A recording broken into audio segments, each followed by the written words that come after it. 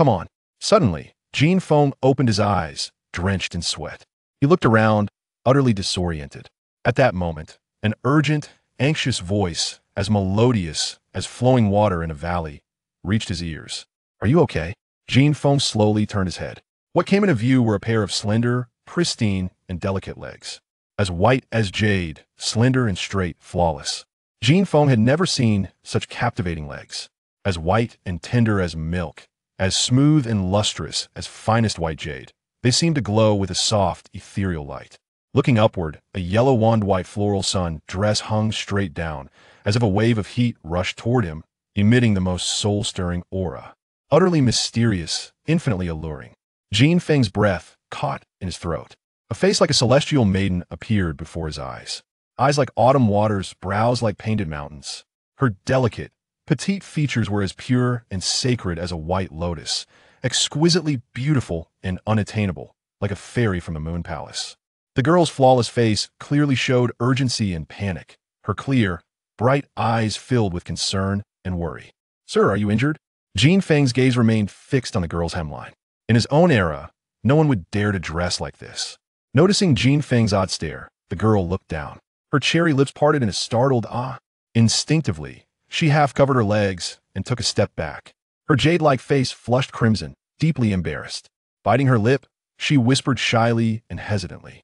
Did I hit you anywhere? Should we go to the hospital? Jin Feng glanced at the white car in front of him, its emblem a trident. A small dent was visible on the left front, slightly deformed. He slowly stood up, calmly meeting the girl's gaze, shaking his head. I'm fine. The girl's heart inexplicably trembled at Jin Feng's deep, solemn response. She lowered her head, noticing the blood still flowing from Jin Feng's calf. But you're still bleeding. Jin Feng shifted his gaze from the heavenly, beautiful girl, bewilderedly surveying his surroundings. Unheard of, unseen things filled his vision, his mind in utter chaos. The storm surging in his heart was like a raging flood, overwhelming. He murmured faintly, no need. With that, Jin Feng turned to leave. He needed to find a place to completely calm down. He hadn't died after all, and had come to this era. In the early Republic of China, Jin Feng emerged with the unparalleled ability to discern authenticity at a glance and judge the world with a single utterance. His extraordinary talent shocked the world. From Sheng and Zhou bronze vessels, Qin bricks and Han tiles, to Tang, Song, Yuan, and Ming dynasty blue and white porcelain, antiques, gold and stone inscriptions, paintings, jade, and ceramics, there was nothing he didn't know, nothing he couldn't identify. One day, a sinkhole opened in the ancient land of Yingzhou, revealing an unknown ruin. Inside, Jin Feng discovered a large triangular ding tripod. The origin of this ding was extraordinary, enough to rewrite Chinese history, truly a national treasure. Yingzhou was one of the 12 ancient provinces. The news of Jin Feng obtaining this supreme national treasure quickly spread. Forces from all over the world began hunting Jin Feng relentlessly. How could the Chinese nation's supreme treasure fall into others' hands? After 100 bloody battles, Jin Feng finally, exhausted but resolute, embraced the ding and detonated explosives, perishing together with all opposing forces. Thus, he gained rebirth. One blink, 100 years. Now, the body he inhabited was also named Jin Feng. Compared to himself, the original owner of this body was clearly far inferior. After understanding the situation, Jin Feng's previously dull and dim eyes gradually brightened. 100 years at a glance. Since I've been given a second life, I shall live it well this time. From now on, you are me, and I am you. At this moment, the girl pushed through the 3 layers of onlookers and caught up with Jin Feng. Sir, I should still accompany you to the hospital. After all, I was the one who hit you. The girl's voice was as melodious as a spring, her breath fragrant as orchids, a purity sweeter than snow filling Jin Feng's nostrils, making his heart flutter. Compensate me for a pair of pants. The girl clutched her chest, let out a long sigh of relief, and smiled radiantly, like a blooming rose. You wait for me a few minutes. I'll get my things and then accompany you to the hospital. It's in the antique market, won't take long. Okay. The item the girl needed to retrieve was in the antique market nearby. The scorching sun raged, the earth as hot as a steamer. Jin Feng followed behind the girl. Her beautiful, slender figure swayed gently before his eyes, like the most beautiful lotus in summer. The girl's name was Zheng Zimo, as poetic and picturesque as her name. Zheng Zimo had come to the antique market to pick up something.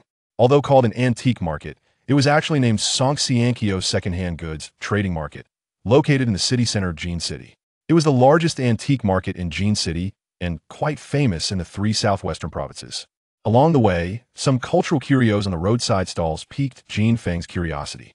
Various ethnic minority gold and silver jewelry, red agate, turquoise, amber, honey wax, Z beads, oddly shaped stones, tightly wrapped stamps, small picture books, and all sorts of miscellaneous items.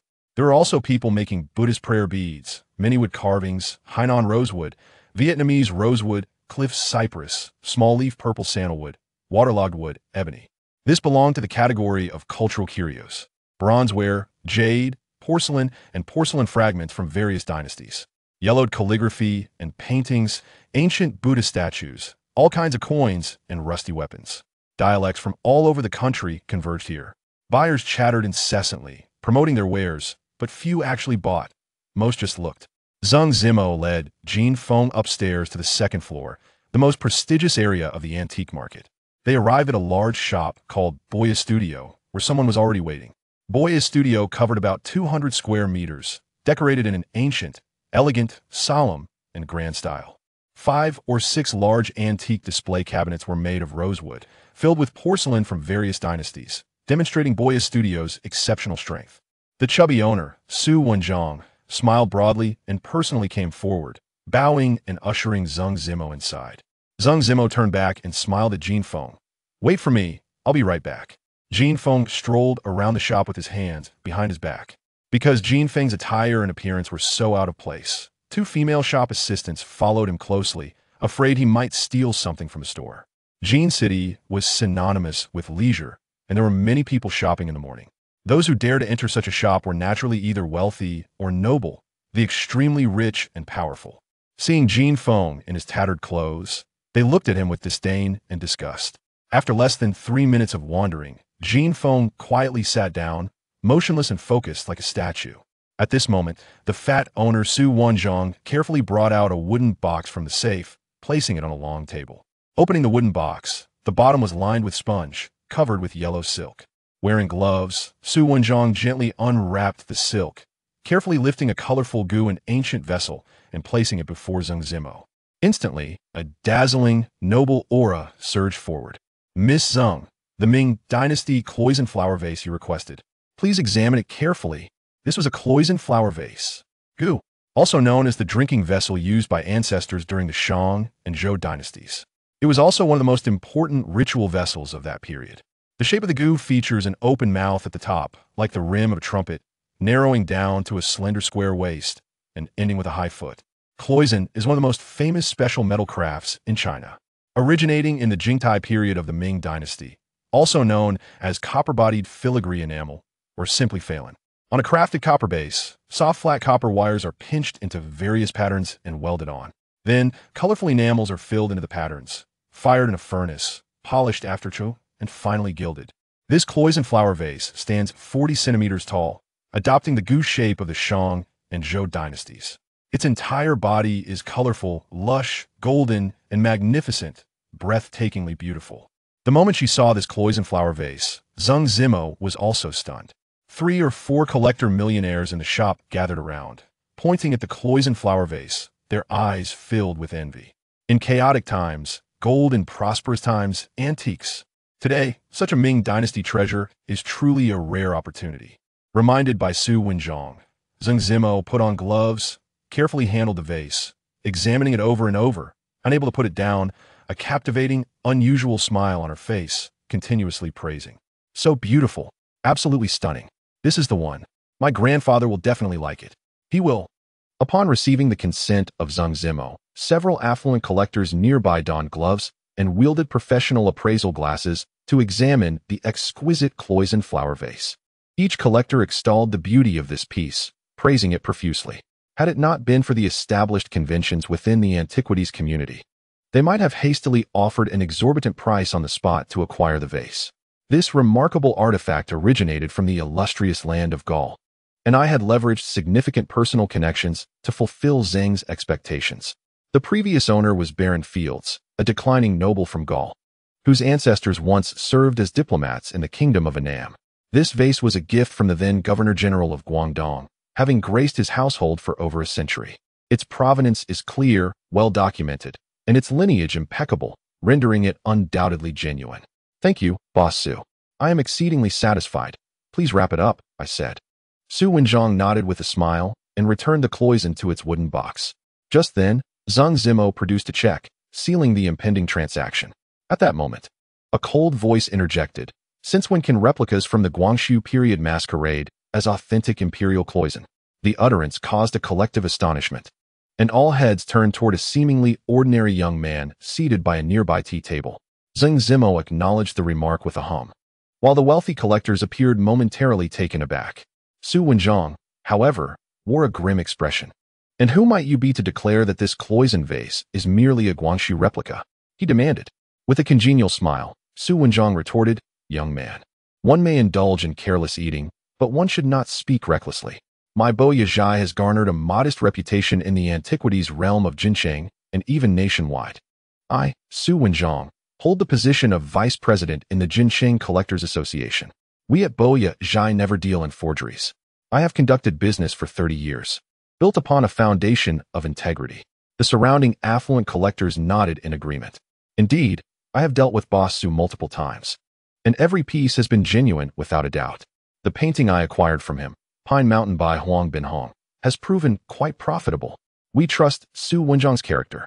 Su Wenjiang displayed a look of pride, casting a scornful glance at Jin Feng, mocking the youth's audacity. Such youthful arrogance is truly laughable, he sneered. Jin Feng, however, responded with calm composure.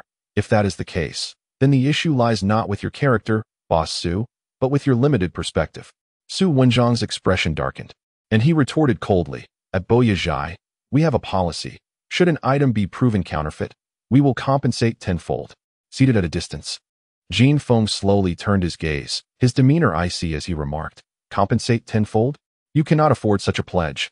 Despite his unassuming attire, which bore signs of wear and a bloodied knee, Jin Feng's words were as chilling as ice, causing unease among the onlookers. Su Wenjiang's countenance paled dramatically. Pointing coldly at Jin Feng, he exclaimed, You have quite the audacity. Just as he was about to speak, Zheng Zimo rose from her seat. My apologies. This is my friend.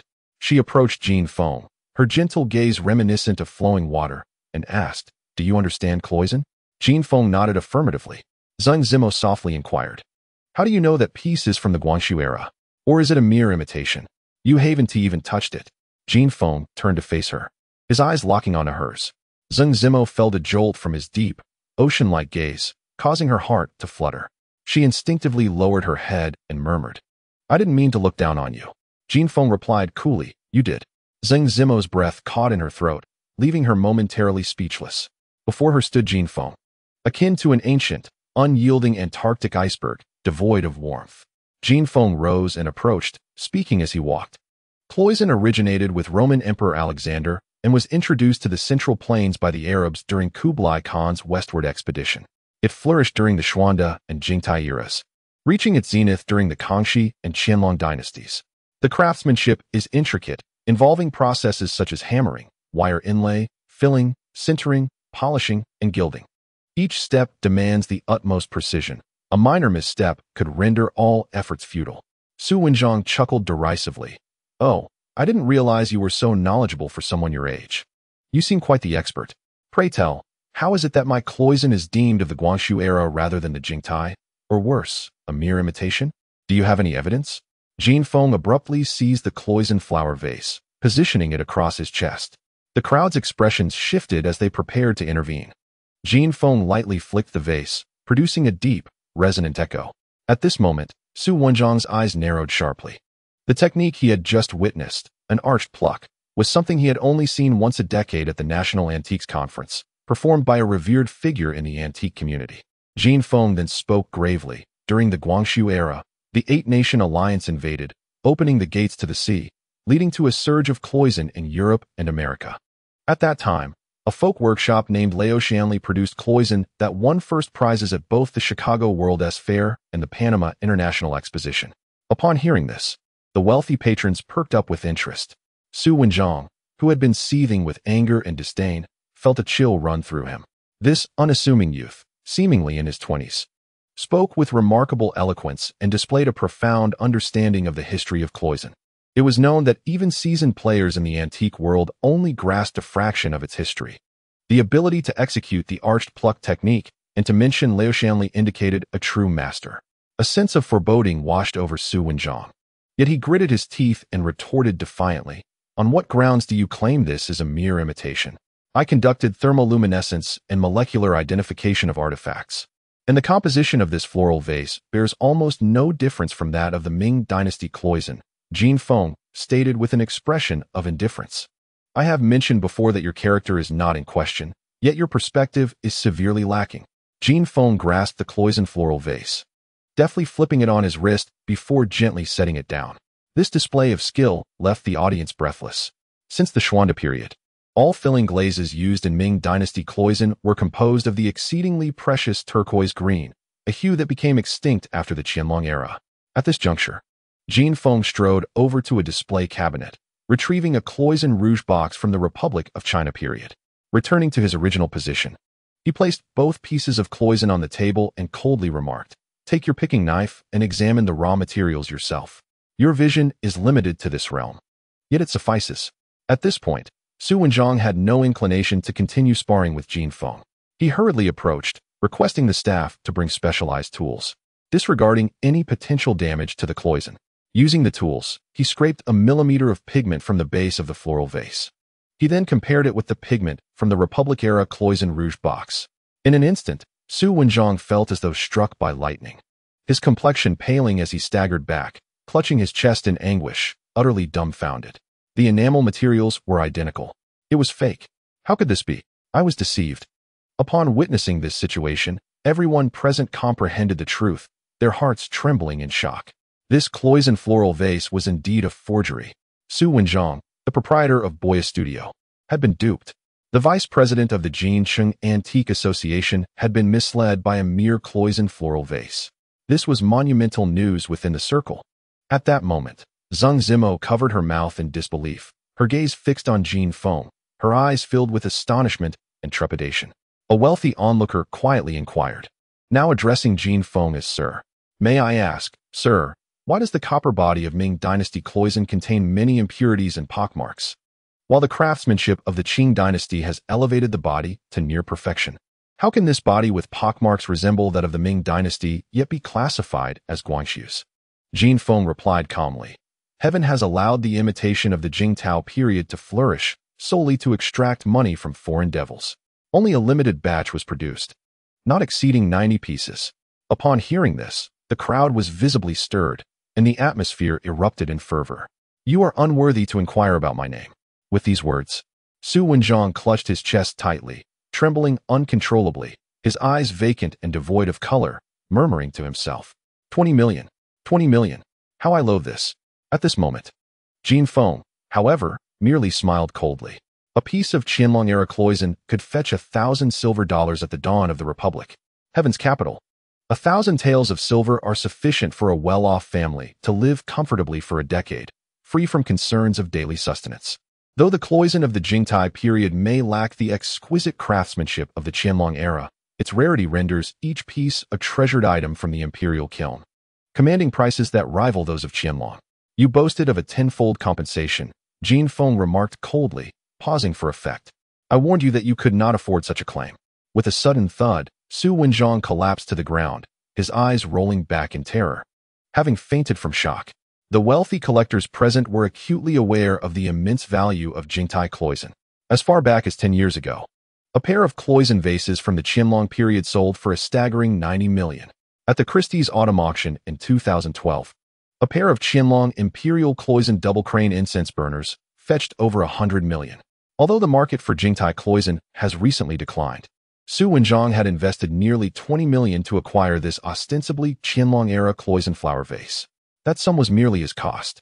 Selling it to the Zheng family would yield him a commission of at least 25 million. But now, being identified as counterfeit, not only did he face a loss, but given his earlier boast of a tenfold compensation, he would owe 250 million. Despite 3 decades of flourishing in the antique business, amassing a fortune of just over 100 million, this misstep could render Su Wenjiang destitute. Furthermore, the reputation he painstakingly built over 30 years in the antiques trade was now in tatters.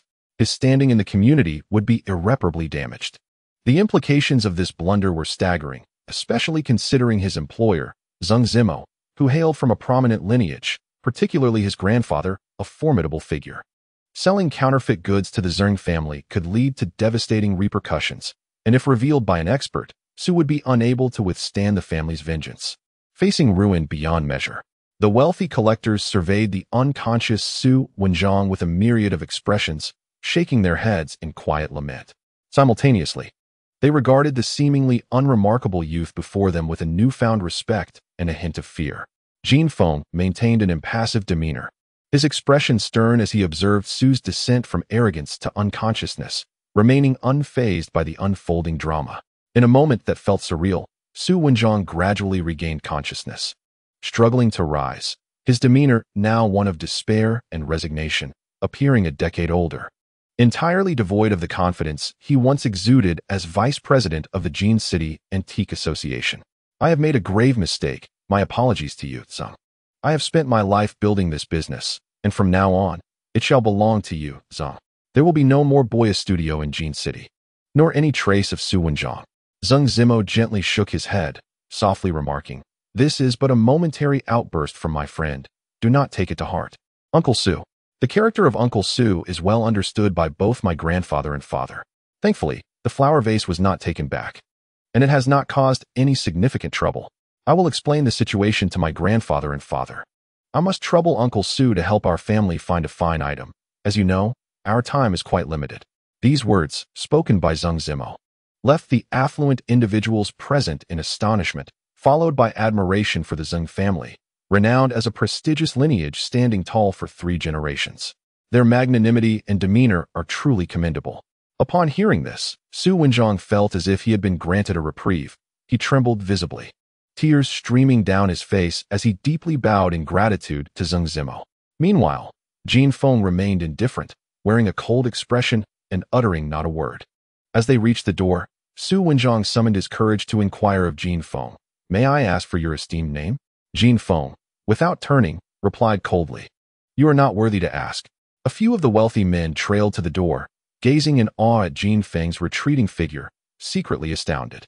Henceforth, a new legend circulated in the circle, a young man who, without lifting a finger, had brought the formidable Su Wenjiang to his knees merely with a glance.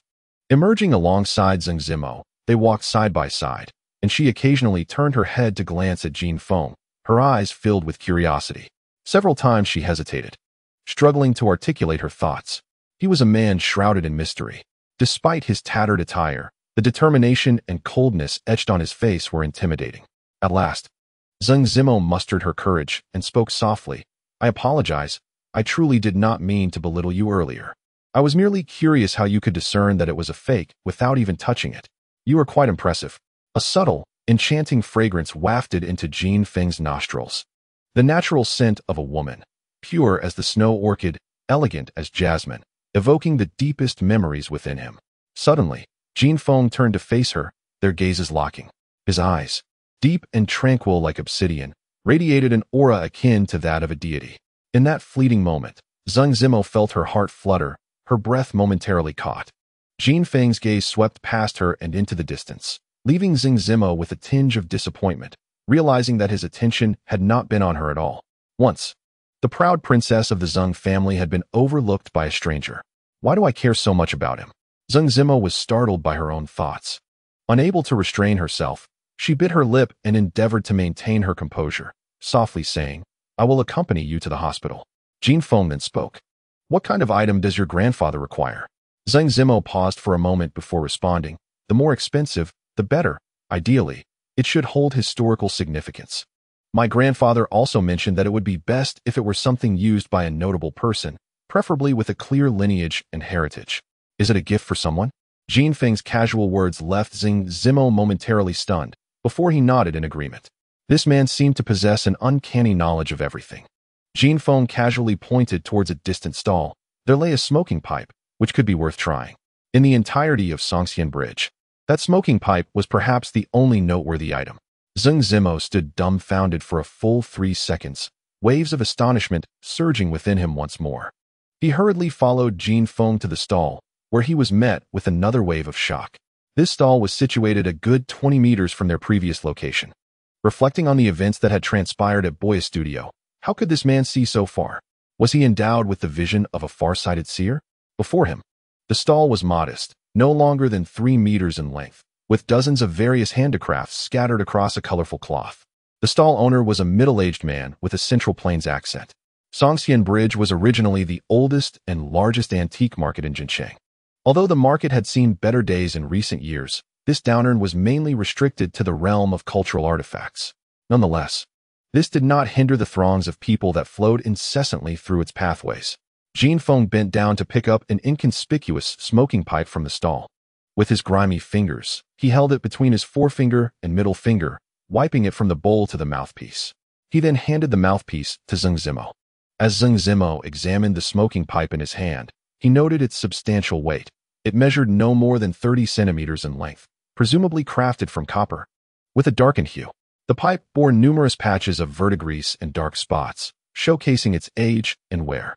The upper portion featured a milky white mouthpiece made from an unknown material, adorned with several yellow and black specks. The mouthpiece was approximately 5 centimeters long and felt remarkably smooth, somewhat reminiscent of jade. Near the mouthpiece, 2 English letters were etched into the surface. The smoking pipe appeared rather ordinary and antiquated, leaving Zheng Zimo in a state of hesitation. Beneath the blazing sun, the peculiar pairing of a man and woman standing before the stall attracted the gaze of many passers-by.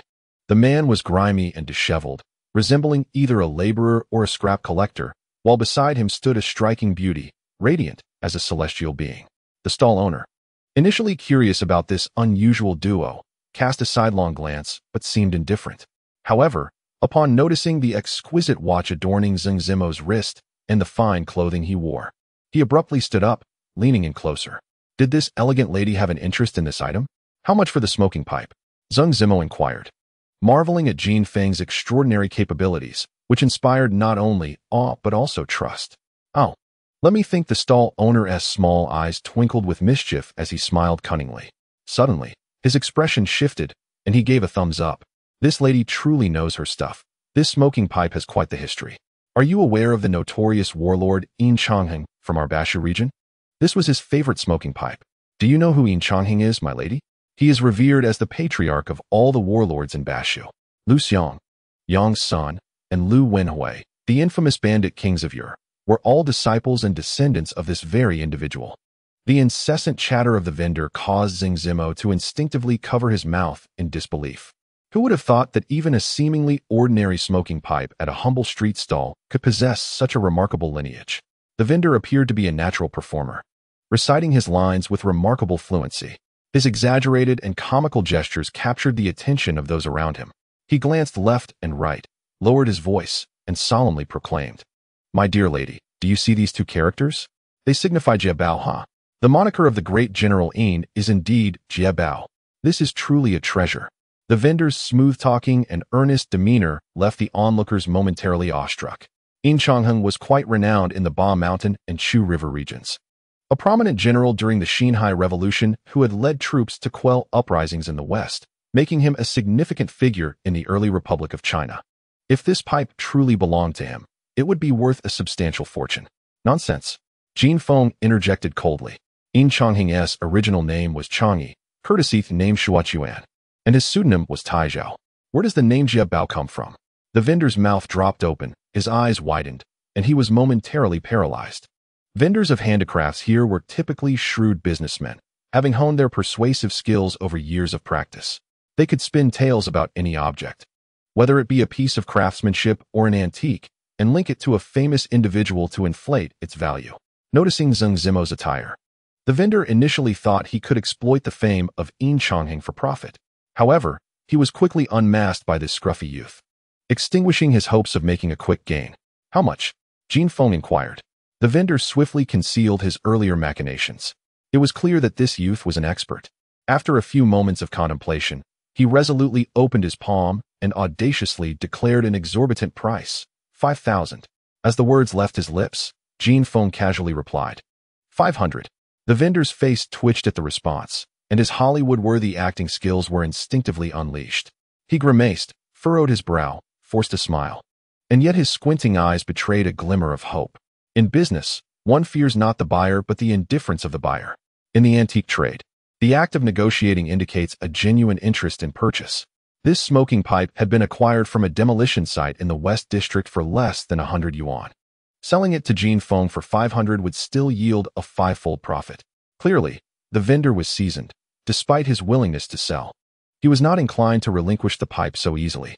The vendor, with a grimace, shook his head vigorously as if it were a rattle drum, repeatedly calling out that the price was too low. I remarked, "Brother, you are being rather ruthless. Is this how one haggles?" I inquired whether he felt secure in making a purchase. While this was not the famed pipe of Yin Shanghang, it certainly bore a mark of distinction, as evidenced by its branding. Jin Feng maintained his aloof demeanor, asking, "Are you certain about the 5,000? The vendor hissed, smiling brightly. Jin Feng coolly turned his head and stated, "I want to buy it. Return it to him." Zheng Zimo was momentarily taken aback, unable to comprehend the sudden shift. Just moments ago, Jin Feng had claimed that this pipe was a treasure, yet now he refused to purchase it. Though such thoughts crossed her mind, Zheng Zimo obediently prepared to set down the pipe. She felt an inexplicable sensation toward this man she had only known for less than 20 minutes. Why must it be this way? The vendor quickly interjected, attempting to mediate. "Let us discuss this amicably. Brother, let us not dwell on the pipe. The mouthpiece feels as if it were jade. Surely you can offer a bit more? 500 is far too low for me to earn a decent profit. I must eat, after all." Zheng Zimo's delicate hand hovered in the air, unsure whether to place it down or not, glancing toward Jin Feng for guidance. The mouthpiece was indeed jade, albeit marred with a chaotic hue, while the pipe itself was severely worn, covered in verdigris and rust. Jin Feng spoke softly. "The airway is obstructed. It requires significant repair. Such a pipe is worth at most 500. I shall not offer more." His cold and succinct pronouncement rendered the pipe utterly worthless, and several bystanders nodded in agreement. Zheng Kuku, feeling somewhat dazed, sensed something amiss. Could he be attempting to negotiate? The vendor's expression darkened, his smile becoming forced. Internally cursing the shabby young man who was not only knowledgeable but also merciless in his bargaining, he had effectively slashed the price by 9/10. After a brief pause, the vendor, refusing to concede defeat, made one last attempt to salvage the deal, his tone becoming unusually amiable. Raising his thumb, he exclaimed, "Brother, you are indeed an expert. I am humbled. On such a sweltering day, we are both akin to anti-Japanese heroes, are we not? For us men, it matters little. The more we tan, the healthier we appear. But this esteemed lady differs from us. Look at her, more beautiful than a film star, yet under this scorching sun. She has not even brought an umbrella, having endured the heat for so long. If she were to tan, we would bear the guilt." Sheng Xianxiao is one of the top 10 second-hand markets in the nation, attracting numerous celebrities each year, yet I have never encountered a lady of such exquisite beauty. Upon hearing these words, Zheng Zimo felt inexplicable delight, appreciating the vendor's eloquence, and was about to offer to purchase the pipe. Just for this statement. "It is worth 5,000. 5,000 is trivial to me." At this moment, however, Jin Feng coldly remarked, "The smoking pipe is valued at 500. Your words are eloquent, so add 300 more. 800 it is." A few words had Jin Feng retracting his previous stance, clearly demonstrating the formidable prowess of He Hosie's tongue, to the extent that even the onlookers believed the vendor was quite adept at business. Zheng Kiki had the desire to purchase 2 words on the tip of her tongue, yet Jin Feng's words stifled her, leaving her slightly displeased as she cast a glance at Jin Feng, her eyes reflecting a hint of resentment. "Am I only worth 300? He Hosie, on the other hand, secretly reveled in his success. No matter how many twists and turns, flattery remains unscathed. Initially, it could be sold for 500. See. With a few flattering remarks, an additional 300 has been added. After his small eyes darted around, He Hosie's tone grew somber. "My dear brother, just add 200 more. 1,000. 1,000, and you shall not face any loss or deception. Add 200 more, and look at your beautiful boss. Adorned in designer brands. Consider it an extra 200 for my trouble. I have 2 children in high school." Jin Feng's expression darkened, a cold glint illuminating his obsidian-like eyes. "No, let us go. I will buy." Almost simultaneously, Jin Feng and Zheng Zimo uttered these words. Jin Feng's gaze paused. Zhang Zimo's heart tightened as she gently bit her lip and softly said, "I'm sorry. He is not having it easy. Money is scarce. So let us just buy it." Her melodious voice flowed like a mountain stream, tinkling like chimes, striking at the depths of Jin Feng's heart. Seeing Jin Feng remain silent, Zhang Zimo exhaled lightly and retrieved a stack of crisp red bills from her bag, counting out 10 and presenting them. "I'll buy it. Thank you." He also sighed in relief, beads of fine sweat appearing on his forehead. Finally, this transaction was secured, yielding a profit of 1,000, a tenfold gain. "Remember to brush your teeth." "Thank you, beautiful lady." "Thank you, boss." "Thank you, my dear brother." He respectfully extended his hands to receive the money.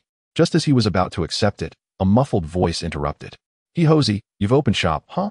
What on earth is worth 1,000? The vendor turned around to see a broad-shouldered man, approximately in his 30s, standing there with a beaming smile and sparkling eyes. The surrounding collectors and passers-by turned their attention. The man had a face full of flesh, his appearance rather fierce, with a dark yellow 2.0 bracelet hanging from his left hand, reflecting the sunlight like glass. In his right hand, he was playing with a dark red 18-bead rosary, while a silver ring adorned with a red ruby rested on his middle finger. Dressed in an Adidas short-sleeve shirt and wearing flip-flops, he sported a hefty gold chain measuring 0.8, at the end of which hung a large piece of green jade. From top to bottom, he was dressed like a provincial tycoon. Upon seeing this man, the stall owner immediately broke into a wide smile, bending forward to exclaim, "Ah, Mr. Expert, it has been quite a while since we last met." Mr. Yu grunted in acknowledgement, his eyes bulging like those of a dead fish, shamelessly fixating on Zhang Zimo. The woman before him was breathtakingly beautiful, with a delicate nose, almond-shaped eyes, and cherry-like lips.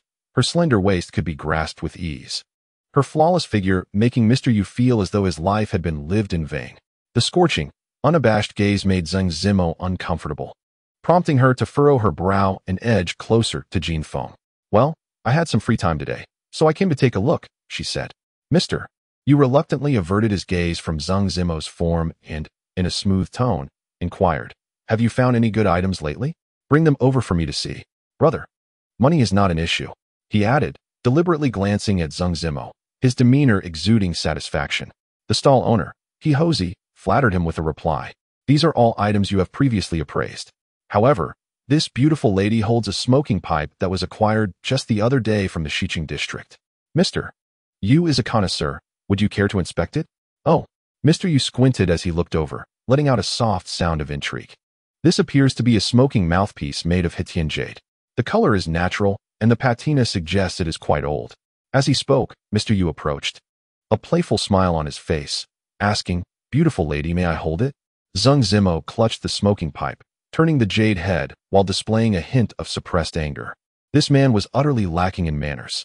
Noticing Zhang Zimo's indifference, Mr. Yu was unperturbed. Instead, he leaned in closer, scrutinizing the smoking pipe in her hand.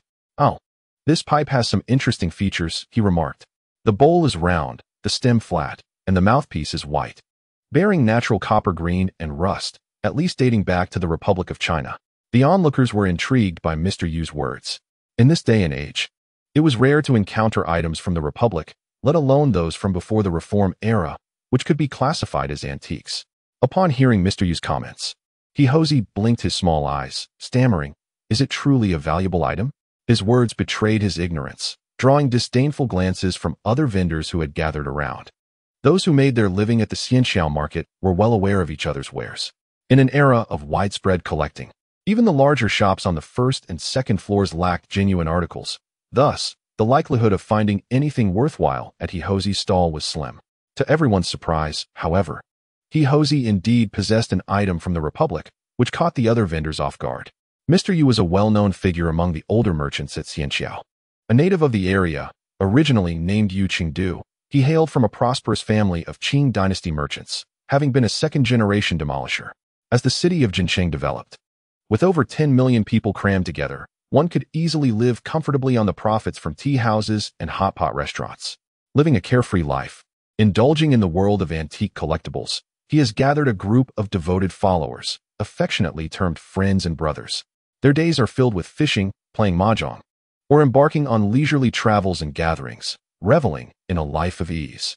Yu Qingdu, often referred to as Expert Yu, has garnered a considerable fan base among the merchants in the Xianxiao area, subtly affirming his expertise in this domain. Coming from a lineage of pawnshop owners, his household possesses a plethora of treasures, and his upbringing has naturally endowed him with a discerning eye. When he confidently identified the age of a particular smoking pipe, his audience expressed their astonishment.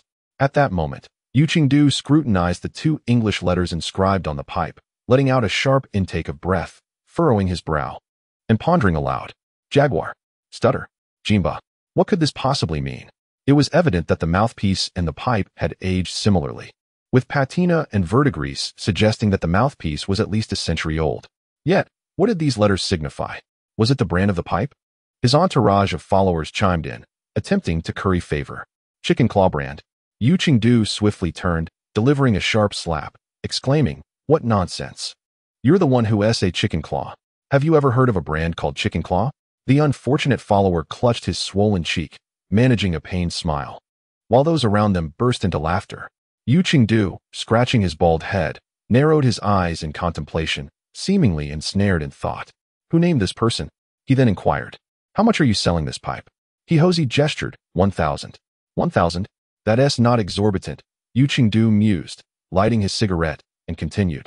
"I'll offer 1,005. Wrap it up for me. I'll take it home and ponder it further." Hearing this, He's face lit up with glee. Nodding vigorously, "Boss Yu is indeed generous." Without hesitation, Yu Qingdu signaled for a bag and began counting out the money. He then turned to Zheng Zimo, chuckling. "My apologies, beautiful, but Boss Yu has claimed this pipe." Zheng Zimo paused, her voice sweet yet firm. Are you selling to 2 buyers?" He stammered. Caught off guard. No, it's just that, Boss Yu." He chuckled awkwardly. Zheng Zimo pressed her lips together, giving a delicate snort. Yu Qingdu chuckled, his face a jolly sight, and leered at Zheng Zimo, teasingly asking, "What's the matter? Do you want this pipe too?" Without even glancing at Yu Qingdu, Zheng Zimo addressed He with a soft, authoritative tone. "He, business is built on trust. I was the first to claim this pipe and have already paid.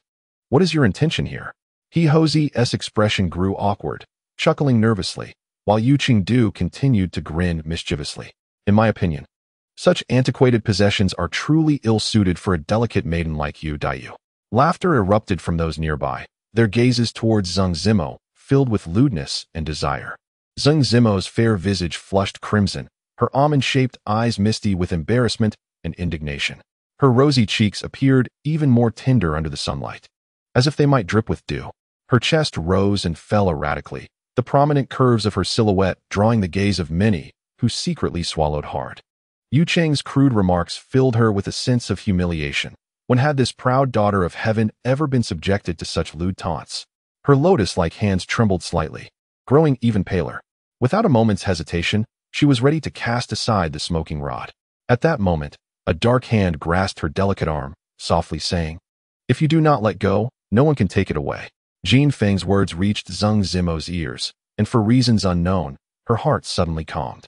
She glanced at Jin Feng, softly murmuring in acknowledgement, tightening her grip on the smoking rod, entirely unconcerned that her arm was held firmly by his dark hand. Yu Cheng let out a dismissive sound, casually scanning Jin Feng, who was dressed like a laborer, and scoffed derisively. "Oh my, does the beauty bring a bodyguard when she goes out? In the movies, it's always a Taoist descending the mountain. You seem more like a peasant coming down." Jin Feng shot a cold glance at Yu Cheng and retorted, "If you've eaten excrement, remember to brush your teeth." The atmosphere shifted, and Yu Cheng's smile froze as he glared at Jin Feng, hissing, "Kid, are you looking for trouble?" Jin Feng, with a serious demeanor, stated coldly, "What I have my eyes on, no one can take away." His eyes radiated a resolute determination akin to towering mountains. Yu Cheng's expression darkened as he sneered. "What a coincidence. I have my eyes on this item as well. I'm determined to buy it today." Jin Feng replied coolly, "You cannot buy it." Yu Cheng shot back icily, "You dare to try?" Jin Feng calmly asserted, "You try it." Despite Jin Feng's appearance resembling that of a laborer, even less refined than one, the spirited essence on his face exuded an air of superiority. Yu Cheng, feeling uncomfortable under Jin Feng's scrutinizing gaze, hissed, "I am indeed set on purchasing this smoking rod today." Upon hearing this, Yu Cheng's cohorts and underlings stepped forward in unison, their mocking laughter directed at Jin Feng. The surrounding crowd shifted uneasily, instinctively retreating. The tension in the air suggested an impending clash. Zhang Zimo felt a pang of anxiety and gently tugged at Jin Feng, whispering, "Let us not buy it. Let us go." However, Jin Feng remained unmoved. Yu Cheng, feeling emboldened by the situation, wore a smug expression, casting a disdainful glance at Jin Feng. "You think you can compete with me? You're courting death," he shouted. "It's not that I despise you, kid. In my eyes, you are nothing. Compete with me. My wealth towers over yours. Monkey, how much are you asking for that smoking rod?" He, Monkey, widened his eyes and spread his hands, fingers splayed. Yu Qingdu exclaimed enthusiastically, casting a disdainful glance at Jin Feng, and casually remarked, 5,000 it is. "I won T-haggle. The Brotherhood isn't short on cash. This damned smoking rod I shall take back to study at my leisure." Overjoyed, he Monkey reached out eagerly to seize the rod from Zhang Zimo's grasp. Zhang Zimo stood alongside Jin Feng, her jade-like arm brushing against him, sending a shiver through her. "What to do? I have the funds. Let us raise the stakes."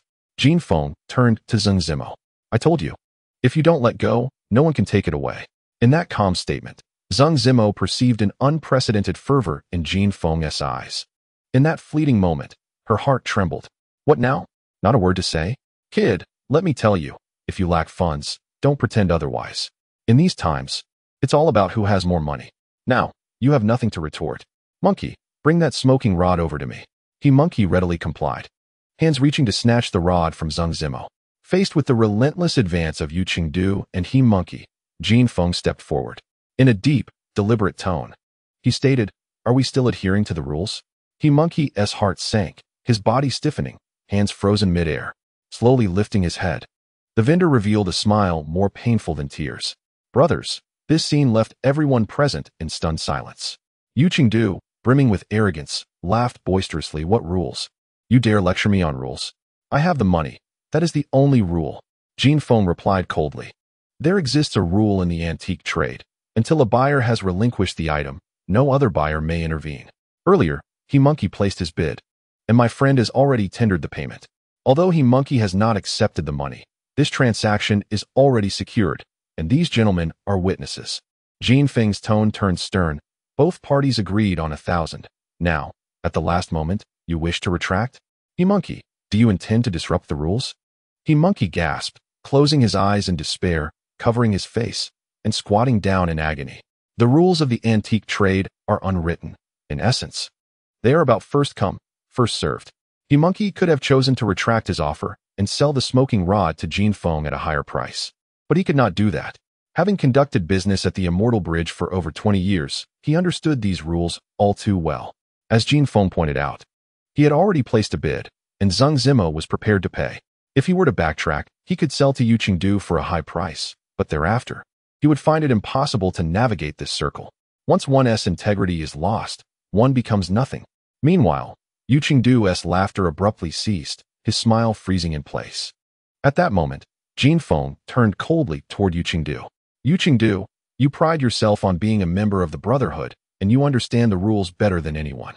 Do you wish to disrupt the established norms of this trade?" In the face of Jin Feng's stern inquiry, Yu Qingdu's expression shifted dramatically, oscillating between shades of blue and purple, utterly devoid of the arrogance he had just displayed. His nostrils flared with heavy breaths, clearly infuriated. His eyes, resembling those of lifeless fish, bulged as they fixated on Jin Feng, as if he longed to devour him whole. Jin Feng stood calmly, speaking with quiet authority. "Are the rules still to be upheld?" Numerous merchants nearby remained silent. The customs of the antique trade differ vastly from those of other industries. Lacking in formal legal statutes, they are instead rooted in unwritten traditions passed down over centuries. Anyone who considers themselves part of this realm must adhere to its conventions. Those who do not abide will find it impossible to survive in this domain. While Yu Qingdu is indeed a wealthy tycoon, rules are rules. Regardless of his affluence or influence, he must comply. Onlookers whispered among themselves. Although they were unfamiliar with the intricacies of the antique trade's customs, they had witnessed the events unfold clearly.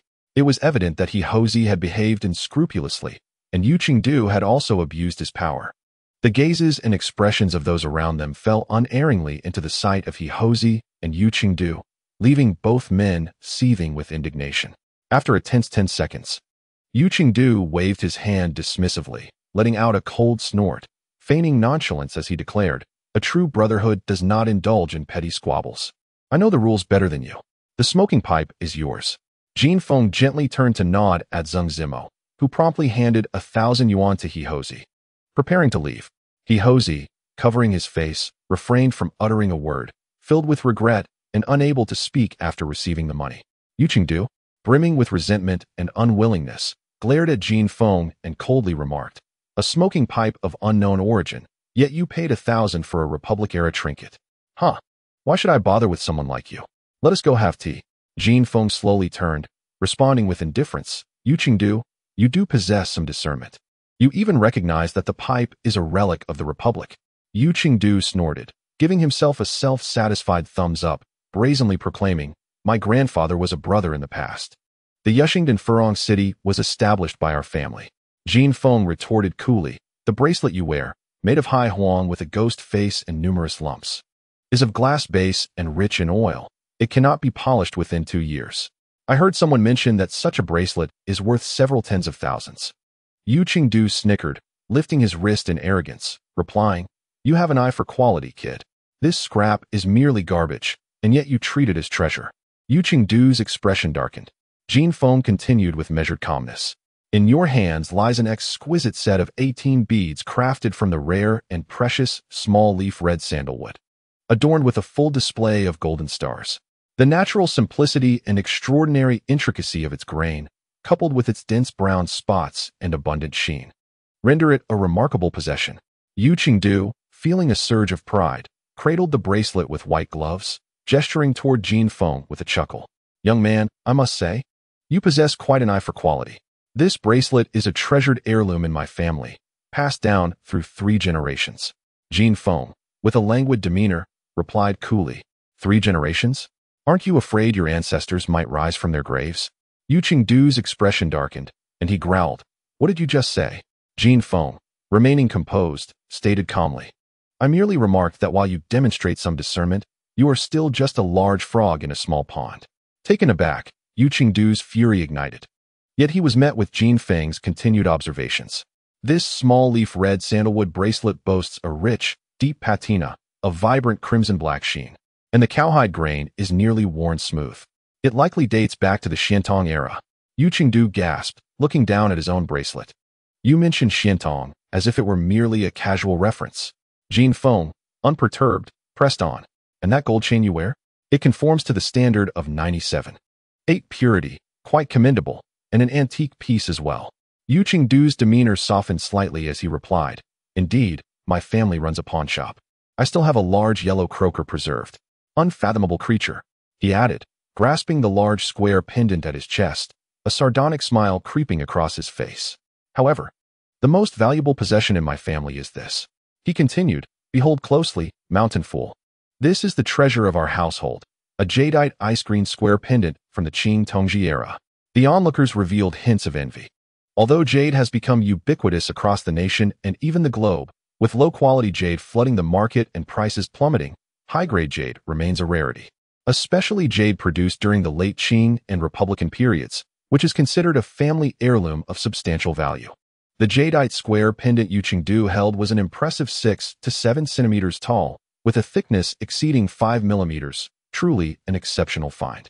Intricately carved upon it were the words "wishing for a son to become a dragon," vividly brought to life under the sun's rays. Jin Feng narrowed his eyes, remarking coldly, "That golden dog chain is rather fine. But as for the square pendant, what of the square pendant?" Yuqingdu could not help but interject. Jin Feng's lips curled in a disdainful smirk. "To wear the jade pendant of a Manchu scholar around your neck, secured by a golden dog chain, what do you think of that?" Yuqingdu opened his mouth, momentarily at a loss for words. Such attire, in the Republican era, was characteristic of a specific type, those who, having lost their country, still sought to masquerade as noblemen, parading through tea-houses with their birdcages, clad in their remaining possessions, living off their dwindling fortunes until they were left with nothing, lesser than even a dog. At that moment, a nearby figure, Zheng Zimo, could not contain a laugh. Her laughter as refreshing as a spring breeze, utterly enchanting. In an instant, everyone's eyes sparkled with intrigue. The laughter of those around him caused Yuqingdu's face to flush a deep crimson, and he glared at Jin Feng, filled with rage. It was at this moment that Jin Feng stepped forward, his voice sharp and commanding. You foolhardy wretch. With calamity looming, death is near at hand. How dare you adorn yourself with that cursed red gem? Yu Qingdu was taken aback, glancing at Jin Feng, then at the ruby ring on his middle finger. What is wrong with my ring? He retorted. Jin Feng sneered. That ring has been worn by a corpse for 3 centuries, unearthed and sold to you. Even from 10 paces away, one can smell the stench of death, yet you cherish it as a treasure. Yu Qingdu's expression darkened, but he stubbornly pointed at Jin Feng and shouted, so what if it was worn by a dead man? A funerary object is still an antique. Jin Feng's chilling voice cut through the air. Worn by the deceased, it is tainted by the decay of flesh and the bitterness of their grievances.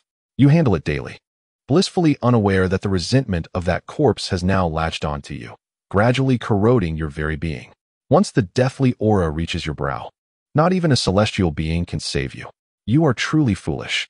Jin Feng's ominous words sent shivers through all present, even in the sweltering heat. A chill ran down their spines. He and his companions trembled involuntarily. Yu Qingdu's face turned ashen. His right hand trembled uncontrollably as he hastily removed the ruby ring, stuffing it into his pocket while wiping his middle finger with a handkerchief. Jin Feng coldly remarked, You treat the rare small-leaf red sandalwood as mere trinkets, while you regard a jade pendant of icy clarity as a mere bauble. How dare a good-for-nothing like you, who knows nothing and abides by no rules, meddle with antiques, to wear a funerary red gem as if it were a prize? Were it not for the good fortune of your family, you would have long met your end in the streets. Each of Jin Feng's words was a dagger, piercing Yu Qingdu's heart mercilessly. The color drained from the faces of all present. To them, Jin Feng's slender figure appeared as formidable as a mountain. Zheng Kiki covered her mouth, staring at Jin Feng in stunned silence. This enigmatic man had astonished her time and again in just half an hour. Who was he? How did he know so much? Watching Jin Feng's profile, she noted his sun-kissed skin, likely from daily exposure to the sun, his attire tattered and cheap, barely worth $30. Yet, his gaze was unwavering, filled with a confidence that seemed to challenge the world. His chiseled features and incisive words held a weighty profundity. Suddenly, Zheng Zimo's heart raced. Her cheeks flushed. Yu Qingdu, overwhelmed by Jin Feng's words, found himself lost and disoriented, noticing the mockery of the crowd, including several merchants from the market. For a long time, my expertise in appraising treasures was highly esteemed by merchants, yet now I find myself berated by an obscure mountain laborer, which feels more agonizing than death itself. In an instant, Yu Qingdu was engulfed by fury, his reason eroded, his eyes ablaze with indignation. He shouted vehemently, Get him! Kill that scoundrel! His entourage of ruffians surged forward at his command. Yu Qingdu pointed at Jin Feng, hurling curses, I'll make you pay. Upon hearing this, Jin Feng raised an eyebrow, deftly sidestepping to evade the impending insult. However, the words of Yu Qingdu were abruptly stifled as another figure emerged from behind, delivering a sharp slap to the back of his head. Silence. At that moment, Yu Qingdu was like a volcano ready to erupt. But the unexpected blow ignited an even greater fury within him. He seethed, cursing, when he realized the identity of his assailant. Gasping in shock, he swallowed his venomous words, his furious expression morphing into a facade of forced smiles. Father. The newcomer, pale and breathless, trembled violently as he spoke, his eyes nearly bulging from their sockets. Who is your father? I have no son-in-law like you. Thug, bully, scoundrel, robber. Yu Qingdu, now flustered, called out for his father, his face wrought with desperation and grievance. Clutching the newcomer's hands, he repeatedly uttered apologies. Father, please, I didn't mean it, truly. It's all your fault, you mountain laborer. The newcomer shot a furious glare at Yu Qingdu, gritting his teeth, and with all his might, shouted, Enough. Yu Qingdu, utterly taken aback, fell silent, rooted in place, unsure of where to direct his limbs. Mountain laborer, how dare you utter such words? If it weren't for this master, my boy's studio would have perished long ago. Begone. This declaration sent a shiver through the crowd. The newcomer approached Jin Feng with swift, respectful strides, bowing deeply in deference. I apologize, master. This man is my son-in-law. I have failed to discipline him, and he has offended you. Please forgive us. The scene left everyone in stunned silence. The newcomer was well known, a vice president of the Jin City Collectors Association, the wealthiest proprietor in the Sushian Bridge area, a figure of considerable renown in the national antiques trade. Master Su Wenjiang. His appearance, coupled with his reverence towards Jin Feng, left the onlookers astounded. To be acknowledged by one of such stature as a master, what immense prowess must he possess? Countless gazes fixated on Jin Feng, akin to gazing upon a towering mountain, an awe-inspiring sight. Master, I apologize for my tardiness. My son-in-law, relying on his meager fortune, has offended you, and the blame rests entirely with me. In the face of Su Wenjiang's humility, Jin Feng remained unresponsive, his countenance indifferent. At this moment, Su Wenjiang executed a startling maneuver. He deeply bowed before Zheng Zimo and said, General Zheng, I apologize for the distress I have caused you. The onlookers were utterly bewildered. Zheng Zimo remained composed and softly replied, I am fine. Thank you for your concern. Meanwhile, Yu Qingdu sensed the impending trouble and cautiously prepared to speak. Su Wenjiang turned around, pointed at Yu Qingdu, and exclaimed, I have been observing from the back. I have witnessed everything clearly. You insolent brat, taking advantage of the crowd to bully others, have utterly tarnished the reputation of the Yu family. I am ashamed for you, wretched creature. Su Wenjiang's furious tirade left Yu Qingdu with no room for defiance. With a stern father-in-law and a wife at home, he was hardly in a position to resist. Despite his swagger in public, at home he resembled a timid kitten. The men of Jin City are notoriously known for their fear of their wives. Get over here and apologize to the master, Su Wenjiang commanded. However, Yu Qingdu was reluctant to apologize to Jin Feng, the laborer. His lips moved incessantly, but he remained unresponsive. Apologize, you little beast. If you do not, you shall never set foot in my house again. Su Wenjiang bellowed angrily. In his recollection, Yu Qingdu had never witnessed such fury from his father-in-law. Although wealthy, he still feared his father-in-law, often needing his assistance with various matters. Setting aside his pride, he approached Jin Feng and reluctantly muttered the words, I am sorry. Jin Feng, with his eyelids drooping, ignored him. Yu Qingdu's arrogance flared, and he scoffed dismissively. Su Wenjiang, infuriated, struck Yu Qingdu on the head and shouted, You little beast. This man is your savior. If not for the master, your life would be in jeopardy. Yu Qingdu chuckled dismissively, saying, Old man, your words seem rather exaggerated. Ruby ring. Su Wenjiang shouted in exasperation, his neck reddening with anger. Suddenly, Yu Qingdu gasped, his eyes bulging. Old man, dad, he said it. Su Wenjiang seized Yu Qingdu by the ear and growled through gritted teeth. You have been married to Xiuxiu for 4 years. She has been pregnant 6 times, each time resulting in loss. Does this not indicate a problem? This cursed object is the cause of your misfortune. Yu Qingdu staggered back in shock, realizing the gravity of the situation. He had been married for 4 years without children, and his wife had suffered miscarriages, the longest pregnancy reaching nearly 6 months. This lingering anxiety had driven him across the nation, consulting numerous experts in both Western and traditional medicine, incurring substantial expenses. Despite exhaustive examinations revealing no issues on either side, the inexplicable losses continued to plague them. The entire family was tormented by this ordeal, having sought divine intervention in vain, yet the source of their suffering remained elusive. The so-called Taoist and Buddhist masters, after performing their rituals, yielded no discernible effects. The red gem ring was procured by me from a shop in Chaodang Market, and my father-in-law, Su Wenjiang, has also seen it, an unequivocally authentic artifact from the Mid-Qing dynasty. In those times, a red gem ring of such caliber was indeed a prized possession, not only substantial in size, but also of exceptional quality, something even affluent families could scarcely afford. I have worn it for nearly 2 years, often showcasing it within my circle, which has greatly enhanced my social standing. I had never perceived anything amiss, yet today, Jin Feng's revelation pierced through the veil of my ignorance. The reason for my childlessness was, astonishingly, this funerary red gem ring. At this moment, Yu Qingdu's countenance truly transformed. Without a hint of hesitation, he stepped forward, hands lowered alongside his legs, and bowed deeply to Jin Feng. Master, I beg your pardon. This scene left everyone present in utter astonishment, as the once million-dollar tycoon, Yu Qingdu, now appeared so humble. It is my fault, master. Whatever you wish to do with me, I shall not argue. Jin Feng regarded Yu Qingdu with indifference. Not one to be foolish. Yu Qingdu quickly bowed to Zheng Zimo and delivered a light slap to his own face. "Zeng, I apologize to you as well.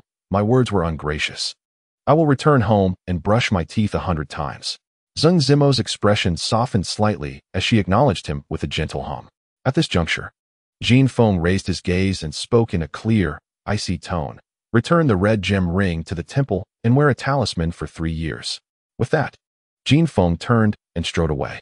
Upon hearing this, both Yu Qingdu and Su Wenzhong's expressions shifted, and they responded with utmost reverence. At this moment, He Hozi called out softly to Jin Feng's retreating figure, "Master, could you share the origins of that smoking pipe?" This question resonated with the thoughts of all present, including Zeng Zimo. The smoking pipe, inscribed with 2 English letters, was the only item of note in Songxiankyo, prompting curiosity about its history. This sentiment echoed the collective yearning of every collector in attendance. Jin Feng halted, not turning back.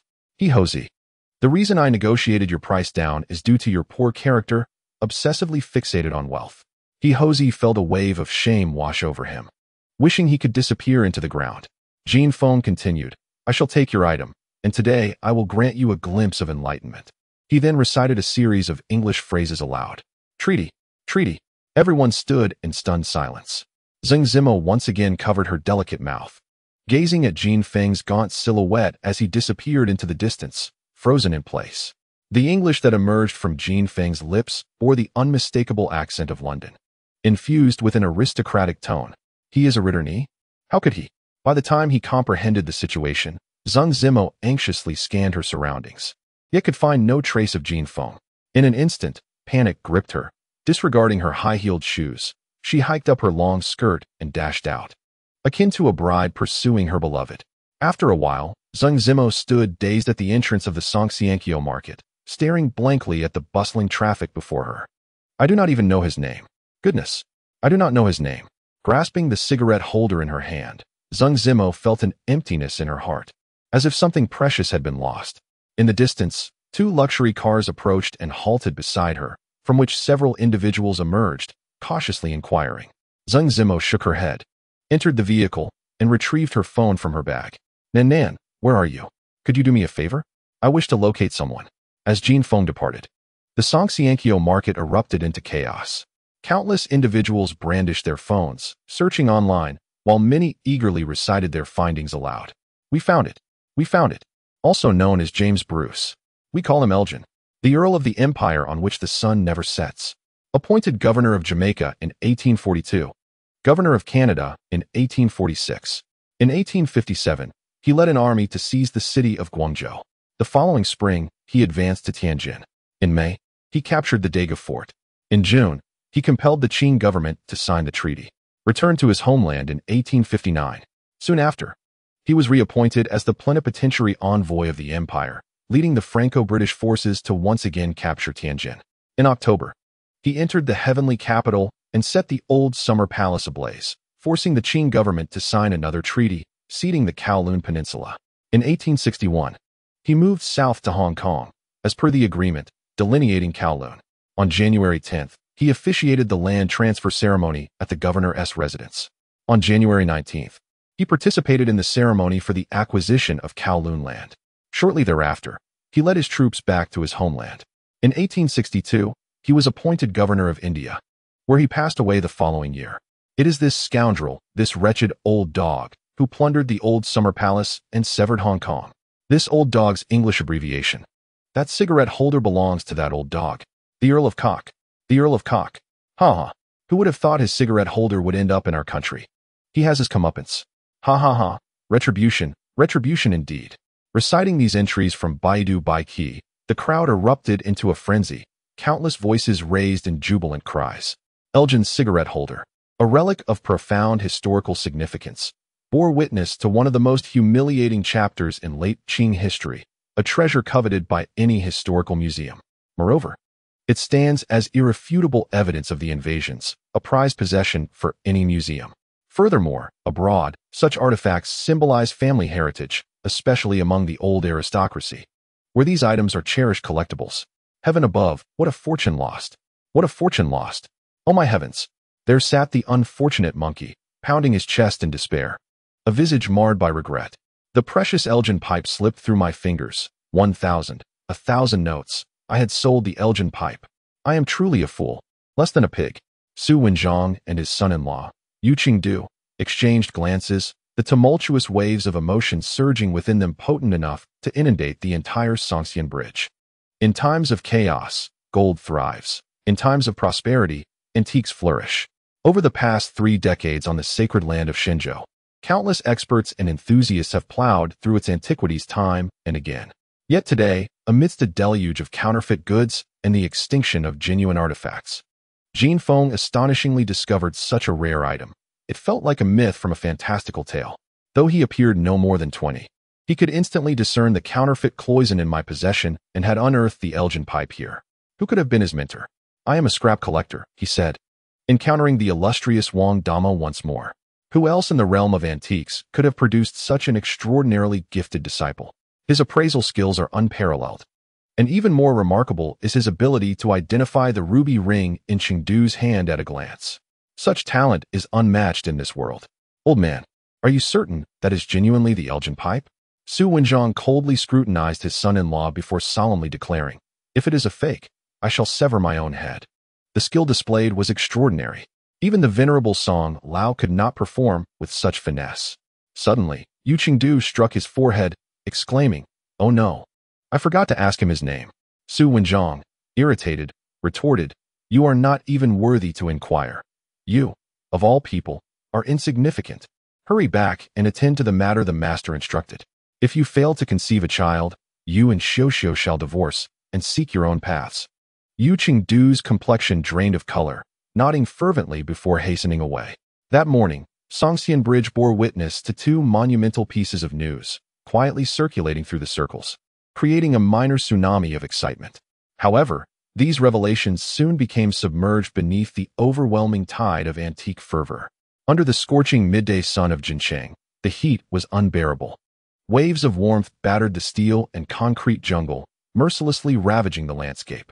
Not a whisper of wind stirred. The willows by the Funan River drooped listlessly, gasping in silence. In this bustling metropolis of 15 million, people scurried about like ants, struggling to navigate their various modes of transportation, burdened with heavy shackles, striving to survive. Jin Feng silently pushed his tricycle back home. Just at the entrance of Songxian Bridge, the Jin Feng of this world collided with Zheng Zimo, causing his former self to vanish. The Jin Feng of another realm emerged, merging the body of this world with the soul of the other, creating a wholly new entity. Reborn, Jin Feng found himself burdened with numerous tasks, the most pressing of which was to locate the Great Cauldron, a sacred artifact of his entire clan. As he examined his body, a subtle sigh escaped his lips. This frail form fell woefully short of his expectations. The dismal nature of his surroundings and circumstances only deepened his despair. Touching the long gash along his right leg, inflicted by Zheng Zimo's trident vehicle, he noted that the wound still oozed warm blood, trickling down his thigh and pooling on his leg, quickly drying in the sweltering 40-degree outdoor heat. Such minor injuries and discomfort had become commonplace for him. I have stated before, from this moment onward, you are me, and I am you. Your burdens will be mine to bear. The right wheel of his already dilapidated cart had been deformed by the impact, prompting him to spend 20 yuan on a new wheel from the parts market, which he successfully installed using tools from the cart. He silently retraced his steps until the sun began to dip in the afternoon sky. Upon returning to the outskirts of the 4th Ring Road, he traversed the railroad and reached the underpass of an elevated bridge, following a treacherous, muddy path. After crossing the river, he arrived at his home. Beside the river lay a vast open space, with a swamp over an acre in size to the west. A gaggle of young ducks frolicked in the marsh, quacking as they foraged for food. Mountains of refuse were haphazardly piled in the clearing. Bags of plastic bottles, beer bottles, scrap paper, old newspapers, broken copper, and discarded motorcycles. Electric bikes and bicycles. The aftermath of recent torrential rains lingered, leaving the area in disarray, swarming with countless mosquitoes and flies that buzzed triumphantly around the refuse. Adjacent to the rubbish heap stood ramshackle houses constructed from various discarded materials. Rows of these diminutive dwellings barely exceeded a meter in height, necessitating a stoop to enter. Their roofs were adorned with colorful tarpaulins weighed down by bits of scrap metal and old tires. A large rat tumbled from a rooftop, scurrying rapidly through the fetid, muddy ground, where sewage flowed freely, darting into the rubbish pile. Xiao Feng is back. Xiao Feng Gige has returned. A little girl exclaimed from the entrance of one of the houses, her voice filled with innocent anticipation. Did you bring me something to eat? Jin Feng, with one leg embedded in the mud, chuckled softly as he retrieved a plastic bag from the front of the cart, calling out to the girl at the door.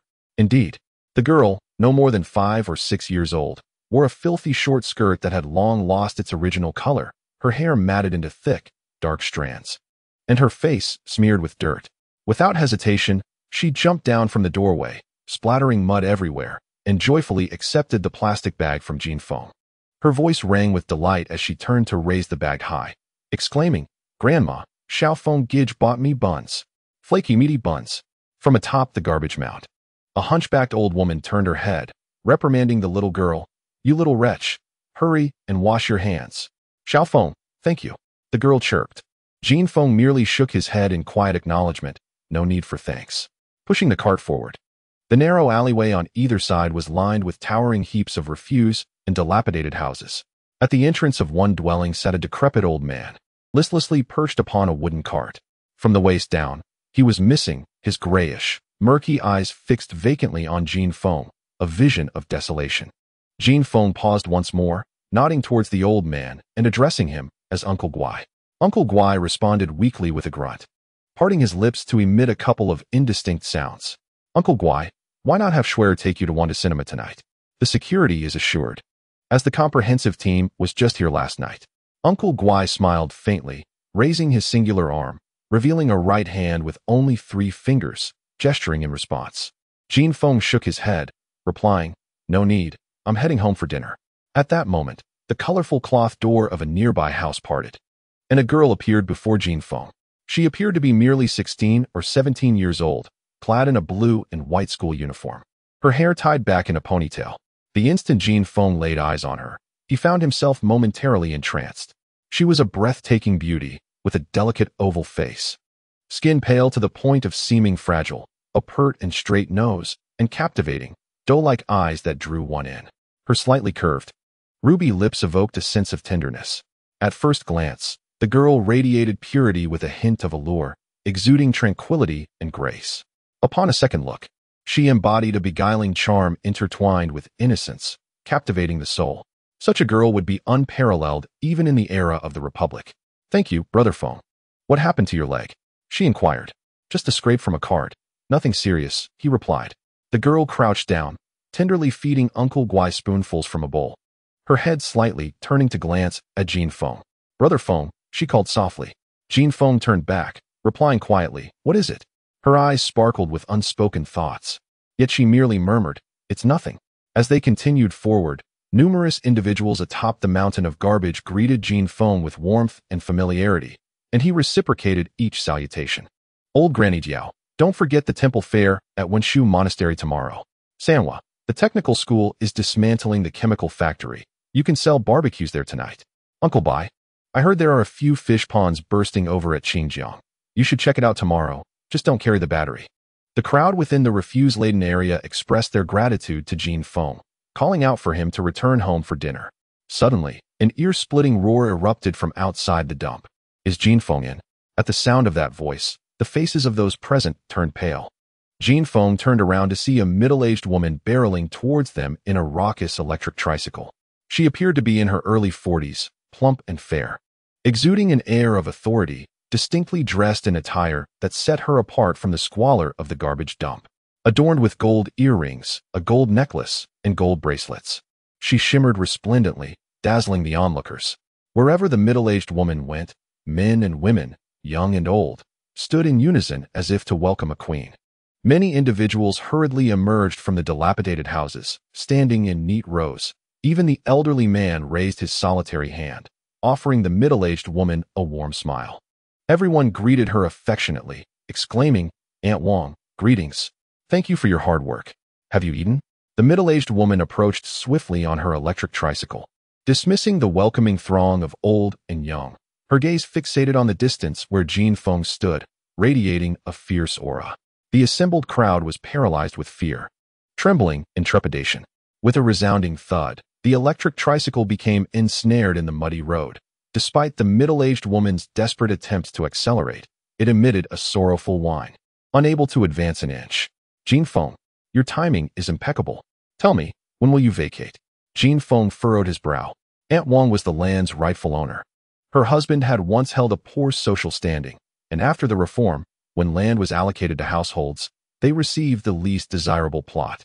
The location was remote and swampy, colloquially referred to as wasteland, unsuitable for crops, and yielding a meager return on any other produce. Over time, the land fell into disuse. Many years ago, Aunt Wang had rented it to the first tenant, Jin Feng. As the city of Jincheng expanded, numerous industries were pushed out beyond the third and fourth rings, leading to this area becoming a refuge for the homeless and those in unconventional professions. In recent years, during the real estate frenzy, this parcel of land had captured the attention of wealthy investors wanting to purchase it for development. However, after extensive geological surveys, over 100 prospective buyers ultimately withdrew. Jin Feng, I must inform you that this is serious. Environmental protection is a matter of great significance. As the leader of the second group of the Land Temple Neighborhood Committee, I must lead by example. Whether you like it or not, you must leave. This place is a blight on the Land Temple. She continued her lengthy tirade while the gathered crowd remained silent, listening attentively to the landlord's admonition, sweat trickling down their brows in the sweltering heat. I understand that each household has its difficulties, but you must also comprehend my challenges. Facing the landlord, Jin Feng furrowed his brow and calmly replied, if I must move, then I expect a refund on the rent. Upon hearing this, Aunt Wang's incessant tirade abruptly ceased, her eyes wide with disbelief as she fixed her gaze on Jin Feng. Within moments, she erupted, pointing an accusatory finger at him. How dare you bring up rent? You rented this 5-acre land for a mere 300 yuan a year, and after 8 years, you still pay only that amount. You insolent boy. Jin Feng replied coolly. That cannot be blamed on me. You insisted I sign a 10-year contract. Aunt Wang stood there, momentarily stunned, her fury bubbling over as she directed a torrent of harsh words at Jin Feng. You insolent brat. Have you grown so bold as to speak to me in such a manner? Do not forget who took you in when you first arrived, barely taller than a mop, and even lent you a bicycle. Now that you've grown, you dare to defy me. The bicycle, she noted, had cost her 50 yuan, and now he had swindled their last 50. Jin Feng, unperturbed, pushed his cart forward into a yard enclosed by iron railings. The same goes for what I said before. If you wish to move, refund everyone's rent for this year, he replied. Aunt Wang fell silent for a moment, and the expressions of the surrounding tenants shifted uneasily. Kai shouted after Jin Feng's retreating figure. You little brat, you have only 10 days to sort this out. Your bravado means nothing in front of me. If you have the means, buy this land and build a greenhouse. Do as you please then. She glanced down at the muddy path and her once pristine sandals. Cursing loudly, Sanhua, hurry up and help me push the cart. Sanhua called out, stumbling as he stepped into a foot-deep puddle of mud, and began to push the electric tricycle. With the collective effort of the crowd, the vehicle belonging to the domineering landlord Aunt Wang finally exited the factory premises, prompting a collective sigh of relief. They exchanged wry smiles, but a profound worry lingered in their eyes. As dusk settled, dark clouds gathered in the western sky, forming eerie shapes. A solitary orange lamp outside the dilapidated yard flickered to life, casting a dismal glow. Inside the yard, heaps of scrap piled 5 or 6 meters high emitted a foul odor that hung heavily in the air. Jin Feng, however, had grown accustomed to this stench, finding a strange comfort in it. Fengge, is that you? Came a breathless voice from beneath a low roof. A frail, dirty little boy stood at the door, hesitantly gazing at Jin Feng. Fengge, I tried calling you, but I couldn't get through. I was hit by someone. After setting down the cart, Jin Feng unloaded the scraps of metal, plastic bottles, cardboard boxes, old computer parts, and monitors. The frail boy limped over, silently organizing the items in the modest yard. His name was Zhou Miao, a companion Jin Feng had brought from the mountainous regions of the capital.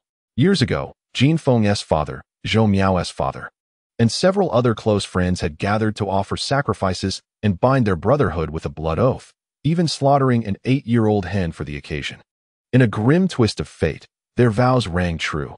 They did not seek to be born on the same day, but rather to die on the same day. Those who partook in the hen's feast found themselves facing the king of hell, 8 lives claimed in the end. In a village, The elderly retrieved their stored coffins. Yet 2 remained missing. Without a pillar of support at home, several wives of good friends could no longer endure the hardship and chose to remarry and leave. Among them was Jin Feng's mother, who silently departed with his infant sister, leaving behind the young Jin Feng. Raising a boy alone and remarrying proved to be a formidable challenge. The remaining young boys relied on one another for companionship until now. At the age of 12, Jin Feng, unable to survive in the mountains, brought 3 companions to the city of Sheng, where they first settled here. Zhou Miao was one of them. Life in the mountains was too harsh. In the city, there was always a way to survive.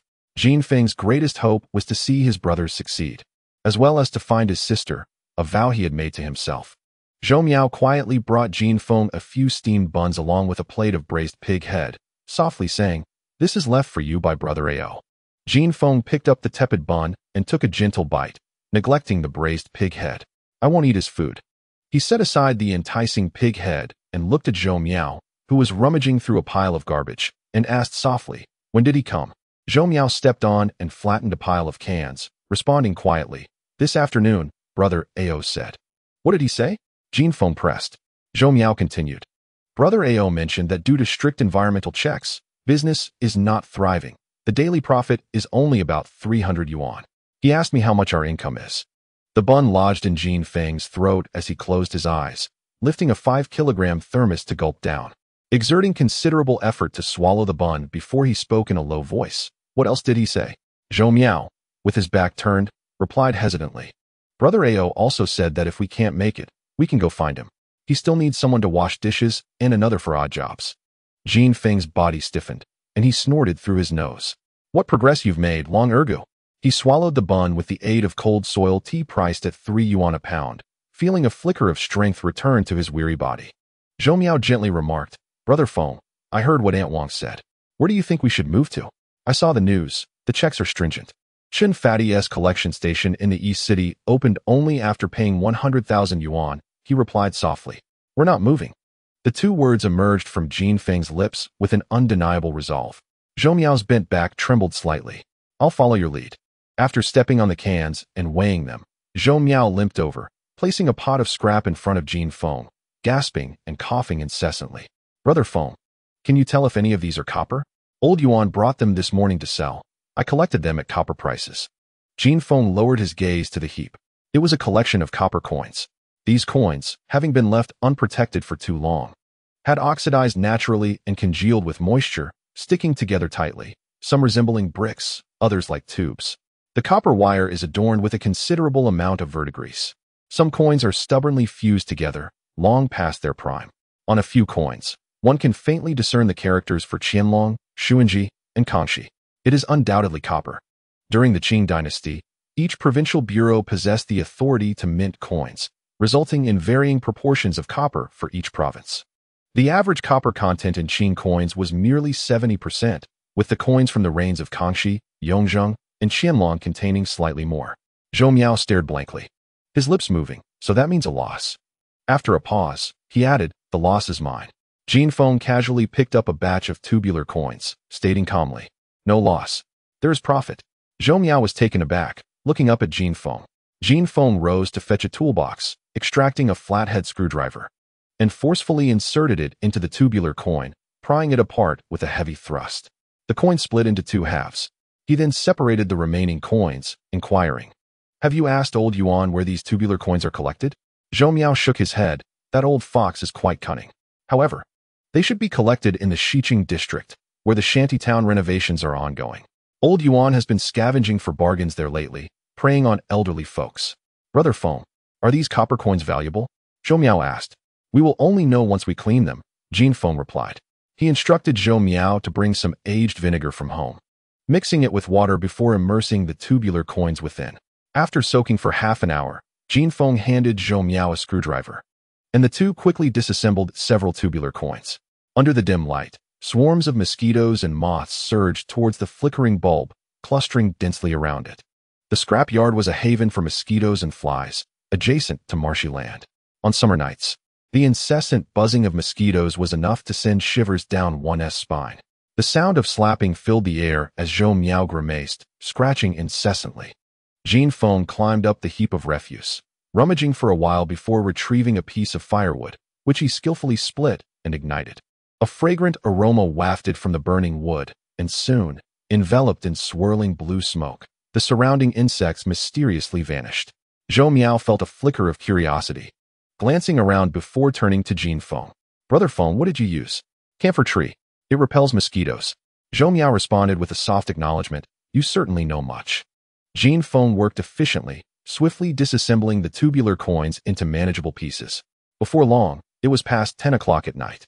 Jin Feng continuously stretched his back, attempting to relieve his muscles, feeling a twinge of annoyance.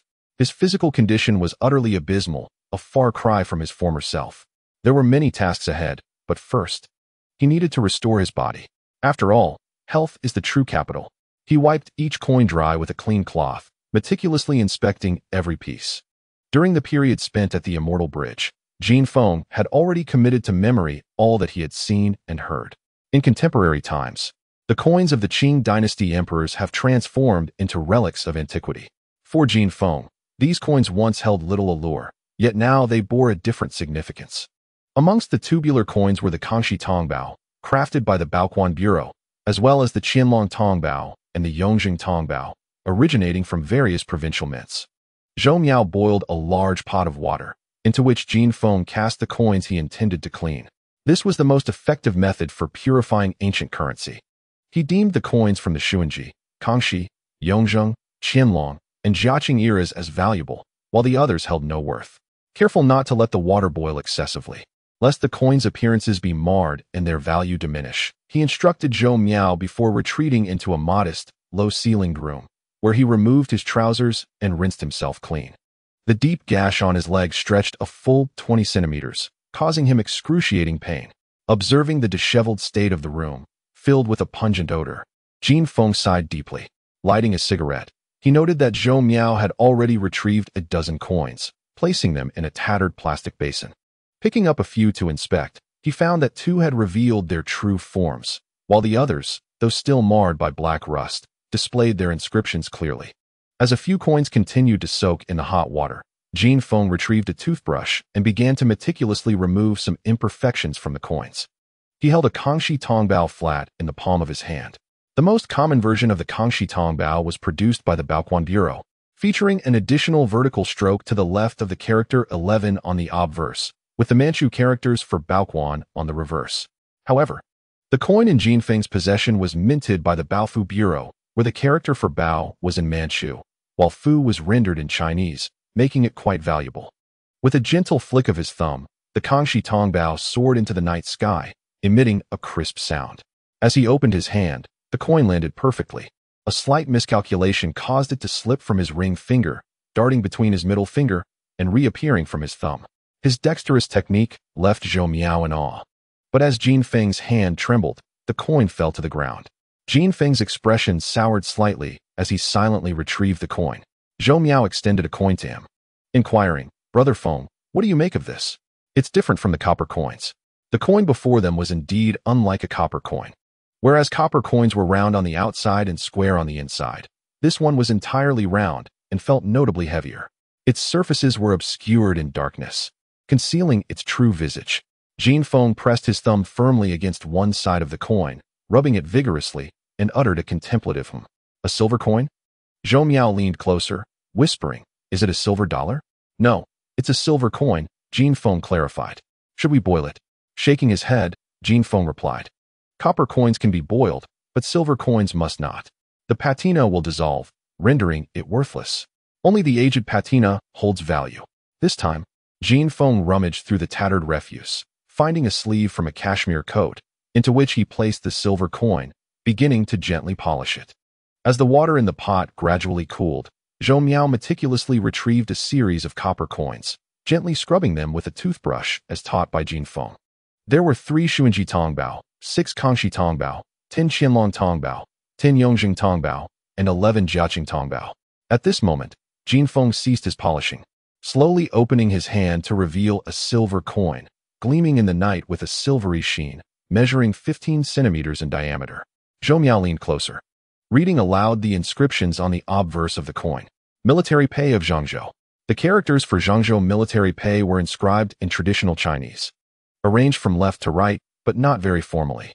Beneath the characters Zhang and military was a design resembling a character for cow, albeit incomplete, entwined with many chaotic strands of thread. Though the threads were tangled and numerous, they possessed an intriguing charm overall. Flipping the coin to examine its reverse, 2 characters read footprint, accompanied by the additional words circulation. Zhangzhou military pay, footprint circulation. Zhou Miao remarked, Brother Feng, this must be valuable, right? It was worthless during the Republic, but now it holds value. I haven't seen such a silver coin in Songxiankyo. This type of silver coin ought not to appear in Bashu. Jin Feng spoke these words with a nonchalant air, leaving Zhou Miao standing in a daze for a while, silently bowing his head. You truly understand more. On the ground lay over 100 copper coins, which Jin Feng casually surveyed before ultimately collecting them and tossing them back into the pot. These coins spanned from the Xuanji to the Xiantong era, predominantly minted by the Sichuan Mint. During the Qing dynasty, every province had its own coinage institution, with the Tongbao from the Sichuan Mint generally being of standard design, varying in weight and abundant in circulation, leading to low market prices and minimal collectible value. By the time of Guangxu, Western technology had been introduced, resulting in the market being flooded with machine-made coins, specifically small copper coins without holes. Ultimately, under the last emperor, Xiantong, coin minting became unprofitable, replaced by machine-made copper coins. Only the Baoquan Mint produced a small copper coin weighing 1 qian, known as the Little Xiantong. The history of square-holed coins began with Emperor Qin Shi Huang unifying the 6 states and standardizing writing and transportation. Continuing from the Qin Banliang coin to the formal cessation of the Xiantong Tongbao, spanning 2 millennia and woven into the fabric of Chinese history, unmatched in the world. Having secured the coins, it was now deep into the night. The marshlands echoed with the croaking of frogs and the chirping of insects, distinctly audible in the stillness. From the neighboring home of Sanwazi, there arose sounds akin to the slaughter of a pig. The 2 forms of lamentation grew increasingly louder, accompanied by the clattering of a makeshift bed and the prolonged breaths of Sanwazi's wife. Brother Feng, can our scrap station continue running? In the narrow confines of the small room, Zhou Miao lay quietly on the bed, her dark eyes flickering softly in the darkness. Jin Feng, apathetically smoking, softly inquired. Whether it continues or not is irrelevant. Do you wish to keep it open? In the darkness, Zhou Miao turned to Jin Feng and spoke softly, I don't know. After a brief pause, he continued, Brother Ao can cook exceptionally well. His night market stall is thriving. He added, You are astute, far more knowledgeable than any of us. I barely completed elementary school. Since I left the capital, I have scarcely ventured onto Chunxi Road, dealing only with scrap and refuse. If the recycling station shuts down, I am at a loss as to what I could possibly do. Jin Feng gazed up at the dilapidated ceiling, quietly stating, If you wish to continue, then press on. Zhou Miao murmured, I am disabled, harboring little ambition. I merely aspire to collect scrap as I have, and eventually acquire a building. When I have earned enough, I will return home and build a villa for each of my brothers, and then find Yi and Bei Bei. We shall live together, never to part. In the fetid, damp room, Jin Feng lay still, his eyes glistening. Zhou Miao's words left him speechless. Time passed, and Zhou Miao turned away from Jin Feng, softly murmuring, Brother Feng, I miss Dan Ge. I miss Yi. I miss Bei Bei. I long for the capital, for our home. His murmurs grew softer until they faded into rhythmic breaths as he drifted into slumber. Yet Zhou Miao's words pierced Jin Feng's heart like a dagger, causing him to tremble in pain. He closed his eyes tightly, gritting his teeth. This night marked the beginning of Jin Feng's rebirth, a night devoid of sleep. The plans he had harbored in his heart dissipated entirely with Zhou Miao's dreamlike utterances. All aspirations extinguished. A century ago, for the sake of that shattered land, I bore an overwhelming burden of responsibility and hope. Thank you for bringing me back to the present. The land remains. The nation thrives in peace. Amid an unprecedented era of prosperity, I need no longer carry those ethereal responsibilities. I shall live well, just once. At 3 a.m, Zhou Miao quietly rose and took the only electric tricycle from the recycling station to head for the early market. The early market resembled the antique ghost markets of the Republic era, filled with clandestine dealings. Zhou Miao had been in this trade for nearly a decade, familiar with the routes even better than Jin Feng. Initially, the brothers had roamed the streets together, trying their hands at various trades, until Jin Feng chose the path of scrap collection, a venture that required no capital. After years of hard work, this recycling station had led the four brothers to diverge on their paths, leaving only Zhou Miao and Jin Feng to persevere. As dawn broke, the eastern horizon turned a pale hue, and the familiar clattering sound announced Zhou Miao's return with the tricycle, now laden with several coils of 5-core cables. Thick as a fist, Zhou Miao jumped off the vehicle, his leg dragging, swiftly closed the gate, and ignited a fire in a large oil drum. Struggling to drag the cables from the vehicle, he expertly sawed them into 1-meter sections and promptly discarded them into a large oil drum. The flames within the drum, fueled by waste oil and diesel, blazed fiercely, sending a thick plume of black smoke spiraling into the sky, while the acrid stench of burnt plastic enveloped the surroundings. Jin Feng quietly observed Zhou Miao's practiced movements, gently crushing his cigarette but underfoot. As the clock struck 7, only the gleaming copper core remained in the oil drum. Zhou Miao had already prepared porridge, bringing out a large pot steaming with warmth, which he devoured with pickled vegetables and steamed buns, gulping them down heartily. By 8 o'clock, the lingering odor of charred refuse still hung in the air when Aunt Wang arrived with a group of people at the recycling station, circling around the premises. The station was temporarily closed. To reopen, they would have to go through the proper procedures. What should we do now, Fenggo? Zhou Miao asked quietly, standing atop a 5-meter-high mound of scrap, gazing at the heaps of refuse. Jin Feng had changed into his cleanest attire, carrying a plastic bag, and replied nonchalantly, "The sky won't fall." Exiting the recycling station, Jin Feng rode his cart to the Chaodang. The Chaodang is renowned, as it is the former residence of the great poet Du Fu during his time in Chengdu. Du Fu resided there for nearly 4 years, composing over 200 poems. The poet Wei Zhuang discovered the ruins of the Chaodang during the late Tang dynasty and reconstructed the thatched cottage, preserving its legacy, with renovations carried out throughout the Song, Yuan, Ming, and Qing dynasties. Adjacent to the Chaodang is the second-hand market, which, while not as famous as the poet himself, has expanded significantly from its original small size to a considerable area, with each storefront being at least twice the size of those at the Songxian Bridge. The Chaodang, Songxian Bridge, and Wunshu Fong are collectively known as the 3 great antique markets of Jincheng. The Chaodang boasts the most comprehensive facilities, the highest number of stalls, and even features a sheltered area to spare visitors from the sun and rain. Although its popularity does not match that of Songxian Bridge or Wunshu Fong, it attracts numerous tourists from all over, earning substantial profit merely from souvenir sales. In this city, with a population of 15 million, every corner is teeming with people.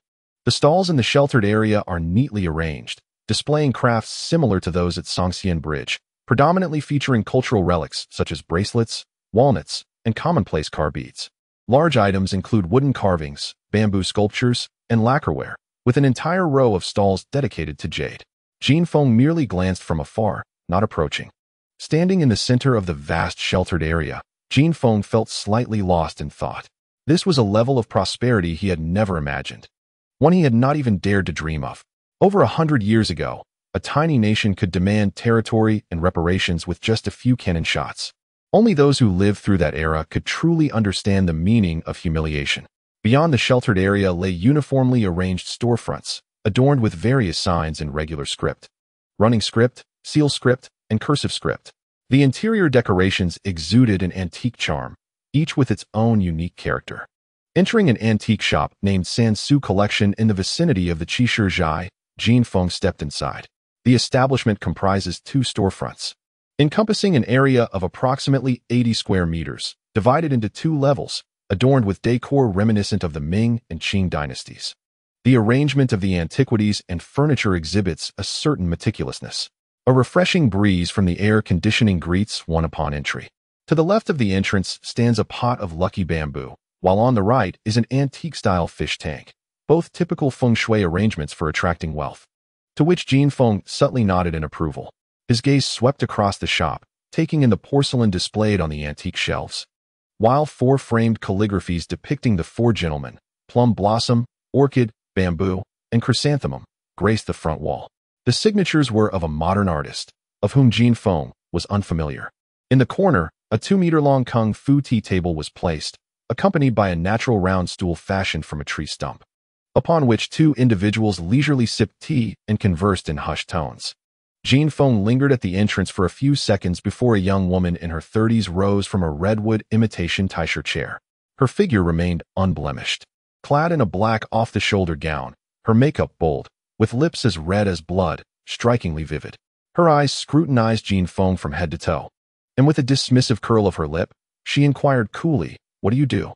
Despite having donned his cleanest attire and finest shoes, Jin Feng felt like an inconsequential passerby in her eyes, which unsettled him. "Are you accepting items?" He replied calmly.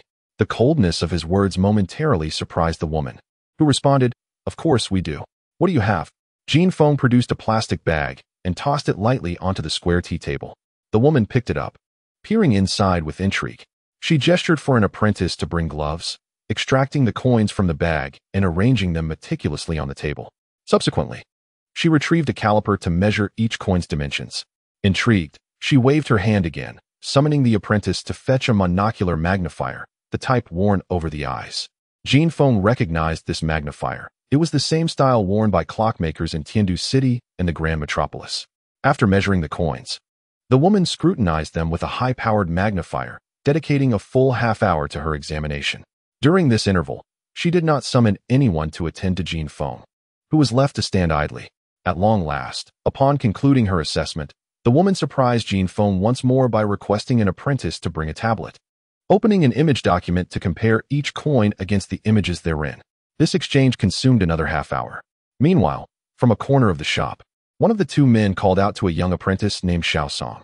Xiao Song, in his early 20s, was diligent and obedient, rushing back and forth with an air of propriety. Upon hearing his name, he quickly approached, bowing his head to heed the instructions from the man in the corner, accepting a vertical sheet of notepaper before turning back. As Jin Feng passed by, his slightly closed eyes gently lifted, casting a radiant beam upon the letter paper. It was a piece of red-bottomed rice paper, formatted in 8 vertical lines, crafted in the tradition of bamboo slips, a legacy that has endured for centuries. Prominently stamped upon the paper was a seal, inscribed in seal script. The 4 bold characters, as vivid as blood, captured Jin Feng's gaze, daring to challenge the sun and moon. His heart quivered slightly. Xiao Song took the letter paper to the photocopier, producing a colored print, which he then fed into the fax machine. Following that, he picked up a professional-grade camera and snapped several pictures, transmitting them via computer. At that moment, someone in the corner called for Xiao Song to fetch more water, while Jin Feng silently observed, feeling his heartbeat quicken. Meanwhile, a young woman lightly tapped her 5 fingers on the table, glancing at Jin Feng. Breaking into a smile, she said, "The item is indeed genuine, and its condition is acceptable. How much are you willing to sell it for? What do you wish to receive?" Jin Feng, growing somewhat impatient, had entered this establishment because the characters on the sign outside were handwritten, not machine-made. Moreover, the characters for Sansu were reasonably well-crafted, leading him to believe the shop owner possessed considerable skill. To his surprise, he found himself in such a predicament. The woman removed her gloves, lifted a large red zisha cup, and took a hearty sip. With a melodious voice, she remarked, "Kangxi Tongbao from the Baoquan Bureau, this amount." 50. 50. Jin Feng replied, remaining silent as he continued, "What about the others?" Xuanji Tongbao has a large existing quantity. These few coins are not in great condition, and they are produced by several ordinary provincial mints, with inconsistent standards. I can offer 40 for each. As for Qianlong Tongbao and Jiaqing, they are regular wares made by our Sichuan Bureau, 30 each. The condition of Yongzheng Tongbao is poor. I can offer a maximum of 80 for one. After a lengthy discourse filled with trivialities, the woman retrieved a calculator, pressing buttons for some time before addressing Jin Feng again. "If you sell more, I can add a little more to round it off, totaling 2,000. Upon hearing this, Jin Feng slightly curled his lips, calmly stating, "Are you certain you will only offer 2,000? The woman paused, taken aback, and after a few seconds of silence, smiled and asked, "How much do you want?" Without replying, Jin Feng extended his hand and selected 1 coin from each of the 5 dynasties, arranging them in order from top to bottom: Xuanji, Kangxi, Yongzheng, Qianlong, and Jiaqing. Observing this, the woman gasped, her expression shifting dramatically, her gaze towards Jin Feng now markedly different. Jin Feng displayed these 5 coins and, looking at the woman, calmly inquired, "What is the value of the 5 emperor's coins?" This time, the woman's demeanor became even more uncomfortable, her embarrassment giving way to evident anger. Jin Feng had showcased the official versions of the 5 Emperors coins. Historically, the 5 Emperors coins were categorized into large and small 5 Emperors. The large 5 Emperors refer to the Qin Banliang, Han Wuzhu, the Tang Kaiyuan Tongbao, the Song Yuan Tongbao of the Northern Song, and the Ming Yongla Tongbao. Among the 5 types mentioned, with the exception of the Yongla coin, the other 4 represent the founding currencies of their respective dynasties. The reason the Ming dynasty's Yongla Tongbao is included in the revered category of the 5 Emperors coins lies in the scarcity of copper during the reign of the founding emperor, Zhu Yuanzhang. The coins produced during that time were crafted from scrap iron and mixed copper, resulting in a limited quantity that has survived to this day. The 5 emperors depicted on the 5 Emperors coins were indeed true sovereigns, whose cultural and military achievements resonated far and wide, leaving an indelible mark throughout history. Thus, the ancient coins they minted are unique relics imbued with imperial majesty, bequeathed to future generations. In ancient times, people held a deep reverence for the true dragon son of heaven, and the currency of these 5 emperors was deemed most suitable for dispelling evil, safeguarding homes, and invoking prosperity. It is quite rare to assemble a complete set of the genuine 5 Emperors coins, making them exceedingly precious. Consequently, the so-called small 5 Emperors coins emerged, which include the Xuanji Tongbao, Kangxi Tongbao, Yongzheng Tongbao, Qianlong Tongbao, and Jiaqing Tongbao. The original 5 Emperors coins are incredibly valuable and difficult to find as a complete set. Over time, the small 5 Emperors coins have come to replace them, and in contemporary times, they have become mainstream. Many households utilize these coins during the foundation laying and beam pressing of new constructions, while numerous collectors and enthusiasts display them in their homes and offices as feng shui instruments. This burgeoning demand for small 5 Emperors coins has led to a significant increase in their market value in recent years. Just yesterday, Jin Feng encountered a set of small 5 Emperors coins at the Xianxiao market, where 3 of the coins were counterfeit. Yet, despite this, the entire semi-fake set was priced at 500 yuan.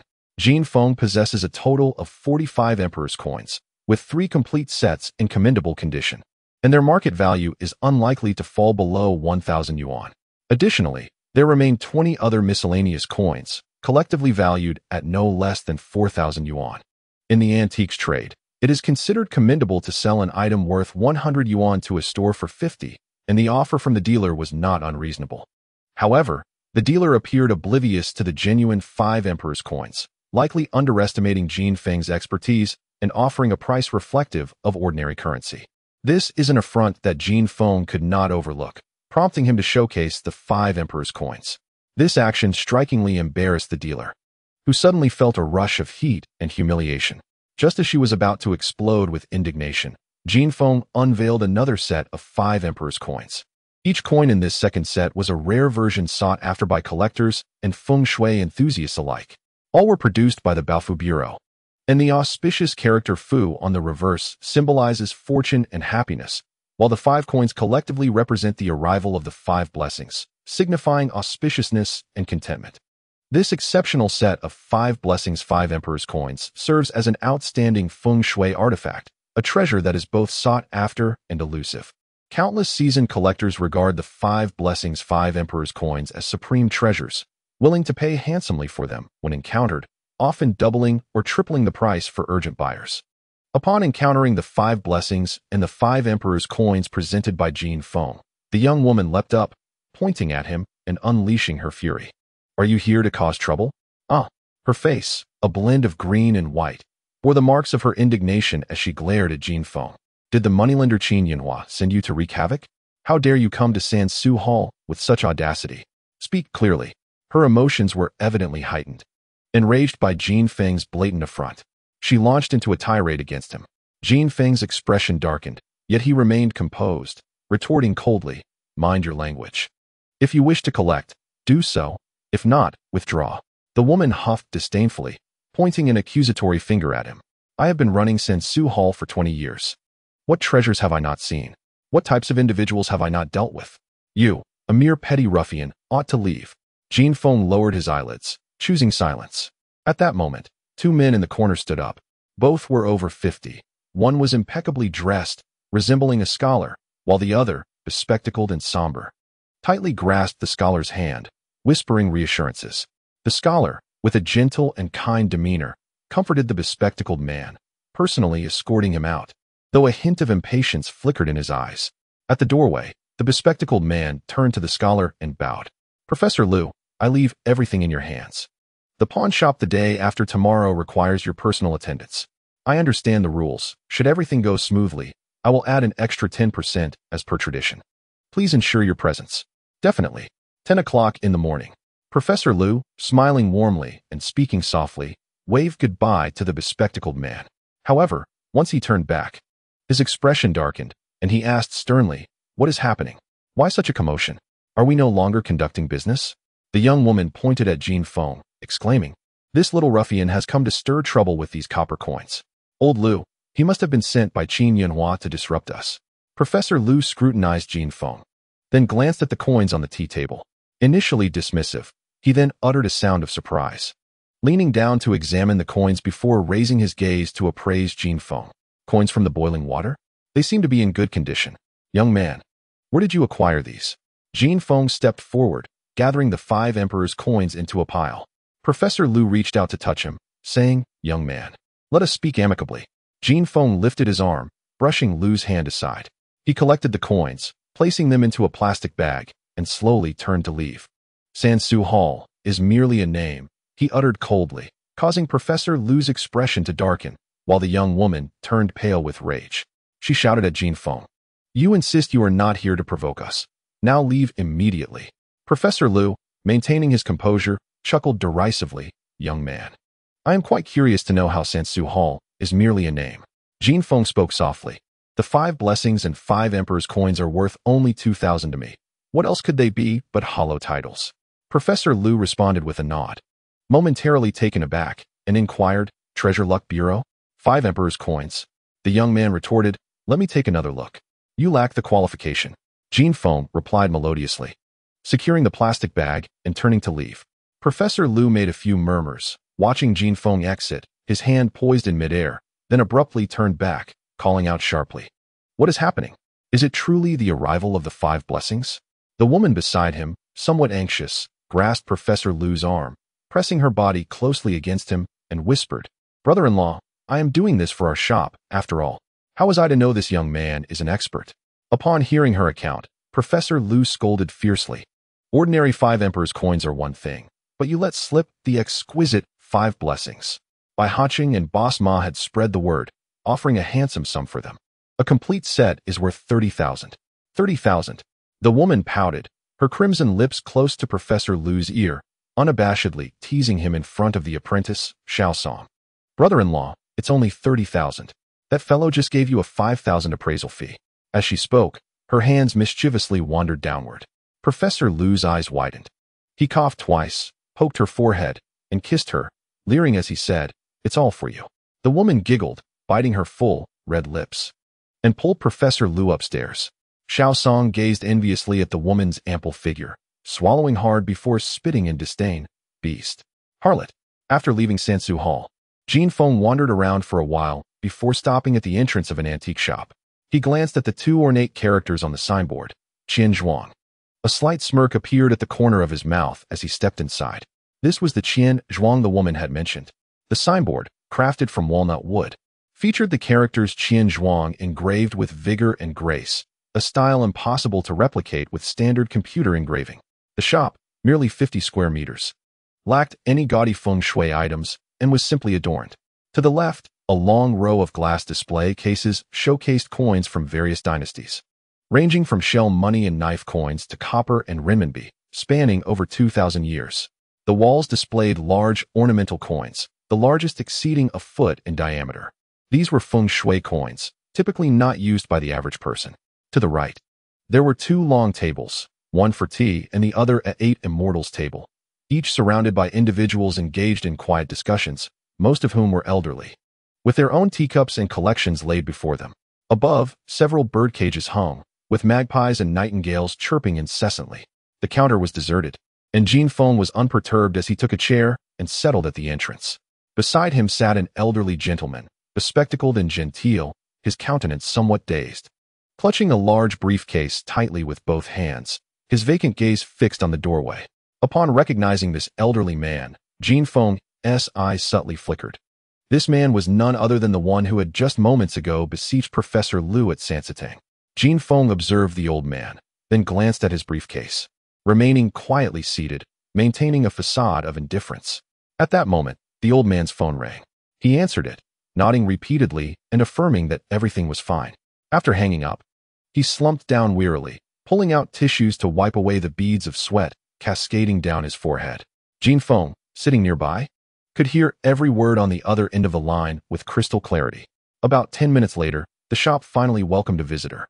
An elderly man in his 60s entered, clad in a white shirt, gray trousers, and black cloth shoes, tall and robust, with a mane of silver hair and lively, bright eyes. Upon seeing this individual, the elder beside Jin Feng's eyes suddenly lit up. He sprang to his feet and hurriedly approached, respectfully addressing him as Old Qin. "At last, we have been waiting for you," he said. "I am Sun Lingua. Professor Xue spoke with you on the phone yesterday." Old Qin acknowledged with a nod, smiling as he shook hands with Sun Lingua, exchanging pleasantries. "I apologize for my tardiness. The provincial government held a seminar regarding the sunken treasure of Zhangxianzhong, and they insisted that we retired old-timers make an appearance to bolster the numbers. I am aware of your matter. Old Xue has briefed me. His concerns are my concerns. However, I have merely scratched the surface regarding miscellaneous items. To claim expertise would be quite presumptuous." Sun Lingua promptly produced a large red envelope, offering it with both hands. "You are far too modest. You are the esteemed former curator of the city museum and one of our foremost experts on miscellaneous items. Your knowledge of ancient coins is renowned nationally." Yet, Old Qin did not reach for the envelope, waving his hand with a chuckle. "Reputation is often built upon flattery. Old Xue is your alumnus, and he and I are colleagues. We are hardly strangers. I recall back in '83 when the Institute sent us to the Min River in search of Zhangxianzhong's sunken treasure.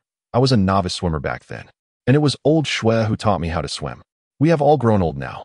Old Qin's affability prompted Sun Lingua to respond eagerly. "Then I shall rely on your expertise." Old Qin, however, remained unpretentious. "Old Xue has informed me of your situation. It is unique, and I cannot guarantee that I will be able to discern what you seek. Please provide me with the seal. My eyesight is not what it used to be, and I must examine it closely."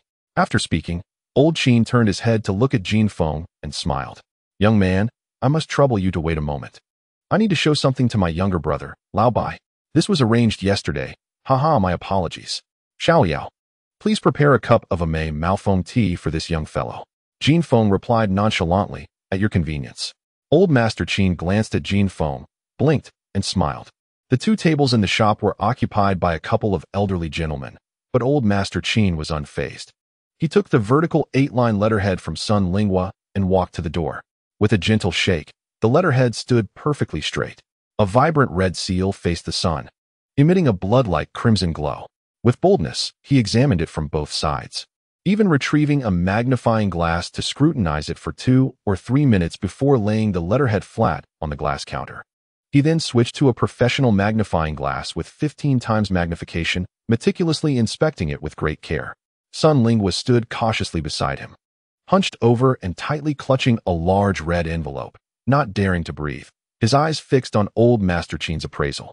Jin Feng observed this silently, his heart sighing softly. The former curator of the city museum, with such limited expertise, what talents does our nation possess in this realm? Zhangxianzhong's treasure, the Min River? Old Master Qin studied the seal for over 20 minutes, pausing occasionally to close his eyes and tilt his head, as if retrieving information from his memory.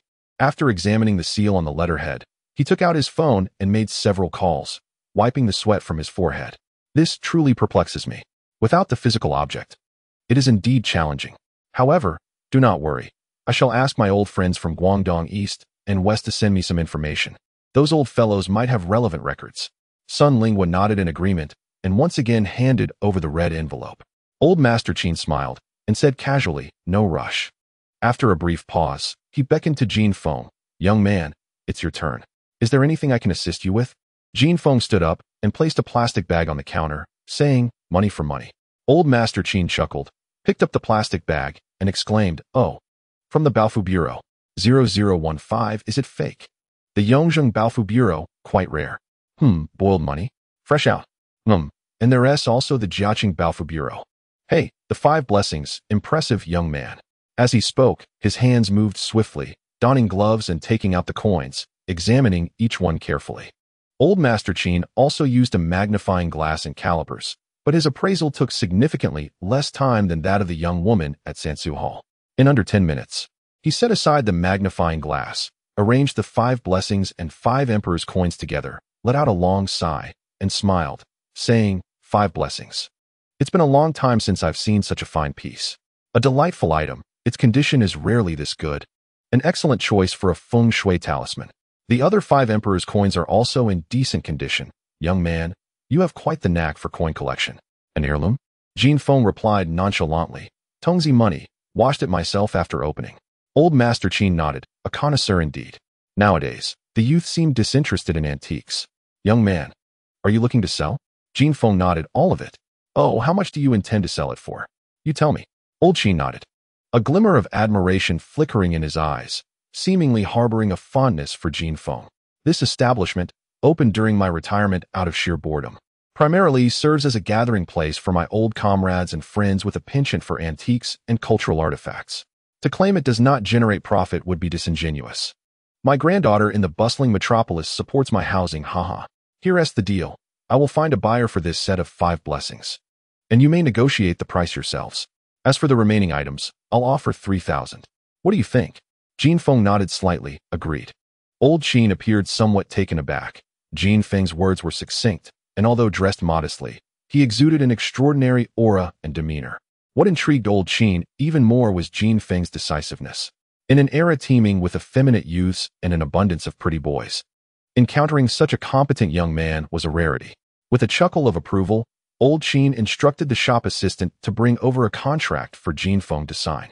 It was Jin Feng's first encounter with a modern transaction contract. He scanned it effortlessly, absorbing its contents at a glance. With a flourish, he signed his name and returned it. When Old Qin beheld Jin Feng's signature, he gasped, his eyes gleaming with astonishment. Such an exquisite signature. Jin Feng, what a remarkable character. Old Qin scrutinized Jin Feng once more, his mind racing with surprise. Soon, 3,000 yuan was placed into Jin Feng's hands. And Old Qin called out to a group of elderly gentlemen inside. Gentlemen, we have some splendid items. The 5 blessings, genuine 5 emperor coins. Who is interested? No sooner had he finished speaking than the dozen or so elderly men seated around the tea tables rose, each clamoring, I want it. I want it. Only one set of 5 blessings and 5 emperor coins was available, and thus the rule was clear. The highest bidder would prevail. The ensuing bids were astonishing. One gentleman, in his 70s, boldly declared a staggering offer of 35,000 yuan, securing the top bid. He thumped his chest and proclaimed, my son has plenty of money. He just needs a set of 5 emperor coins for his new office. None of you can compete with me. With that lofty bid on the table, the others fell silent, offering a few remarks to the elderly gentlemen before retreating to their seats, resuming their chatter and boasting. The old man made a phone call, and within 20 minutes, someone arrived with the cash. After signing the transfer contract, Jin Feng found himself in possession of 35,000 yuan. Young man, are you satisfied? This set of 5 blessings is currently in high demand. It typically sells for just over 8,000, but this particular set is of exceptional quality, thus fetching a good price. In the future, should you come across anything valuable, feel free to bring it to me. At my money shop. As long as it pertains to currency, I will gladly accept it. Of course, I have no interest in fakes, haha. Having received the money, Jin Feng said little more. Nodding respectfully to Qin Yunhua, Director Qin, you are indeed magnanimous. At that moment, the sound of a notification from the computer of the venerable Qin echoed in the room. With a smile, he exclaimed, ah, it has arrived.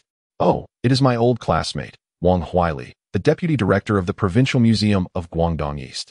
I hope it brings good tidings. Sun Linghua, who had been silent for quite some time, abruptly leaped up, his eyes fixated on the screen, his heart racing in his throat. In the presence of Sun Linghua, Qin opened the document. What appeared was a piece of yellowed and darkened stationery, inscribed with meticulous, small characters resembling print. The stationery bore a seal, aged and barely decipherable. However, this did not pose a challenge for Qin. He magnified the seal on the stationery, printed it in color, and then compared it to the seal on the other piece of stationery. Suddenly, Qin's face turned pale, His body stiffened, and his hands froze. What is it? Is something amiss? Sun Lingua, noticing Qin's expression, felt his voice tremble, his hands quivering as he asked. Qin's demeanor grew grave as he held a piece of stationery in each hand, pondering for a moment before sighing softly. Mr. Sun, forgive my lack of discernment. I cannot ascertain the authenticity of this item. I apologize. In the realm of antiques, the phrase "I cannot ascertain" is often a polite euphemism, and those in the know understand its implications. Sun Lingua sank into a chair, utterly deflated.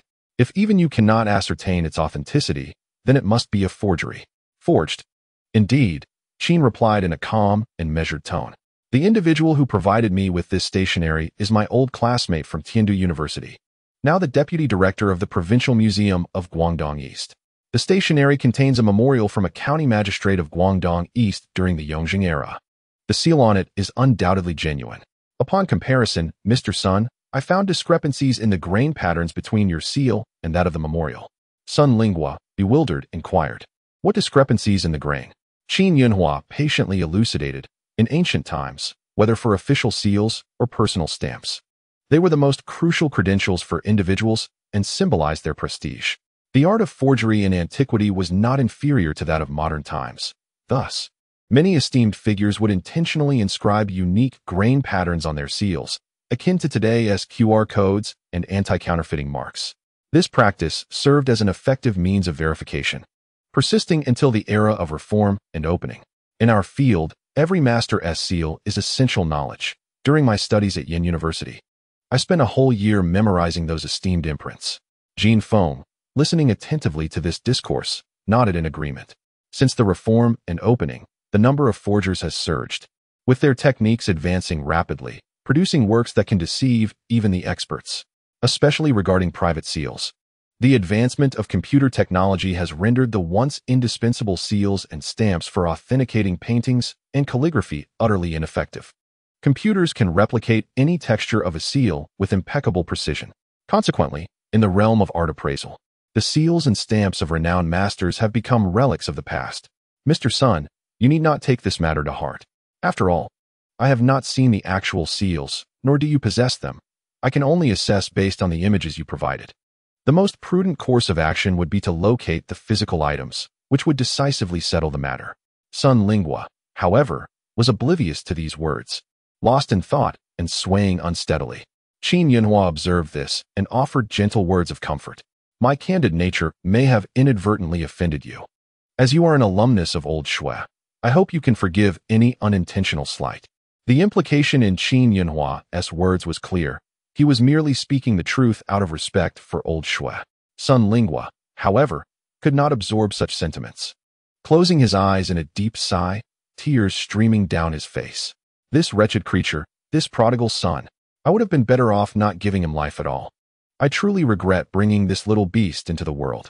Step by step, starting anew, Sun Lingua struggled to rise, bowing deeply to Qin Yunhua and presenting a generous red envelope. I humbly ask you, Mr. Qin, to kindly accept this. Yet, Qin Yunhua gently pushed the envelope away, saying, It was but a small effort. There is no need for such formality. Let us first resolve your matters before discussing anything further. With tears still in his eyes, Sun Lingua nodded despondently, shouldering his bag and exiting in a daze, shaking his head and sighing incessantly. Qin Yunhua also shook his head, gazing at the seals on the two letters, murmuring to himself, How bold! I have truly never heard anyone mention such a thing. Suddenly, Qin Yunhua recalled something and looked up, but Jin Feng was nowhere to be seen. He then took out the transfer contract signed by Jin Feng, his right index finger hovering in the air, sketching absent-mindedly, while occasionally gasping in awe. What exquisite calligraphy! It has been years since I have encountered such fine writing. Jin Feng, having pocketed 38,000 yuan, had already left the money exchange, firmly resolved to prioritize his health. His condition was abysmal. Recovery would require at least 3 to 5 months, and the only viable solution was dietary supplementation. Having stored countless remedies in his mind, Jin Feng selected one that would improve his physical constitution in the shortest time possible. This was his first step. He rode a cart to the San Juan International Trade City, the largest herbal medicine wholesale market in the province and the largest standalone herbal specialty market in the nation. Sourcing herbs directly from the origin was undoubtedly far more cost-effective than purchasing them at a pharmacy, and significantly cheaper at that. In a sprawling market covering 200,000 square meters, throngs of people bustle about, jostling for space. It is the season for cordyceps, drawing renowned herbalists and masters from esteemed Chinese medicine halls across the nation, including Hong Kong, Taiwan, and Australia, all converging here to procure their supplies. Since the onset of the Industrial Revolution, global pollution has intensified, burdening the environment beyond endurance. Concurrently, the venerable tradition of Chinese medicine faces a gradual decline, primarily due to a scarcity of high-quality medicinal herbs. Despite major pharmaceutical companies establishing their own herb bases, artificially cultivated herbs can never rival the potency of wild, naturally grown varieties. After wandering through the herb market for half an hour, Jin Feng felt his courage waning. Although the herbs in his formulas were available here, their quality was significantly inferior. He had just inquired at a ginseng shop, where the price for 30-year-old wild ginseng was a staggering 1,000 yuan per gram. When he asked the owner about the price of a century-old wild ginseng, the proprietor regarded him as if he were an extinct dinosaur. This treatment was consistent across several shops. A bored shopkeeper scoffed at Jin Feng, stating that in this day and age, not only is a 100-year-old wild ginseng a rarity, but even a 50-year-old specimen commands a hefty price. Over the past 5 years in Baked Mountain, only last year had a ginseng harvesting team unearthed a 50-year-old wild ginseng, which had garnered over 10 million views on video platforms. This year, not even a single root of wild ginseng had been sighted. Stepping out of the market, Jin Feng felt a pang of discouragement. Though the era may be one of unprecedented prosperity, some treasures remain forever elusive. The aged ginseng is one of the primary herbs for regulating one's health. Without it, the efficacy of his formulas would diminish. Even if he were to find a 100-year-old wild ginseng, he currently lacked the financial means to acquire it. The price for such an item is an astronomical figure, beyond imagination. Faced with this predicament, he resolved to seek alternatives. He then ventured to 2 other herbal markets, although smaller than the commercial hub. These vendors had been in business longer and offered a more comprehensive selection of herbs. Unlike the bustling commercial market, these establishments featured a large tent area intended for small vendors. Most of the herbs here were sourced from the mountainous regions of the province, possessing moderate medicinal properties. Jin Feng began his procurement amidst these stalls. In the blink of an eye, the 38,000 yuan he had exchanged for Wu Di coins was nearly depleted, yet it barely covered 1/5 of the herbs required for his formula. After completing a circuit, it was already past 1 o'clock, and Jin Feng sighed softly as he felt the weight of his dwindling funds. Despite the grand prosperity surrounding him, his finances were insufficient. With his knowledge, he could only start anew in this flourishing era. Suddenly, Jin Feng halted in his tracks and turned back. At a modest stall behind him, an inconspicuous herb caught his eye, blood-melting herb. His gaze sharpened as he discreetly approached the cart. Before him was a row of stalls set up at the entrance of the herbal market, where, technically, vendors were not permitted to operate. However, today being Saturday, no one was on duty. The bustling market here is an ideal spot for setting up stalls, as no stall fees are required, making it a favored locale for many humble vendors. Each stall, modest in size, is merely a snakeskin bag placed on the ground, adorned with an array of medicinal herbs. Predominantly, one finds maca, cotinopsis, arrowroot, sanshi, reishi mushrooms, and round ginseng at these stalls. Some feature dried mushrooms, matsutake, and chicken of the woods, while others display dried Sichuan pepper and wild mushrooms.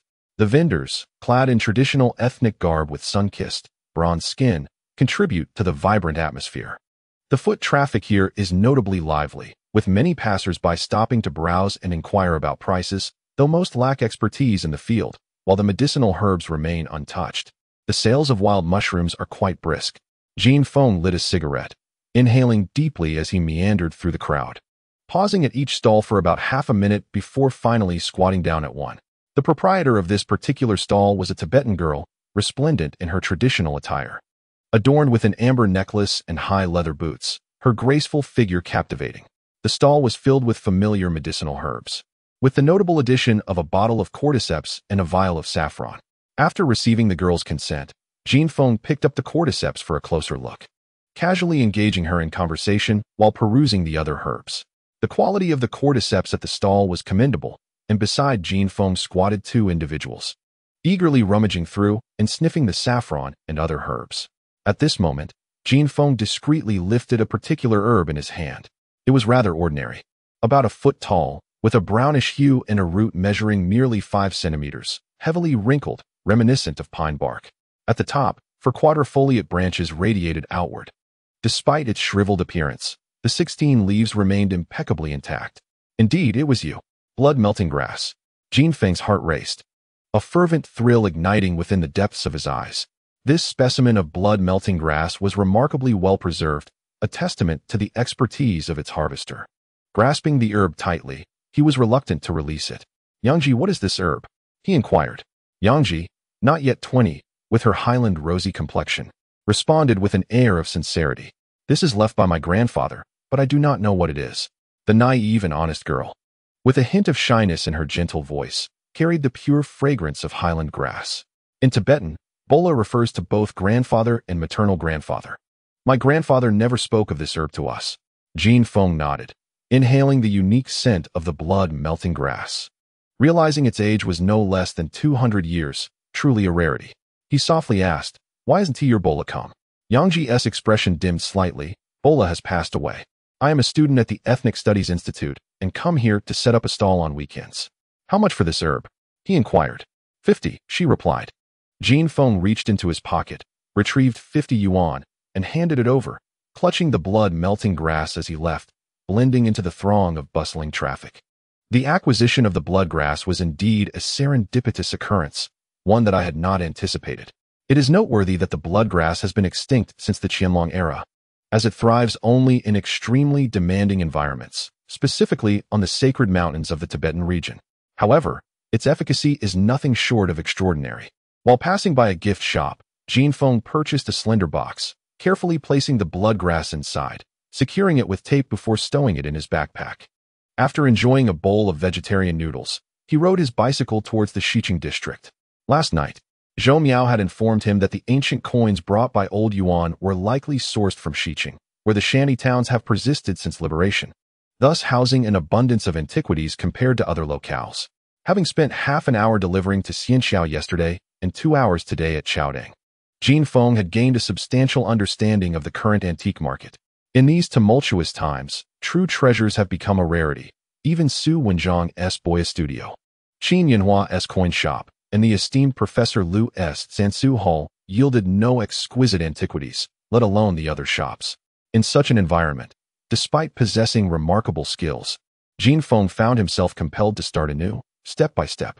As July arrived, Jin Sheng, having recently experienced the spectacle of the sea, was now enveloped in an oppressive heat, with outdoor temperatures soaring to 40 degrees for consecutive days, transforming the city into a veritable steam chamber. The afternoon sun was particularly blinding, filtering through the leaves of the wintergreen trees and casting peculiar shadows on the ground. After pedaling several kilometers, Jin Feng was breathless. Trudging slowly along the sidewalk, under the shade of the trees, the incessant cries of the birds became a source of irritation.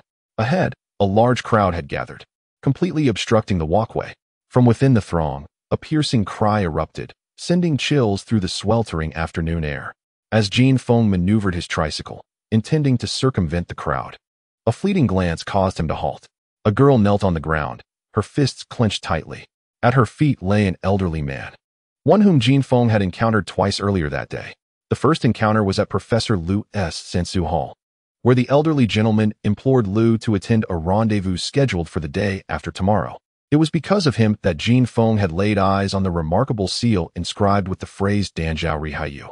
This seal, even if reduced to ashes, would forever remain etched in Jin Feng's memory, for anything he had ever handled would never fade from his recollection. The second sighting of this man occurred at Qin Yanhua's coin shop, where he presented a large red envelope, seeking an appraisal of the authenticity of the aforementioned seal. This man, introducing himself as Sun Lingua, received disappointing news from Qin Yanhua, whose character was commendable. The moment Sun Lingua departed, only Jin Feng perceived the despair in his eyes, a glimmer of resolution that spoke volumes.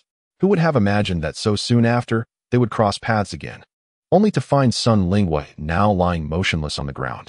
On the ground, Sun Lingua's complexion was ashen, tinged with an unsettling hue, his eyes wide and bulging. his body stiff and devoid of a heartbeat. He clutched a letter tightly in his hand, its contents a devastating blow, as the revelation of the stamp being forged was too much for him to bear. The sudden onset of a heart attack or cerebral hemorrhage seemed plausible. Kneeling beside him was a girl with a chic bob haircut. She wore a delicate black silk crop top that, despite her bent posture, could not conceal her striking figure. Her finely sculpted collarbones were accentuated as the straps of her top rose and fell with her gentle sobs, revealing deep valleys of beauty, a springtime allure. Her flat abdomen, even in kneeling position, betrayed no trace of excess, while a pair of snug denim shorts hugged her bronzed legs, suggesting a life intertwined with physical activity. Her delicate collarbones, slender waist, and peach-like complexion radiated a wild beauty that stirred the heart. The girl pressed her fingers together and placed them on Sun Ling's chest, applying firm compressions while counting aloud in a hushed yet urgent tone.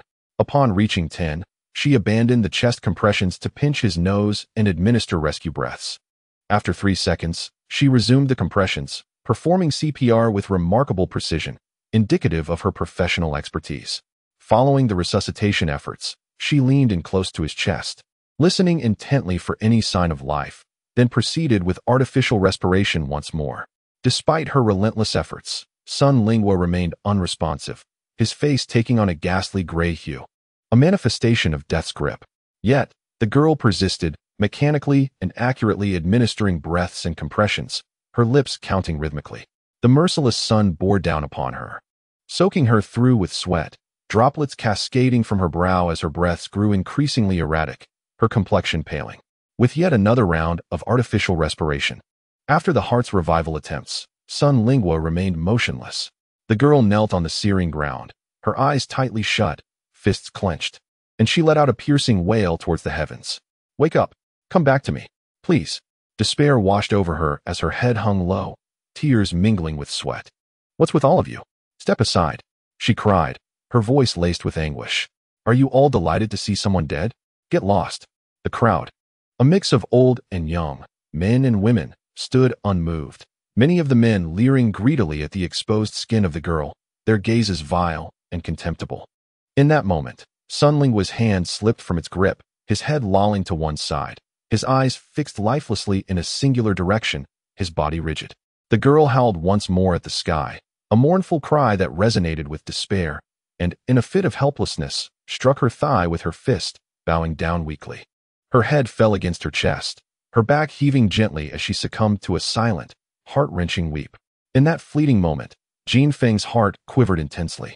"I refuse to believe I cannot save you. I shall indeed revive you." The girl appeared obstinate, falling silent for a few seconds before suddenly widening her almond-shaped eyes, biting her lip and crying out hoarsely as she retrieved a small box from her bag. Inside lay a complete set of silver needles. She took out a 3-inch needle and, gripping it firmly, aimed it at Sun Lingua's chest to plunge it in. Just then, a deep, resonant male voice echoed, "Do not pierce the Zhongji point." The girl froze abruptly. Raising her gaze, she beheld a man standing silently before her, his eyes as dark and profound as the Pacific, instantly calming her racing heart. "I shall take over." Jin Feng crouched down, accepting the 3-inch silver needle from the girl's hand. He swiftly ignited a lighter, passing the needle through the flame 9 times without a trace of hesitation before inserting it. The needle targeted the shinting point at the top of Sun Lingua's head, gently twisting it as it penetrated 2 feet deep. Jin Feng casually remarked, 2-inch needle. The girl gaped in astonishment at his needlework, utterly entranced. Turning to glance back, Jin Feng, with a serious expression, snatched the needle box from her. His heart skipped a beat upon noticing it was crafted from small leaf rosewood, its patina suggesting it was over 2 centuries old. He picked up a 2-inch silver needle, once more burned it 9 times with the lighter as a form of sterilization, and proceeded to insert it. This needle also targeted Sun Lingua's head, above the right eyebrow at the Xuanku point. He pushed in 3 fun and paused, twisting the needles in 4 times. With his right hand placing the needle, his left had already retrieved 3 more 1-inch silver needles from the box. As the needle at the Xuanku point remained, he swiftly ignited the lighter to sterilize the 3 1-inch needles in his left hand, moving like lightning. With 3 quick thrusts, he inserted them into the 3 acupuncture points, Shenmen, Muzhong, and Mingmen. Each needle was inserted for 3.5 fun, 2 fun, and 1 fen 7 respectively. and he halted immediately.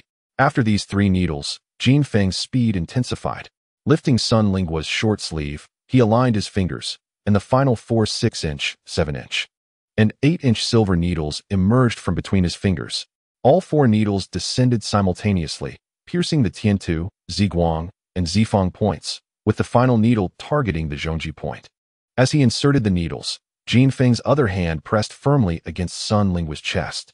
With each depth and force of insertion, he gently rubbed and then struck down sharply. Sun Lingua, who had already succumbed, suddenly jerked upright. "Wow," he gasped, expelling a mouthful of dark blood clots before collapsing onto the ground, curling into a ball and retching incessantly. His body convulsed violently, tears and mucus streaming down his face. This astonishing scene sent shockwaves through the onlookers, who screamed in terror and hastily recoiled. Those of timid disposition stumbled and fell, disregarding their plight as they scrambled to escape. Jin Feng sat down heavily on the ground, his complexion ghastly pale, resembling a figure just dragged from the depths of a river, utterly drenched. The short-haired woman beside him was taken aback, her wide eyes fixated on Jin Feng, oblivious to the needle box that had fallen from her grasp. She let out a piercing scream. "Ghost needle." Jin Feng clenched his teeth, his face contorted in agony. His trembling right hand pointed at Sun Lingua as he rasped, "Turn him over." The short-haired woman, upon seeing Sun Lingua curled up like an infant, gasped sharply. She hurried over, her hands reaching out to grasp Sun Lingua's wrists, her thumbs pressing firmly against his pulse points, and with a swift motion, she pulled his arms backward. Sun Lingua collapsed into her embrace. Following this, she encircled his abdomen with her arms, raising her right knee to press firmly against his back, exerting her strength as she embraced him tightly. Sun Lingua continued to tremble as if electrocuted, yet he spewed forth a multitude of foul, black clots of blood. After several retches, Sun Lingua suddenly let out a heart-wrenching howl, his body going limp like cotton in the short-haired woman's arms, yet his face appeared revitalized, as if he had returned to life.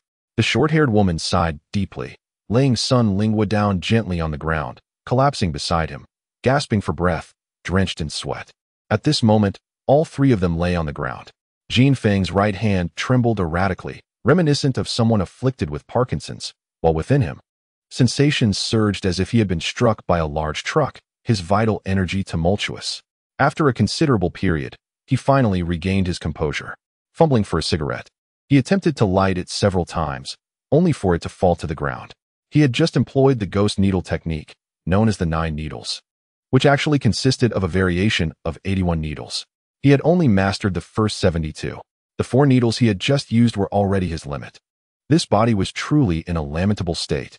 Jin Feng took a deep drag from the cigarette, striving to steady his breath, and gulped from his thermos, staring blankly at the motionless Sun Lingua. In the distance, the sound of police sirens approached, and the crowd parted to allow a doctor and 2 nurses to enter. Upon witnessing the scene before them, the young intern doctor appeared somewhat bewildered. "Is anyone injured?" Jin Feng shook his head, and at that moment, Sun Lingua sat up, sluggishly drinking from Jin Feng's water and shaking his head vacantly. The doctor's gaze shifted to the short-haired woman in the center, clad in revealing and provocative attire. She was drenched from head to toe. Such a figure could only be a princess or a young lady. "Young lady, my foot."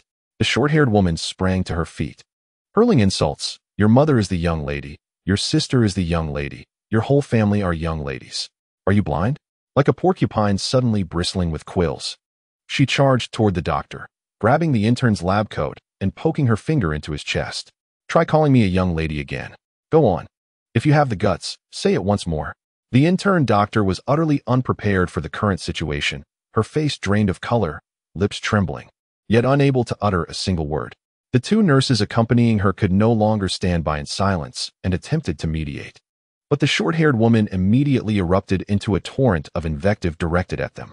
The local dialect of Jinsheng poured forth from her lips, a cacophony of harsh words that was nothing short of appalling. Her voice, crisp and melodious, resembled that of a lark. Yet her rapid-fire insults came forth like a machine gun, mercilessly bombarding the 2 nurses until they felt utterly overwhelmed.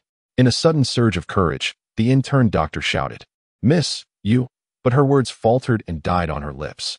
The short-haired woman spun around, her brows furrowing in anger, and with a swift motion, she lunged forward, delivering a knee strike that connected forcefully with the intern's chin. The impact sent the intern flying through the air, crashing heavily onto the cart beside Jin Feng. After her violent outburst, the short-haired woman remained unfazed, nonchalantly brushing her hands together with a derisive chuckle. "Get up and shout again, and I'll make sure to kick you down, you worthless scoundrel." Her brutality sent the onlookers recoiling several steps back, while the two nurses stood frozen in shock. Who could have imagined that this vibrant girl, as beautiful as a flower, was capable of such ferocity? You hit someone," one of the nurses stammered. The short-haired woman snorted, raising her fist. "Hit someone? You dare to say that? I'll take you down too." The two nurses, terrified, erupted into cries. One dialing the police while the other called their hospital. They had come to save lives, only to find themselves needing saving first. The short-haired woman dismissed the nurses entirely, striding over to Sun Lingua and unceremoniously kicking him. "Are you all right? Speak." Although he had been revived, Sun Lingua's complexion was grim, his eyes vacant and unfocused. Shaking his head in a daze. "Why save me? It would be better if I died." "Better to die?" The short-haired woman's expression darkened, her voice rising in anger. "I nearly lost my own life to save you, and you can't even muster a simple thank you? Do you even consider yourself human? What about your wife and children? What will happen to your elderly relatives? I can tell by your accent that you're from the mountains. Is dying far from home your aspiration? A man in his 40s. Unable to bear such trivial matters. What a wasted life." Her harsh words cut through the air as Sun Lingua stood there, a lifeless shell, murmuring to himself. "Living truly is worse than dying. It is indeed worse than dying." The short-haired woman scoffed, her disdain evident as she retorted, "I exerted great effort to save you. And yet you still wish for death? If you want to die, do it far away from me, out of sight, out of mind. Now be gone." Sun Lingua covered his face, tears streaming down his cheeks. The short-haired woman let out a scoff, reaching out to remove the needles from Sun Lingua's chest and head, before stepping in front of Jin Feng, looking down at him from a height. "Hey, you scrap collector, I didn't realize you could wield needles too. A master hidden among the common folk, are you? What is your name? Who taught you this technique?" Jin Feng had nearly recovered, though his legs still felt somewhat weak, and he silently drew on his cigarette. "Oh, trying to act cool and mysterious, are we? I asked you a question." Jin Feng had observed the short-haired woman's actions keenly. Everything about her, from her attire to her demeanor, was a complete departure from his expectations. She embodied both sorrow and righteousness. Her elegance and grace intermingled with a hint of heroism, her every gesture radiating boldness.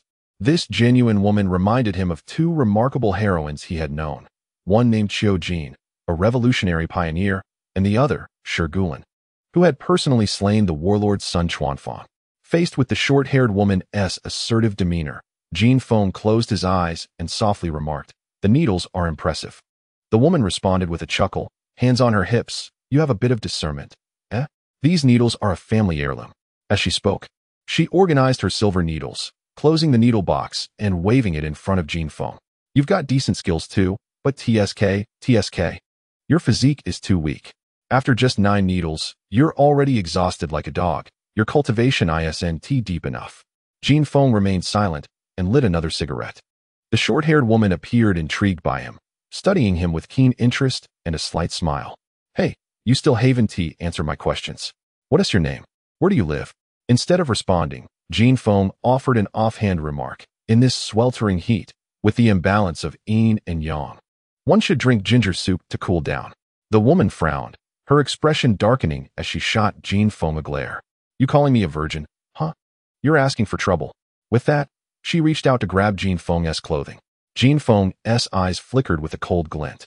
The short-haired woman was quick to act. Her movements were swift and unrelenting.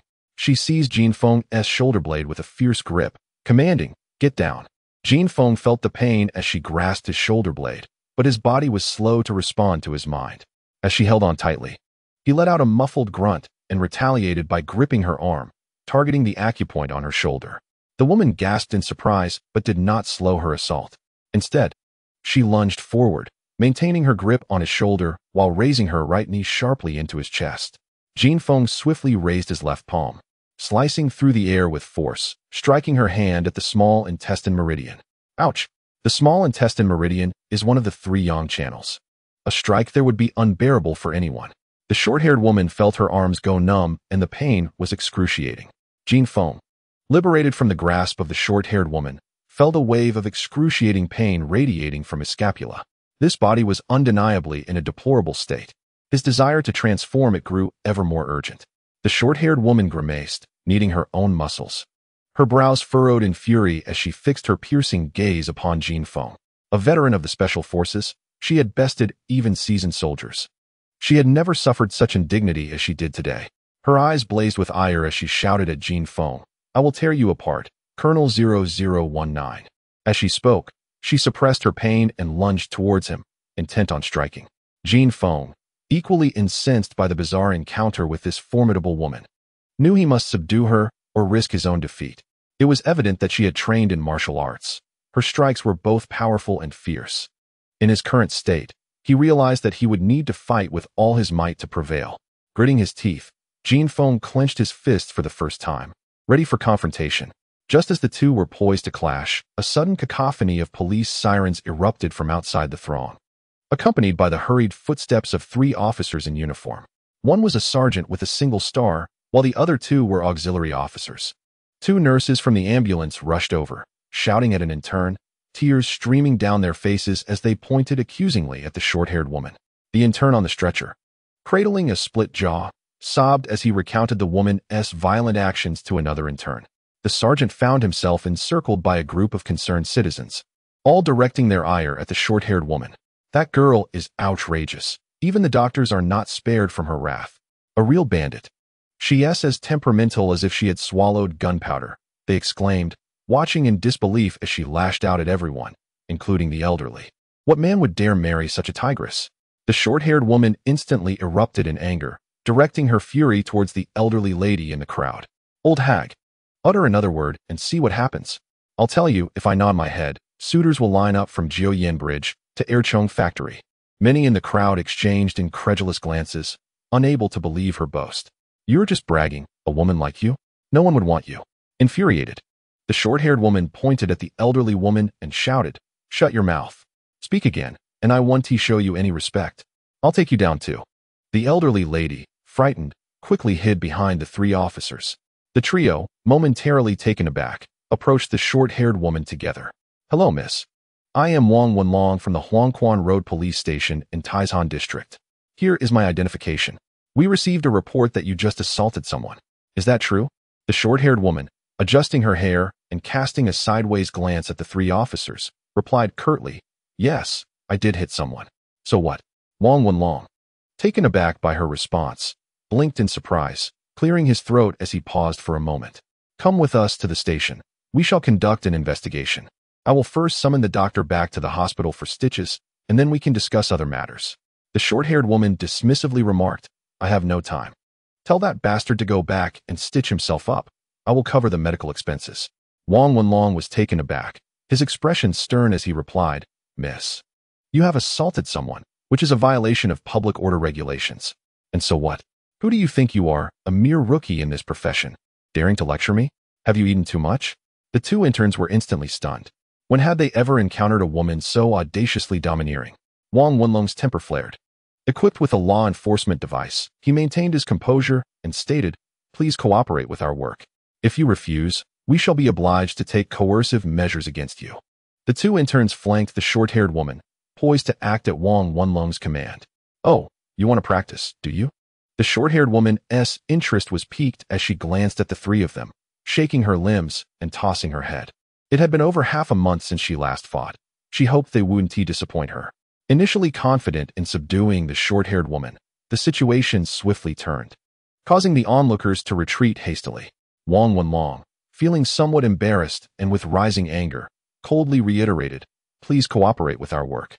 The short-haired woman scoffed derisively, "Oh, so you're afraid to fight now? Just say it plainly. You 3 are nothing but soft-footed cats. If I beat you, I would truly have no way to explain it to Qin Jiao." Upon hearing that name, Wang Wenlong's demeanor shifted. "Director Qin?" he whispered. A sharp slap met his inquiry as a black notebook struck Wang Wenlong's chest. Upon seeing the notebook, his expression morphed. He picked it up, only to have it snatched away by the short-haired woman. "I am carrying out official duties. You can leave." With that, Wang Wenlong immediately stood at attention and saluted, proclaiming, "Yes, chief." The scene left everyone in shock. The interns and nurses gaped, unable to believe their eyes. A woman worthy of a salute. What could that imply? At that moment, the short-haired woman coldly addressed the gathered crowd. "You lot, do you dare to stand here and gawk? There are 2 spies hiding among you. Old lady, don't hide. I'm speaking to you. All of you will come with me to the station for questioning." A profound silence enveloped the scene until someone shouted, prompting the onlookers to scatter in a frenzy. The once crowded sidewalk was suddenly clear, littered with several pairs of slippers, cloth shoes, and leather shoes left behind. The intern doctor and the 2 nurses departed in a hasty manner, their disheartened demeanor evident as they climbed into the vehicle. The short-haired woman, hands on her hips, threw her head back in raucous laughter, her exuberance unrestrained, utterly devoid of any semblance of femininity. Wang Wenlong and his companions shared a wry smile.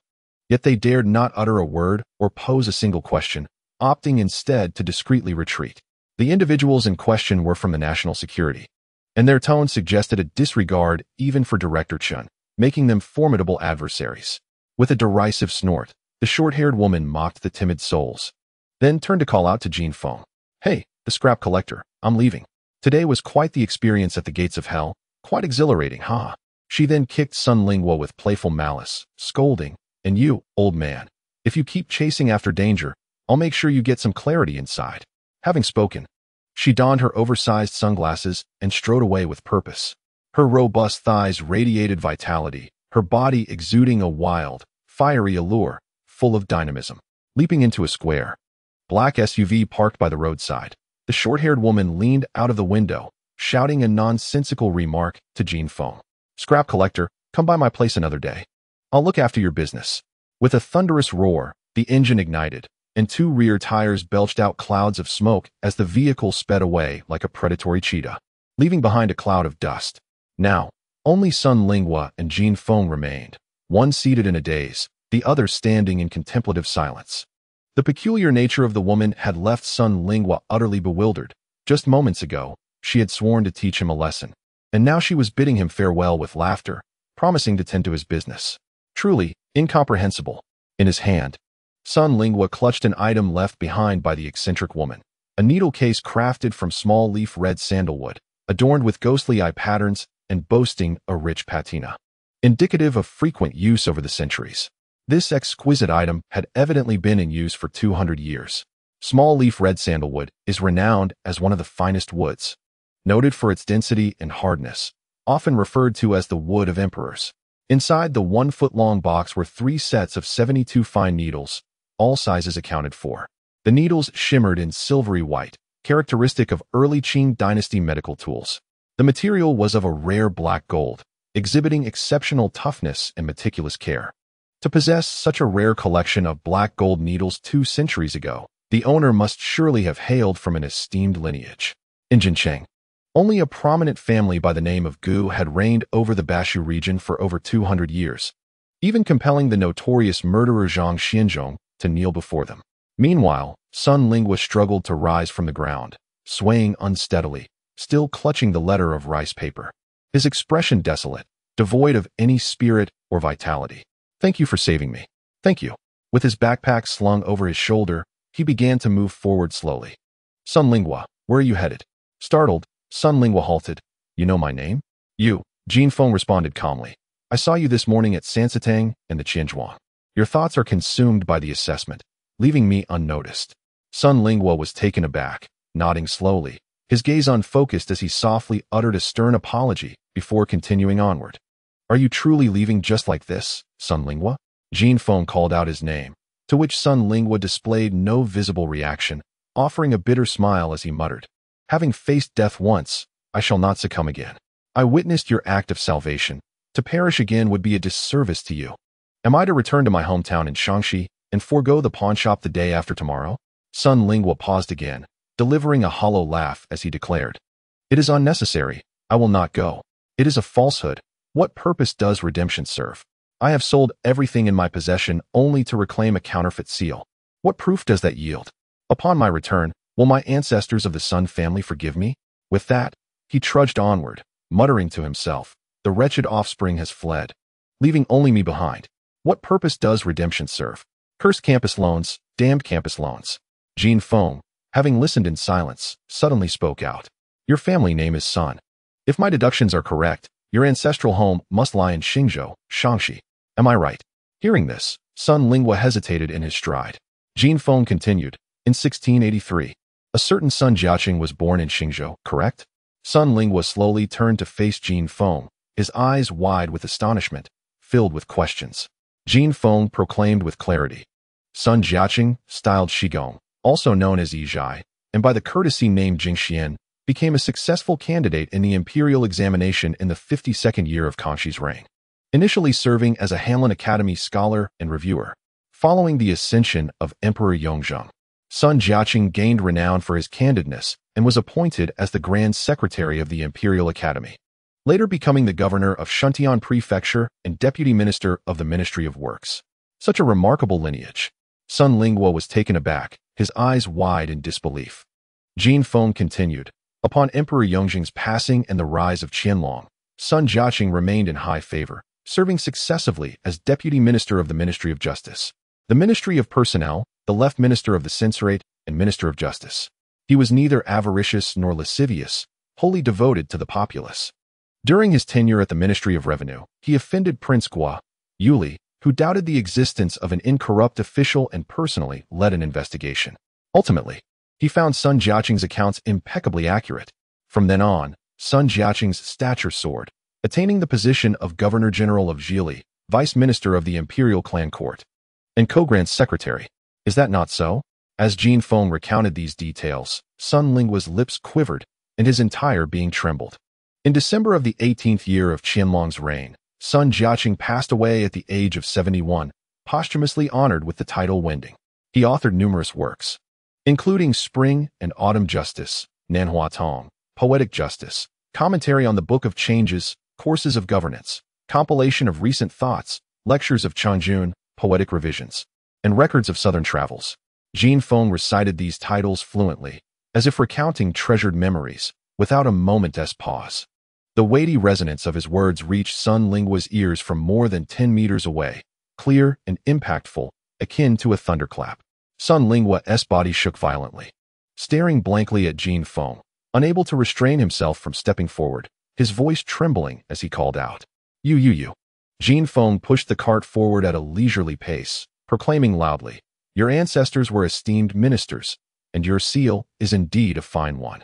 Having said this, he mounted the cart and gradually pedaled away from the scene. Sun Lingua stood there, frozen like a statue, trembling uncontrollably. To articulate the lineage of one's ancestors so clearly is nothing short of divine. Suddenly, Sun Lingua experienced a moment of clarity and rushed after Jin Feng, calling out incessantly, Master! Master! A street vendor collecting scrap metal rode ahead, while an elderly man, panting and breathless, pursued him, causing a commotion among passers-by. Jin Feng pedaled steadily, maintaining his lead over Sun Lingua, until he finally halted at the end of the street. Sun Lingua, drenched in sweat, grasped the cart and crouched down, his face pale as he tremulously implored, Master, please help me. Seated on Jin Feng's cart, Sun Lingua began to recount the tale of the seal. Just as Jin Feng had stated, Sun Lingua's ancestors included the illustrious Sun Jiaqing. Sun Jiaqing served through the reigns of Kangxi, Yongzheng, and Qianlong, firmly established as one of the celebrated ministers of his time. The family traditions of the Sun clan were strictly upheld, and their moral standing was commendable, with many descendants taking up official positions. Blessed by their ancestors, the family thrived, contributing to numerous charitable deeds, ensuring the lineage of the Sun clan endured through generations, a modest miracle in itself. In Sun Lingua's generation, the Sun family found itself in a stable, middle-class position. As a senior engineer, Sun Lingua's life was relatively comfortable. However, the troubles lay with his son. Sun Lingua's son, the sole heir to the Sun legacy, was a junior at university in Shu. Given the family's financial standing, supporting a child through college should have been effortless. Yet, unbeknownst to them, he fell prey to the perils of campus loans that year. Campus loans are, in essence, no different from the predatory lending of the Republican era. An old saying regarding usury from that time went, 9 out, 13 back, meaning if one borrowed 100 yuan, they would receive only 90, but upon repayment, they would owe 130. Campus loans can be even more insidious. During his third year, Sun Linghua's son began dating a girlfriend, keeping it from his family. The girlfriend's tastes in food, clothing, and travel were all high-end, leading to escalating expenses. Today's university students, particularly female students, often indulge in comparisons, demanding the latest iPhone, designer clothes from upscale stores, and lavish outings. When funds ran low, Sun Linghua's son resorted to campus loans. These loans are specifically designed to ensnare students. While they advertise low interest rates, the underlying traps are manifold. Most students rely financially on their families, possessing limited repayment capabilities and lacking self-discipline, resulting in an ever-increasing debt spiral akin to a snowball gaining size. Initially, they might juggle loans from one platform to pay off another, but eventually, the debt ballooned into astronomical figures, becoming unbearable. Some dropped out, others fled, and tragically, some even resorted to taking their own lives. Such individuals are not rare. Sun Linghua's son is one among them. Logically speaking, given Sun Linghua's affluent background and the fact that he has only one child, one would expect that as long as the requests are not outrageous, the son's wishes would be readily fulfilled. However, despite Sun Linghua's considerable resources, his son chose to conceal his financial situation and instead stealthily took a valuable item from home. The Sun family boasts a lineage of distinguished officials, particularly favored by Emperor Yongzheng, who once remarked, "Since my ascension, the only one courageous enough to speak candidly has been Sun Jiaqing." This mutual forthrightness between Sun Jiaqing and Yongzheng fostered a deep trust, leading to significant rewards for the honest official. After Sun Jiaqing retired, Emperor Qianlong further honored him, ensuring that the family's virtuous legacy endured. Over the course of 2 centuries, some of these treasures have been lost. Yet this particular seal has survived the trials of time. Desperately cornered by campus loans, Sun Linghua's son resorted to stealing the seal during the summer break and pawned it. The misdeed did not end there. He took the money and, instead of repaying the loan, violently attacked his girlfriend. Yes, he stabbed her 18 times. The motive? His girlfriend had urged him to take out high-interest loans. Consumed by rage, he inflicted those 18 wounds, leaving her in critical condition with daily medical expenses in the 5 figures. This incident caused quite a stir, becoming a sensational news story. Once the news broke, the girl's family and the loan platform approached him, applying relentless pressure that created a chaotic situation. Having weathered many storms, Sun Linghua understood that as long as his son was alive, there remained a glimmer of hope. Someone needed to address the mess his son had created. Swiftly, he liquidated all of his assets, repaying the high-interest loans and covering the medical expenses for the girl's family. However, the girl's family was not easily appeased and demanded an exorbitant sum in compensation. Without hesitation, Sun Linghua agreed, stating that if the funds were insufficient, he would sell the family seal. To sell the seal, it first had to be redeemed from the pawn shop and authenticated by an expert before finding a buyer. Consequently, Sun Linghua approached the pawn shop to reclaim the seal for expert evaluation. This request, however, was met with firm refusal from the pawn shop, which upheld its own regulations. Despite Sun Linghua's appeals, they remained unyielding. Left with no alternative, he retrieved a letter embossed with the seal and tirelessly sought an expert to authenticate it based on that imprint, while simultaneously searching for potential buyers. Remarkably, many experts had never encountered such a method for determining the authenticity of a seal. This scenario resembles a blind man attempting to discern an elephant, akin to purchasing a cat behind a mountain. Typically, any seasoned expert would dismiss such matters with a mere shake of the head. Should there be a tangible object for comparison, even a high-definition photograph of the physical seal would suffice for identification, yet you present merely a stamp, leaving even the most esteemed experts in trepidation. A moment's lapse in judgment could irrevocably tarnish a lifetime of reputation. There are indeed numerous so-called experts who have taken on this task, meticulously examining the item only to spew forth a plethora of nonsensical rhetoric, ultimately declaring the object inauthentic and casually dismissing Sun Linghua. They then comfortably pocket several thousand in appraisal fees. No expert dares to handle this proverbial hot potato. Those who have attempted invariably conclude the object to be flawed, causing prospective buyers to retreat in apprehension. If experts are reluctant to authenticate such items, buyers, in their folly, would never contemplate purchasing this seal. In Sheng, those willing to appraise Sun Linghua's seal can be counted on one hand. Sun Linghua, through connections with old classmates, managed to find two individuals, one being Professor Liu and the other, Qin Yunhua. While Jin Feng has yet to witness Professor Liu's prowess, he doubts the man's expertise to be remarkable. As for Qin Yunhua, despite his relatively fair disposition, Jin Feng holds little regard for his capabilities. Master Jin, you must assist me. I implore you to save me, Sun Linghua exclaimed, nearly bowing before Jin Feng, his voice choked with emotion. My family has long been scholarly. This incident stems from my failure to educate my wayward offspring properly. However, I do not value money. The transgressions of my wayward child will be dealt with by the law, but I must ensure that the young lady receives proper treatment. The cost is of no concern. Please, I beg you to help me. Jin Feng flicked the cigarette butt to the ground and replied nonchalantly, the seal is undoubtedly genuine. However, I am merely a collector of curiosities. Who would believe me if I claimed it to be authentic? Sun Linghua was momentarily taken aback. Jin Feng's assertion was indeed accurate. Without possession of the seal and lacking an expert to authenticate it, he would be unable to sell it. If Jin Feng were to assert its authenticity, who would believe him? Who would dare to trust such a claim? Encounters with Jin Feng had left him awestruck, simultaneously revealing a glimmer of hope, akin to a drowning man clutching a lifeline. Yet, with a single utterance from Jin Feng, that lifeline transformed into a dagger, piercing his very heart. His last hope was utterly extinguished. Sun Linghua felt as if the heavens had collapsed around him. Even those with an intimate understanding of his family's history were powerless to assist. No one in the world could come to his aid. In an instant, tears streamed down his face as he crumpled into a childlike heap, weeping uncontrollably. Just then, Jin Feng's voice broke through his despair. How much do you wish to sell the seal for?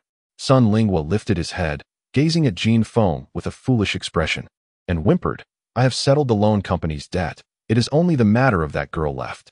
Her treatment is nearly complete, but her family demands a compensation of 1 million. I only have 130,000.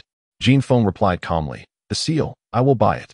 Sun Linghua slowly stood up, his voice trembling as he exclaimed, you will buy it. Taking a deep breath, Jin Feng maintained a composed demeanor. Meeting Sun Linghua's gaze directly and solemnly declared, I will buy it. 1 million. Are you willing to sell? Sun Linghua was utterly bewildered. He glanced at Jin Feng's attire and then at the cart he was pushing, laden with plastic bottles and scrap newspapers. What? Do you fear I lack the funds? Or perhaps I have undervalued it? Waving his hands, Sun Linghua shouted, Master Jin, I have consulted countless experts, spending tens of thousands on authentication, and they all claimed it was a forgery.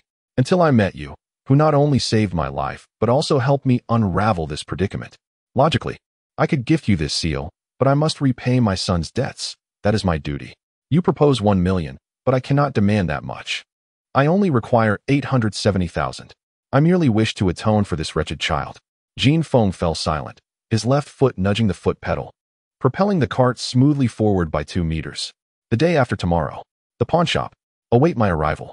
Sun Linghua stared blankly as Jin Feng walked away, trembling all over, tears streaming down his face. The following day, Jin Feng would need to procure 1 million in cash. 1 million. To him, it was an astronomical figure. Over the past decade, from the mountains to the city of Jin, he and his brothers had collected scraps for 10 long years. Yet he possessed only 20,000 in cash. Recently, due to environmental inspections, all scrap stations with incomplete documentation had been shut down, and the upper-tier scrap companies had also ceased operations, leaving him with a mountain of unmarketable refuse. These scraps might fetch over 20,000, but converting them into cash was impossible. After selling 5 emperor coins, he managed to acquire some necessary herbs, leaving him with just over 10,000. When combining all the money he and his family had, he still fell drastically short of 1 million. The day for redemption was fast approaching, leaving Jin Feng with a mere 40 hours. 40 hours to secure 870,000, an utterly insurmountable task. Yet, Jin Feng had to obtain this seal. No one understood its origins and significance better than he did. 1 million was undoubtedly worth its weight in gold. After parting ways with Sun Linghua, Jin Feng ventured to the West City shantytown in the second ring road. This area once thrived as the most prosperous part of Jin City, serving as the last rear base during the War of Resistance. Japanese planes had bombed Jin City, and the shantytown was one of the devastated locales. Since liberation, this region had remained a persistent thorn in Jin City's side. Once, there were those who aspired to replicate the models of renowned historical cities. envisioning this place as an ancient street in a vibrant city. There were also colossal financial conglomerates that sought to transform it into a new commercial hub. However, in the end, all aspirations faded into silence. This substantial opportunity remained unclaimed for various reasons. Until this year, the last slum area of this vibrant city was finally included as a key construction project. As demolition loomed, many residents were compelled to relocate, inevitably leaving behind an abundance of discarded items that needed to be disposed of. Jin Feng arrived at the site, setting down his cart and producing an old loudspeaker, which he activated. He announced his services, collecting waste books, scrap metal, scrap copper, waste cables, broken televisions, refrigerators, and washing machines, while offering high prices for old computers, air conditioners, and mobile phones. However, the anticipated results of his stakeout were disheartening. The second-hand loudspeaker's battery quickly depleted, and while he gathered a considerable amount of scrap metal and copper, the old items he sought remained elusive. Jin Feng understood that such areas, destined for imminent demolition, had already been scoured multiple times by various scavengers and opportunistic individuals. Anything of value had long been seized by these relentless collectors.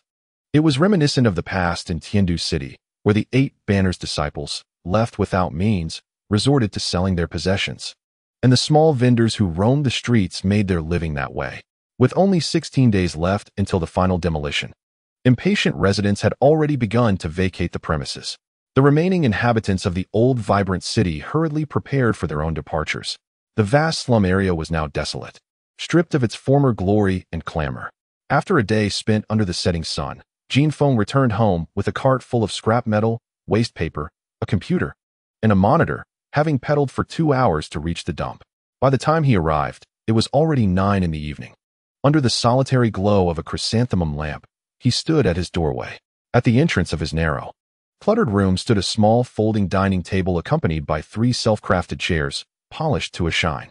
On the modest table lay a staggering array of 7 or 8 dishes: braised pig trotters, braised pig heads, marinated chicken feet, and rabbit brain. A half basin of sour cabbage fish and a large bowl of braised pork rested alongside a generous pot of meatball vermicelli soup. The mingling aromas wafted through the air, igniting a fervor of appetite. In the open kitchen, the delectable scent of garlic chives and fermented black beans and stir-fried pork tantalized his senses, causing Jin Feng's throat to involuntarily rumble. A man, standing at 1.75 meters tall, emerged from the kitchen. He was half-naked, clad only in red shorts, with flip-flops adorning his feet. His hair partially obscured his phoenix-eyed gaze, his starry eyes shone brightly, and his sword-like eyebrows arched elegantly. His lips formed an enticing curve, with a cigarette dangling from the corner of his mouth, exuding an air of mischief. His bronzed skin revealed a well-defined physique, and in the dim light, his 8-pack abs gleamed with a subtle sheen. Across his back sprawled an intricate tattoo of a green dragon, rising majestically amidst dark clouds, its bones sharp and fierce, with a menacing glare and wild mane, exuding an aura of power and life. 5 formidable dragon-like claws, sharp and menacing, appeared poised to erupt from their confines, instilling a sense of dread. The man lacked the delicate grace of youthful beauty, yet he emanated an unparalleled presence, exuding an air of icy indifference that repelled others from his vicinity. Holding a plate of twice-cooked pork, he glanced at Jin Feng, his hand suspended in midair, allowing scalding oil to drip onto his chest. His eyes brimmed with haughty disdain. Even while regarding Jin Feng, they conveyed not only arrogance, but also a profound contempt. Back. Jin Feng's grip remained firm on the handle of the cart, and after a few moments of silence, he responded with a curt, icy hum. Zhou Miao, limping back with a case of beer, cheerfully called out to Jin Feng. Brother Feng, you are truly punctual. I was about to call your phone. Brother Ao has prepared an extravagant feast, all your favorites. I even bought some chilled beer from Aunt Wang. She heard Brother Ao was back and gave me a discount of 5 yuan. Zhou Miao set down the beer, quickly opened 3 bottles, and turned to retrieve Jin Feng's cart. Brother Feng, if you're hungry, please eat first. I'll take care of this. Jin Feng's grip remained steadfast on the handle, and after Zhou Miao attempted twice to pry it away, he smiled brightly and urged, Brother Feng, let us eat. It's rare for Brother Ao to return. Jin Feng slowly released his grip, removed his gloves, and slammed them onto the ground, coldly commanding, go fetch me some steamed buns. Zhou Miao was momentarily taken aback. then laughed brightly. Brother Feng, you want steamed buns? Jin Feng replied tersely, yes. Is this what you call home? Zhou Miao bit his lip, murmuring, I ran out. I didn't feel like cooking at noon, so I finished everything. 2 meters away, beside a dilapidated table, Brother Ao snorted disdainfully, casting a sidelong glance at Jin Feng before turning to enter the small room. Upon his return, he bore a soup basin filled with 5 cold, aged steamed buns. In front of Jin Feng, Brother Ao slammed the basin onto the bench and coldly declared, your buns. Jin Feng approached, picked up a pair of chopsticks, pierced a bun, and squatted down, taking a bite, half of the bun stuffed in his mouth, struggling to swallow. Brother Feng, you. Zhou Miao stood nearby, speaking cautiously. Brother Ao emitted a derisive snort, kicking the bench towards Jin Feng and seating himself beside him, a cold smirk on his lips. Sen Shui, if he doesn't eat, we shall. Zhou Miao quietly agreed, slowly shifting his feet while his gaze remained fixed on Jin Feng. Meanwhile, Brother Ao showed no regard for Jin Feng, reclining comfortably, legs crossed, his large foot resting near Jin Feng's forehead. Coldly beckoning Zhou Miao to sit down, he clinked his beer with Zhou Miao's drink. He downed half a bottle in one go, striking the bowl of sauerkraut fish noodles with his chopsticks, commanding, eat. Zhou Miao forced a sip, nodding vigorously, and lifted a piece of twice-cooked pork the size of his palm, gently passing it to Jin Feng. The golden, fatty twice-cooked pork dripped with butter at the feet of Jin Feng. Brother Feng, have a taste of the mountain's twice-cooked pork, called out a voice. Jin Feng closed his eyes, grasped the 5-kilogram space cup beside him, and coldly retorted, get lost. Zhou Miao pouted, lowered his head, and silently retrieved his bowl. However, Ao Gu paid no heed to Jin Feng, heartily drinking and devouring meat, disdainfully saying, if you don't want to eat, just roll away. Don't obstruct my view. In a sudden burst of anger, Jin Feng stood up, clutching a steamed bun and lifting the space cup as he retreated into the room. Zhou Miao turned around, his voice barely above a whisper, akin to a mosquito's buzz, Ao Gu you. Yet Ao Gu didn't even glance his way, let that bastard starve. We'll eat. Zhou Miao nodded, his mouth continuously filled with meat, but his eyes remained fixed on Jin Feng inside the room. Brother Feng, if you want something, just shout, and I'll bring it to you. Brother Feng, the sauerkraut fish is made from cold water fish. Its flavor is exquisite. Brother Feng, how about a bottle of beer? Also, the rabbit brains were just marinated today. As he called out while eating, in an instant, all 4 rabbit brains were reduced to mere bone frames. Ao Gu, consuming and drinking, swiftly polished off 3 bottles of icy beer, belching loudly, before lighting a 25 yuan soft cloud cigarette and puffing out smoke. With more than half of the 4th beer gone, Ao Gu rummaged through his bag, producing a stack of cash and slamming it down in front of Zhou Miao. For Lao Wu and Lao Lu's high school tuition. Take it. Zhou Miao hesitated, softly responding, I've been saving with Brother Feng. Ao Gu, cigarette in mouth, brusquely interjected, use mine. I can earn money. Zhou Miao continued, Ao Gu. It's not easy for you either. With the environmental reforms, your business isn't great. Ao Gu propped one foot on the bench, tilting his head back with a cold smirk. It's a minor issue. Just changed to an eco-friendly stove. Recently, fewer people have been eating barbecues. My night stall business is booming.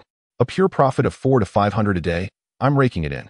Zhou Miao gazed at the red bills totaling no less than 8,000 on the table, hesitating, and softly said, you should keep this money. You'll need to spend on ya. Aoge's expression faltered, and he snapped, if I tell you to take it, then take it. Why all the nonsense? Damn, why are you so tedious now? Zhou Miao, frightened, lowered his head, meekly silent. Ao Gu downed the 4th bottle of beer in one go, tilting his head. He spoke in a deep voice directed at Jin Feng inside the room. I'm here today to discuss 2 matters. I'll cover Lao Wu and Lao Lu's high school tuition. You'll handle the living expenses. Additionally, the boss will be out soon. Once he is out, he'll work with me at the night stall. I'll help him open a shop, and I'll provide the funds. No sooner had he finished speaking than a soup bowl flew out of the room, crashing heavily onto the table. In an instant, several dishes were sent scattering across the table. Following this, Jin Feng strode out, his face dark, roaring, Dan Gu is coming out to collect scraps. It's none of your business. A bottle of beer shattered on the ground in response, glass shards flying everywhere. Ao Gu stood tall, his voice cold as he declared, this has nothing to do with you. Jin Feng glared at Ao Gu, hissing, it has nothing to do with you. Ao Gu bellowed in response, It has nothing to do with you. Jin Feng shouted fiercely, I bought a house for Dan Ge. Ao Gu roared back. Do you even have the money to buy a house? You can barely take care of yourself. The two men glared at each other, veins bulging on their foreheads. Their eyes ablaze with fury. Beer foam mixed with saliva dripped from their faces and bodies. Zhou Miao, frightened, stood up and trembled. Please, don't shout. Feng Ge. Ao Gu, let us talk calmly. Calm my ass. Both Jin Feng and Ao Gu shouted in unison. Jin Feng raised his hand to point at Ao Gu, only to have it swatted away by Ao Gu. Jin Feng lifted his hand again, loudly proclaiming, Dan Ge can choose whoever he wants. Your opinion doesn't matter here. This is Dan Ji's home. Ao Gu sneered, surveying the surroundings, and scornfully retorted, You call this a home? This rundown place hardly qualifies. Jin Feng replied loudly. Whether it's a home or not is none of your business. It may be dirty and stinky, but here I have brothers. Brothers who have stood by me for over a decade. Ao Gu spat heavily, raised his middle finger at Jin Feng, his neck flushed with anger as he shouted. Jin Laosan, don't you dare use brotherhood to justify this. Zhang Dan went in for you, sentenced to 5 whole years. His life is ruined because of you. This is the brother you brought out from Daijing Mountain, and he has ruined his life for you. Jin Feng roared in response, I will compensate Dan Ge. I will make it right. Ao Gu, unyielding, shouted back, You can't afford it. Guise Li's granddaughter still dares not admit that Yang Wei assaulted her. If you're so brave, have Li Yixue go to the police and tell the truth. Jin Feng fell silent, his eyes ablaze with rage as he glared at Ao Gu, fists clenched. Ao Gu's eyes seemed ready to burst with fire, unwavering in his stare. Oil spilled across the table, with fish and braised pork strewn across the floor. Jin Feng trembled, struggling to steady his breath, and yelled at the door, Get out. You are not welcome here. Ao Gu sneered, Why should I leave? What gives you the right to expel me? I have a stake here too. With a loud crash, Jin Feng seized a beer bottle and swung it forcefully towards Ao Gu's chest.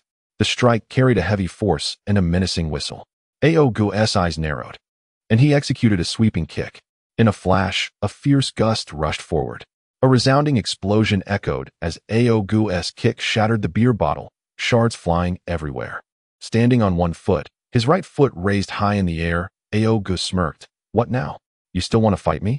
Who do you think you can take on? Jin Feng was drenched in beer, the froth trickling down his head. Several cuts marred his feet, blood pooling around him. Grabbing a plate from the table, he smashed the marinated chicken feet into a pulp. Ao Gu let out a chilling laugh, settling down with an air of superiority, gesturing towards the table. Smash it. Go ahead, smash it with all your might. Jin Feng kicked an empty beer bottle away, squatting silently on the ground. The courtyard, littered with refuse, was heavy with a stifling atmosphere, the scent of gunpowder permeating the air, rendering it eerily silent. Zhou Miao, covered in grease and debris, held the last marinated chicken foot in hand. Quietly discarding it onto the table, he picked up a broom to silently clean up the mess. Ao Gu, Feng Ge, let us not quarrel. When Dan Ge returns, he can decide for himself. School is approaching, and Lao Wu and Lao Lu will be taking their college entrance exams this year. They are enrolled in online classes, consistently ranking in the county's top 10. Gaining admission to a prestigious university is undoubtedly within their reach. Lao Wu even called me today. He and Lao Lu have been foraging for matsutake and chicken of the woods at home.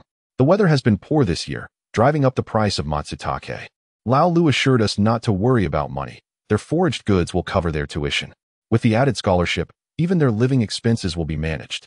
While we, their elder brothers, may lack ambition, Lao Wu and Lao Lu are sure to succeed in college, bringing us honor. The past, filled with bitter memories, is hard to revisit. Zhou Miao's words flowed like water, quietly and without sound. Hearing Zhou Miao's remarks, Jin Feng took a deep breath, sitting on the ground as he lit a cigarette. Ao Gu similarly seated himself, turning his back to Jin Feng, lighting his own cigarette. The air was thick with tension, oppressive and stifling. Zhou Miao approached Ao Gu, offering him the money from the table, whispering, Ao Gu, you take the money. Use it for posters and advertisements. Consult ya. Ao Gu retorted curtly, everyone's online these days. I've joined hundreds of missing persons groups. The group leaders are all voluntary. Advertising is free. After a pause, his tone softened yet remained frosty. Take the money. Didn't you say the recycling station needed paperwork? Use this to cover it. Jin Feng coldly interjected. The recycling station has nothing to do with you. Keep your money and get lost. Ao Gu, cigarette in hand, pointed at Jin Feng with a mocking grin. Let me remind you, Jin Lao-san, you have no right to tell me to leave. Don't forget that when we moved to Jincheng, every penny spent had a quarter belonging to me. Jin Feng replied icily, I'll pay you back. Pay back. Ao Gu's temper flared again, gritting his teeth as he continued. San Shui said the paperwork would cost 100,000. You've hoarded so much stock. Do you have even 10,000 left? Pay back. You're just putting on a brave face. Even if you sold yourself for parts, you couldn't cover that debt, let alone repay me. Get out of my sight. Jin Feng stood up, confronting Ao Gu with fury. Ao Gu completely disregarded Jin Feng, sneering contemptuously as he shouted. Do I need to repeat myself? At that moment, a girl appeared at the entrance of the courtyard. Under the dim glow of the chrysanthemum lantern, her shadow appeared somewhat distorted, her face exuding a blend of pure innocence and natural allure that evoked an irresistible sense of affection. With an ethereal grace and a hint of floral fragrance, the girl in her school uniform entered the courtyard, and the dim light began to radiate brilliance. Ao Gu, you're here. It's been so long since I last saw you. She spoke softly, her voice flowing like the clearest mountain spring, soothing the tension that hung in the air. Ao Gu cast a glance at her, his eyes flickering with disdain and resentment, yet it retreated into shadows mere seconds later. He responded coldly, pointing at Jin Feng's nose repeatedly. If you can keep that junkyard running, I'll crawl between your legs. Jin Feng slammed his hand down forcefully, his voice icy. Then you better keep an eye on it. Without further words, Ao Gu kicked a stool aside, threw his short-sleeve shirt over his shoulder, and strode out. The girl stepped aside, lowering her head, biting her lip, and softly said, Ao Gu, please do come home more often. He gave a slight grunt in acknowledgement as he exited the courtyard and jumped into a second-hand Wuling Hongguang van, which turned around and departed with a roar. Jin Feng squatted on the ground, numbly smoking a cigarette. The girl, Li Yixue, approached with small steps, observing the chaotic scene in the courtyard, and obediently picked up a broom to tidy up. Li Yixue, you're not needed here. Leave. Zhou Miao snatched the broom from her, his dark and cool demeanor exuding a chilling intensity. Unperturbed by the loss of the broom, Li Yixue gently crouched down, extending her snow-white hands to pick up the shards of glass scattered on the ground. Zhou Miao brusquely swept the glass aside with the broom, coldly asserting, You're not welcome here. Go. Li Yixue paused, biting her lips softly, her delicate hands reaching into her bag to retrieve a few band-aids. As she cautiously made her way to Jin Feng, Fenggu, you're bleeding. Let me apply a band-aid. Her voice was gentle and soothing, akin to the warmest spring breeze, each word striking Jin Feng's heart like tender willow branches brushing against his cheek. Jin Feng's expression was icy, and glancing at Li Yixue, he took the band-aid from her and tore it open to place it on his wound. Is there something you need? He asked quietly. Li Yixue lowered her head, her glossy black ponytail swaying gently, exuding an unspoken fragility. Nothing. If there's nothing, then you should go. Keep an eye on your grandfather. Li Yixue softly acknowledged, her beautiful hands delicately using a tissue to wipe the still bleeding wound on Jin Feng's arm. Suddenly, a hard and unforgiving broom came crashing down, filthy grease and mud splattering onto her hands. Zhou Miao coldly shouted, Fenggu told you to leave. Are you deaf? Li Yixue hesitated to speak, softly responding and falling silent. She retrieved a plastic bag from her purse. Inside, a variety of banknotes, both old and new, were neatly arranged. With her head bowed, Li Yixue gently spoke. Brother Feng, grandfather asked me to give you this money to handle the waste station's procedures. Upon hearing this, Jin Feng's expression darkened. Zhou Miao abruptly shoved the plastic bag back into Li Yixue's embrace, coldly asserting, We find your money tainted. Li Yixue maintained her gaze downward, biting her beautifully shaped lips, her pure visage devoid of any trace of resentment or anger. She lifted her head slightly, casting a sidelong glance at Zhou Miao, her eyes misty with innocence yet tinged with a flicker of indignation, which dimmed almost instantly. San Shui, I am no longer a princess. These past days, I have accompanied grandfather to beg. Whoever offers money, I bow to them. This money is clean. Zhou Miao paused momentarily, yet her lips remained icy as she replied. We have our own funds. If necessary, we will close the way station and return home with Brother Feng. Li Yixue's delicate frame trembled slightly as she turned towards Jin Feng, a hint of panic flashing in her watery eyes. Her softest voice was laced with urgency. Brother Feng, please continue to run the waste station. If funds are insufficient, I will find a way. Grandfather, Uncle Bai, Old Lady Jiao, and Sanwazi all wish for you to keep it open. Jin Feng waved his hand dismissively. Your money is hard-earned. Take it back. Li Yishue's body stiffened, her head drooping even lower. I want to keep the waste station open. I can manage the finances myself. Suddenly, she raised her head to look at Jin Feng, her eyes shimmering with a unique light. A slight smile graced her lips, illuminating the courtyard like a captivating vision.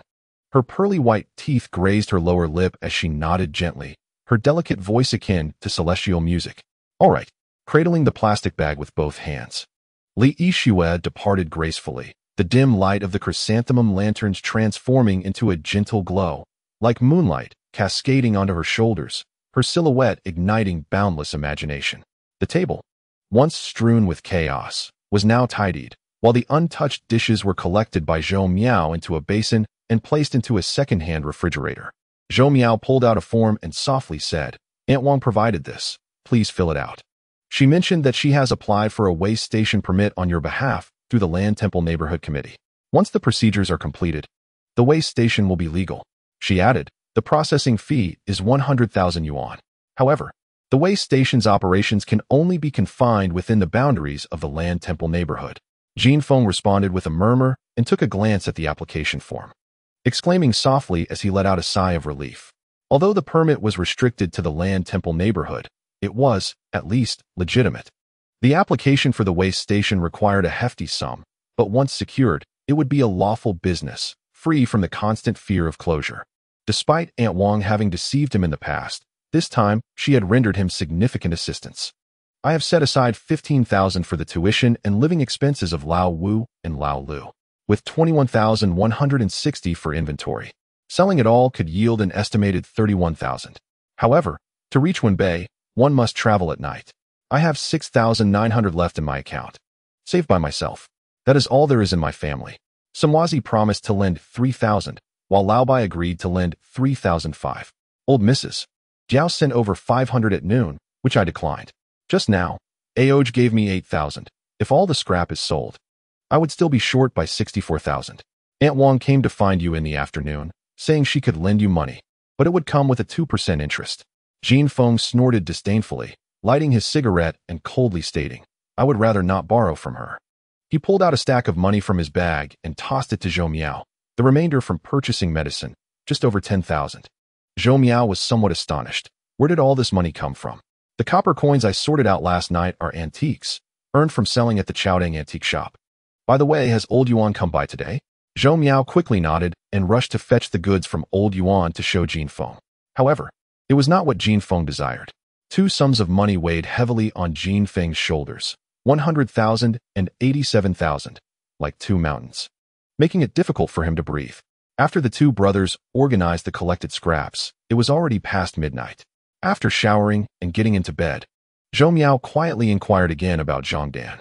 Zhang Dan was one of the four brothers who initially came to Jincheng, the eldest among them.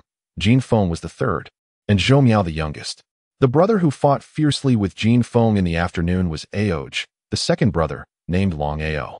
The four brothers had come out together from Dido Mountain, commencing a 3-month stint working on a construction site without being paid. Zhang Dan led the brothers to confront the contractor, only to be surrounded and beaten by dozens of workers. At that time, the brothers were merely 12 or 13 years old, hardly a match for grown men. That night, the brothers lay in wait at the entrance of an entertainment venue, ambushing the contractor, leaving him crippled and fleeing with over 2,000 of his money to Jincheng. They took on various jobs, delivering food, washing dishes, carrying bricks, until they ultimately resorted to living on the streets as beggars. The hardships of those 2 years can only be truly understood by those who have endured them.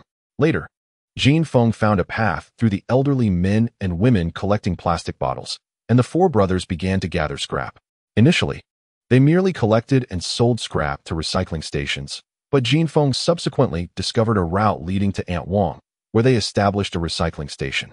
At that time, the four brothers worked in unison, all abandoned orphans, unafraid of toil or dirt, laboring tirelessly day and night. Though looked down upon, living lives inferior even to dogs, and enduring great hardship, Those brothers were the happiest during that time. Before long, the brothers had established a foothold and accumulated some savings. Their lives gradually improved. In less than 2 years, Aunt Wong erected a row of simple houses to rent to outsiders, and as the number of tenants increased, several outsiders also opened recycling stations in the area. The neighborhood has seen an influx of individuals engaged in the most menial of professions: beggars, barbecue vendors, and laborers. One day, a grandfather and his grandson arrived, known as the crippled elder and Li Yixue. Upon their first encounter, the four brothers were captivated by Li Yixue's beauty, surrounding her daily, and at that time, Li Yixue shared a close bond with them. She was still a minor. Yet her beauty was so striking that even Aunt Wong was taken aback, while many local men from the community temple were infatuated with her. Yang Wei, the son of the community director, frequently brought a group of ruffians to harass Li Yixue, leading to numerous altercations between the four brothers and the local thugs. One day, Zhang Dan and Long Ao rented a vehicle to collect scrap, leaving Jin Feng and Zhou Miao at home. From a distance, they heard the crippled elder's anguished cries. Upon rushing outside, they found the crippled elder struggling in the mud, calling for help with only one hand remaining. When they reached the crippled elder's residence, they discovered Yang Wei violently restraining Li Yixue on the ground, surrounded by torn clothing. Li Yixue lay beneath Yang Wei, her eyes vacant and filled with despair. Resembling a lifeless puppet, Jin Feng entered the room, and upon seeing Li Yixue, tears streamed down her face. Enraged, Jin Feng charged at Yang Wei and began to fight him. At that time, Yang Wei was in his 20s, tall and robust, a trained fighter, making Jin Feng no match for him. Yang Wei brutally beat Jin Feng, leaving him near death, blood pouring from his mouth. Zhou Miao rushed in wielding a kitchen knife, but was met with a blow that shattered his leg, and in the ensuing chaos, his Achilles tendon was severed, leaving him permanently disabled. The two brothers, emerging from the mountains, were fiercely protective. Jin Feng, blinded by rage, seized whatever he could find, while Zhou Miao clung to Yang Wei's leg, biting his foot, and Jin Feng wielded a screwdriver with reckless abandon. Seizing an opportunity, he plunged the screwdriver into Yang Wei, who managed to avert a fatal blow but lost an eye as a result. Jin Feng gouged out the eyeball and stuffed it into Yang Wei's mouth, relentlessly stabbing him in the face. The room was saturated with a horrific stench of blood, overwhelming to the senses. Yang Wei was stabbed 63 times, leaving his lower body mutilated, flesh scattered across the floor. Blood pooled everywhere, and the dried stains attracted swarms of flies, buzzing incessantly throughout the room. The nauseating odor was palpable even from several meters away. When Zhang Dan and Long Ao returned, they were horrified to find Jin Feng in such a state, barely recognizable. And Zhou Miao, with a broken bone exposed, cried out in anguish. Zhang Dan embraced Zhou Miao while Long Ao held Jin Feng, both weeping uncontrollably. Later, when the perpetrators were apprehended, the eldest brother, Zhang Dan, stepped forward resolutely, confessing to the murder. Yang Wei was taken to the best hospital in the province, where even the finest doctors could not save him. Jin Feng remained bedridden for 2 weeks, after which Zhang Dan confined him at home for a month. By the time he was able to walk again, the matter had long been settled. The Yang family, deeply rooted in their hometown and wielding considerable influence, sacrificed all their wealth to compensate Yang Wei. The brothers, after years of toil, found themselves back at square one overnight. Zhou Miao endured a broken leg, severed tendons in his foot, and sustained severe injuries, all to be managed on his own. Zhang Dan was also dragged into the fray. The subsequent events were ones no one wished to recall. At the most critical juncture, had it not been for Aunt Wong's courageous stand, the four brothers and the scrapyard would likely have been reduced to ashes. Zhang Dan received a 5-year sentence, confined 200 kilometers away in the Great Buddha City. When Jin Feng visited him in prison, Zhang Dan imparted a single piece of wisdom. You, my brothers, are the cleverest. Live well and take care of each other. Yet, the principal figure, Li Yixue, remained conspicuously absent throughout, uttering not a word, which ultimately led to the irrevocable fracture of what was once a joyful family, sharing a single pair of trousers. Shortly after Zhang Dan's incarceration, Long Ergu and Jin Feng fell out, resulting in a fierce altercation that led to one departing alone. Subsequently, Long Ergu opened a night stall in the city, leveraging his culinary skills to quickly amass wealth. Over the 5 years, his time was divided between earning money and honing his martial arts. and he became capable of kicking a full beer bottle to pieces, much to Jin Feng's astonishment. Now, 5 years later, animosity persists between Long Ergu and Jin Feng. They regard each other as foes upon encountering one another. Jin Feng harbored profound guilt towards Zhang Dan and Zhou Miao. With their finances depleted, Zhou Miao's leg went untreated, leading Long Ergu to bind 4 steel rods to it, leaving Zhou Miao to fend for himself. The thought of this filled Jin Feng with remorse for Zhou Miao. Meanwhile, Zhou Miao's resentment towards Li Yixue ran deep. Though her plight was pitiable, her actions incited disdain from Long Ergu and Zhou Miao. And no matter how she sought to make amends, they remained indifferent to her efforts. When Brother Dan returns, he must join us. If Long Ergu dares to intervene, I will fight him to the death, Zhou Miao asserted softly. Let us wait for Brother Dan to come back. It is not easy for Ao Gu to handle everything alone, Jin Feng replied coldly. Stop talking nonsense. It's time to sleep. The two brothers devised a plan. Zhou Miao would oversee the scrapyard while Jin Feng ventured outside. However, the following day, Jin Feng did not leave until after 8. Heading directly to the old city, he resolutely refused to allow Long Ergu to take Zhang Dan from them, as this was his unwavering boundary and the crux of his turmoil. This knot must be untied by himself. The scrapyard needed to thrive and expand, as this was Zhou Miao's dream. Moreover, the imperial seal from Sun Lingua, with its audacious promise, needed to be acquired. It represented his first step into a new realm, the most crucial step of all. All of this could only be accomplished on a foundation of wealth. The pressing question remained: where could such funds be sourced? Today, Jin Feng intended to go to a particular place, aiming to gather all the necessary money in one fell swoop. Just as he reached the exit of the scrapyard, he halted in his tracks. Li Yixue struggled to push a cart through the muddy terrain, transporting the old man with crutches.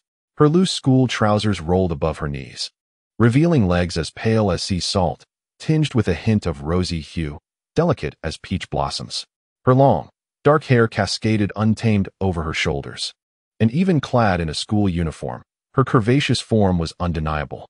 Breathless, she emanated a captivating scent of roses, and as she turned suddenly, a radiant smile graced her fair face, breathtakingly beautiful.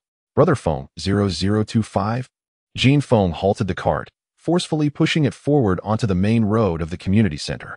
The old man sat securely in Jin Feng's specially crafted iron frame, gesturing with 3 fingers and laughing heartily. It's all right, old man. This road will be repaired sooner or later. Turning around, Li Yixue approached with her cart. Thank you, Brother Feng. Sitting by the cement roadside, she removed her shoes and delicately scraped the mud off with a piece of ice cream wrapper. Despite her status as a beggar, her movements were imbued with elegance and grace, exuding a captivating aura that could enchant anyone. Brother Feng, please sit. I'll help you take off your shoes and clean the mud. Her soft, melodious voice resonated like celestial music in Jin Feng's ears, stirring his heart. No need, she replied sweetly. You don't have to take off your shoes. Squatting at Jin Feng's feet, Li Yixue gently wiped the mud from his shoes, pulling out a roll of paper from her bag to clean them thoroughly. Standing up with a smile, she stood quietly before him, gazing tenderly into his eyes, her deep affection evident in her enchanting gaze. Be careful on the road. Watch for the traffic lights when crossing. Don't go to the bus station. School is starting soon. Those students are quite serious and will check your student ID. Jin Feng, avoiding her gaze, took a puff of his cigarette and spoke softly. Stay safe. Li Yixue nodded, her delicate, refined nose responding gently as she retrieved a thin red facial mask from her backpack, applying it to her left cheek. With a flurry of motions, Li Yixue transformed from an ethereal beauty into an ordinary-looking student. Adjusting her school uniform, she smiled coyly at Jin Feng, saying softly, I'm safe now. Jin Feng nodded, stepping onto the cart. Li Yixue hesitated, gently calling out, Brother Feng. Jin Feng turned back, softly asking, Is there anything else? Li Yixue bit her lip, smiled, and shook her head. Jin Feng, with a cold demeanor, insisted, If there is something, just say it. Li Yixue's slender form faltered. Her head bowed as she whispered, Brother Feng, I think I saw Yang Wei. Jin Feng was suddenly taken aback, his pupils constricting as he gripped the handlebars tightly. A rush of blood to his head, he asked in a low voice, When? The day before yesterday, at the city exit. Jin Feng's mind became a whirlwind. He took a deep breath, fell silent for a moment, forcefully tossing the cigarette butt to the roadside, and calmly stated, I understand. You be careful. After a lapse of 5 years, the name Yang Wei resurfaced, prompting only a momentary shock in Jin Feng before he quickly cast it aside. Li Yixue, upon witnessing Yang Wei's reemergence, felt no surprise. The scars left by Yang Wei would forever haunt her. Similarly, the pain Jin Feng inflicted upon Yang Wei was indelibly etched in his memory. Should Yang Wei dare to stir trouble again, it would be a fitting opportunity to settle both old grievances and new. After an hour and a half of travel, they arrived in the old city. Within this historic area stood a renowned traditional Chinese medicine clinic named Taiwan Hall, famed throughout Jincheng for the illustrious Dr. Gu, known for his exceptional skills. Dr. Gu was a distinguished physician, recognized by the state and granted special allowances, revered for his benevolence and expertise. In the past, during the tumultuous era when Zhang Xinzhong established the Dashi kingdom in Jincheng, warfare ravaged the lands of Bashu, leaving countless casualties in its wake. Amidst the ruins of the Shu Palace, there stood a granite stele, towering 7 feet high, 3 feet wide, and 8 inches thick, inscribed with a chilling proclamation: Heaven begets all things to nurture humanity. Humanity possesses nothing to repay heaven. Slaughter, slaughter, slaughter. This inscription bore the date of the 2nd year of the Dashuan era, corresponding to the year 1645. This became infamously known as the 7 Killings Stele. In later years, experts and scholars debated the veracity of Zhang Xinzhong's alleged massacre of the Bashu populace, a contentious topic for many years. The truth remains shrouded in mystery. Yet a legend endures, whispered in the tea houses of Jincheng. It is said that Zhang Xinzhong once knelt at the entrance of Taiwan Hall, bowing to the ancestors of the Gu family in gratitude for their life-saving grace. With a history exceeding 300 years, Taiwan Hall has witnessed the rise and fall of dynasties, establishing itself as an integral part of Jincheng's character.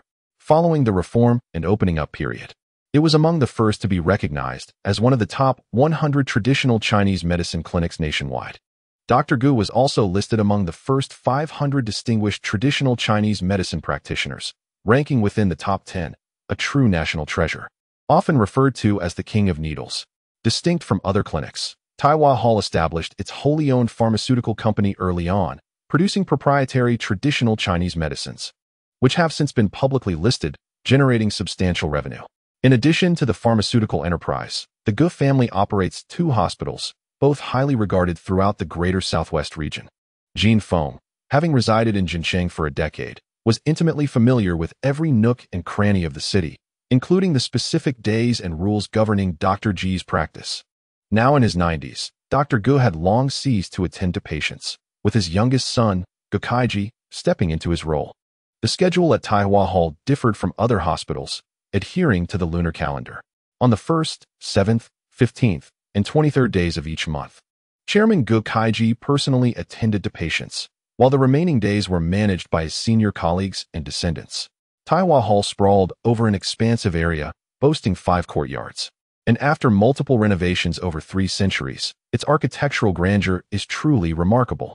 Currently, Taiwan Hall not only ranks among the top 10 traditional Chinese medicine establishments in the country, but also stands as a renowned historical and cultural edifice in Jincheng, a designated key-protected building. The plaque at the entrance has been a fixture for many years. The one currently displayed is merely a replica, while the authentic plaque has long been preserved as a cultural relic in Taiwan Hall's private museum. Taiwan Hall is not lacking in funds, nor does it concern itself with the trivial admission fees, as this private museum is generally not open to the public. Today marks the 7th day of the lunar month, a day when Gu Kaiji holds consultations, leading to a throng of people awaiting medical attention. Many have arrived early to secure their place. When Jin Feng arrived, he collected his ticket from the machine and found himself positioned beyond the 500th place in line. However, instead of waiting in the designated area like the others, he retrieved a loudspeaker from his cart. Lost and found, lost and found. Yesterday at noon, I discovered an old needle case on the mid-section of Huangquan Road. The needle case is quite antiquated, containing 3 sets of needles. I hope the owner will come forward to claim it. The announcement, pre-recorded, instantly stirred a commotion among the crowd seeking medical assistance, many casting disapproving glances at Jin Feng. Unfazed, he stood before his cart, smoking, as steadfast as a javelin.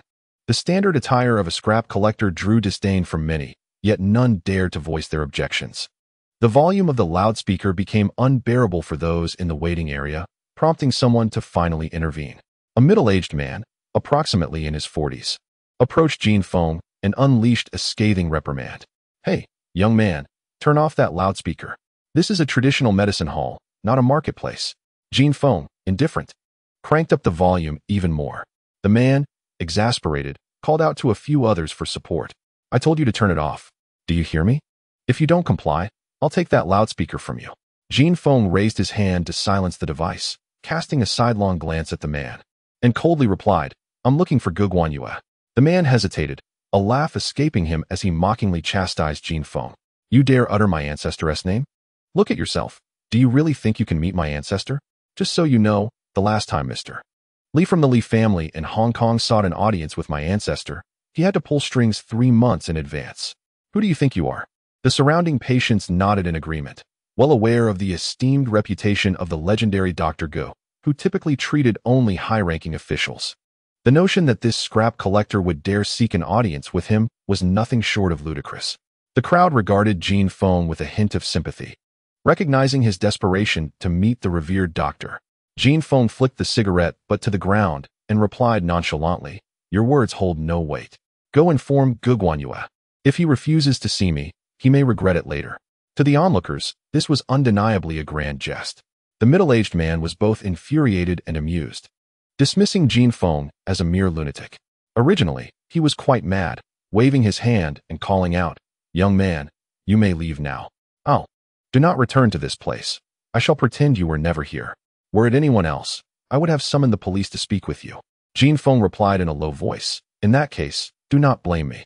The exquisite black gold needles of the Gu family, I trust, will fetch a handsome price."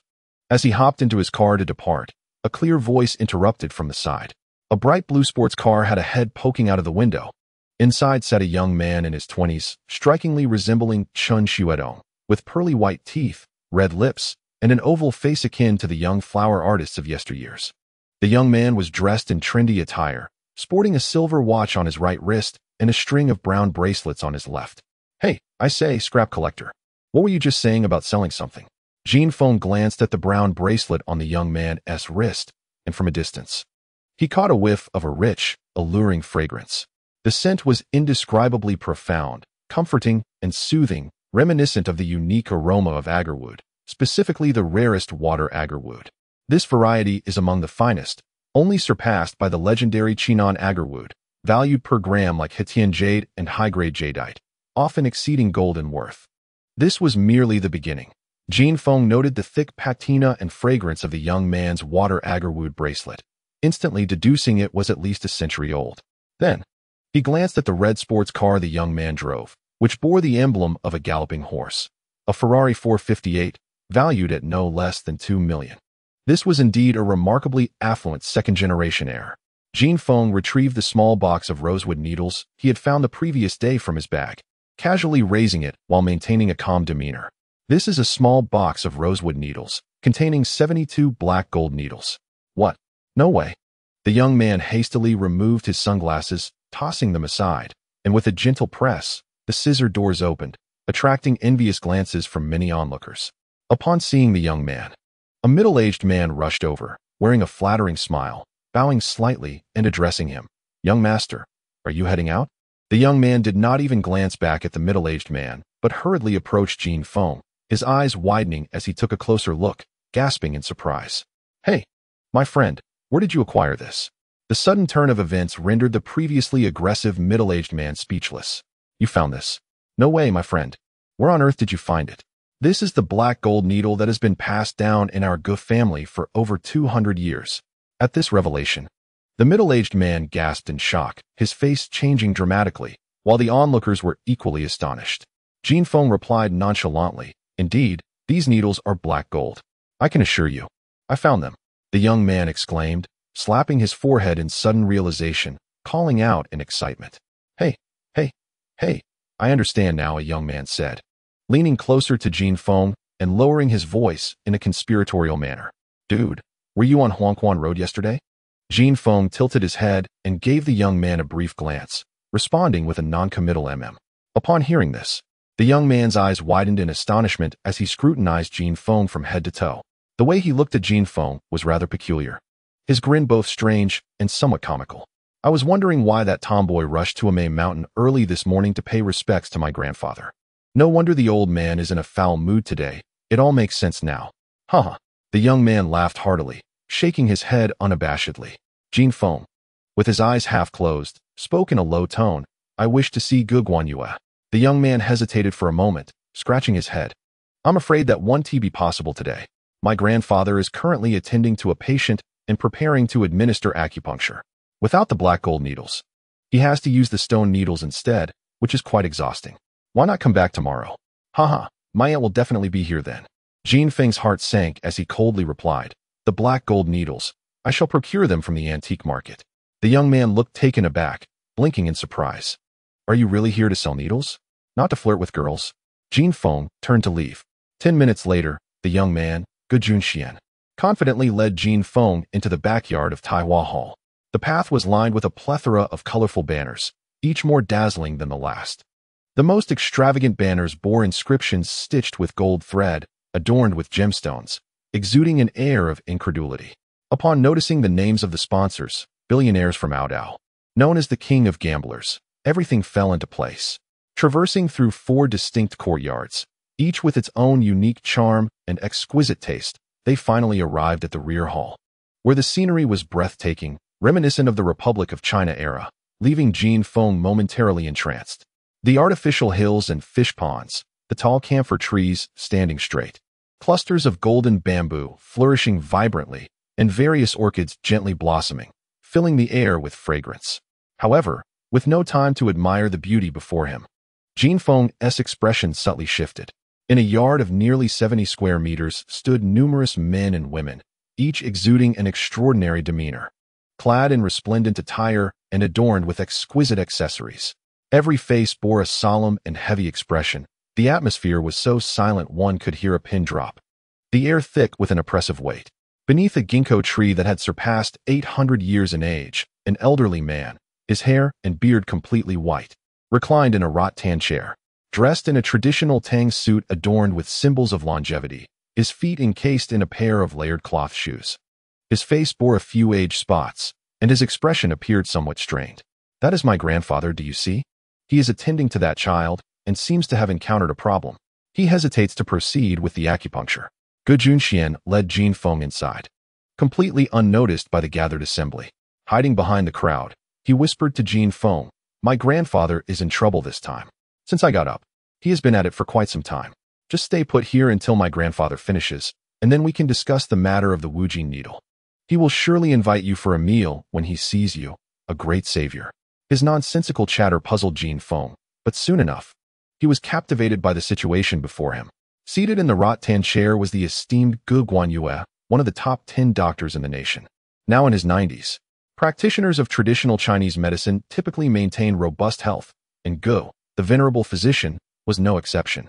However, seeing the pallor of his complexion now caused Jin Feng to feel a flicker of surprise. It was known that Guiguanyue had long since retired from treating patients, though he occasionally offered his expertise. Yet, the number of individuals deemed worthy of his pulse diagnosis would not exceed 100 across the country.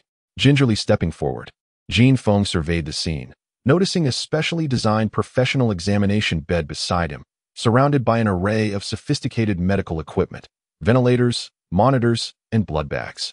Each instrument bore foreign labels, all imported. On the bed lay a boy of 8 or 9 years, his head shaven, and his complexion ghastly pale, reminiscent of a corpse recently exhumed from an icy tomb. His body lay rigid, limbs flat, lips tinged with a bluish hue. Had it not been for the faint flutter of his eyelashes, Jin Feng might have mistaken him for deceased. Surrounding the bed were 4 middle-aged nurses and 2 doctors in white coats, each fulfilling their designated roles, vigilantly attending to the child. Glancing back at the venerable Gu, his appearance was scarcely better. His face was tinged with a sickly hue, his mouth chewing on ginseng slices, and his chest heaving with urgency. Before him lay a row of professional acupuncture needles, glinting coldly in the sunlight. The legendary 13 needles of Jingjue? It appeared that Dr. Gu had administered the needles, but had failed to heal the boy. No, my grandfather had already applied the needles. Alas, I knew it would end in disaster. Blast it all, I knew the old Zhong family from Tiandu City was unreliable. Gu Junxian slapped his forehead in regret, clenching his fists in frustration. Though he hailed from a wealthy lineage, Gu Junxian was affable and open-hearted, showing no disdain for Jin Feng, who was of humble origins. With an abundance of words, Gu Junxian pulled Jin Feng aside, expressing his indignation, and through their conversation, Jin Feng gradually pieced together the backstory. The boy on the bed was Yin Kaiyu. From the neighboring Yin family, a mining magnate. Yin Kaiyu's birth had been fraught with complications. His mother suffered from a condition known as a hypoplastic uterus.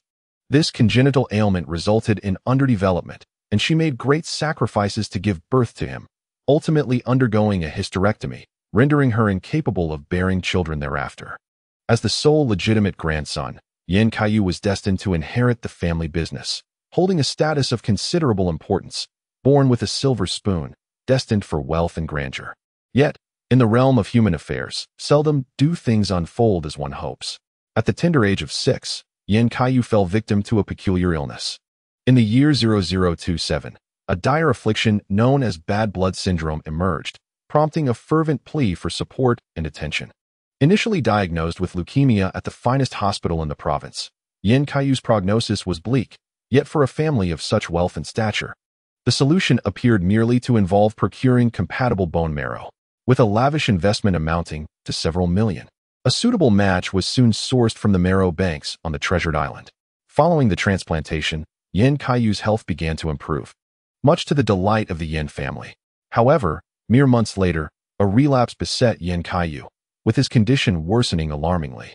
His symptoms were peculiar, marked by the alarming occurrence of hemoptysis. The illness manifested violently, accompanied by vomiting, diarrhea, and bleeding from all orifices.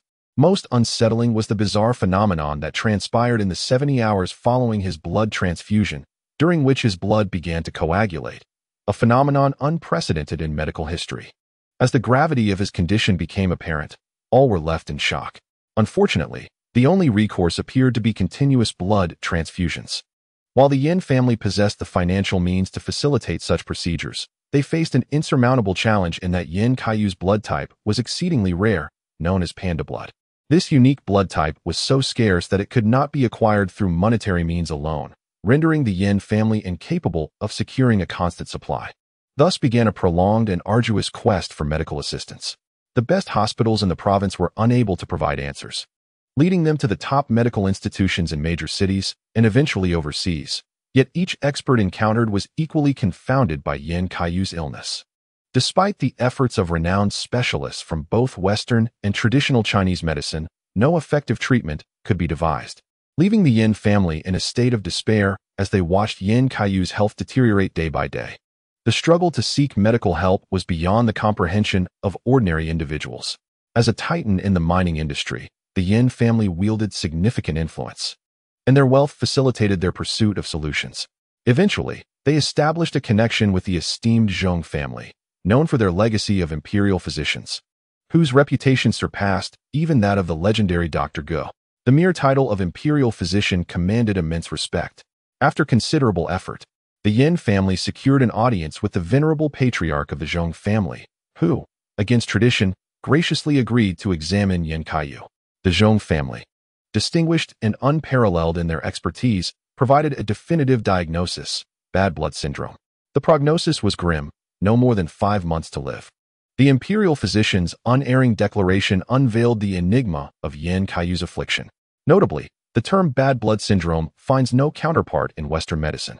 With a mere phone call, the patriarch summoned the director of the National Medical Museum, presenting an ancient medical text from the Northern Song dynasty, which contained the solitary case that mirrored Yin Kaiyu's condition. The Song dynasty's engraved ancient texts are indeed rare national treasures, with very few surviving globally, particularly the Northern Song editions, which are scarcer than Yuan dynasty blue and white porcelain. The medical texts from this period are epitomes of national heritage. Perhaps few are aware that the Song dynasty represented the zenith of cultural development in the entirety of Chinese civilization, accompanied by unparalleled economic prosperity. To what extent was this prosperity? Officials in the Song dynasty were exceptionally well compensated. A prime minister's monthly salary could procure an astounding 120,000 pounds of fine rice.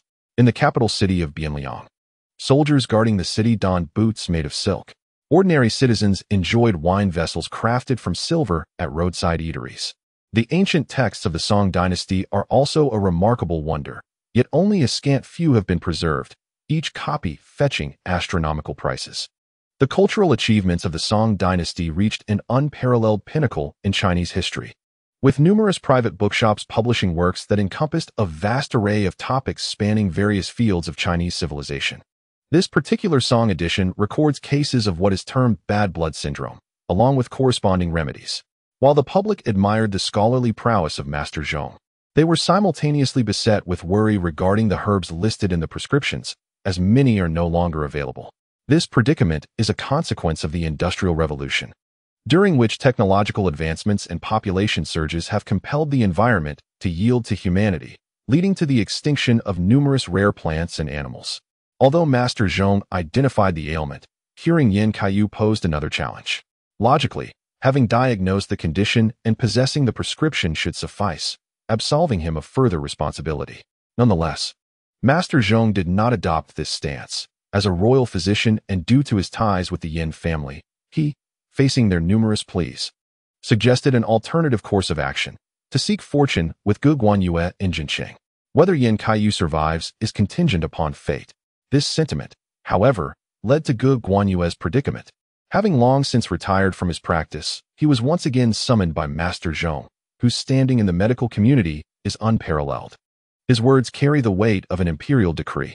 Upon receiving the summons and the detailed medical records, the esteemed Ge physician promptly devised a treatment plan. This ailment necessitated the use of a family heirloom technique, the 13 unique needles. Today marked the day of the needle application. But an unforeseen hiccup occurred. The prized Wujin needles, which the Ge family had preserved for over 2 centuries, were missing. The reasons for their disappearance are a tale of lament. With no other recourse, the esteemed physician resorted to a set of fine needles. For the Ge family boasts numerous valuable instruments. With all his might, he administered the 13 needles, yet Yin Kaiyu's condition remained unchanged, devoid of any response. The 13 unique needles, hailed as the premier acupuncture technique in the nation, traces its lineage back to the renowned physician Guiyu of the Qin dynasty, later enriched by the acupuncture methods of the illustrious Hua Tuo, culminating in the creation of this exceptional technique. In bygone years, the ancestors of the Ge family saved the nearly extinguished life of the great Emperor Zhang Xinzhong of the Dashi dynasty with the exquisite art of the 13 needles, thus earning their name in the annals of history, a legacy that has endured for over 3 centuries.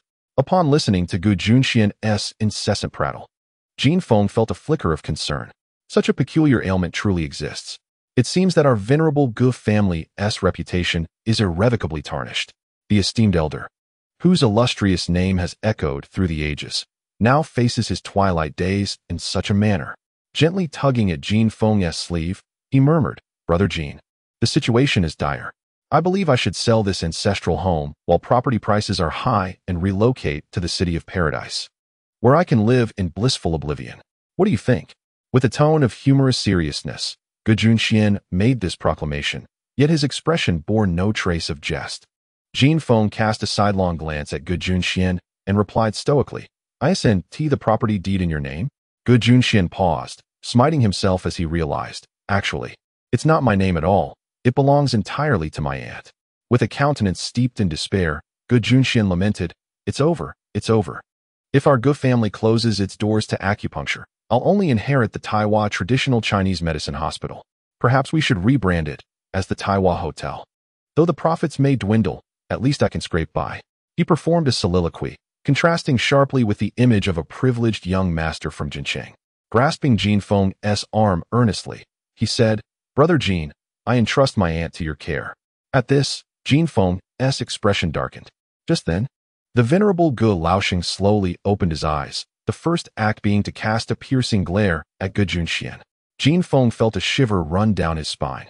The 90-year-old Ge Guanyue possessed a gaze as sharp as a blade, leaving him momentarily astonished. No wonder he could still wield the 13 needles at such an advanced age. It was evident he had practiced internal martial arts. Startled by his grandfather's stare, Ge Junxian quickly covered his mouth, frantically gesturing towards Jin Feng, making incomprehensible signs.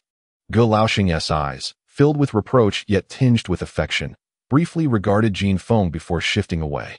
With his eyes closed and a furrowed brow, he wore a troubled expression, as if confronted with an insurmountable dilemma, occasionally shaking his head and tapping his knee incessantly. The disciples of the Gu family stood obediently to one side, drenched in sweat under the sweltering heat, none daring to make a move. Meanwhile, on the other side, the members of the Yin family were collectively holding their breath, silence enveloping them. Yin Kaiyu's parents and grandparents supported each other silently, offering quiet encouragement. The head of the Yin family, Yin Zhuoji, sat in a rattan chair, uncommunicative. On the hospital bed, young Yin Kaiyu lay lifeless, a blood bag suspended above him, containing 500 milliliters of precious panda blood, valued at tens of thousands. Beside him, a mobile refrigeration unit held an additional 20 bags of the same. In the Gu family's specially equipped medical vehicle parked in their internal lot, there were still 4 such mobile refrigeration units available. The Yin family's strength is rather ordinary. At this moment, the prodigal son Gu Junxian, who had sold off his family's ancestral estate, tiptoed eagerly to his grandfather, whispering a few words into his ear. He pointed unceremoniously at Jin Feng, engaging in hushed conversation with the esteemed Dr. Gu, his demeanor both comical and absurd. Dr. Ji's expression shifted as he turned to gaze at Jin Feng, scrutinizing him for a full 5 seconds. Suddenly, a smile broke across his face directed at Jin Feng. Jin Feng nodded calmly in acknowledgement. Dr. Ji's eyes sparkled with an unusual gleam, and the smile on his face deepened with significance. Gu Junshuan's grin widened, his eyes gleaming with excitement as he bounced back towards Jin Feng, whispering, "Brother Jin, there's a way. If we become family in the future, you must." Jin Feng, taken aback, turned his head to regard Gu Junxian, asking with a serious expression, "What are you saying?" Gu Junxian covered his mouth in laughter, muttering, "If that were to happen, haha." At that moment, a melodious voice resembling a lark's chimed in. "Gu Junxian, you scoundrel, what are you sneaking around here for?" A girl, clad in a cropped Adidas outfit and high-top leather boots, tilted her head, eyeing Jin Feng and Gu Junxian. Her oval face, partially concealed by oversized sunglasses, further accentuated her charm.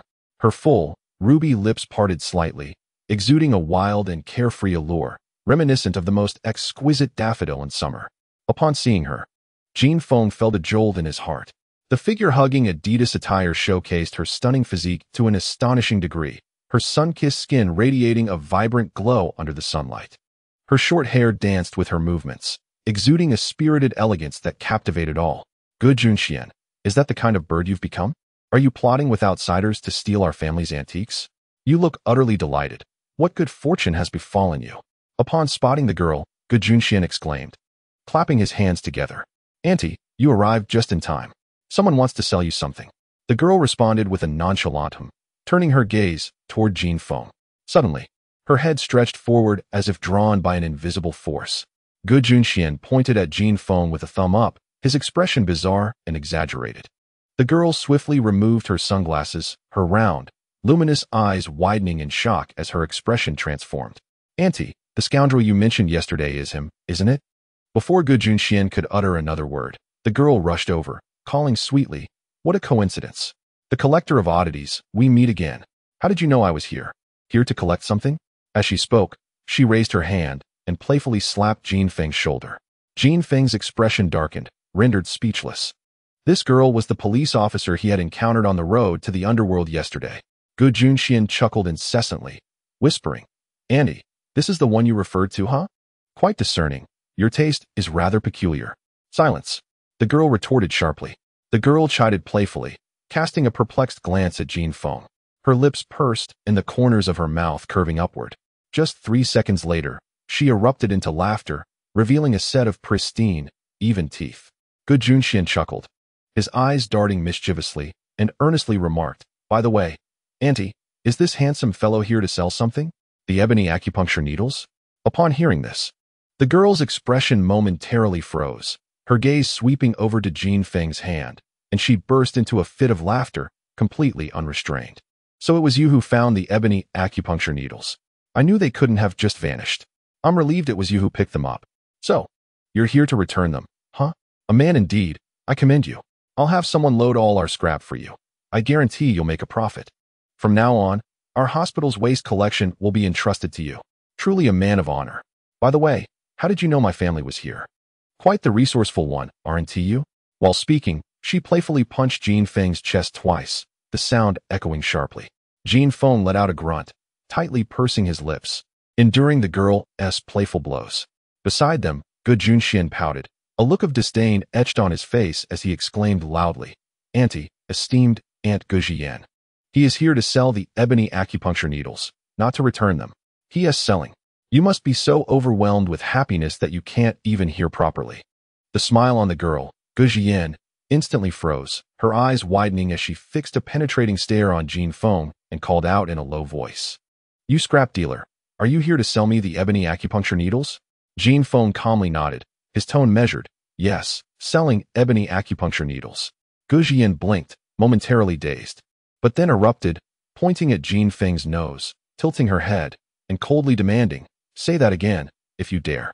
Jin Feng remained unfazed, calm as ever. "I am here to sell ebony acupuncture needles."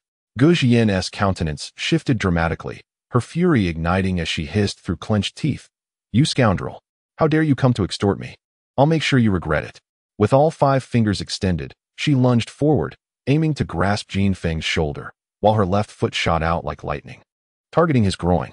Jin Feng, feeling a surge of anger, found Gu Jian utterly unreasonable and her attack ruthlessly fierce. However, his movements were swift. He sidestepped and leaned back, his palms gripping her arms with precision. In a swift motion, he twisted her arms. Gu Jian's heart raced, but she remained composed, following Jin Feng's momentum. She executed a swift kick aimed at his head. Jin Feng, unperturbed, grasped the fabric of her shirt and, leveraging her energy, yanked her towards him. Gu Jian, caught midair, instinctively launched a downward strike towards Jin Feng. The resplendent, rounded legs of Gu Jian caught Jin Feng's eye, as if a wave of heat surged towards him. Jin Feng closed his eyes, yet his hands moved swiftly, grasping Gu Jian's smooth ankle and lifting it upward in defiance. The atmosphere became palpably ambiguous. Jin Feng hoisted Gu Jian's leg upon his shoulder, raising it high, and with one hand, he swept his gaze across the scene. Seeing all that was meant to be seen and even that which was not, Gu Jian's brows furrowed in anger. She shouted furiously and retaliated by elbowing Jin Feng in the solar plexus. Jin Feng quickly released his grip and stepped back. Gu Jian, unable to regain her balance, slid down into a perfect split on the ground. At this moment, Gu Junxian was already rendered speechless. Gu Jian, clutching her front leg, exerted force from her waist and stood upright in an instant, her brows furrowing fiercely as she clenched her fists, exclaiming in wrath, "You wretched scoundrel! How dare you touch my body? You bastard, I will kill you." Jin Feng remained unmoved, calmly retorting, "You should kick me first." Gu Jian retorted angrily, "I am a woman, you scoundrel. This is the first time someone has touched my chest, and I want to kill you." As she spoke, Gu Jian reached down towards her shorts, brazenly touching herself in front of Jin Feng and her nephew. Jin Feng was struck dumb, then startled, for he saw a black handgun protruding from the side of Gu Jian's shorts. Gu Junxian hurriedly stepped forward, covering one eye with his hand and making a shushing gesture, his expression a mix of bewilderment and alarm. "Aunt, calm down, don't pull out the gun. Grandpa is treating the little friend. He has already given an injection. It hasn't healed yet." Gu Jian turned her head to glance at the venerable Gu Laosheng under the ginkgo tree, her expression changing as she forcefully grabbed Jin Feng's bag. Growling, "Come with me." She yanked him behind a rockery and pushed him hard, hissing, "What on earth do you want?" Jin Feng replied quietly, "To sell my precious black gold needles." Gu Jian was nearly apoplectic, struggling to lower her voice as she growled, "Can you have some decency? You found my black gold needles, and you still have the audacity to come to me for a buyback?" Gu Junxian nodded in agreement, adding, "Not returning lost items is against our Chinese tradition." Jin Feng showed no hint of shame, remaining unperturbed as he calmly recounted, "Last night, I watched a television program where someone found a sum of 3 million and requested 10% as a reward from the owner. It escalated to court, and the ruling favored the finder. If you do not buy back, I will sell to someone else." Gu Jian was momentarily stunned, then trembled with rage. Her eyes filled with bloodshot fury, her heart racing like an unrelenting mountain range. "Wretched bastard, return it. Leave." Gu Junxian quickly interjected, "Aunt, his name is Jin Feng." "Jin Feng the scoundrel." Gu Jian shouted in ire, "Jin Feng the scoundrel. You a mere scrap collector, dare to extort me? Gu Junxian, with a stern expression, coldly declared, extortion. Do you believe it? Today, I shall compel you to sing Tears Behind Iron Bars. Gu Junxian immediately interjected, Tears behind iron bars. Yet, Jin Feng remained unperturbed, steadfast as a mountain, and coldly remarked, will you accept it or not? Gu Junxian promptly responded with utmost seriousness, declaring, I shall accept it. Not only the black gold needle, but my aunt will take you in as well. Ouch, lighten up, aunt. Gu Jinan twisted Gu Junshuan's ear and delivered a sharp kick to his backside, scolding him fiercely, silence. She then pointed at Jin Feng, growling, you worthless scoundrel. Let me ask you one last time, what exactly do you intend to do? Jin Feng took a deep breath, calmly gazing at Gu Jinan. His eyes, as profound as the starry sea, revealed a resolute determination. To sell, the black gold, the needle.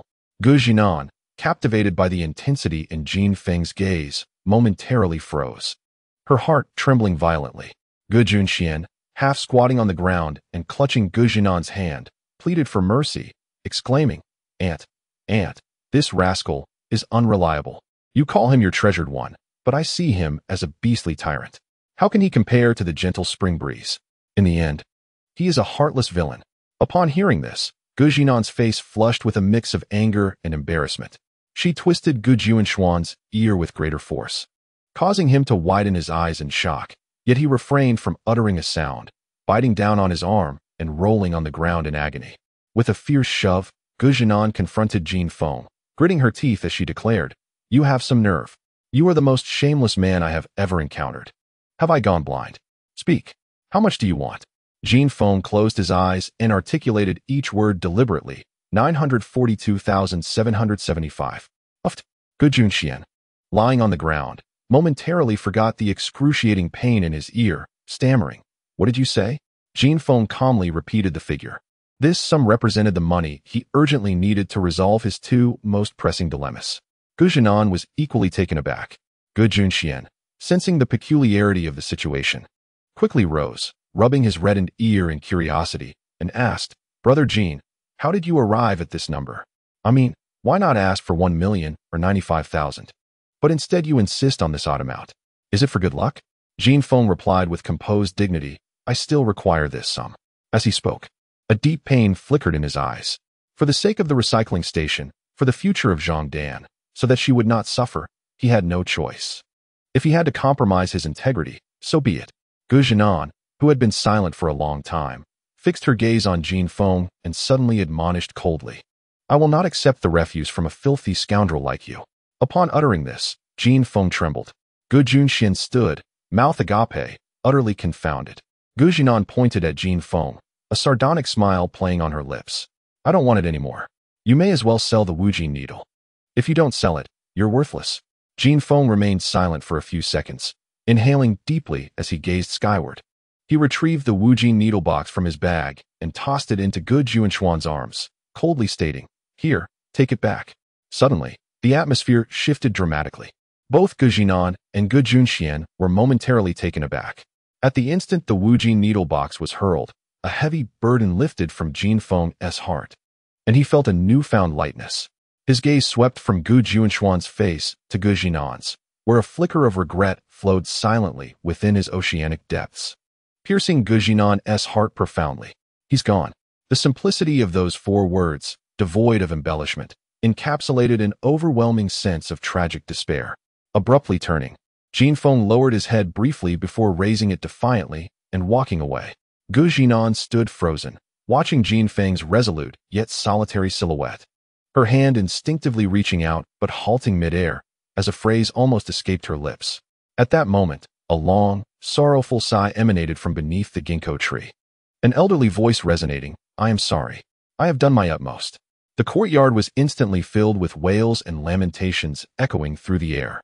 Gu Jinan quickly turned her head to see the esteemed healer, old Dr. Gu, standing beside the young Yan Kaiyu, slightly bowing in respect, shaking his head in sorrow, his demeanor steeped in melancholy.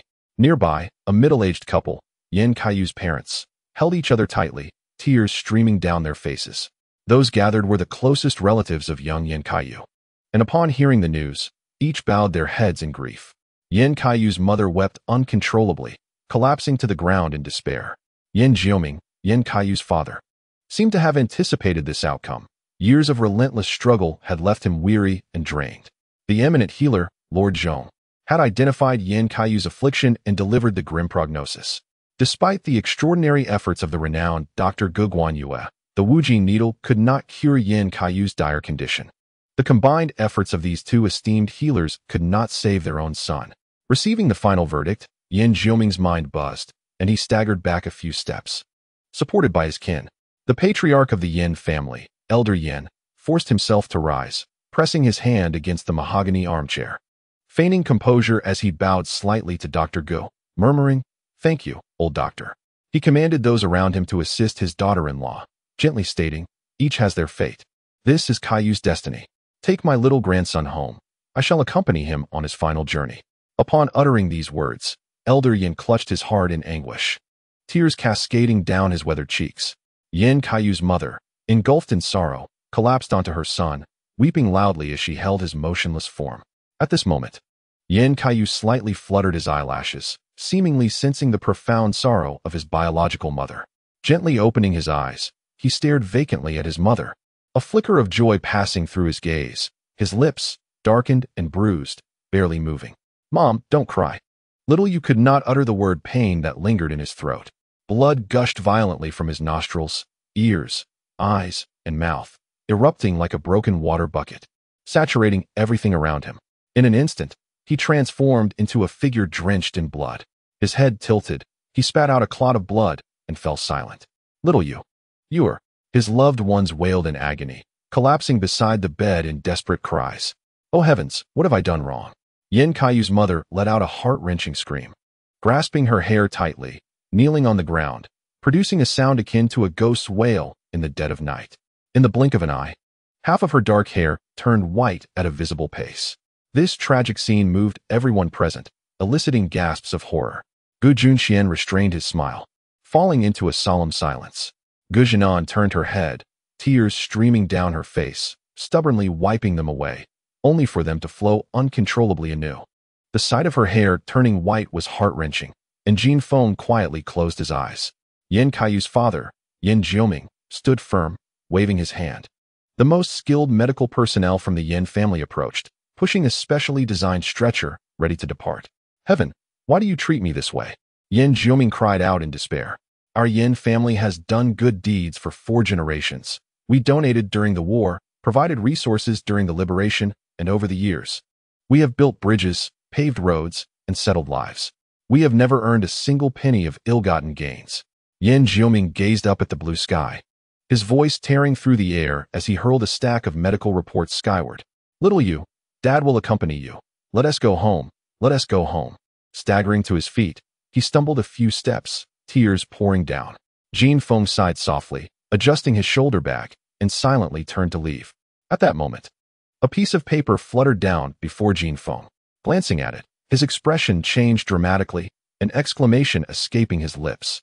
His gaze followed the paper as it drifted to the ground, and he had already comprehended its content. His body trembled violently. 0030, I can cure your grandson. The paper bore the records of scurvy, copied from a rare medical text from the Song dynasty. Scurvy, also known as coagulation disorder. Upon reading this, Jin Feng's eyes sparkled with fervor, a wave of excitement washing over his face. He halted in his tracks, suddenly turning around and standing still, speaking quietly, "Boss Yin, perhaps I can cure your son's illness." Upon hearing these words, Yin Jioming trembled profoundly. All the members of the Yin family turned their heads in unison. Gu Jinan and Gu Junxian widened their eyes in disbelief. Even the venerable healer, Gu, appeared momentarily stunned. "You can cure scurvy? You?" The members of the Yin family stared blankly at Jin Feng, whispering their inquiries. Clutching a piece of paper in his hand, Jin Feng calmly and resolutely declared, "I can." The assembly, numbering no fewer than 40 individuals, comprised close relatives and disciples of the Gu family, all of whom were renowned figures in their respective fields. Even the family doctor, a distinguished practitioner featured on a traditional Chinese medicine website, was present. In the presence of such esteemed personalities, Jin Feng's bold proclamation left everyone astounded. Such audacity! Do you truly believe you can save him? Gu Jinan emerged from behind a rockery, confronting Jin Feng and scolding him with a commanding tone. Have you lost your mind, craving money so desperately? Just look at your shabby demeanor. You, a mere scrap collector, dare utter such claims? Have you gone mad? If you need money, just tell me. It's merely a matter of over 900,000, it? I can give you 1,000,000, just follow me. As she spoke, Gu Jinan reached for Jin Feng's hand, but he withdrew, shaking her off. Growing increasingly impatient, Gu Jinan gritted her teeth and said in a low voice, This is no jest. I'm serious. Jin Feng, maintaining a solemn expression, asserted, I am not joking. I can cure young Yin Kaiyu's coagulopathy. His tone was grave and unwavering, leaving the Yin family in a state of astonishment. Dressed as he was, they found it hard to believe his words, especially after hearing Gu Jinan refer to him as a mere scrap collector, which only deepened their skepticism. Nevertheless, being in the Gu family's courtyard and having some connection with Gu Jinan, Jin Feng was not an ordinary person. Although the Yin family harbored ill feelings towards him, they refrained from expressing their anger in such a setting. Gu Jinan, however, was furious. Standing mere inches from Jin Feng, she lowered her voice and said, Jin Feng, don't create chaos. Isn't it money you seek? I can provide it. Though Gu Jinan was undeniably a tough and aggressive woman, standing before Jin Feng, her fury was tinged with a hint of reproach, evoking an unusual sensation within him. Your money is not my desire. I do not insist. Please step aside and do not obstruct my efforts to save a life. Jin Feng's voice was also low. While onlookers from both the Gu and Yin families observed the interaction, mistakenly believing the two were engaged in a private, affectionate exchange. The expressions of the 10 or so individuals from the Gu family were nothing short of remarkable. My goodness, what am I witnessing? Surely, I am not mistaken. The eternally single junior sister is publicly flirting with someone, and it's with a scrap collector. Gu Lao, the esteemed healer, stood beneath a ginkgo tree, furrowing his brow as he gazed at the unconventional couple by the rockery. His daughter, truly a late-blooming gem, was cherished as the apple of the family's eye, much like the ailing Yin Kaiyu. As we are on the brink of entering the era of third-generation processors, the protagonist's lifelong dilemma remains unresolved. She has invested immense effort and anguish into this matter. The influence of the Gu family may not be substantial on a national scale, yet they are a publicly listed group. Their wealth is modest, sufficient for their descendants to squander for generations, yet the gem of their family, whom they cherish most, is quite an anomaly. In Sheng, numerous illustrious families exist, and many are eager to ally with the Gu family through marriage. During meetings, the suitors' families express considerable admiration for the protagonist's daughter, both in terms of her beauty and career. However, within a few days, the suitor's family returns to rescind their proposal. Each visit to withdraw the offer feels like a torturous ordeal for her. Had she not practiced internal martial arts as a child, she might have succumbed to frustration. The suitor, upon returning, often bears visible signs of distress, ranging from minor bruises to severe injuries that require a stretcher. Over time, her beloved daughter becomes infamous in Sheng. The most tragic incident involved the most favored disciple of the esteemed Elder Zhong, a genius studying at the Imperial Hospital. This experience catapulted her daughter into national renown. After 3 days of courtship, the disciple returned from abroad on a private jet and, in the dead of night, knocked on the door of Taihua Hall. Kneeling beside her and weeping profusely, Uncle Gu, I spent 3 days abroad with Jinan, only to be beaten for a full 72 hours. Throughout my life, even my mother has never dared to strike me. From that moment, she abandoned the notion of finding a suitable son-in-law for her precious daughter. Such misfortune befalls the family. Reflecting on this, the esteemed Dr. Gu gazes at the two individuals before him, sighing deeply. My beloved daughter, cherished by the King of Needles, has become involved with a mere ragpicker. Nearby, beside the rockery, Gu Jinan is incensed by Jin Feng's cold remarks, her temper flaring as she exclaims, Do you know what hemophilia signifies? Do you understand? Even my father cannot cure it. Who do you think you are? Get out. In the face of Gu Jinan's commanding demeanor, Jin Feng remains composed. He steps forward and, addressing the Yinjiao family, speaks solemnly, Old Master Yin, I can cure Yin Kaiyu's coagulation disorder. Old Master Yin halts, glancing at Jin Feng with a pallid expression, an unmistakable sense of despair etched on his face. He shakes his head gently, his voice rasping with sorrow. Young man, I appreciate your goodwill. I understand your intentions. My grandson has lain in bed for many years, and the tears of all have been exhausted. Despite every remedy attempted, he remains in this state. Living is too painful and humiliating for him. At only 8 years old, it is better for him to depart joyfully, for all our sakes. Having spoken, he lowers his head, moving slowly away. In the Yin family, tears flowed freely, and sorrow enveloped them. Jin Feng closed his eyes and calmly declared, "Since your grandson is fated to die, what harm is there in allowing me to try?" The elder of the Yin family was momentarily taken aback by these words. Jin Feng took a deep breath and proclaimed, "Hemophilia, also known as bad blood syndrome, is a condition that has been documented beyond the solitary texts of the Song dynasty." Upon hearing this, those present were momentarily stunned. The venerable physician gasped in surprise. Jin Feng continued, "If my memory serves me correctly, Zhao Zhendao, in his work The 100 Difficulties, has provided a detailed account of hemophilia." Go, momentarily stunned, observed the perplexity of his disciples surrounding him. One of the elder disciples stepped forward and exclaimed, "We have all heard of Zhao Zhendao, but I confess my ignorance regarding the 100 Difficulties. What is it?" Another elder scoffed, "Having studied medicine for 30 years under my master, I have never heard of Zhao Zhendao's The 100 Difficulties. Young man, from where did you acquire this knowledge?" Others echoed similar sentiments. Zhao Zhendao, a disciple of the Yin nourishing school and renowned during the late Ming dynasty, left no medical text behind. There is no record of him in the annals of Chinese medicine. "Young man, do not speak without understanding," they admonished. Indeed, these men, seasoned practitioners with decades of experience, were esteemed experts in their respective fields. Jin Feng's claim seemed absurd to them. "You are but a pack of mice," one remarked. "With a man like this, our esteemed Taiwan Hall may be doomed." In response to the barrage of skepticism, Jin Feng retorted loudly, "The 100 Difficulties was indeed authored by Zhao Zhendao. Believe it or not, it documents 190 perplexing ailments, including the great calamity of the late Ming dynasty." At this revelation, the audience fell silent, their minds racing. The late Ming dynasty? A great calamity?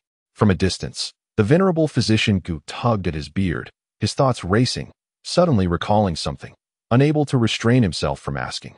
Yet Jin Feng interjected, "Hemophilia is among those ailments. According to the 100 Difficulties, the afflicted are typically no older than 10 years. The beloved young princess of Prince Fuyun, Zhu Changxuan, suffered from this very condition, and it was Zhao Zhendao who cured her." Jin Feng's words resonated loudly, and the mention of a cure immediately captured the attention of the entire Yin family, who turned their gaze toward him. As soon as the words fell, an elderly expert beside him immediately challenged him, raising his voice in inquiry. "Then pray tell, how did Zhao Zhendao manage to cure the little princess?" Jin Feng lifted the paper in his hand, declaring, "It is precisely the same prescription." Laughter erupted among the disciples of the Gu family, mocking and ridiculing him. After such a lengthy discourse, it turns out he was still relying on this formula. I had thought Zhao Zhendao was remarkable, believing he had conjured some novel remedy. But alas, he merely trod the well-worn paths of his predecessors. "Huh, are you attempting to flaunt your profound knowledge before us? Unfortunately, none can validate your claims." Jin Feng replied calmly, "The veracity of my statements does not require your discernment. You lack the capacity for it. You are but a swarm of vermin, perceiving nothing more than a thin veil of mist before your eyes." The countenance of the crowd shifted, darkening as they turned their gaze towards Jin Feng. He remained tranquil, akin to a vast sea, betraying not a hint of tumult. His words struck deeply at the hearts of the esteemed experts from the Gu family. When had the disciple of the Needle King endured such an affront? Each of the experts and professors present could easily be named on traditional medicine websites, boasting their photographs.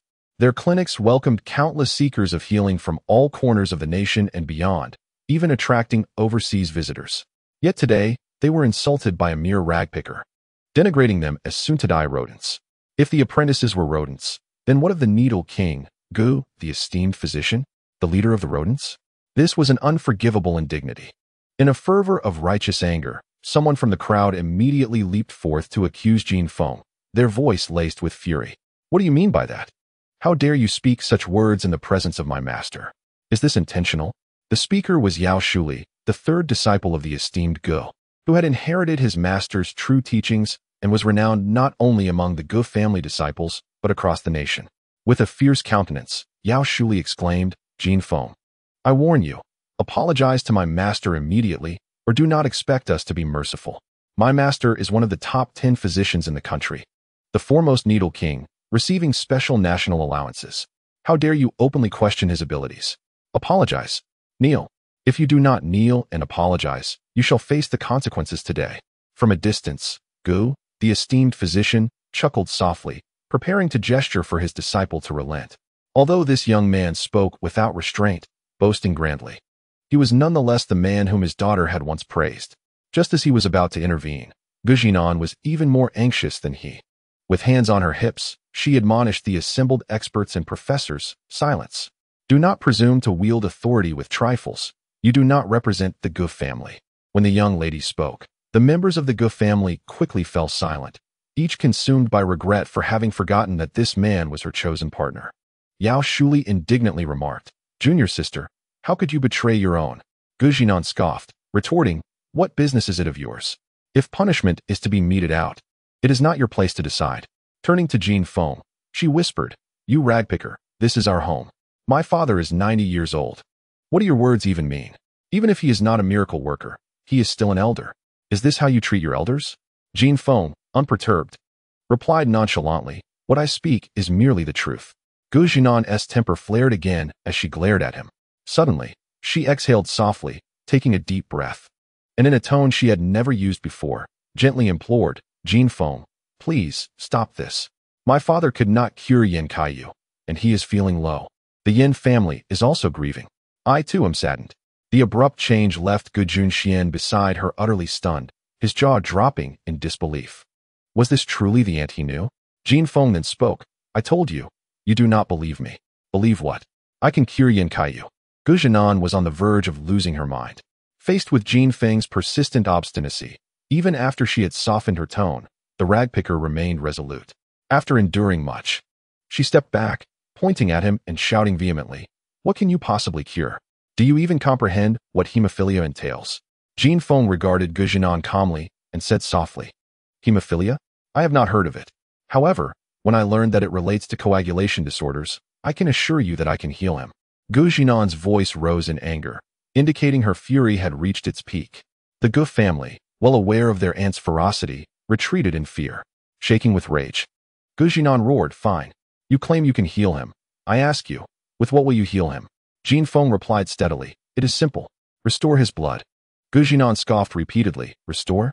That is easy to say, but how will you do that? Even if there were an infinite supply of panda blood for Xiaoyu, he would not survive for long. His hematopoietic function has failed, do you understand? Once blood enters his body, it will coagulate into fine clots within 3 days. He requires constant blood transfusions. Only then can he survive." Jin Feng's demeanor remained as unyielding as an ancient statue, chilling in its intensity. Once Gujinan was enraged. She would not acknowledge any authority, relentlessly pointing at Jin Feng and shouting, "The loss of hematopoietic function means that even deities cannot save him. Do you understand? Do you comprehend?" Jin Feng declared in a somber tone, "Restore his hematopoietic function." Gujinan, infuriated, stomped her feet and shouted hoarsely, "Are you a fool, a blind man, a deaf person, or mad? Can't you comprehend human speech? Xiaoyu's hematopoietic function has long ceased to exist. He now survives solely on blood transfusions. The day he runs out of panda blood, Xiaoyu will." Jin Feng remained calm as ever, delivering his words with a steady breath. "Thus, it is imperative to restore his hematopoietic function." Gujinan stared blankly at Jin Feng, and suddenly, she let out a piercing scream. "Ah!" Gripping her hair tightly.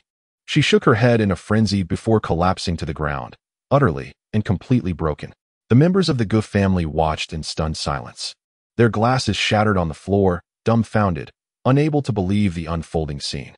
The most cherished jewel of the Gu family, renowned throughout the entirety of Jin's city and infamous among all the noble families, had been driven to madness by a man who collected scrap. Heaven help us. The members of the Gu family gazed at Jin Feng as if he were a long-extinct Tyrannosaurus rex. The esteemed Gu old doctor heaved a long sigh, approached slowly, and gently said, "Jin Feng, you are correct. Restoring Xiaoyu's hematopoietic function will cure his ailment. However, have you considered how to achieve that?" Jin Feng turned to face the esteemed Gu old doctor, his demeanor unwavering, and replied solemnly, "Acupuncture will certainly not suffice. There are 2 custom roles, both shrouded in mystery and of significant status. One bears the surname Zhou, the other Wang. Those interested in these surnames may leave their names for me. Because I possess this knowledge, the esteemed old doctor silently nodded, a faint smile gracing his lips. Yesterday, my beloved daughter returned and told me she encountered a master skilled in the Ghost 9 Needles. This is the first time my daughter has mentioned a man in my presence. You are quite remarkable. I did not expect there to be a successor to the Ghost Gate. You truly surprise me. Upon hearing this, the experts and professors turned pale, with some exclaiming in disbelief. The Yin family members also halted in their tracks. They had heard of the Ghost Gate from old Master Sheng, whose evaluation of it remained vivid in their minds. Descended from the revered Zhang Daoling, it was said to possess divine skills, surpassing even the legendary 13 Needles of Jingjue. But regrettably, it had been lost to time a century ago. To think that this seemingly unimpressive scrap collector before them was the heir of the Ghost Gate. The experts stood in stunned silence, their faces flushed with shame. The words of their master left every expert present feeling deeply embarrassed and utterly humiliated. Had it not been for their master's own words, no one would believe that this scrap collector was indeed the contemporary successor of the Ghost 9 Needles. The Ghost Gate 9 Needles were but a legendary existence. In comparison to Jin Feng, I truly feel like a mere mouse, not even worthy of being a larger creature. The Yin family has reignited their hopes. Even Yin Kaiyu's mother, who had been as soft as clay, mustered the strength to stand. The elderly patriarch of the Yin family could no longer contain himself and tremulously exclaimed, "Mr. Jin, I, Yin, was blind to your greatness and failed to recognize your exceptional talents. Please forgive me, since you are the contemporary heir of the Ghost Gate. I implore you to save my grandson. If you can restore him to health, the Yin family's fortune will be yours to enjoy, and all of us shall heed your command without dissent." Yin Kaiyu's parents cried out in desperation, "Mr. Jin, please intervene. We beseech you. I would willingly trade my life for my child S. You cannot fathom the struggles I endured to conceive him. Please." As Yin Kaiyu's mother attempted to kneel before Jin Feng, he gracefully sidestepped, his expression solemn, and calmly stated, "I regret to inform you that the Ghost Gate's needle technique cannot cure Yin Kaiyu's coagulopathy, for he is in the terminal stage." This revelation struck the Yin family like a thunderbolt, plunging them into despair. Yin Kaiyu's father shouted, "But you just said you could save him. You clearly stated that." Jin Feng nodded affirmatively. "Indeed, I said I could save him." The crowd was left bewildered by his words. The esteemed physician, Gu, exhibited a flicker of emotion and gently nodded, saying, "There is only that prescription which can save Yin Kaiyu." Gu, visibly excited, confirmed, "Yes, indeed. If I were 30 years younger and applied the 13 exceptional needles, I would have a 50% chance of curing him, but now."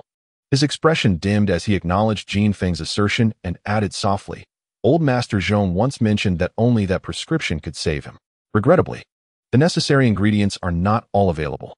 Jin Feng nodded in agreement, stating, "I have examined the prescription. It is indeed incomplete." Gu, puzzled, hesitantly inquired, "Then you?"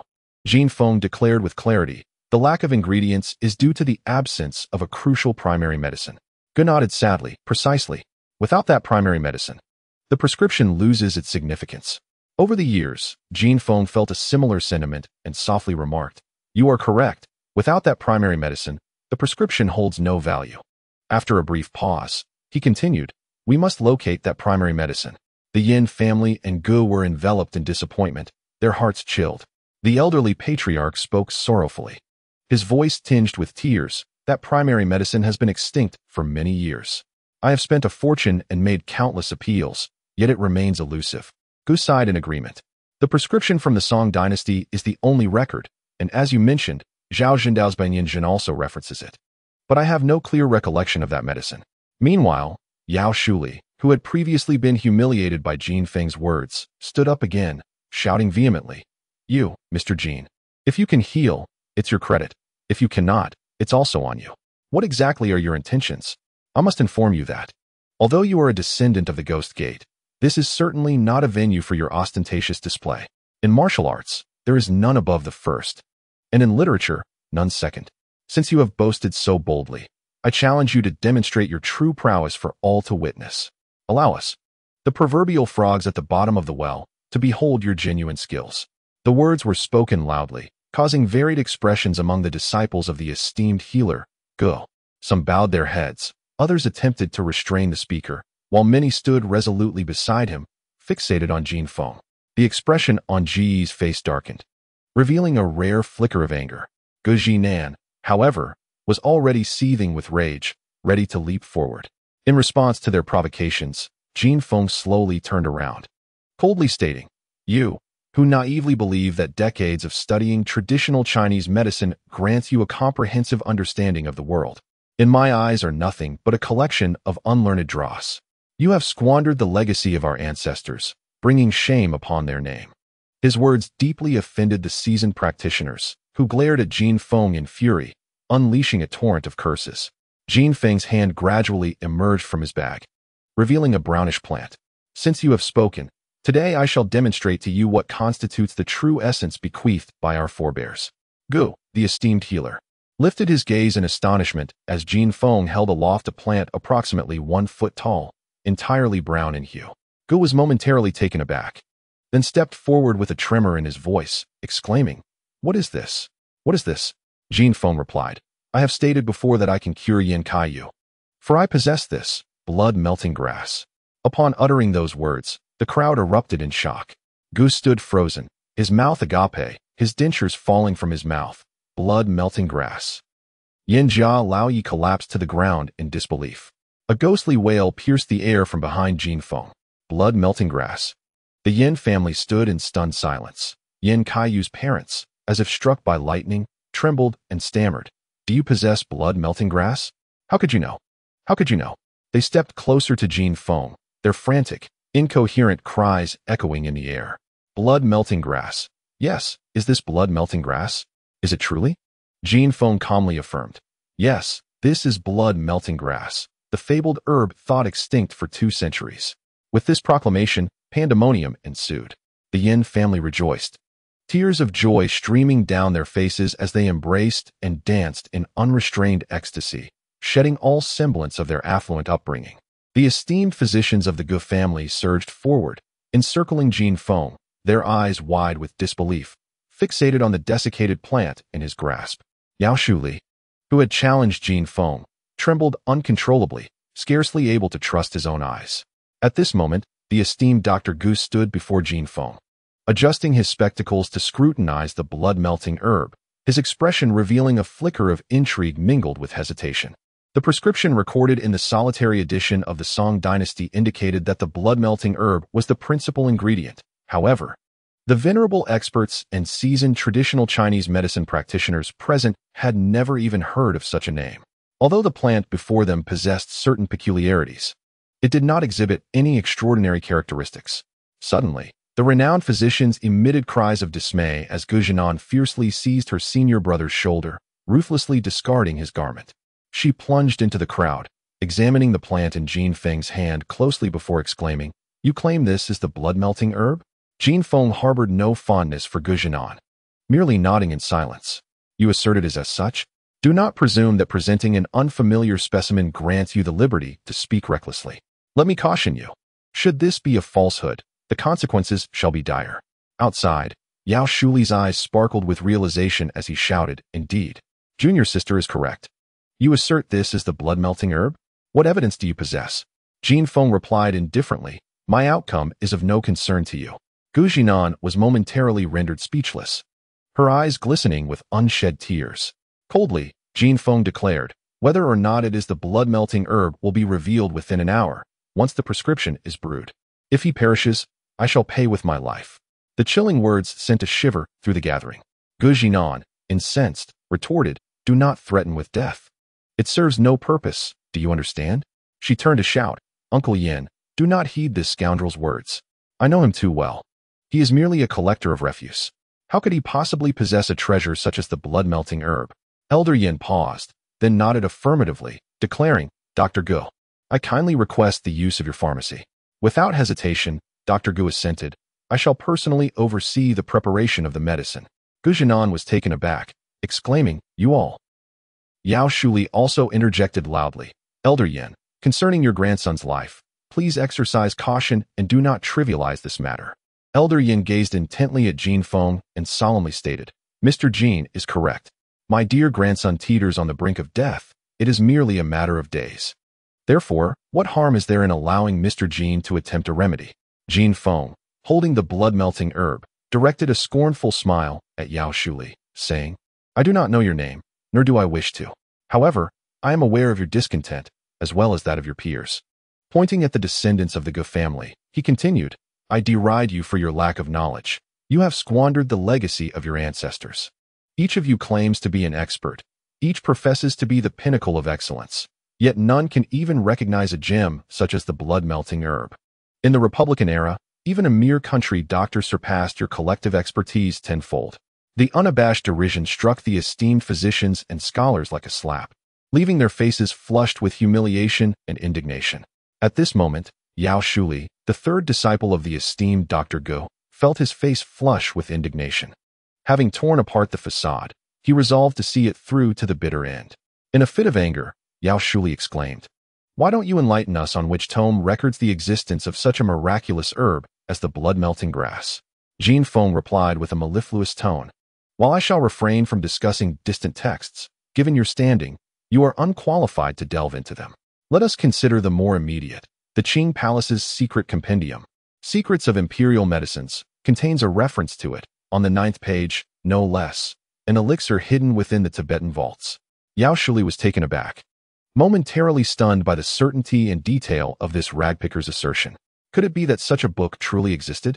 Dr. Gu was equally astonished, his voice trembling as he demanded, How do you know this? Jin Feng replied nonchalantly, This volume has long been safeguarded by the Zhongrenfu. After the abdication of the Xintong Emperor, it found its way into the hands of the people, eventually acquired by Baohua Hall. If all goes as expected, it should still reside with them. Upon hearing this, Dr. Gu inhaled sharply. Suddenly, he shouted, Qiu Xiangning of Baohua Hall was later slain by the Japanese, leading to the hall's demise. No, I recall this book. Phone, bring me a phone, I must call. As Dr. Gu uttered these words, Yao Shuli stood frozen, resembling a wooden puppet, utterly dumbfounded. Not only was Yao Shuli rendered speechless, but his fellow disciples were equally transfixed, thoroughly shaken. Gu Jinan stood agape, rooted in place, her emotions a tumultuous blend as she watched Jin Feng stride into the pharmacy. While Dr. Gu made his phone call, the Yin family had gathered around Jin Feng, swiftly mobilizing in the pharmacy. The remedy for the coagulation ailment required not only the blood-melting grass, but also several rare medicinal herbs, all of which could be procured with sufficient funds. The Yin family had already amassed a significant collection of these herbs. The remaining ingredients consisted of common auxiliary herbs, easily sourced from Taiwa Hall. The professional pharmacist at Taiwa Hall meticulously prepared the concoction, carefully placing it into a ceramic pot with a 30-year legacy. Following the prescribed method, they first brought the mixture to a boil. After 15 minutes, Jin Feng sliced a thin piece of rhizome and a shriveled leaf, presenting them to the pharmacist. The pharmacist then simmered the blood-melting grass rhizome and leaf separately for half an hour, extracting them once they had dissolved and combining them with the other pot of ingredients. Half an hour later, an unusual fragrance wafted through the pharmacy, rich in earthy undertones that proved somewhat overwhelming. Yet, the Yin family remained on edge, their hearts lodged in their throats. As the medicinal liquid was finally prepared for Yin Kaiyu, who lay in a state of unconsciousness, teetering on the brink of life, they resorted to using a straw to administer the potion into his system. With 600 milliliters of the concoction consumed, every eye widened, breaths held in anticipation, awaiting the miracle that was to unfold. Jin Feng sat quietly in the corridor outside the pharmacy, exhaling smoke rings in a tranquil manner. Gu Jinan appeared out of nowhere, like a gust of wind, standing before him with her arms crossed over her chest, gazing at him with a resentful tilt of her head. Her round, almond-shaped eyes held an indescribable essence, and her full lips were tightly pursed, creating an atmosphere so thick it seemed to suspend the very air around them. You scoundrel! Rags of gold, playing the fool while hiding a tiger, pretending to be simple while devouring an elephant, you certainly have a knack for it. Jin Feng rested one foot on the railing of the corridor, his head slightly tilted as he gazed serenely at the blooming lavender in the courtyard. After a long pause without any response from him, Gu Jinan huffed in annoyance, gritting her teeth as she exclaimed, Rags of gold, let me tell you. If something goes wrong with Xiao Yu after taking the medicine, you will be regarded as a murderer. You are doomed. Not even the gods can save you. Hey, are you even listening to me? You bastard. Gu Jinan raged at him, resembling a furious shrew. Jin Feng took a deep drag from his cigarette, extinguished it silently, and disposed of it in the trash bin. He closed his eyes and reclined on the railing. Whether I live or die, I am right here. Suddenly, on the lawn, Gu Junxian burst into laughter, giving Jin Feng a thumbs up. Brother Jin, Boss Jin, who would have thought you possessed such a literary spirit? Whether you choose to acknowledge me or not, I remain steadfast like a mountain. Whether you love me or not, I stand before you, devoid of sorrow or joy. Regardless of your feelings of hatred or affection towards me, I still remain here, without regret or complaint. No, it should be a mix of love and hate, right, Annie? Gu Jinan momentarily stood stunned, and then clenched her fists, her expression shifting dramatically as she scolded in a delicate yet commanding tone. Gu Junxian, you are courting death. She raised her fist, ready to strike. Gu Junxian quickly clasped his hands together in a plea for mercy. Auntie, please don't hit me. I am your great benefactor. Without me, Brother Jin wouldn't even be able to enter the door. Gu Jinan snorted, glancing at Jin Feng. Finding him is not difficult for me at all. She extended her hand and called out loudly, give me your phone. Jin Feng, however, remained silent. Gu Jinan fumed, bastard. Get out your phone. Gu Junxian was taken aback. Stammering, Auntie, you can't be this direct. Asking for someone's number, at least. Shut your mouth, Gu Junxian. I need to check on someone. And I can do it in a heartbeat. Why would I need to beg for his number? She shouted at Jin Feng. Hey, rags of gold. Thank you for returning the Wu Jin needle. I am offering you a reward of 1 million. Seeing her proposal, Gu Junxian was left dumbfounded. Jin Feng slowly sat up, ignoring Gu Jinan entirely, and began to walk away. Frustrated, Gu Jinan clenched her fists, gritting her teeth, preparing to confront him. At this moment, the venerable Dr. Gu, trembling, hurried into the courtyard, breathless and urgently calling out. I found it. I found it. Where's Jin Feng? Look here and there, I've spotted him. As he approached, he exclaimed, Jin Feng, what you said is true. The book Secrets of the Qing Palace indeed exists. Upon hearing this, several esteemed physicians standing in the courtyard gasped in astonishment, casting their incredulous gazes toward Jin Feng. Could it be that this ragpicker spoke the truth? The book Secrets of the Qing Palace truly exists. Dr. Gu, struggling to catch his breath, spoke with great difficulty. His daughter, Gu Jinan, gracefully leapt over the railing into the courtyard, diligently massaging her father's shoulders and softly chiding him. Dr. G's beard and eyebrows trembled with excitement as he stammered. I called Elder Zhong and informed him about the book Secrets of the Qing Palace. He immediately confirmed he was aware of it. He promptly contacted the relevant authorities, and it was soon verified that the book indeed exists. However, it is currently in the T-Daiji Temple of Japan. Jin Feng grunted in response, a surge of uncontainable fury igniting within his eyes. This book has ended up in Japan. The T-Daiji Temple, renowned for its historical significance, was established by the great monk Jinjin during the Tang dynasty when he journeyed eastward to propagate Buddhism. How did this book come to reside in T-Daiji Temple? Undoubtedly, it is the work of the Japanese. Though Jin Feng remained silent, an overwhelming rage simmered in the depths of his being. Dr. Gu took a sip of ginseng tea, his breath gradually steadying as he continued. Elder Zhong consulted the living fossil, Elder Xia, the only person known to have seen the book Secrets of the Qing Palace. Elder Xia stated that this book documents the rarest materials and treasures of the time, their origins, and their effects.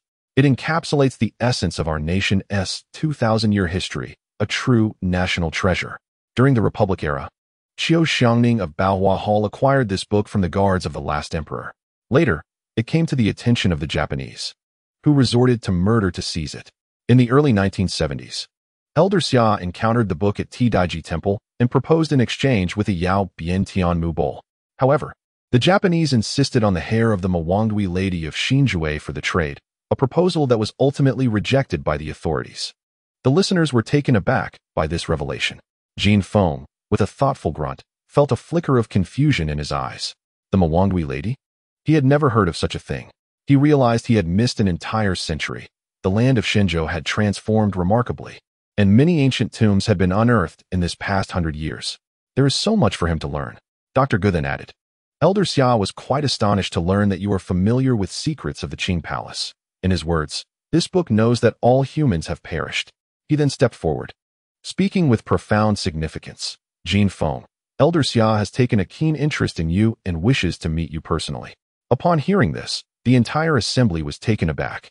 A collective gasp echoed through the room, eyes widening in astonishment as they turned to Jin Feng.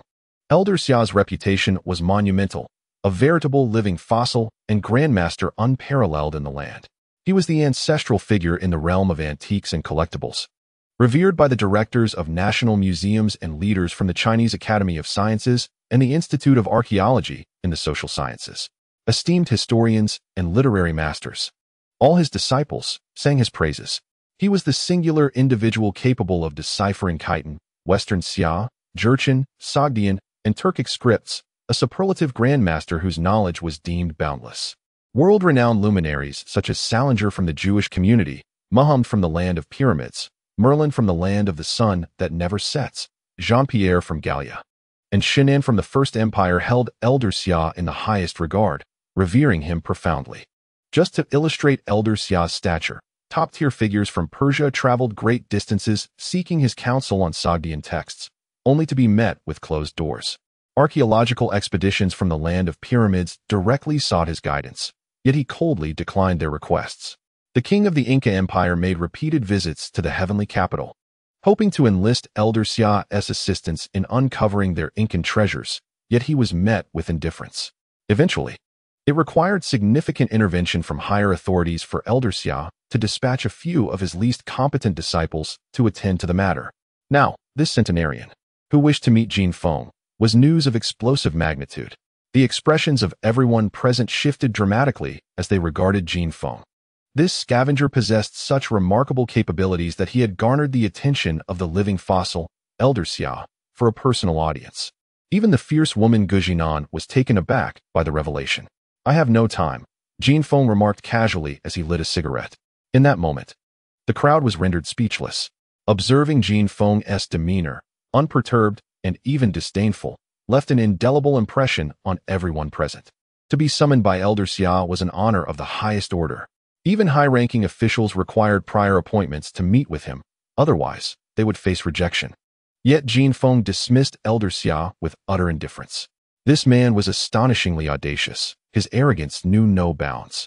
Yao Shuli, who had been thoroughly humiliated by Jin Feng, quietly set down his phone, revealing a cold, resentful smile. Every word spoken by Jin Feng had been meticulously recorded on video. At that moment, hurried footsteps echoed from the courtyard as the Yin family rushed in, their expressions animated and agitated. Gujinan, upon witnessing this, cast a fierce glance at Jin Feng and quietly remarked, "Do not speak. I will handle your matters." Jin Feng remained unmoved by her words. Yin Kaiyu's parents rushed to the forefront, their expressions grave, and soon stood before Jin Feng. Gujinan immediately positioned herself in front of Jin Feng, coldly admonishing, "If there is something to discuss, let us do so civilly. You are aware of Xiao Yu's illness. It is not Jin Feng's fault that it remains untreatable. I witnessed your voluntary decision to have Jin Feng treat Xiao Yu, and now that something has occurred, Jin Feng bears no responsibility." Yin Kaiyu's parents disregarded Gujinan entirely, fixating their gaze on Jin Feng, while the Yin family members appeared anxious and agitated.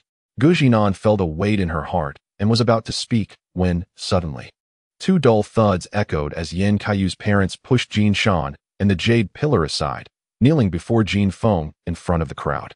"Mr. Jin, thank you. Xiao Yu has awakened." At this proclamation, the audience was struck with astonishment, their expressions shifting dramatically, while several esteemed doctors gasped in shock.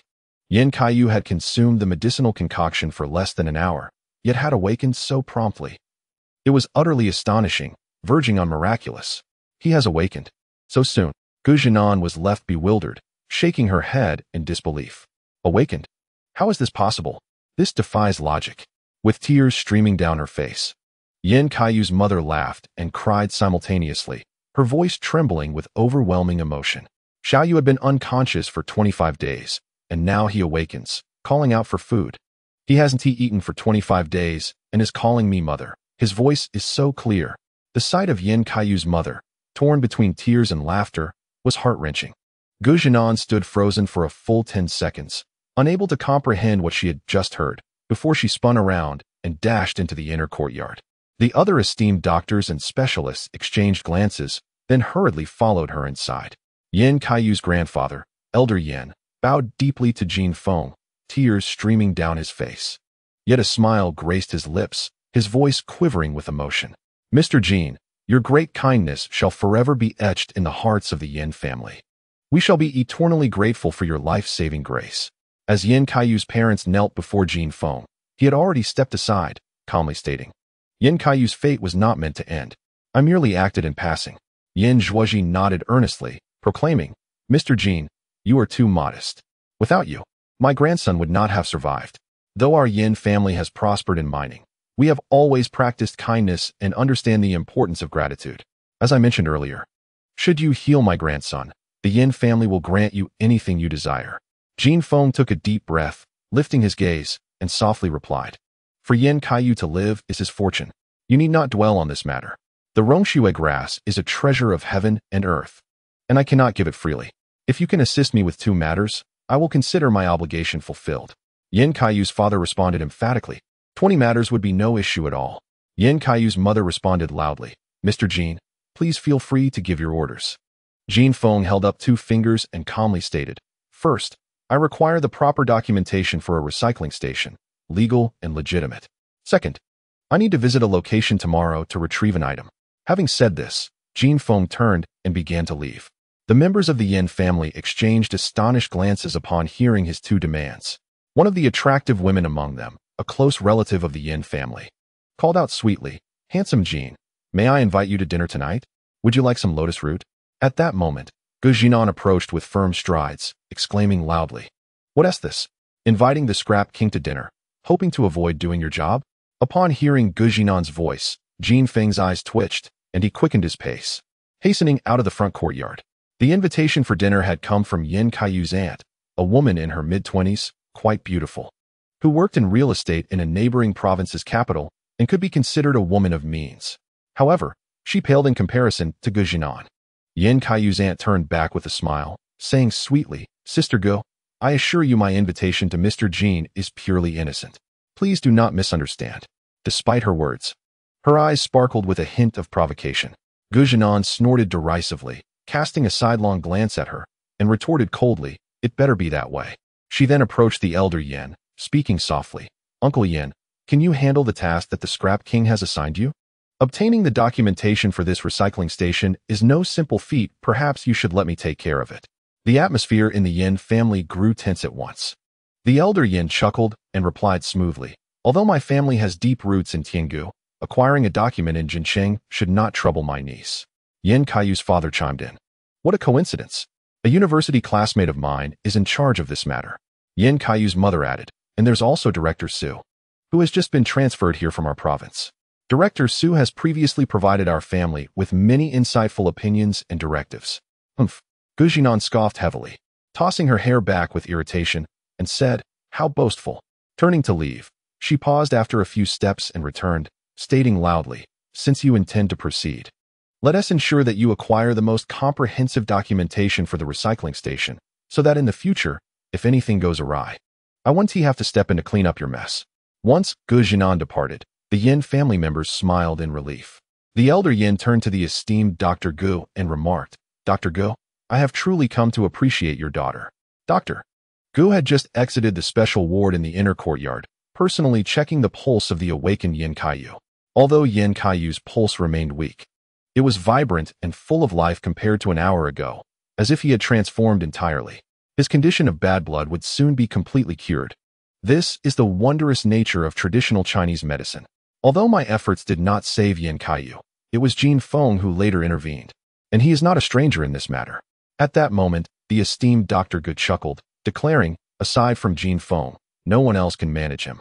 Such words undoubtedly served to embellish his own reputation. While Jin Feng may be perceived as a mere scavenger, he has indeed caught the discerning eye of the venerable elder Xia. A scavenger? That notion is but a fleeting mischaracterization. To entertain a hypothetical, even if he were a scavenger, the Yin family would elevate him to the status of a local tycoon in refuse. Old Master Yin burst into hearty laughter. Just moments ago, Jin Feng was embroiled in a fierce dispute with Gu Jinan, who had labeled him a thief, yet in the blink of an eye, Jin Feng had transformed into the prospective son-in-law in the eyes of Dr. Gu. Pointing at the esteemed doctor with a smile, he remarked, Dr. Gu, You are indeed the master of acupuncture. Your precision is remarkable. I, old Yin, hold you in high regard. The two elders exchanged knowing glances, their expressions revealing a shared understanding as they erupted into laughter. At that moment, Dr. Gu's eldest disciple, a man in his 50s or 60s, approached quietly and whispered a few words to the esteemed doctor.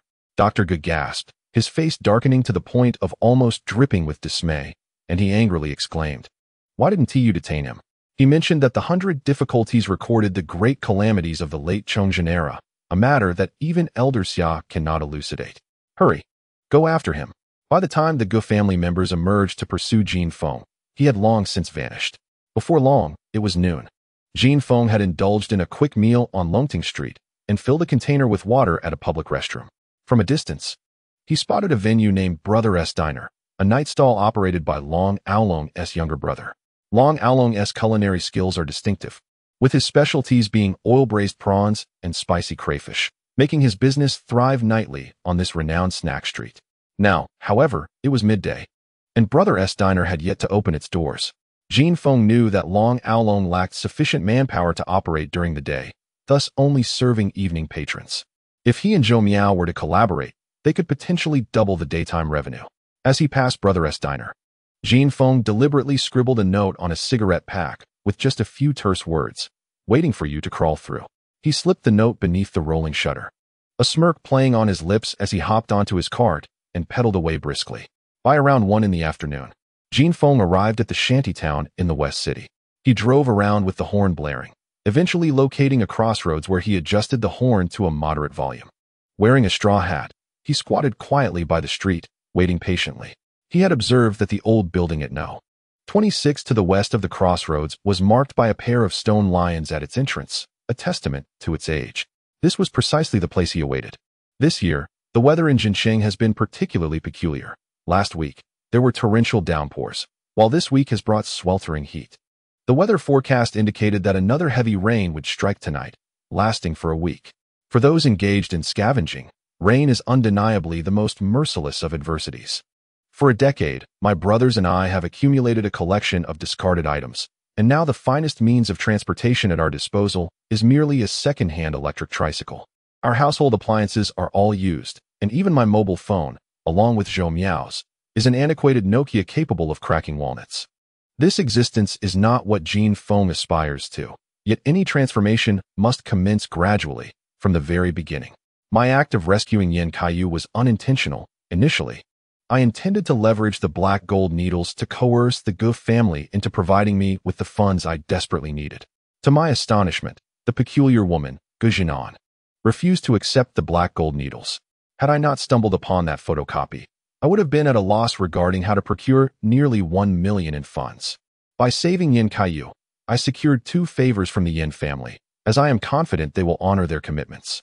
If the Yin family were to default, it would spell doom for Yin Kaiyu, who requires 5 more doses of medication for his coagulation disorder to achieve complete recovery. This is my contingency plan. The complexities of human nature render me cautious. I do not easily place my trust in others. Having obtained the paperwork for the recycling station, I must also invest significantly in its renovation. To expand and strengthen the business, it is imperative to operate within legal parameters. This expenditure is essential. The profits from recycling are substantial, yet as the broader environment evolves, such industries will face increasing scrutiny, resulting in the elimination of many. Only a legally compliant and sizable recycling station will survive. I possess the confidence to elevate the recycling station to its utmost potential. Just as I contemplated this, an electric bike passed by, halting a few meters away. A young woman turned and called out to me, "Hey, scrap collector, how much for an old television?" Without lifting my gaze, I quoted a price. 20 for televisions under 32 inches, 30 for those of 32 inches. What about a rear projection television? 40 inches. How much? Is it in good condition? What brand? She inquired. Philips, imported. My family paid 15,000 for it. 150, I replied. The woman immediately exclaimed, "What? Only 150? No way. That's too much. Just a few days ago, someone offered me 300. You scrap collectors are all swindlers." She cursed and stormed off while I continued to smoke, unfazed by her words. After collecting some beer bottles and old newspapers, the woman poked her head out from a house and shouted, "Hey, scrap collector. Come here." I pushed my cart over. The woman had a graceful figure and a pleasant face, her hair styled in waves, with a small black mole at the corner of her mouth. Her alluring eyes were quite captivating. At the entrance stood a pair of stone lions, less than a meter tall, weathered with age, bearing the marks of countless seasons. The woman led me into her home. The house is an old-style Jin Feng building, consisting of only 2 stories, with the upper level being a later addition of a wooden structure. Upon entering, one encounters a small courtyard of about 20 square meters. To the east lies a modest fish pond accompanied by a low artificial hill, housing 3 or 4 koi fish, each approximately a foot in length. Adjacent to the pond is a small flower bed, adorned with ginkgo, lilies, and evergreen plants, while to the north stands a robust yellow magnolia tree. It is currently the blooming season for the yellow magnolia, which towers at around 20 meters, its white magnolia flowers blooming profusely, filling the air with a delicate and refreshing fragrance that is truly captivating. The courtyard is replete with dozens of various blossoms and greenery, indicating that the owner of this abode possesses a refined taste. In the center of the courtyard lies a haphazard pile of books, newspapers, and magazines, stacked chaotically. Initially, there was no intention to sell anything. However, observing your clean attire, distinct from those who collect scrap, I thought it best to let you browse. A woman led Jin Feng through the upper and lower levels of the house. Her swaying figure, both graceful and alluring, danced before him, inadvertently revealing the unique charm of a mature woman. What's the maximum for the rear projection television? 160. What? Only 160? Last week I couldn't sell it for 300. Rear projections take up space. Most people don't use them. If someone buys it for personal use, 300 is definitely a fair price. The woman responded, last week, that person did indeed intend to use it, but later he purchased an LCD from old Zhao. Never mind. Have you checked the computer in the study? How much is it? 100. The woman scoffed at Jin Feng, exclaiming, do you think I'm a fool? 60. It's an import. The invoice is still here, see? 28,000, bought from Pacific Department Store. Jin Feng replied indifferently, it's an outdated machine from 2006. Long since obsolete. The woman huffed and continued, what about this phonograph? The phonograph she referred to is a vintage model, popular in the late 70s and early 80s. Distinct from the one seen on television, lacking a horn and requiring connection to a radio for sound output. 20. The woman, slightly at a loss for words, glared at Jin Feng in frustration before waving her hand and declaring, what about these books? Quite a few. 1 yuan per Jin. This time, she did not scorn Jin Feng. After pondering for a few seconds, she said, I will sell you everything. However, you must assist me in moving the furniture and appliances to Shaosher Street. There is no need for you to dismantle the bed. Workers will come by shortly. But you must help me take down the air conditioner and the range hood. By the way, will you take the range hood? Jin Feng remained silent for a moment before nodding and pointing to the courtyard. The fish and flowers are a gift for me. She glanced at Jin Feng and retorted, you're trying to take advantage of me, aren't you? Those koi have already been reserved. 100 each. These flowers have been cultivated by the old man for many years. They are truly exquisite blooms, easily fetching 51 pots or 21 pots at the flower market. I'll assist you with the move, Jin Feng stated in a low voice. The woman refused vehemently, exclaiming, not only is there a 40 shortfall. With a scowl, she muttered curses under her breath. Damn that old man. Even in death, he clings to these treasures. I wasted over a year with you, and all I get is this apartment. Jin Feng silently turned to leave. The woman, not pleased, called out, 31 pots. I'll throw in the pots and pans from upstairs. Jin Feng replied, 25. I won't accept more. She sighed in resignation. Fine, fine. I suppose it's all going to be demolished anyway. I'll let you handle these. You must help me move the items first, she insisted. Her home was filled with furniture, including 2 complete sofa sets. The leather sofa in the living room downstairs was quite heavy, while the one upstairs was crafted from red sandalwood. There were also 2 large double-door refrigerators, and the kitchen appliances were all top brands.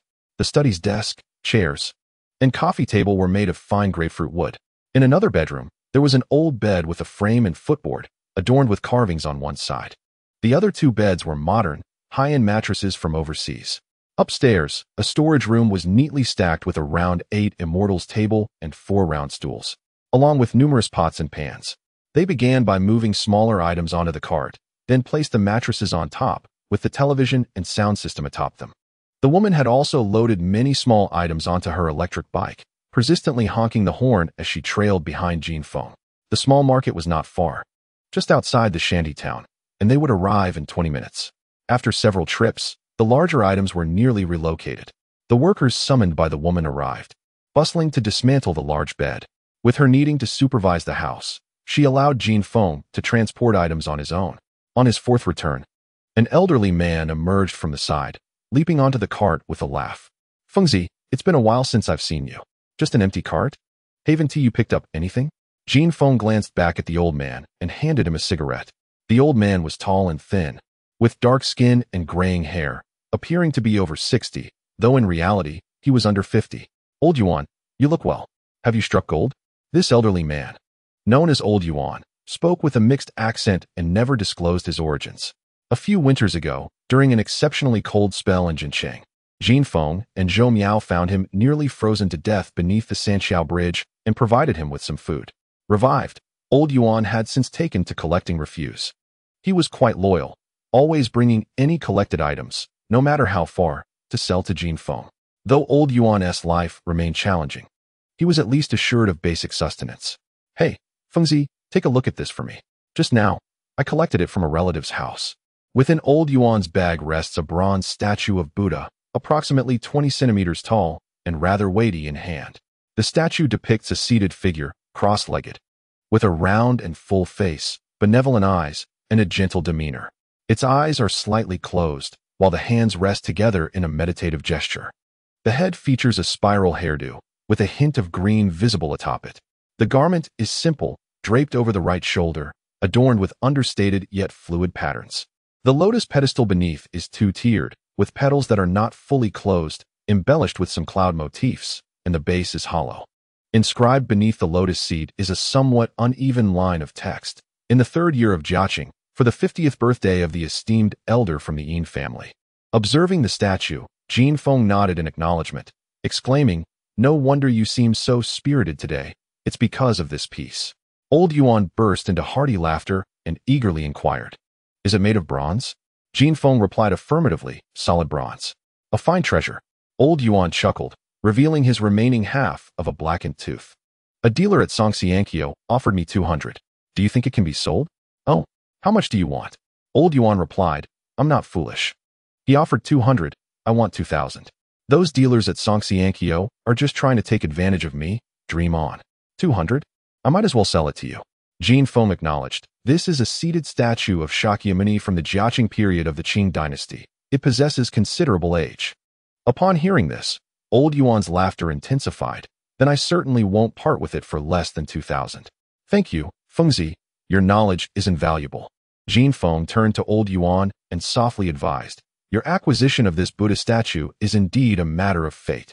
If I were you, I would enshrine it at home, offering incense morning and evening. It will surely bring you peace. Who knows, you might even find a wife in the future. And someone may carry your spirit tablet up the mountain for you." Old Yuan paused, about to respond. Jin Feng continued nonchalantly, "If you wish to sell it, go to Chaodang and find a shop called Qianzhuang. Set a firm price of 30,000 and do not accept a penny less." Suddenly, the statue slipped from Old Yuan's grasp, clattering to the ground, prompting him to shout for the cart to stop. He jumped off and hurriedly retrieved the statue. His face drained of color and breath quickened. "Fengzi, is it really worth 30,000? Jin Feng, without looking back, replied coolly, "The Jiaqing Shakyamuni statue is well preserved, aesthetically pleasing, and bears ancient patterns. The enamel decoration on the hairdo has some wear, which may affect its overall value." Old Yuan murmured, "But what if they only offer 20,000? What if it isn't worth that much?" Jin Feng reassured him, "Antique shops would purchase it for 30,000, and it could easily sell for over 100,000. At this, Old Yuan stood rooted in shock, clutching the statue in silence. It wasn't until Jin Feng returned to the young woman's residence that Old Yuan finally rushed over, the statue now safely tucked away in his bag. They assisted Jin Feng in loading the vehicle, collaborating tirelessly for 3 hours until all the furniture and items were finally transported, leaving them utterly exhausted. Although Old Yuan has aged, he still possesses considerable strength. Having engaged in scavenging for scrap for 5 to 6 years, he has become quite astute and is thoroughly familiar with the area. He discreetly informed Jin Feng that the young woman, known as Ma Sanjia, is reputed to have returned to a virtuous life after a tumultuous past, having been with a man over 60 years old, who passed away within a year and a half. The neighbors hold a rather unfavorable opinion of Ma Sanjia. The young men, however, are industrious. Ma Sanjia expressed her satisfaction with Jin Feng. Rare was her smile as she tossed him a bottle of mineral water. Subsequently, they bundled up the discarded books and newspapers in the yard, weighing a total of 135 pounds, including other old appliances.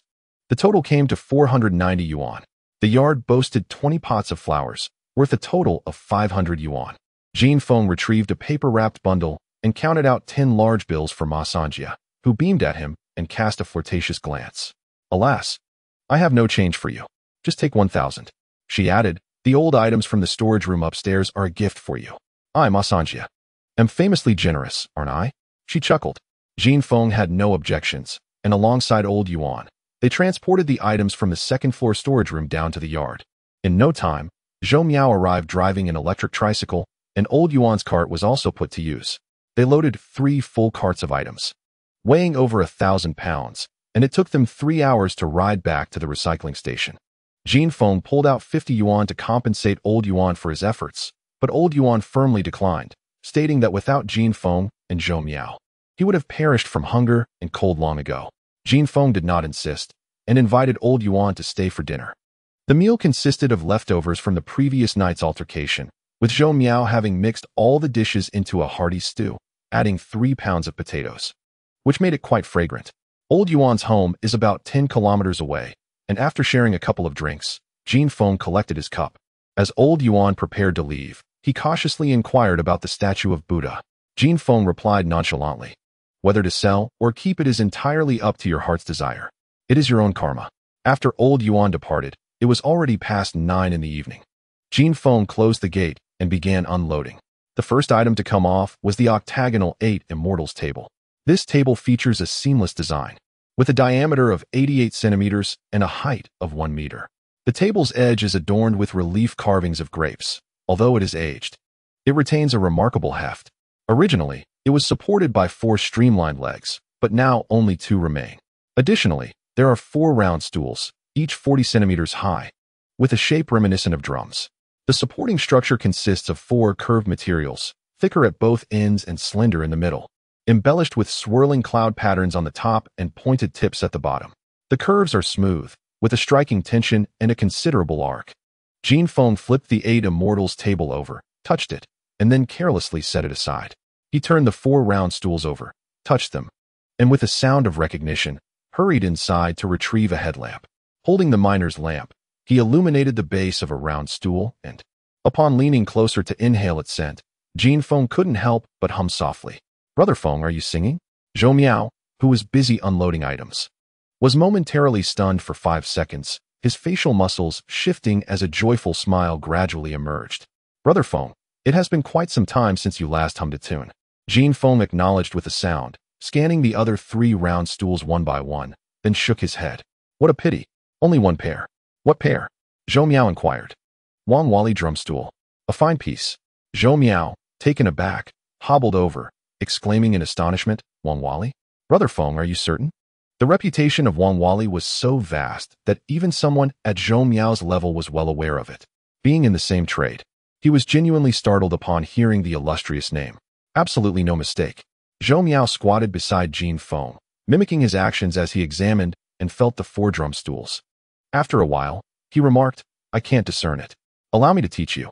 Jin Feng crouched down, holding the miner's lamp, and pointed to the underside of a Wang Wali drum stool. Wang Wali can be divided into oily and dry varieties. The oily one is slightly superior due to its rich oil content. Distinguishing the authenticity of Wang Wali is rather simple.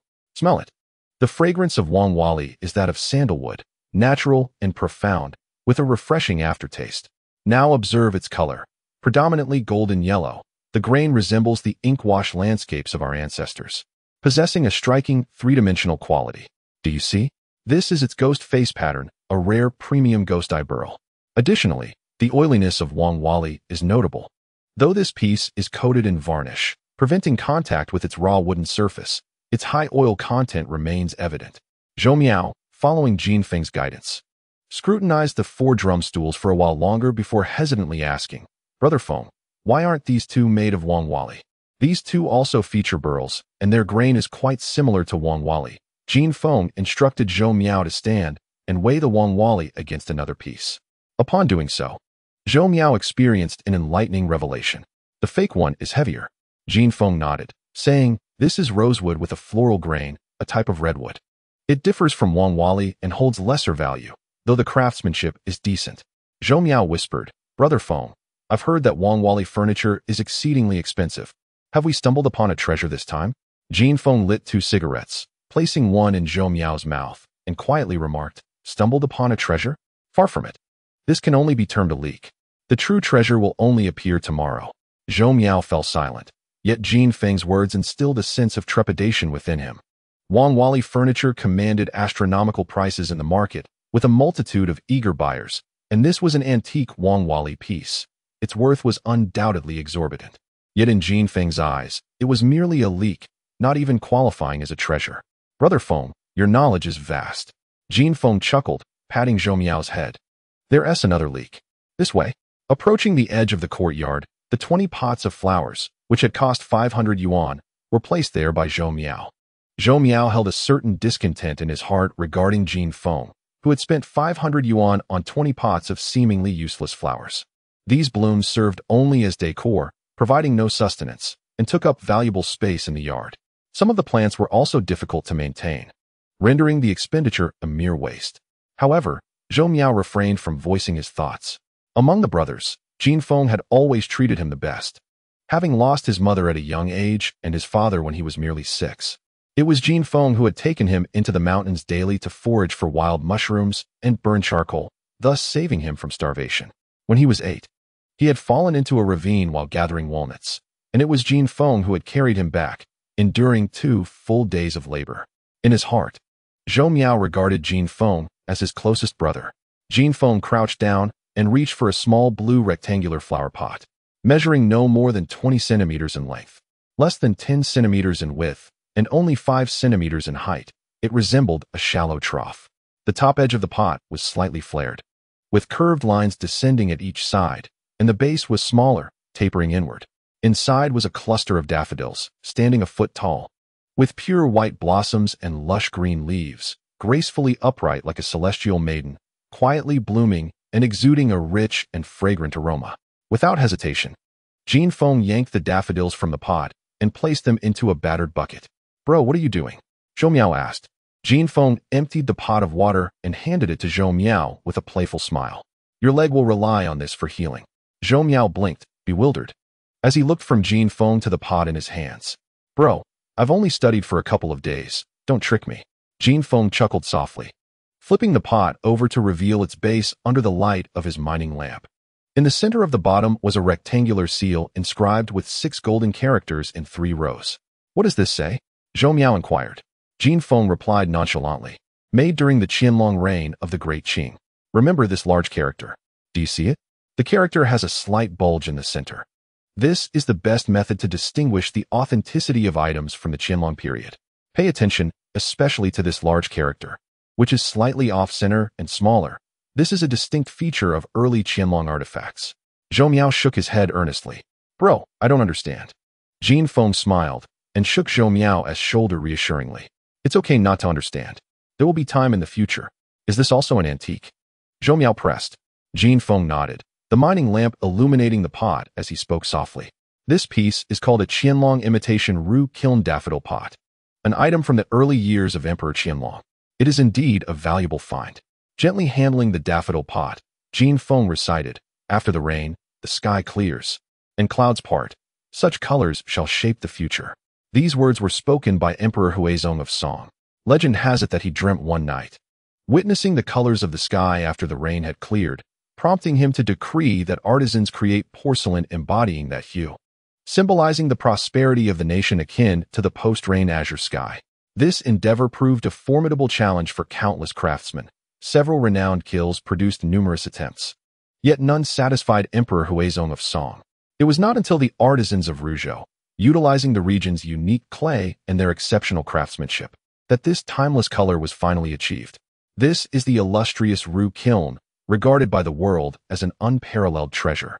Originally, Emperor Huizong intended the rain-cleared azure to signify the resurgence of national fortunes, yet not long after, he found himself captured, dying in a foreign land. It is said that by the time of his death, his body had become stiff from the cold, half of it burned and extinguished by water, subsequently discarded into a pit, allowing the water therein to serve as lamp oil. Accompanying him in captivity was his son, Emperor Qinzong, who, under the mockery of the Jurchen general Wanyan Liang, was forced to ride a horse and play polo, a skill he lacked, leading to his fatal fall beneath the hooves of the panicked steed. However, Emperor Huizong's fate was not the most tragic. With the fall of the northern Song, the southern Song's Emperor Lizong reigned in Jinling for 40 years, only to meet a grim end when Yang Lianjing desecrated his grave, subjecting his remains to unrestrained humiliation and brutality. Yet, this was not the most sorrowful fate. Such desecrations have occurred throughout history, as Yang Lianjing believed that the skull of an emperor would bring him good fortune. Thus, he severed Emperor Lizong's head, adorning it with silver and lacquer to create a drinking vessel. This, too, was not the most lamentable circumstance. The vessel, after traversing great distances, ultimately reached the capital of the Yuan dynasty, where it circulated among numerous high monks, frequently appearing at feasts. Such miseries in this world are appalling. Therefore, one must never allow a nation to fall. Once a country is lost, all dignity is forfeited. After Zhu Yuanzhang vanquished the Yuan dynasty, he was deeply moved upon learning of this tale and arranged for the return of Emperor Lizong's head, reinterring it at Gaozhou Temple. Historians and future generations have offered mixed evaluations of the Song dynasty. Beyond the unthinkable humiliations, its economic legacy is undeniably remarkable, leaving an invaluable inheritance for posterity. However, what Jin Feng holds is merely a replica from the Qianlong era. Under the light, the Ru Kiln Narcissus basin emanates an enchanting azure glow, boasting a high sheen. The texture is dense to the touch, with a glaze that is gentle, uniform, and smooth, resembling glass. When illuminated by a mineral lamp, it reveals a verdant hue, akin to jade yet not jade, flawless in its beauty. Jin Feng patiently explains to Zhou Miao that the Qianlong period imitation of Ru glaze lacks the so-called fish roe pattern described by ancient artisans.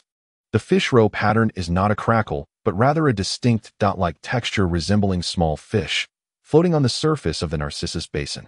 The body of the Qianlong imitation is overly thick, reflecting a metallic sheen under the mineral lamp, while the authentic Song Ru Kiln exhibits no such luster.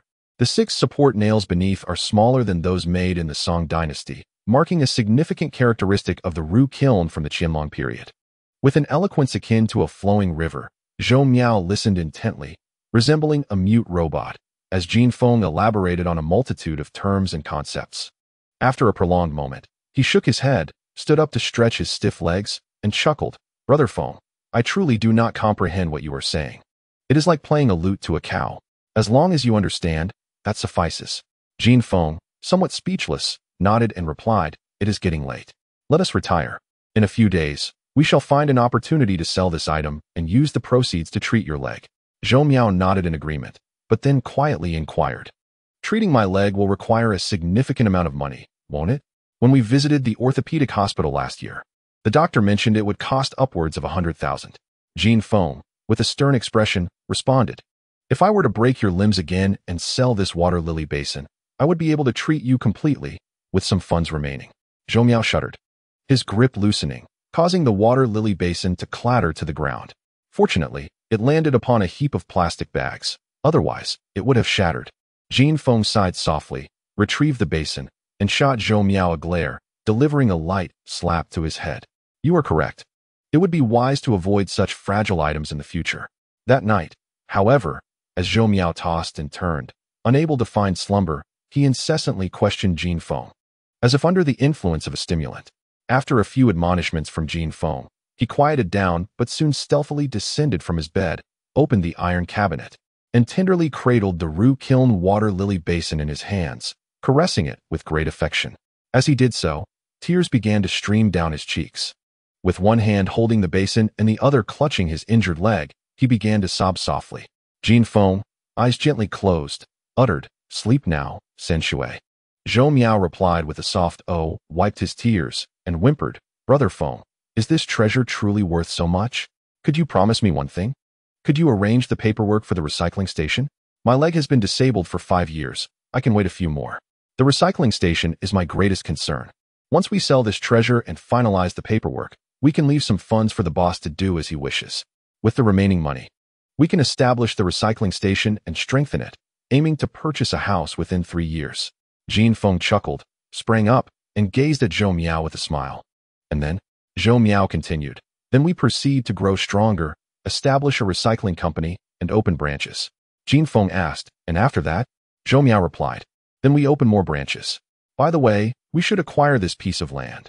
After all, Aunt Wang has no children. Did she not say she would take you as her godson? Jin Feng nodded. Go on. Acquire the land and construct a factory. We will collect scrap and second-hand goods, creating a second-hand trading market. That will also be profitable.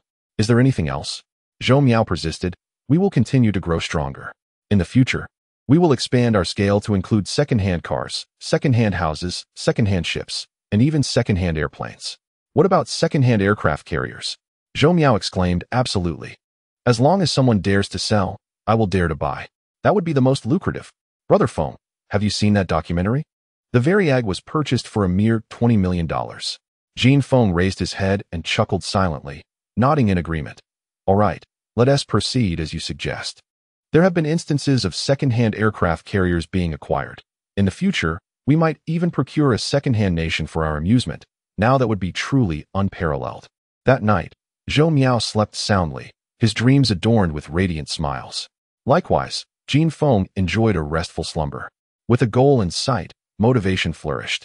However, this beautiful dream was abruptly interrupted as the two brothers were awakened by the torrential downpour.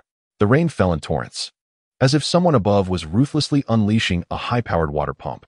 The 3 modest rooms of their home were merely temporary structures, patched up over the years, yet still in a deplorable state, and rain was certain to leak through. This night, the rain was particularly fierce. Both beds were thoroughly soaked. With a resounding clap of thunder, the earth trembled, and the power went out. Zhou Miao donned a miner's lamp and grabbed a tarpaulin, preparing to climb onto the roof. In the darkness, he stumbled and fell. Jin Feng swiftly caught him, and the two landed clumsily on the ground, in a disheveled heap. Jin Feng ascended to the roof, securing the tarpaulin, while Zhou Miao remained below, handing him heavy iron blocks for stabilization. After a considerable effort, both were drenched to the skin. Upon returning indoors, Zhou Miao hastily inspected the water lily basin and the rosewood drumstool. Turning to find Jin Feng, he discovered that Jin Feng had already donned his miner's lamp and ventured out. Zhou Miao instinctively knew that Jin Feng was headed to Guise Ye's home. Guise Ye's dwelling was even more dilapidated, leaking in winter and letting rain in during storms. Its low elevation ensured that in such torrential weather, it would undoubtedly be flooded. The muddy road, still wet from previous rains, had become utterly impassable after this deluge. The rudimentary drainage system was incapable of handling such a volume of water, which flooded the roads. In the deepest sections, the water nearly reached Jin Feng's waist, making it arduous to wade through to Guise Ye's home. Under the dim light of his lamp, a frail figure was seen hunched over at the corner, continuously scooping water.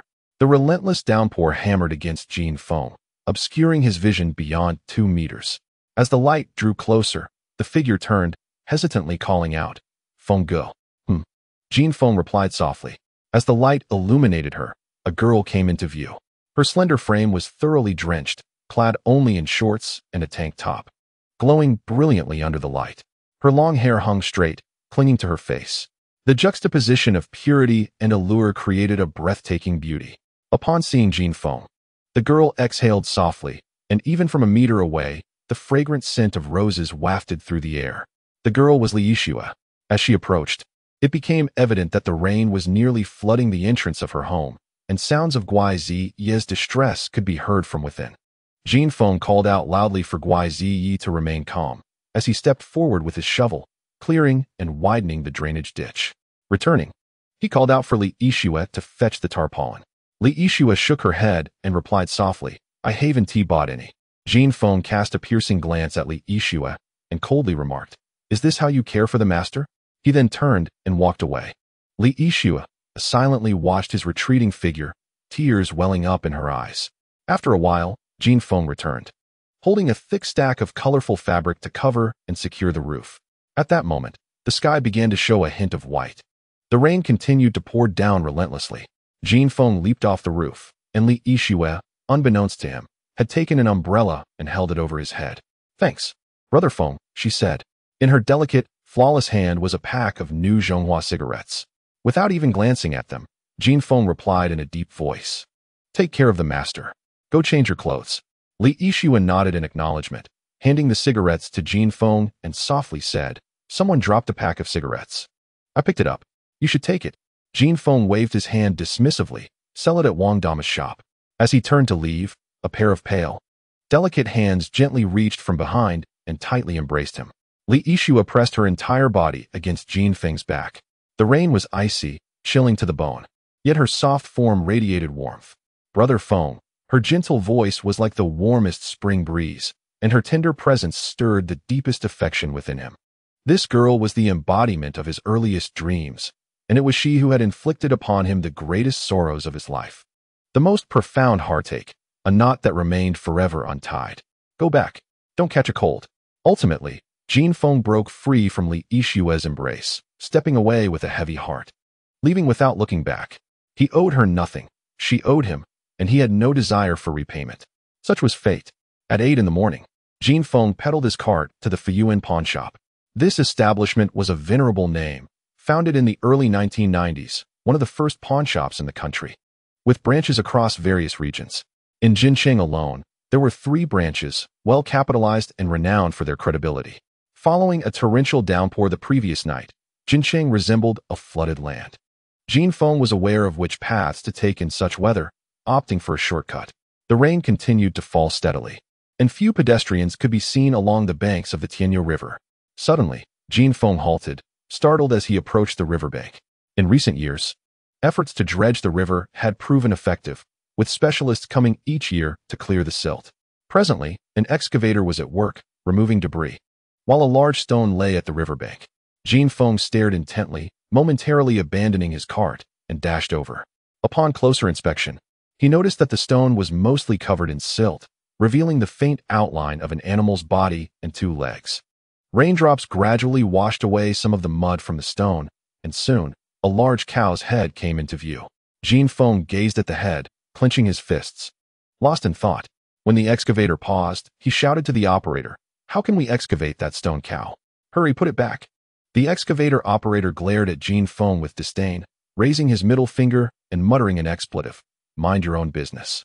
From the shore, a voice inquired, "Who are you? Is that a stone ox?" Jin Feng turned to look at the speaker. "Do you manage the riverbed?" The individual, in his early 30s, short and stout, replied in a languid tone, "We are the outsourced river cleanup company." Jin Feng remarked softly, "Indeed, it bears a striking resemblance to an ox, such a large stone figure." "Boss, how do you plan to handle it?" Jin Feng asked. The stout man shot Jin Feng a sidelong glance and responded, "We'll wait for the garbage truck to arrive and then dispose of it at the landfill." Jin Feng produced a cigarette and offered it, but the man disdainfully ignored him, expressing his distaste for Jin Feng's low-quality brand. Jin Feng turned and headed to a nearby convenience store to purchase a pack of 1916 cigarettes. After roughly 10 minutes, the stout man received a phone call, his irritation palpable. It turned out that due to last night's torrential rain, the 2 garbage trucks responsible for transporting the sludge were unable to arrive. With no other option, they had to halt operations. Jin Feng quietly approached and stood beside the man. "Boss, I'll buy the stone ox from you. I deal in scrap and can help you get rid of it." The stout man's eyes brightened momentarily before he closed them again. 500. He stirred slightly as Jin Feng discreetly slipped the cigarette pack into his bag. "You find a crane. Come by tonight to tow it." After a delay on the road, they arrived at the location where they had agreed to meet Sun Lingua, nearly at 10 o'clock. Sun Lingua had been waiting at the entrance for quite some time and was elated to finally see Jin Feng, though he was taken aback by Jin Feng's appearance. Having traversed through the rain that morning, Jin Feng was covered in mud from head to toe. Quickly, Sun Lingua retrieved a towel from his bag and offered it to Jin Feng to wipe his face, eagerly addressing him as master. Jin Feng checked the time on his phone, lit a cigarette, and said, "It's about time, let us go in." The Fuyuan pawn shop on this old street served as the main establishment, boasting 4 grand entrances, spanning 2 stories, with the first floor covering an impressive 400 square meters, adorned lavishly and exuding an air of sophistication. Just as Jin Feng was about to enter, he was stopped by the security guard at the door. Noticing the mud-caked, worn leisure shoes on Jin Feng's feet, the guard politely requested that he clean his shoes before entering. Jin Feng scoffed derisively and turned to leave. In a panic, Sun Lingua hurriedly grabbed Jin Feng's arm. "Master Jin, please wait. I'll buy you a new pair of shoes immediately. The shoe store is right across the street." Jin Feng shook his head, walked to a cart, and wiped the mud from his shoes, brushing the rainwater from his head, and quietly stated, "Let us go." This time, the guard again halted Jin Feng, courteously stating, "Our establishment has a policy. We cannot serve those who are not properly attired." Jin Feng's expression darkened. Sun Lingua quickly produced his pawn ticket, explained the situation, and offered the guard 2 packs of premium cigarettes. 2 security guards unceremoniously accepted the cigarettes, and, upon learning that Jin Feng was an expert invited by Sun Lingua, burst into derisive laughter, casting scornful glances at him. "Since when have scavengers turned into experts? Are you a specialist from a refractory factory or a crematorium, only able to cater to acquaintances?" remarked one guard with a sneer. The other chimed in jestfully, "If he is an expert, then I must be a deity." Just as Sun Lingua was about to argue with the guards, Jin Feng calmly interjected, "They are merely 2 watchdogs. There is no need to stoop to their level." The guards were immediately incensed and began hurling insults at Jin Feng. Sun Lingua, now exasperated, shouted, "I brought my items to your Fuyuan, and this is how you treat your guests? I am here to reclaim my pawned possessions, yet you bar my entrance. What is the meaning of this? Are you running a black market? I will lodge a complaint with your manager." The 2 guards exchanged glances and laughed mockingly. "Go ahead. Be our guest," one of them retorted, while the other escalated the situation by pressing the intercom. Manager Zhu, we have a disheveled individual here. Should we let him in?" A hoarse voice crackled through the intercom, sounding like a duck. "Haven't I made it clear? The leaders from the headquarters are coming down for an inspection today, and I have heard that significant figures will also be present. You lot better pay attention. Our Fuyuan company does not discriminate against anyone. Whoever wishes to enter is welcome. If the undercover visit from headquarters is hindered by you fools, I will hold you accountable." The guards were instantly unnerved, their demeanor shifting dramatically. They pointed at Jin Feng and declared, "Consider yourself fortunate, kid. Go on in, but don't touch anything inside, otherwise you'll be in serious trouble." Once inside the pawn shop, Sun Lingua quietly apologized to Jin Feng. Jin Feng, unfazed, nonchalantly responded, leaving Sun Lingua momentarily stunned for 5 seconds. By the time he regained his composure, Jin Feng had already approached a counter in the northern section. This counter displayed several luxury watches, including 2 resplendent Rolexes, grand in size and quite imposing. There were also 2 ladies' watches adorned with tiny diamonds, alongside a worn pocket watch. The pawn shop was well lit, with an additional fluorescent light illuminating the counter. Under such brilliant illumination, the watches radiated their most dazzling brilliance, silently narrating their illustrious pasts. These timepieces had been acquired by Fuyuan Pawn Shop, well past their redemption period, and were prominently displayed for sale.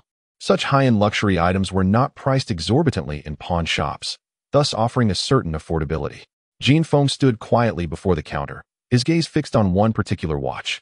Lost in contemplation, although Sun Lingua felt a sense of urgency, he had already begun to revere Jin Feng as a figure of divine stature. Not daring to utter a word, lest he disturb Jin Feng's thoughts. After a full minute had passed, Jin Feng slowly closed his eyes, taking a couple of gentle breaths. He tapped on the bulletproof glass counter and softly uttered, "Thank you. Please bring that watch out for me to examine." At that moment, the attendant behind the counter was occupied attending to another group of customers. She turned to glance at Jin Feng and politely asked him to wait a moment. The other 7 or 8 female staff members, upon observing Jin Feng's attire and the disheveled appearance of Sun Lingua, had long since dismissed the 2 men as inconsequential. The affluent indulge in fine watches, whereas the less fortunate are drawn to automobiles. Indeed, a prestigious timepiece possesses far more substance than a luxury car. Those who frequent pawn shops possess discerning eyes, and at a mere glance, they could tell that Jin Feng and his companion were unsophisticated bumpkins, utterly incapable of affording such esteemed watches. At that moment, a security guard entered from outside, exchanging a few words with the duty manager, while gesturing disdainfully towards Jin Feng. The duty manager, a man in his 30s, was dressed for the summer in a short-sleeved plaid shirt paired with trousers, his polished brown leather shoes shining brightly, exuding an air of authority. After hearing the security guard's report, he cast a distant look at Jin Feng, conversing briefly with the guard before sauntering over. Jin Feng was clad in his finest attire, a 20 yuan blue Li Ning short-sleeve shirt, 20 yuan gray step shorts, and 50 yuan 361 running shoes.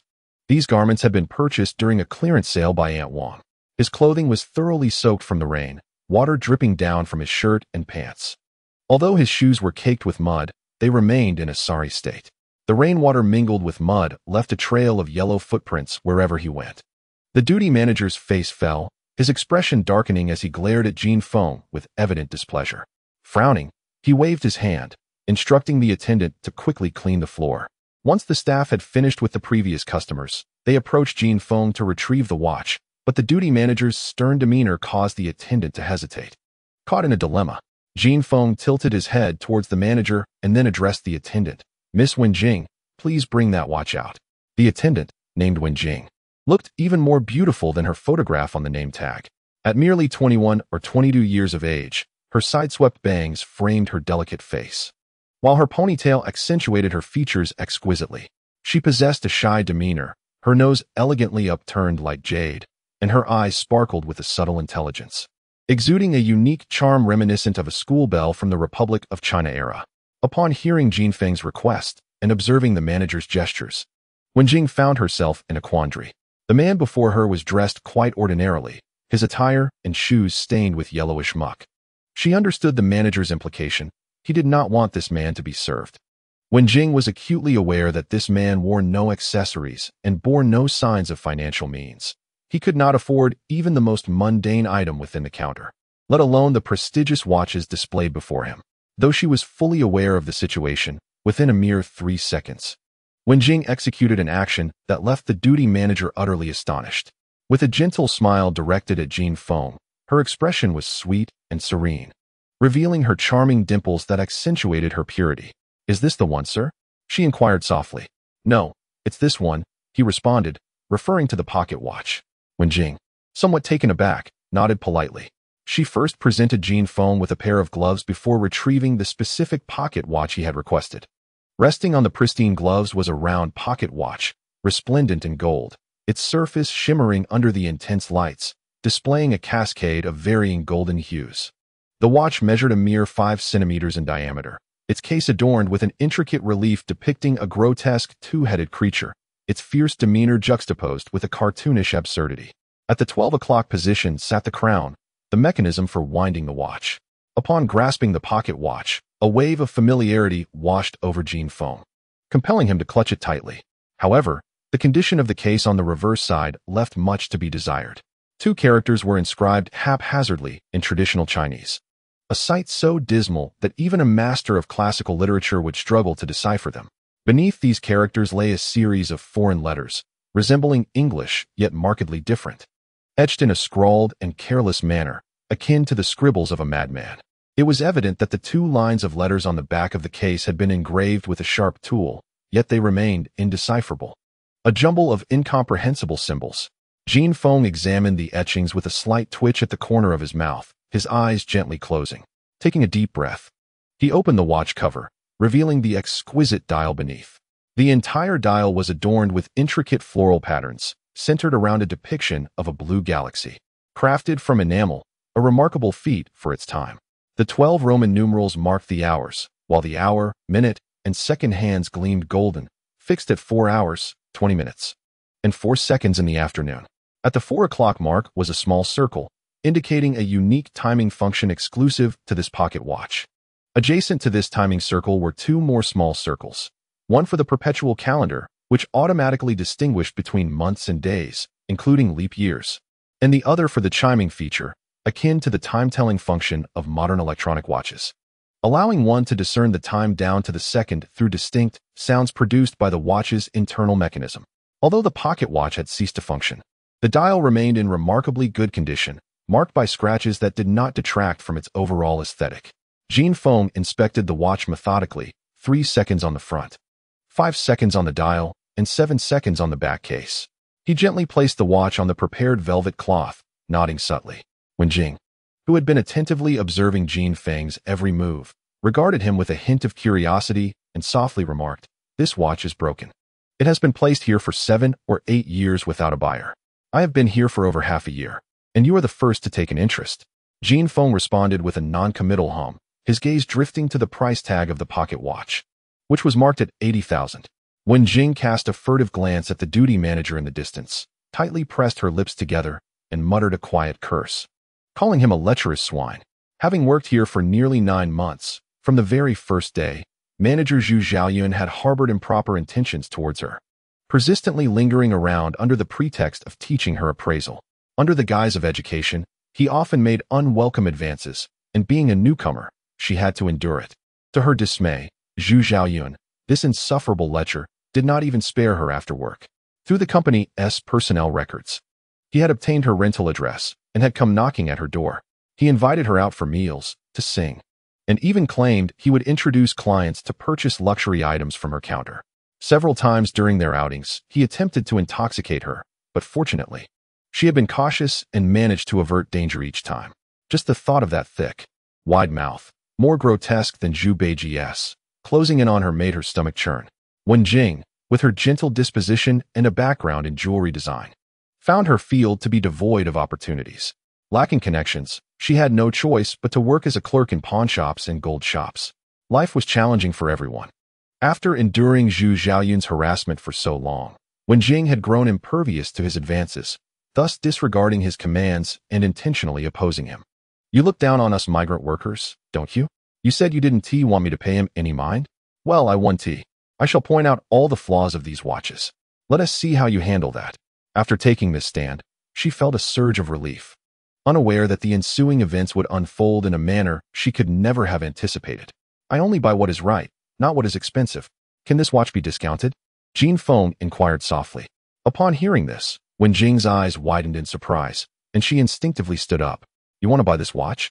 After uttering this, she quickly turned to glance at manager Zhu Xiaoyun, lowering her head to whisper, "Don't buy it. This watch is defective." Jin Feng simply replied, "I don't buy expensive things. I only buy what is right." When Jing murmured, "What is right or expensive? What good is a broken watch? This watch, they say, cannot be repaired at all. It has no value for repair. Left here, it is merely a dead rat, waiting for some blind cat to fall into its trap." "Oh, no, I didn't mean you." When Jing covered her mouth, biting her lip, and softly apologized to Jin Feng. Jin Feng, however, remained unfazed, softly stating, "Sometimes, a cat may not be blind. It simply chooses not to open its eyes. Once it does, it can become a tiger, ready to bite." When Jing chuckled, a light laugh escaping her lips, revealing her immaculate white teeth, a sight that was breathtakingly enchanting. Standing behind Jin Feng, the manager grew increasingly furious. Unable to contain himself any longer, he strode forward and introduced himself.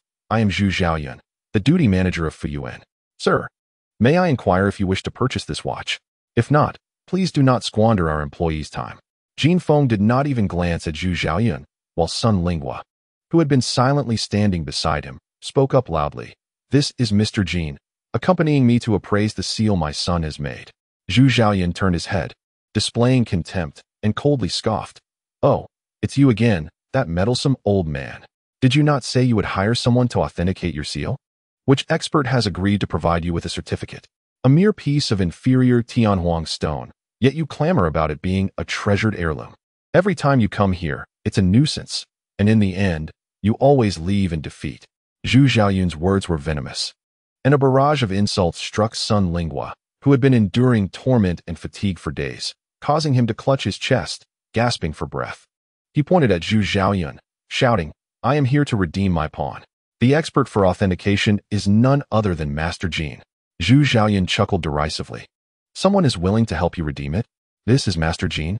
Just look at him, drenched and utterly loathsome, making me question whether you two are here for a jest.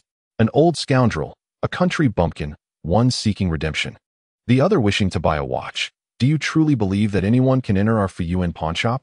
Let me tell you, had it not been for an important VIP visiting today, neither of you would have even made it through the door."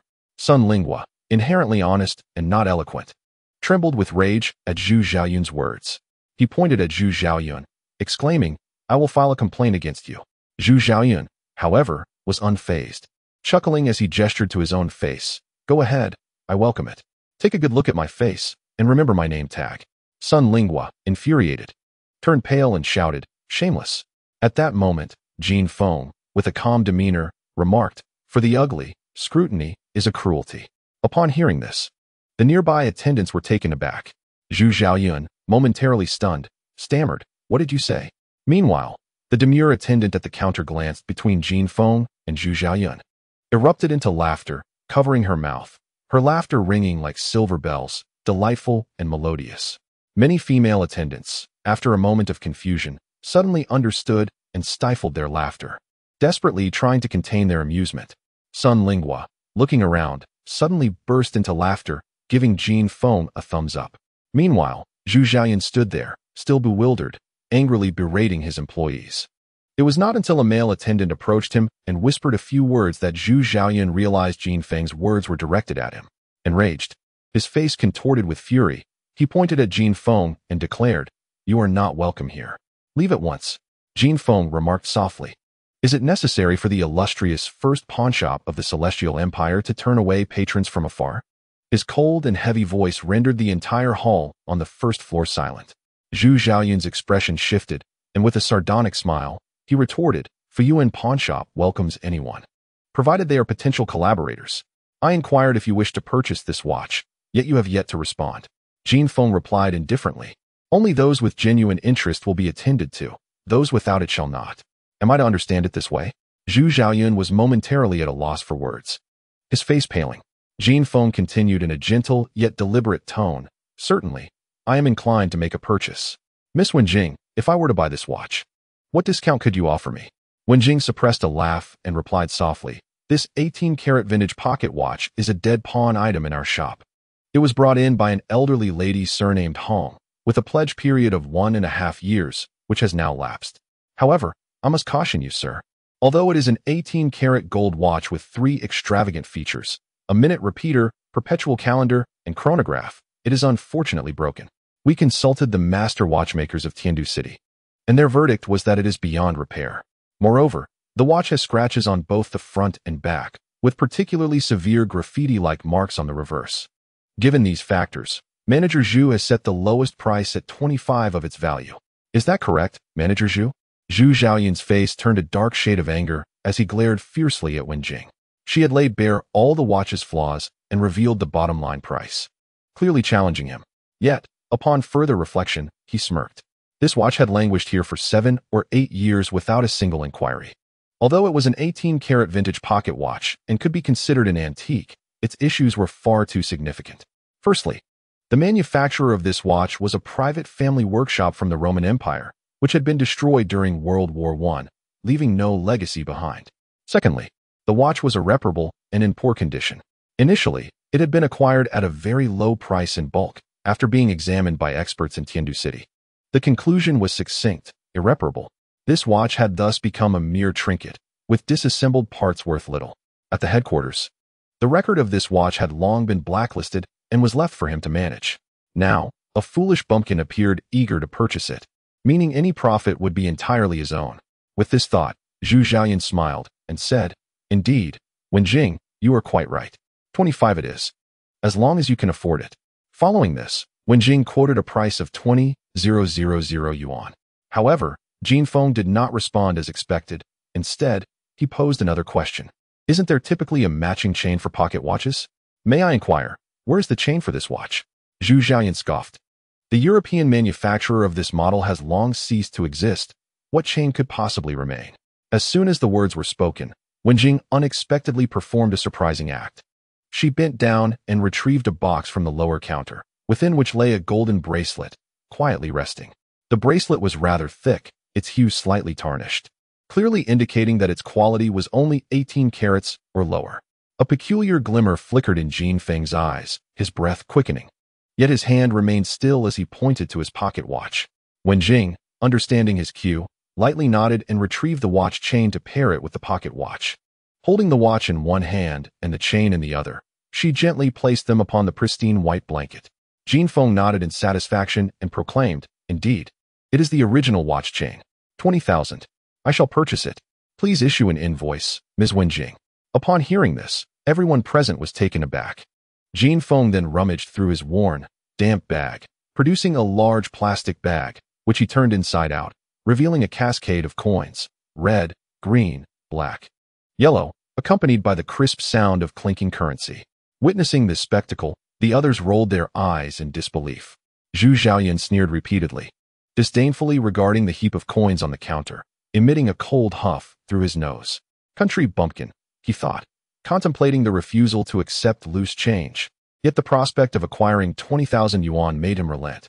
Wenjing paused, gazing at the pile of money before her, unable to suppress a glance at Jin Feng, tinged with a hint of reproach. Despite her grievances, she pouted and deftly organized the coins on the counter. Sun Lingua stepped forward to assist in sorting the coins. Softly addressing Jin Feng, Master Jin, I have some complete notes here. Jin Feng shook his head. This is my purchase. On a rainy day, the number of customers in the shop was scant, and the two idle shop assistants also approached to help count the money. After over 10 minutes, the coins were finally tallied. Wenjing handed the invoice to Jin Feng, returning 3 coins to him. Having worked here for 9 months, she finally sold a watch. Feeling a sense of accomplishment, you shouldn't have bought this watch. It must have cost you all your money, right? A smile graced Jin Feng's lips as he looked at Wenjing and softly replied, I told you, I only buy what is right. Just then, Zhu Xiaoyan snatched a large handful of coins from Wenjing's hands, sneering, Congratulations, little country bumpkin, for spending 20,000 on this gold watch. Oh wait, it should be called an antique, right? Though it may not be reparable, at least it is an antique. Although it doesn't function, it is still a gold watch. In the future, just take this watch out to charm the ladies. It's a powerful weapon. He then added, oh, by the way, make sure to set the time correctly. Or if a girl wants to see your gold watch, you'll be caught out. Ha ha ha. Alas, why doesn't my watch work? Zhu Xiaoyan's venomous words prompted Sun Lingua's indignation, while Wenjing on the counter cast Zhu Xiaoyan a scornful glare. Jin Feng remained unfazed, slowly attaching the pocket watch, and, before the gathered crowd, he offered a gentle smile to Wenjing, addressing her, Ms. Wenjing. Today is truly my fortunate day. I am grateful to the heavens for allowing me to encounter you. Upon hearing these words, the nearby shop attendants were momentarily taken aback. Wenjing paused, her delicate jade-like face inexplicably flushed with a rosy hue. Meanwhile, Zhu Xiaoyan wore a grim expression. Jin Feng gently expressed, Thank you for allowing me to see this watch again. I am eternally grateful to you.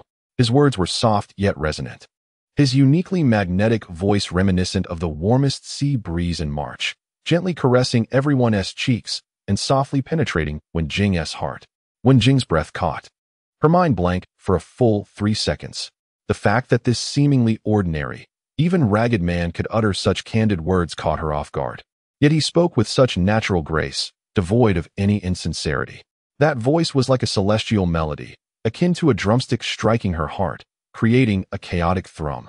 Instantly, Wenjing's face turned crimson, as if it were about to bleed from embarrassment. Her entire being fell to flame, and she couldn't help but lower her head. In that moment, she uttered a sound she could scarcely believe came from her own lips. The sound, though faint, caused her to tremble, overwhelmed by shame. And she uttered another soft These 2 hushed sounds were distinctly heard by her colleagues, who gazed at her in astonishment. The usually serene and elegant Wenjing had succumbed to the words of an utterly unremarkable man. This world was utterly mad. In an instant, Wenjing felt as if the sky had collapsed. She tightly covered her face with her hands, utterly afraid to look at anyone. Meanwhile, Zhu Xiaoyan was seething with rage, blood rushing to his head, his eyes reddening. His face turned a shade of green with anger. With a heavy snort, he exclaimed, This is a pawn shop. We are at work. If you wish to pursue women, do it after hours. Jin Feng calmly replied, I am not pursuing Ms. Wenjing. I am merely expressing my heartfelt gratitude for her enabling me to acquire this priceless treasure. Wenjing's heart jolted. She lowered her hands and gazed at Jin Feng, her eyes reflecting an indescribable lament. Seeing her in such a state only intensified Zhu Xiaoyan's displeasure. He was the esteemed manager of the Fuyuan pawn shop's Jincheng branch, earning an annual salary of 200,000, driving a car worth 500,000, and residing in a $1 million home. He fancied himself a diamond bachelor. Which female employee from the 3 branches did not seek to curry favor with him? With just a glance or a gesture, Which woman would not obediently climb into his bed? Yet, when Jing remained an exception, he had pursued her diligently for over half a year, employing both gentle and forceful tactics, yet she always eluded his grasp. With this thought, Zhu Xiaoyun's anger surged. Just moments ago, a man whose entire outfit cost less than 100 yuan had effortlessly captivated Wen Jing's soul with merely 2 sentences. Wen Jing, an object of desire she had vowed to possess, was now tainted by the presence of this country bumpkin. I am utterly at odds with him. The seething indignation and the profound humiliation he felt compelled Zhu Xiaoyun to lose his composure, as he sneered, a piece of trash that cannot even be repaired. Yet you elevate it to the status of a priceless treasure? How ludicrous! What experiences do you possess to warrant such a claim? Have you ever encountered anything beyond your humble existence? I wager you have only ever worn a digital watch in your life, and you dare to call it a treasure? How audacious! Sun Linghua, standing nearby, promptly retorted, Master Jin is the most knowledgeable expert I have ever encountered. If he deems this watch a priceless treasure, it is undoubtedly true. Zhu Xiaoyun scoffed, a master? He is worthy of such a title? Perhaps a master of scavenging from the mountains. How dare he presume to be one? Just as Sun Linghua was about to counter, Jin Feng turned to face Zhu Xiaoyun directly and spoke in a melodic tone. My status requires no validation from you. As for your remarks about this watch, you will never comprehend its true worth. Zhu Xiaoyun shouted. A watch that even Zhao Yanting cannot repair. Even if it were worn by Emperors Qianlong or Kangxi, what value does it hold? Can you tell me? Was it worn by Kangxi or Qianlong? Speak. Jin Feng paused for 2 seconds and replied calmly, I do not know who Zhao Yanting is. Zhu Xiaoyun laughed derisively. You don't even know Zhao Yanting? How can you call yourself a master? A fraud, perhaps? Jin Feng, maintaining his composure in a serene tone, remarked. The only watch repair master worthy of the title in Tiandu City is one named Zhao Diyuan from the Imperial Workshop. Since the Kangxi era, he has been the royal watchmaker. The Zhao Yanting you mentioned must be a descendant of Zhao Diyuan. Zhu Xiaoyun was momentarily taken aback, then retorted bitterly, anyone can guess. Zhao Diyuan, is that even a real name? I could make up names too. Jin Feng cast a cool glance at Zhu Xiaoyun and said, with so many people here and so many smartphones, wouldn't a quick search reveal the truth? As soon as he finished speaking, a striking red Huawei 10 phone appeared before Jin Feng. Wen Jing bit her lip and softly announced, I found it. You were right. Turning to Zhu Xiaoyun, she declared, Manager Zhu, what he said is indeed correct. You can check for yourself. Several store employees, having also searched on their phones, nodded in agreement, while Zhu Xiaoyun's expression soured. He hastily pulled out his phone to search, and upon seeing the results, his face turned pale. Zhao Diyuan was indeed the royal watchmaker from the Imperial Workshop. During the Kangxi era, global trade flourished, and China was immensely wealthy, with porcelain and tea alone accounting for 1/3 of the world's silver. Many Western nations traveled great distances to present various treasures to Kangxi. Within the confines of the Qing Palace, the number of clocks reached into the thousands, with a multitude of artisans dedicated to their maintenance. Among them, Zhao Diyuan held the most illustrious reputation. Following the abdication of the Shintong Emperor, Zhao Diyuan established a clock shop in Tiandu City, which has continued to thrive to this day. Zhu Xiaoyun's face shifted from crimson to a pallid hue as he pointed at Jin Feng, exclaiming, even if you guessed correctly, what does it matter? This watch is nothing but a worthless trinket. Huh, keep it at home and admire it. You spent 20,000 on a useless piece, didn't you? Jin Feng replied softly. You are correct. The money I used was indeed all I possessed. Yet, do you truly believe this is a worthless watch? Zhu Xiaoyun retorted sharply. If even the Imperial Watch Repair Master cannot fix it, what else could it be but a worthless item? He scoffed, loudly challenging, if you have the skill. Fix it then. Aren't you a master?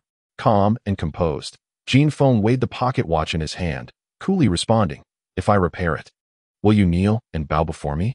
Zhu Xiaoyun, in a fit of rage, pointed at Jin Feng and shouted, if you cannot fix it, you should lick this place clean and crawl out.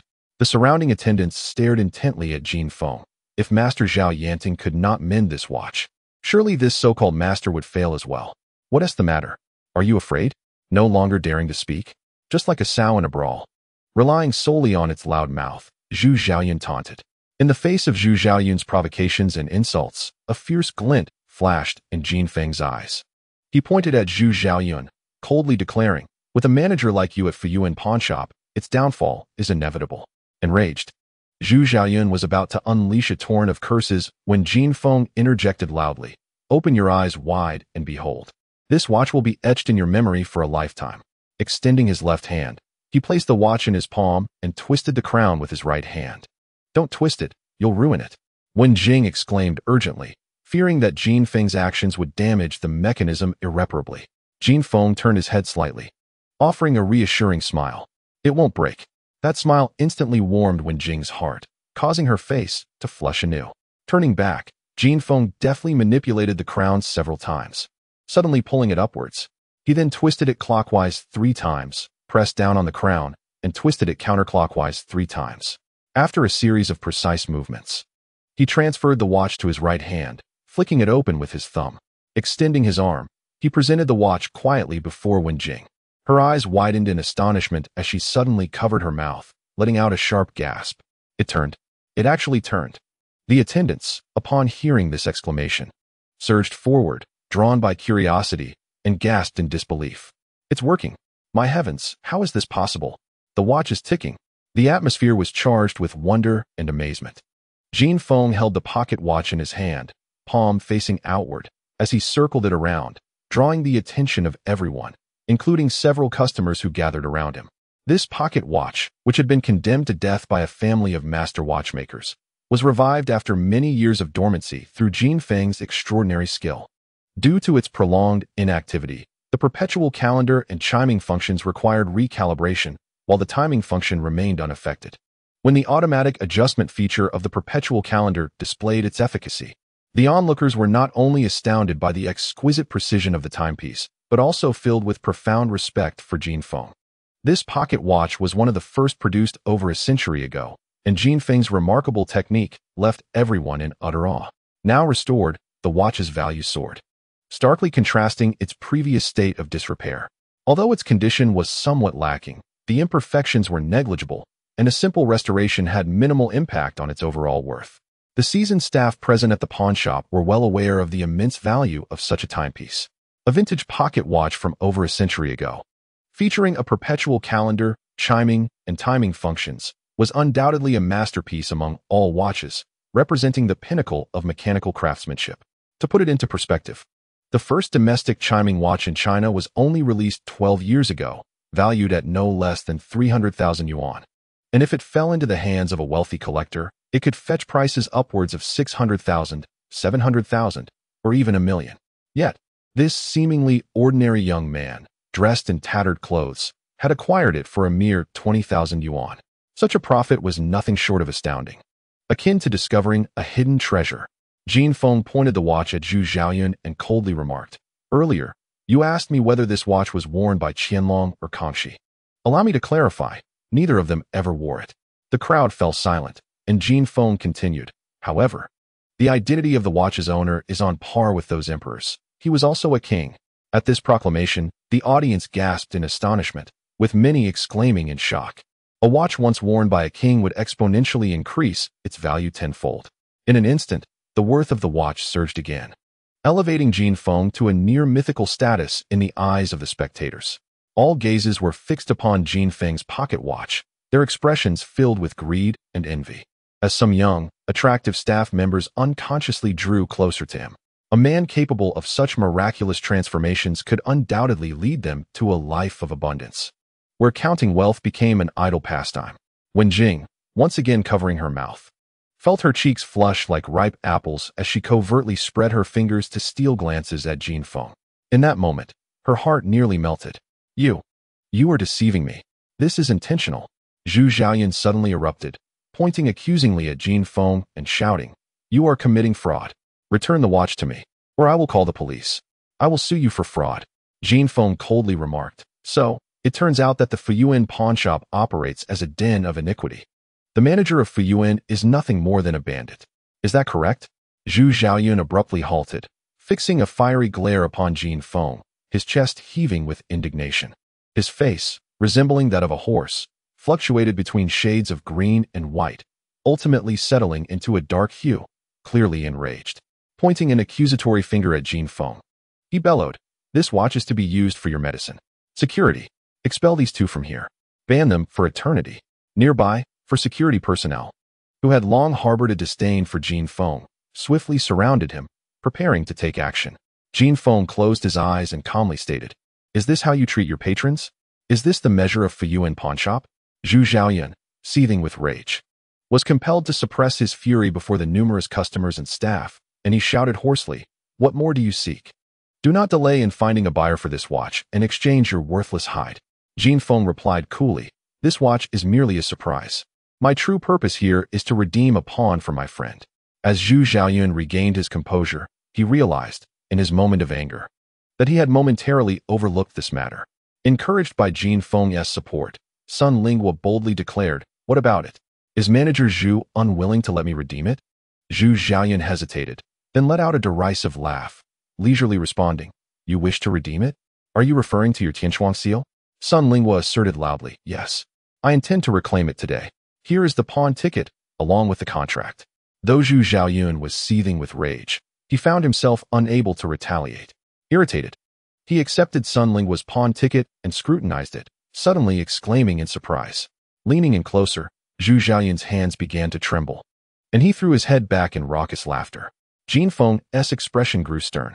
Sun Lingua, oblivious to the reason behind Zhu Xiaoyun's laughter, felt a wave of foreboding wash over him. "Manager Zhu, what is so amusing? Is there something wrong with my pawn ticket?" Zhu Xiaoyun continued to laugh heartily, eventually bending over in mirth, before slowly rising, his face contorted into a sinister and cold expression. "Oh no, the pawn ticket is indeed valid, and my signature is on the contract." Sun Lingua's anxiety deepened, and he steadied himself, urgently asking, "Then what is the cause of your amusement?" Zhu Xiaoyun's visage turned ominous, pointing at the contract and, in a hushed tone, declared, "It has expired." He then erupted into laughter, his body curling into a tight ball. Clutching the contract while raising a foot, he let out a sinister hiss. "It has expired. Your pawn has just reached its expiration today." Sun Lingua trembled, exclaiming, "How can this be?" Zhu Xiaoyun continued to laugh uncontrollably, extending the pawn contract and ticket to Sun Lingua, his mirth bordering on madness. Sun Lingua, clutching the contract and ticket, scrutinized them, his hands shaking uncontrollably. His face contorted in despair. He stammered, Just 1 day has passed. Does that mean it cannot be redeemed? I am willing. I can certainly offer more. An additional 100,000. Is that acceptable? I implore you, consider it my earnest request. Are not pawnshops established for the sake of monetary gain? Would it not be feasible for me to provide you with more funds?" Suddenly, Sun Lingua fell to his knees, weeping profusely. "That is the sole heirloom passed down from our ancestors. I beseech you, I implore you, I will increase the sum. Name any amount you desire. We have prepared 30 million in cash for Mr. Jin." Sun Lingua, on the ground, wept inconsolably. "Please return the seal to me. I beg you, Manager Zhu." Zhu Xiaoyun looked down upon the kneeling Sun Lingua, laughing derisively. "Weren't you quite arrogant just moments ago? Now you seek my mercy, but it is of no consequence. It is too late. Do you understand? Whatever you say now is futile. The seal now belongs to our Fuyuan. Do not think that an additional 100,000, or even 1,000,000, will persuade me to return it." Sun Lingua cried out in despair. "Do you possess no humanity at all? You are narrow-minded, you scoundrel." Zhu Xiaoyun laughed heartily, hands on his hips. "If you are dissatisfied, feel free to sue me. You can go to court right now. I will accompany you to the end. Let me be frank. Even if you were to perish, I would not return the seal to you." Tears streamed down Sun Lingua's face as he sat in shock, his heart extinguished. All hope had crumbled. In that instant, he felt as if he wished for death. Jin Feng stepped forward, swiftly examining the contract, then glanced at his watch, stating coolly, "Does being a day late count? The contract clearly states that the deadline for redeeming the seal was yesterday. Should it not be redeemed by that date, the seal no longer belongs to the pledger, but rather to the pawnshop." Zhu Xiaoyun cackled wickedly, leaning towards Jin Feng, and mockingly murmured, "Even a minute late counts. It is written in the contract. Are you illiterate?" Jin Feng remained silent. Zhu Xiaoyun laughed maniacally, taunting Jin Feng. "What say you, little bumpkin? Do you harbor resentment towards me? Do I irritate you? Do you wish to strike me?" A triumphant grin spread across Zhu Xiaoyun's face as he danced about exaggeratedly, taunting Jin Feng to come forth. "Come on, hit me. I want to call the police." He extended his neck, resembling a turtle, obnoxiously shouting at Jin Feng. "Weren't you quite formidable? Weren't you rather arrogant? Are you mute now? Do you still dare to flaunt your bravado before me? You claimed to be a master, did you not? You thought you stumbled upon a great fortune for merely 20,000? Prove your prowess by reclaiming this seal from me. Come on, take it. Suddenly, Zhu Xiaoyun's expression shifted to one of menace as he shouted at Jin Feng. Take it. Jin Feng's eyes narrowed, his teeth clenched tightly. And with a swift motion, he struck Zhu Xiaoyun across the face. The crisp and resounding slap echoed throughout the hall. Jin Feng exerted tremendous force, causing Zhu Xiaoyun to spin helplessly in place for 2.5 revolutions before finally coming to a halt. The onlookers were utterly stunned. In an instant, Zhu Xiaoyun's face transformed into a ghastly crimson, and soon half of his visage swelled, morphing from a horse-like countenance into that of a pig. The entire hall fell into a profound silence. Zhu Xiaoyun, dazed by the blow, clutched his face, swayed unsteadily, and it took him a full half-minute to regain his composure. His body trembled with rage, the veins on his neck nearly bursting with fury. He spat a mouthful of blood, pointing at Jin Feng with all his might, and screamed hoarsely, "How dare you strike me?" Jin Feng coldly replied, "Strike you? How can you even utter such words?" Zhu Xiaoyun, completely consumed by madness, shouted at Jin Feng, "Hit me. If you kill me, it's on my account. Strike." Jin Feng stood his ground, eerily calm, and reached down to drag Sun Lingguo aside. Since the altercation had begun, it would continue to its conclusion, when Jing could not help but lean over the counter, gently tugging at Jin Feng's clothing, and whispered, "A true hero does not suffer immediate losses. We must leave quickly. As for the seal, I will find a way for you." Jin Feng turned back, offering Wen Jing a gentle smile. "I appreciate your kindness. Today, I shall not depart without that seal." Zhu Xiaoyun, in a frenzy, bellowed, "I won't let you leave today. I want you imprisoned." He shouted at the 4 security guards, "What are you still doing? Get on with it. Do any of you even want to keep your jobs? Bring this country bumpkin down, and I will reward you." The 4 security guards exchanged glances, nodding in unison, and immediately advanced. Jin Feng furrowed his brow. At that moment, a black leather suitcase hurtled through the air, striking one of the guards squarely on the head. The guard fell forward without a sound, collapsing onto 2 others as they tumbled to the ground. "Who dares to lay a hand on Mr. Jin? Do not blame us for being impolite." Following this, 2 crew-cut men burst into the scene, without uttering a word. They plunged into the crowd. Standing beside Jin Feng, they were as straight as javelins. The spectators were filled with astonishment. Timid female attendants had long since retreated to the corners, huddled together in fright. The aura emanating from the 2 men instilled terror in the hearts of all present. "This ragged man has bodyguards." Zhu Xiaoyun was equally taken aback. As the manager of a pawnshop, accustomed to the finest luxury items over the years, he had a discerning eye. Upon observing the gaze of the 2 men, he recognized them as the bodyguards of a wealthy family, the kind that were personal protectors. In an instant, a chill ran down Zhu Xiaoyun's spine. Had he provoked someone beyond his means? 2 men with crew cuts picked up a leather suitcase from the ground, its gleaming golden tag flashing before the eyes of the onlookers, causing the store staff to exchange furtive glances. Wen Jing silently recited in her mind, "Adele Fendi, a top-tier luxury brand. Such a piece would fetch over 100,000. Its condition is nearly pristine. Even if we were to acquire it, it would be valued at no less than 40,000. As she glanced at Jin Feng, a wave of disdain surged within her. Her contempt for him intensified. So wealthy, yet he feigned a facade of modesty. The words he had just uttered were all deceitful. Disgusting. "My first love." Wen Jing lowered her head, closed her eyes, and quietly took a seat. "Mr. Jin, I apologize. I am Tang. The torrential rain has flooded many areas, and our hotel's underground parking lot was not spared. Without a vehicle, I had to take the bus. I'm terribly sorry for the delay. The elder is still behind. The young master and madam are currently at the provincial office handling your affairs. There is one matter that requires Mr. Jin's assistance. We need your identification for processing at the scrap collection station." The 2 men were the bodyguards who had been by Old Yan's side, a necessity for a mining magnate like the Yin family. Tang was remarkably efficient, articulating the matter clearly in just a few sentences, while Jin Feng retrieved his ID and handed it over. Upon receiving the photograph, Tang took 2 quick pictures with his phone, promptly sent them, and returned the ID to Jin Feng. "Mr. Jin, have you sustained any injuries? If so, I can immediately contact the elder." Jin Feng remained calm and composed, responding, "I am unscathed." The presence of the 2 bodyguards cast a hush over the scene. The security personnel and the injured staff stood or sat, moaning in pain, the sound unsettling. Yet, no one dared to confront Jin Feng. One bodyguard placed the luxurious suitcase at Jin Feng's feet, within easy reach. "Here is 2 million in cash." The elder was uncertain of the amount you required and, fearing a delay in your affairs, instructed us to bring 2 million first. "The bank's cash transport vehicle will arrive shortly. We have prepared 30 million in total for Mr. Jin." At this revelation, everyone was left in shock. 2 million was merely a contingency. An additional 30 million was on standby, personally delivered by a cash transport vehicle. This was astonishing. A person capable of mobilizing such a sum could only be described with 3 words: colossal.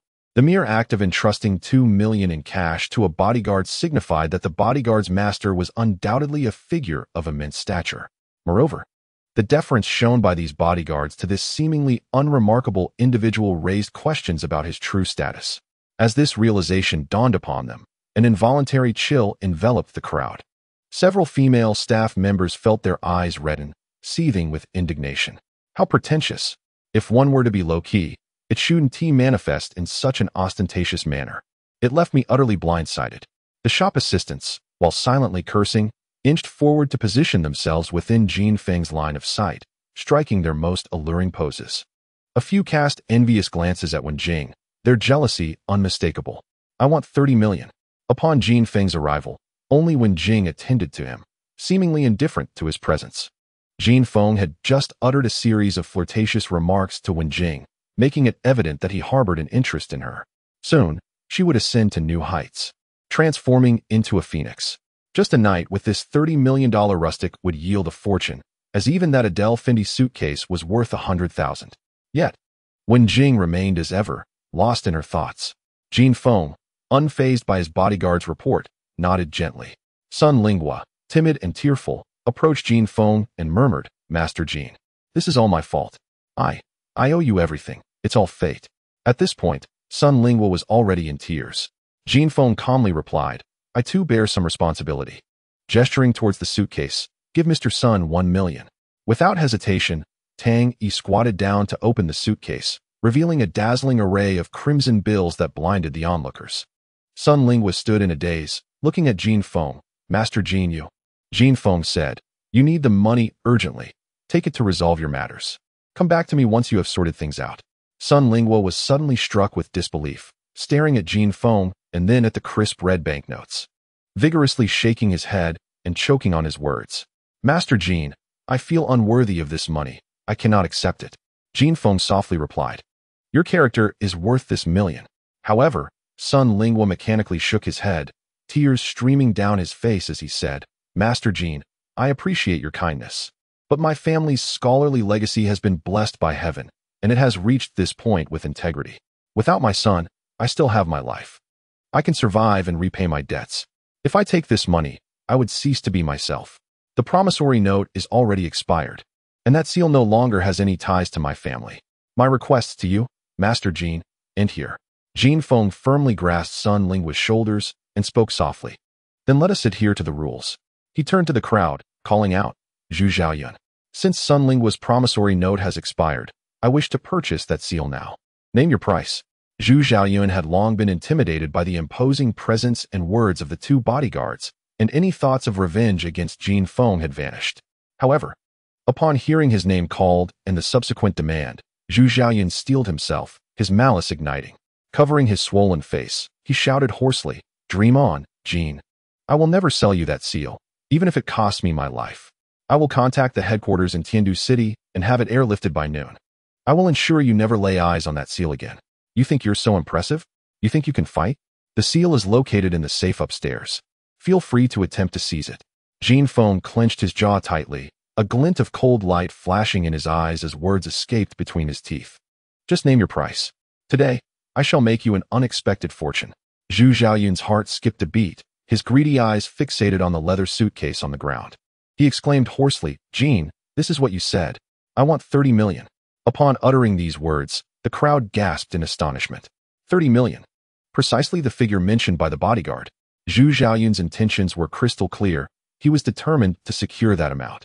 How ruthless.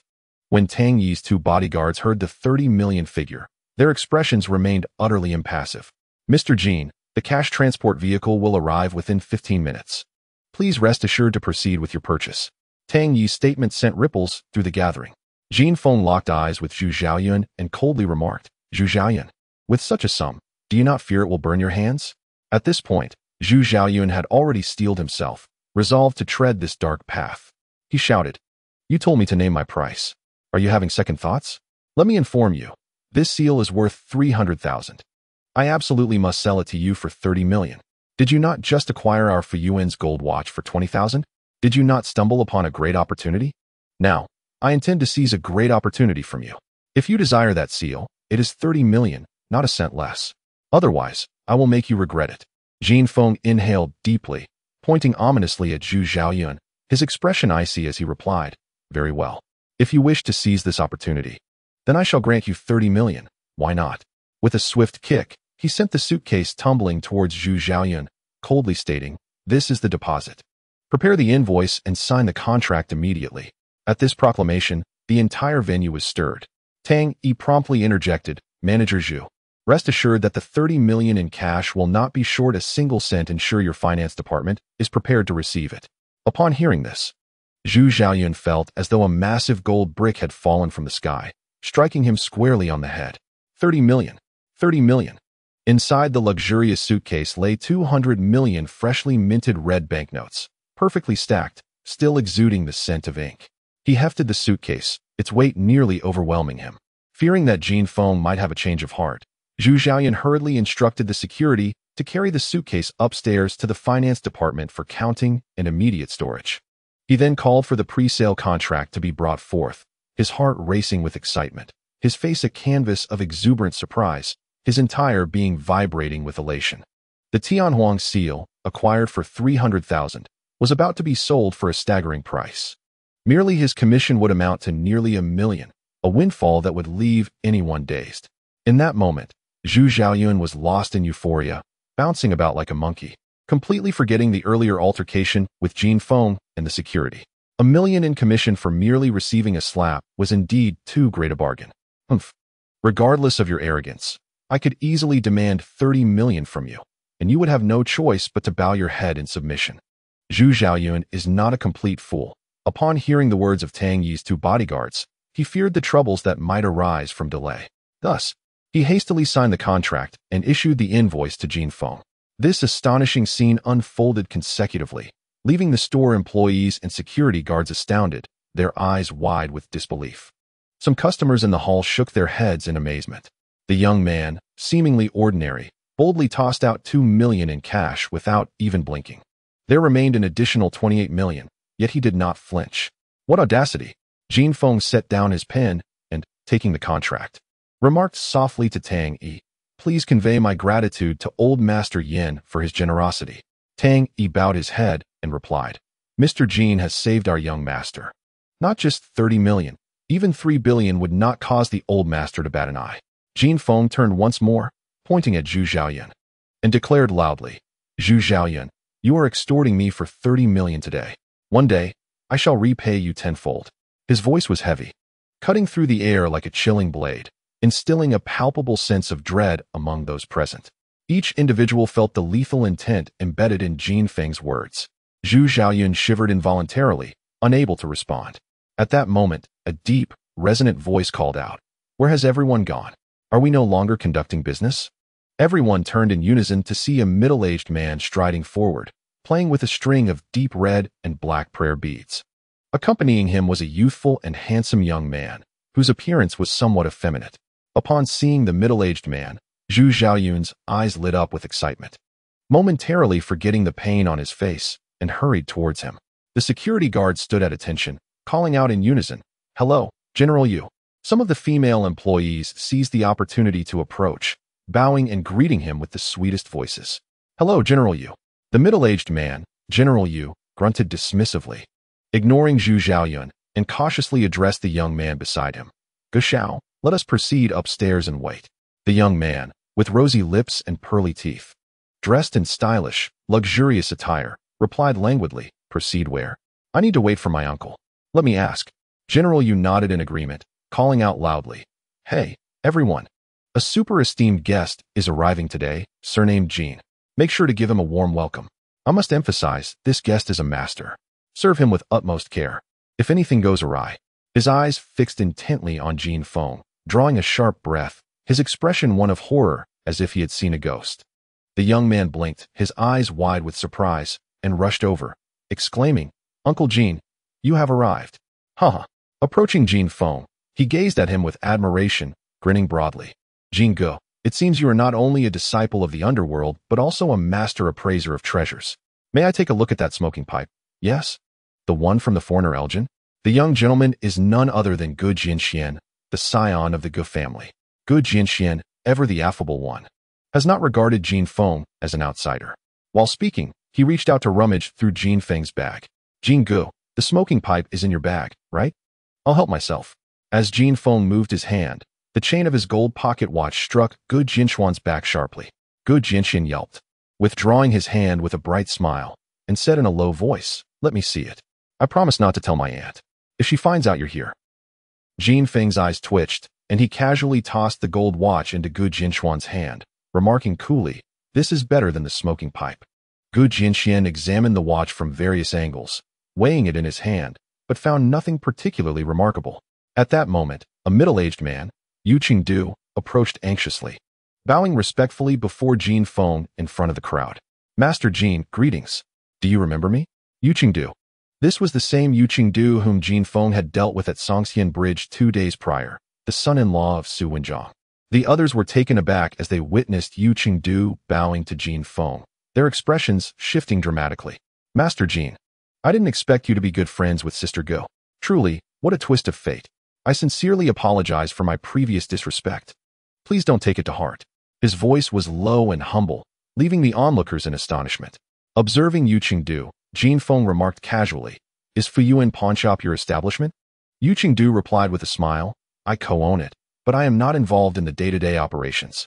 From his words, Jin Feng gleaned the origins of Fuyuan Pawnshop. Yu Qingdu's father had long-standing ties with the Yun family of Tiandu City. After the reform and opening up, the Yun family was the first to establish a pawnshop.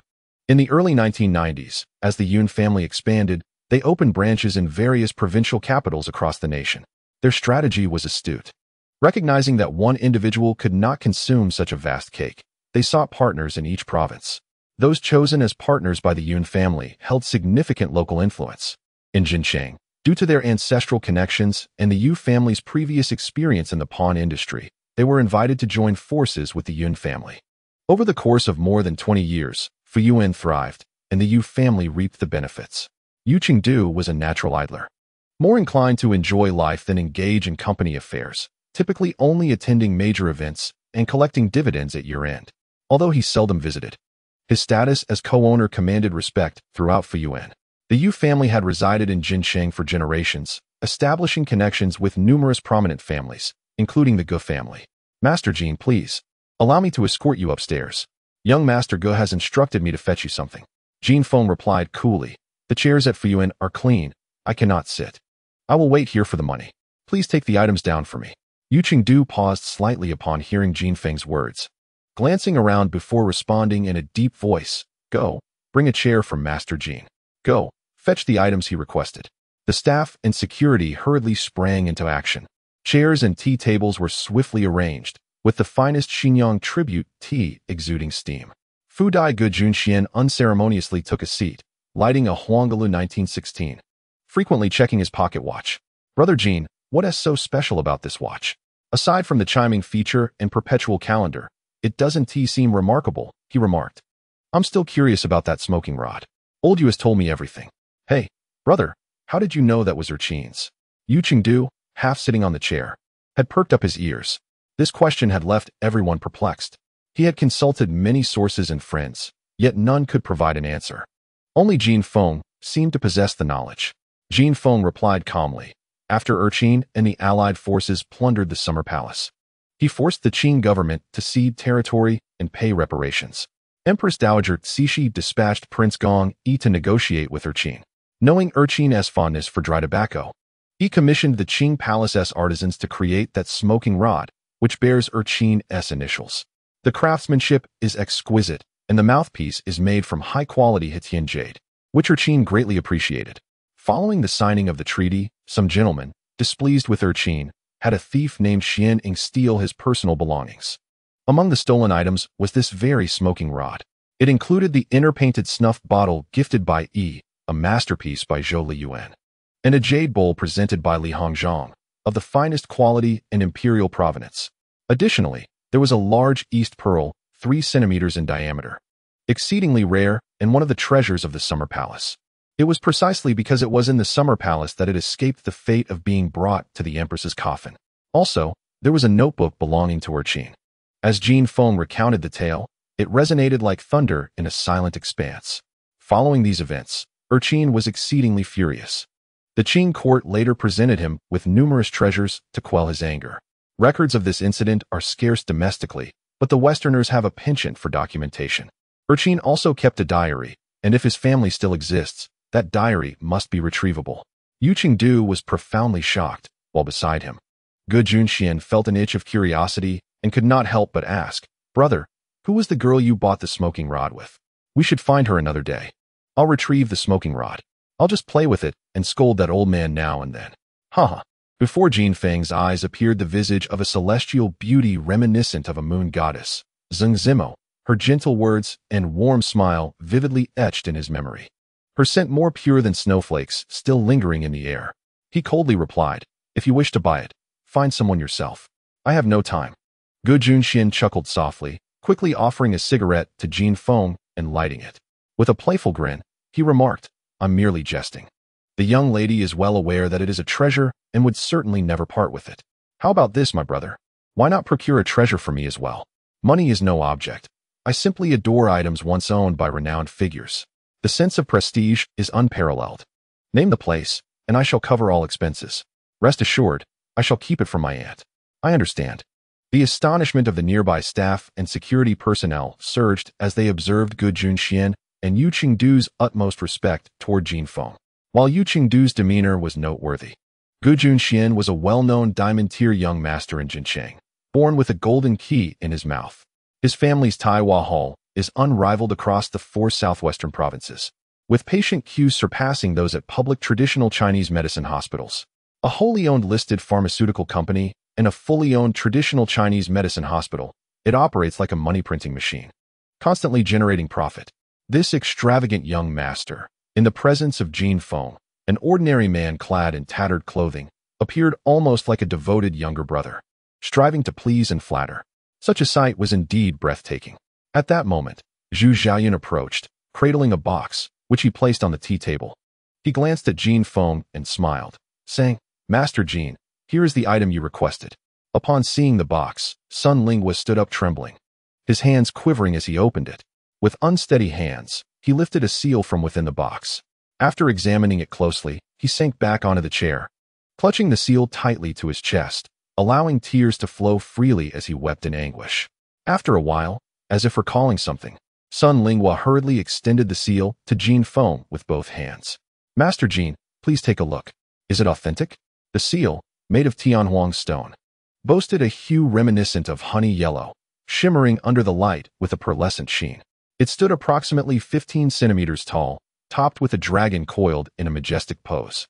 The dragon's head was slightly raised, its eyes glaring fiercely, with sharp fangs and flowing whiskers, exuding an overwhelming aura of dominance that was palpable upon viewing. Remarkably, the 2 dragon fangs were naturally tinted a vivid orange-red, enhancing its imposing presence. The surface of the seal measured around 14 centimeters square, qualifying it as a large-sized seal. Inscribed in small seal script, traces of ink residue could still be observed within the characters. The seal felt smooth to the touch, with a delicate texture, and the intricate patterns of the stone became subtly visible under bright light. These patterns were fine, blood-like in color, and strikingly clear. In that moment of holding it, Jin Feng already discerned the answer, yet he could not help but admire it further. The craftsmanship of the seal was extraordinarily meticulous, with the dragon knob exuding grandeur, and the artistry was of the highest caliber. Most impressively, the 4 small characters on the seal were inscribed with such precision that it left one in awe. The small seal script originated after Emperor Qin unified the realm, implementing uniform standards for roads and script, abolishing the characters of the other 6 states, and creating a new standardized script by referencing the characters from those states. This is the essence of small seal script. The small seal script is one of the most remarkable inventions of Chinese civilization. Its elegant characters revered by countless calligraphers over the past 2 millennia. The strokes of the small seal are intricate, with a deliberately unique form that exudes an ancient mystique, allowing for the addition of curves that enhance its anti-counterfeiting properties. Thus, it stands as the optimal choice for seals and stamps. Whether in official or private domains, be it governmental or personal, the small seal script is universally employed. The inscriptions on this particular seal are graceful and antiquated, exhibiting robust craftsmanship that harmonizes splendidly with the dragon knob, radiating a solemn nobility imbued with royal grandeur. Unconsciously, my right hand glides gently over the 4 characters of the seal, tracing the strokes with a delicate touch. With eyes partially closed, I immerse myself in the exquisite artistry and profound skill of the engraver, my emotions swelling to an extraordinary height. Such craftsmanship truly reflects the mastery of a great school. Though time may have weathered its surface, it remains perpetually fresh. At last, I have encountered a genuine treasure. Lighting another cigarette, I open my eyes, a smile gracing my lips as I nod toward Sun Lingua, affirming, a true artifact, an exceptional piece. Mr. Sun, I never anticipated that this seal could be preserved so impeccably. It is indeed a remarkable stamp, and you have taken excellent care of it. Seeing his cherished heirloom once more, Sun Lingua was equally moved, his expression brightening considerably, and a sense of ease enveloped him. Yet, a fleeting shadow in his gaze soon vanished. Ultimately, this seal was not destined to return to him. Such is fate. Taking out my phone, I cradled the seal and snapped a few selfies, followed by numerous shots of the seal itself, exhaling a long sigh of contentment. Master Jin, my connection with this seal has reached its conclusion. It has belonged to the Sun family for over 2 centuries, and today it shall find a new owner. Truly, it is destiny. In pursuit of this seal, we even lost an elder in our family. I hope you will cherish it. I nodded solemnly, replying in a grave tone. This seal shall become my first personal collection, treasured forever. Sun Lingua's body trembled slightly, and he nodded emphatically, saying, in your hands, I find comfort. Pointing to the seal, I addressed Gu Junxian. You wished to see something remarkable, did you not? Here it is. Upon hearing this, Gu Junxian promptly sat upright, cradling the seal in both hands, inspecting it from various angles, murmuring, Brother, what is this? What does it say? Has it been used by any renowned figures? At the same time, Yu Qingdu produced a professional appraisal flashlight, directing its beam onto the seal, which instantly emanated a brilliant radiance. Young Master Go, this is a Tianhuang 5-color hibiscus frieze, with the bloodline of the rose clearly visible within, its surface shimmering and silky to the touch. And observe the knob of the seal, which is a dragon knob. The patina is exceptionally lustrous. Such a dense patina could only be formed over a century or more. It is at least 100 years old. Yu Qingdu, possessing some knowledge of Tianhuang, offered a general appraisal of the seal based on its quality and the craftsmanship of the knob. Gu Junxian listened intently. Yet when Yu Qingdu beheld the seal, he was momentarily rendered speechless. Pursued by Gu Junxian's inquiries about the inscription, his countenance shifted to one of profound embarrassment, uttering incoherent sounds. Ultimately, he managed a wry smile, saying, Perhaps it would be best for Master Jin to enlighten you, young Master Go. He is the true sage here. As for me, I am merely a trifling individual. Jin Feng lit a cigarette, chuckling softly. Today, having acquired 2 remarkable treasures, I am in high spirits and shall regale you with a tale, the origin of this seal. Furthermore, I shall subtly cast a shadow upon your so-called premier pawnshop. Upon hearing this, everyone was taken aback. Yu Qingdu's expression shifted drastically, suddenly fixating his gaze on Zhu Xiaoyan. Jin Feng gestured towards Sun Lingua, stating, Allow me to introduce the esteemed gentleman beside me, Sun Lingua. I inadvertently saved him the day before yesterday and had the fortune of observing one of his vertical seals. As he mentioned the 4 characters inscribed on the seal, he could not help but recount the heritage of Mr. Sunday. In the 52nd year of Kangxi's reign, he was a successful candidate in the imperial examinations, serving through the reigns of Kangxi, Yongzheng, and Qianlong, ultimately attaining the rank of first-class official. He authored notable works such as Chuanqiu Yi, Nanyuji, and Nanhua Tong. This individual was Sun Jiaqing, renowned for his forthrightness.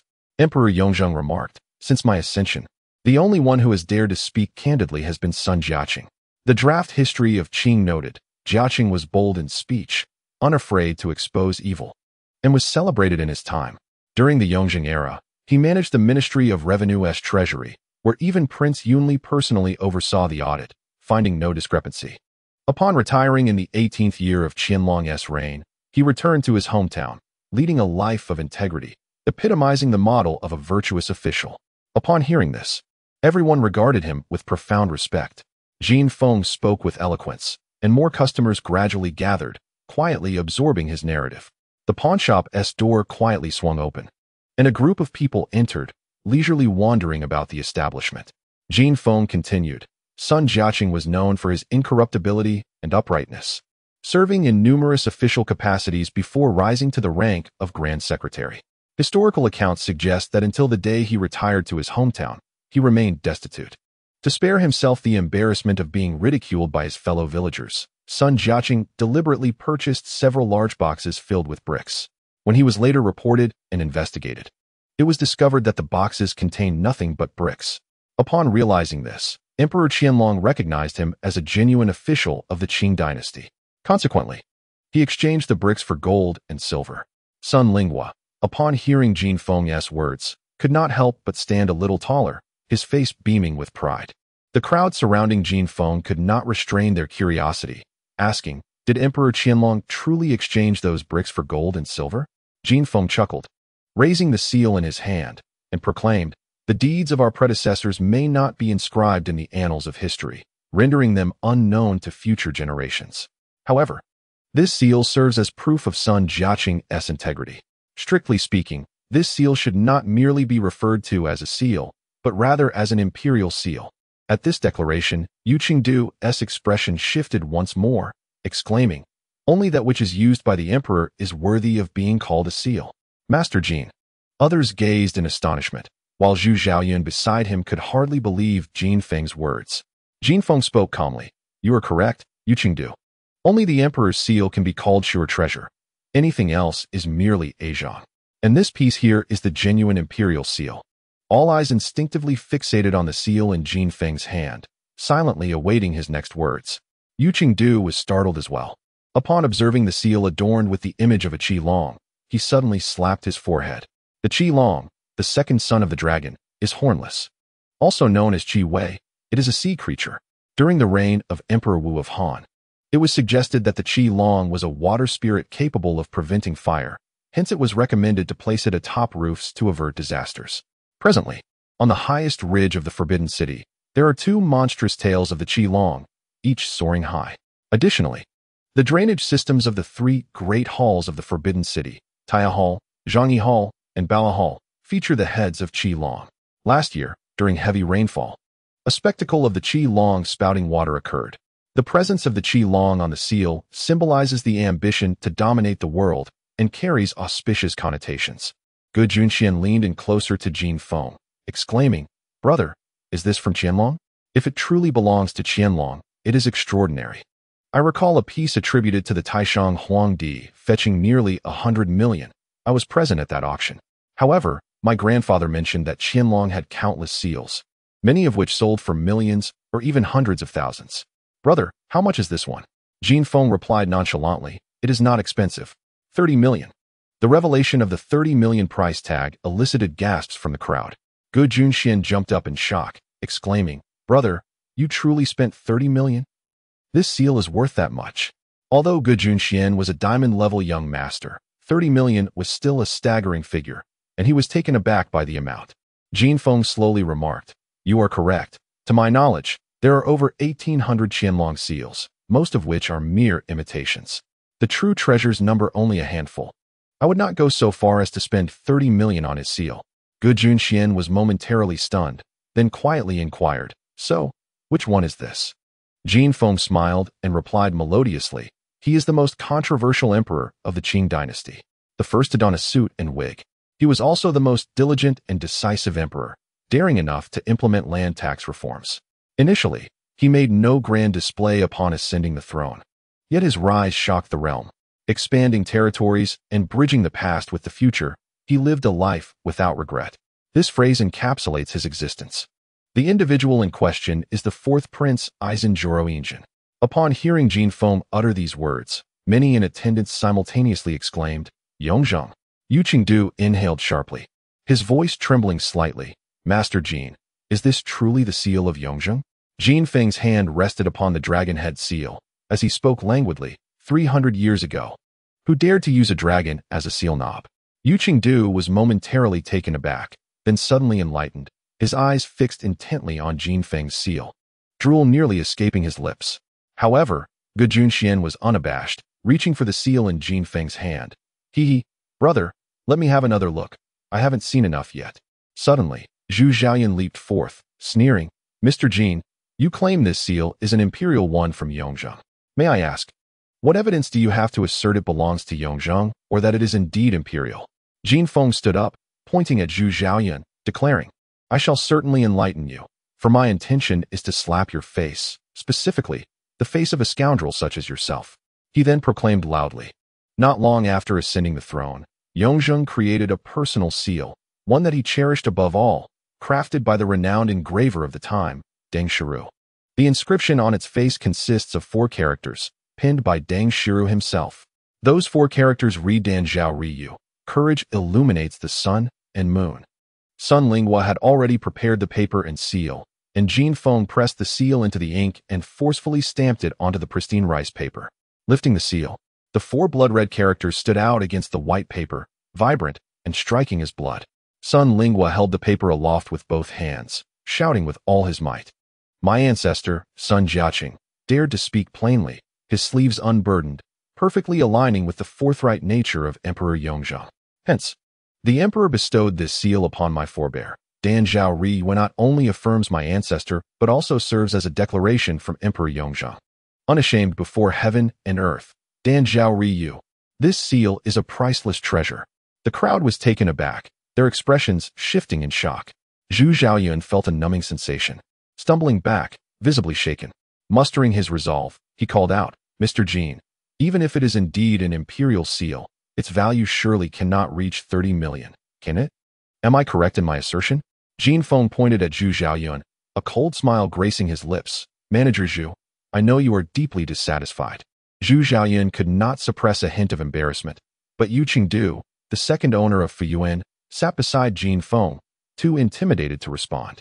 Jin Feng continued, this seal, valued at 300,000, was in your pawn shop, and merely 1 day overdue. You refused to consider a compromise for its redemption. Old Mr. Sun begged you on his knees, yet you turned a blind eye. Even during the Republic, I have never encountered a pawn shop so utterly devoid of integrity. 1 day overdue and you refuse to redeem it.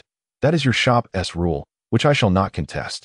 Yet, you demand 30 million to part with this seal, insisting you will not sell for a single cent less. In all my years, I have never encountered such shamelessness. Scoundrel! Upon hearing this, the customers present could not help but whisper among themselves, their astonishment palpable. What? Yu Qingdu and Gu Junxian widened their eyes, exclaiming in unison, Brother, is this true? Master Jin, is this indeed the case? Tears streamed down Sun Lingua's face as he cried out in a heart-wrenching voice. Had it not been for the timely arrival of Mr. Tang and another gentleman with the necessary funds, Master Jin and I would have been left to languish in despair today. I could not even bear to cast a final glance at this seal, a treasured heirloom passed down through my family for 3 centuries. His poignant lament moved the hearts of those around him. Among the gathered crowd of onlookers, one customer exclaimed loudly, if this is truly the case, I will resolutely refrain from pawning anything at any of Fuyuan's shops in the future. Another customer vocally concurred. I too shall not purchase anything here. There is absolutely no sense of humanity. The murmurs of discontent grew louder, with no one failing to criticize Fuyuan, an heirloom cherished for 300 years, and yet, due to a mere day of expiration, it cannot be redeemed. How utterly inhumane! The crowd clamored for justice, declaring it outrageous. To see the price surge from 300,000 to 30 million in just 1 day. This is no pawn shop. It resembles a slaughterhouse, ruthlessly driving people to despair. I sensed that Fuyuan had set its sights on this seal, desiring to seize it for themselves and profit handsomely. Indeed, it is exactly as you say, Running a pawn shop with such a heartless approach will inevitably lead to its downfall. Should there be an urgent matter, do not come to this establishment. Tian is far better. While their interest rates are similar, their service is tenfold superior. One customer asserted even louder. As someone in the antique trade, I must share this incident with my relatives and friends when I return to the city. Fuyuan also has branches in the metropolis. Let their reputation be tarnished. The crowd exchanged words, each taking turns to denounce Fuyuan, while Yu Cheng's face darkened. With so many witnesses present, he dared not express his anger, forcing himself to endure the humiliation. His eyes seethed with resentment as they swept over the staff of Fuyuan, finally landing on Zhu Xiaoyun, whom he glared at with such intensity that one could sense his desire to tear him apart on the spot. Zhu Xiaoyun felt as though he were being pricked by 1,000 needles. Yet, he remained unrepentant, forcing a smile and offering feeble rebuttals.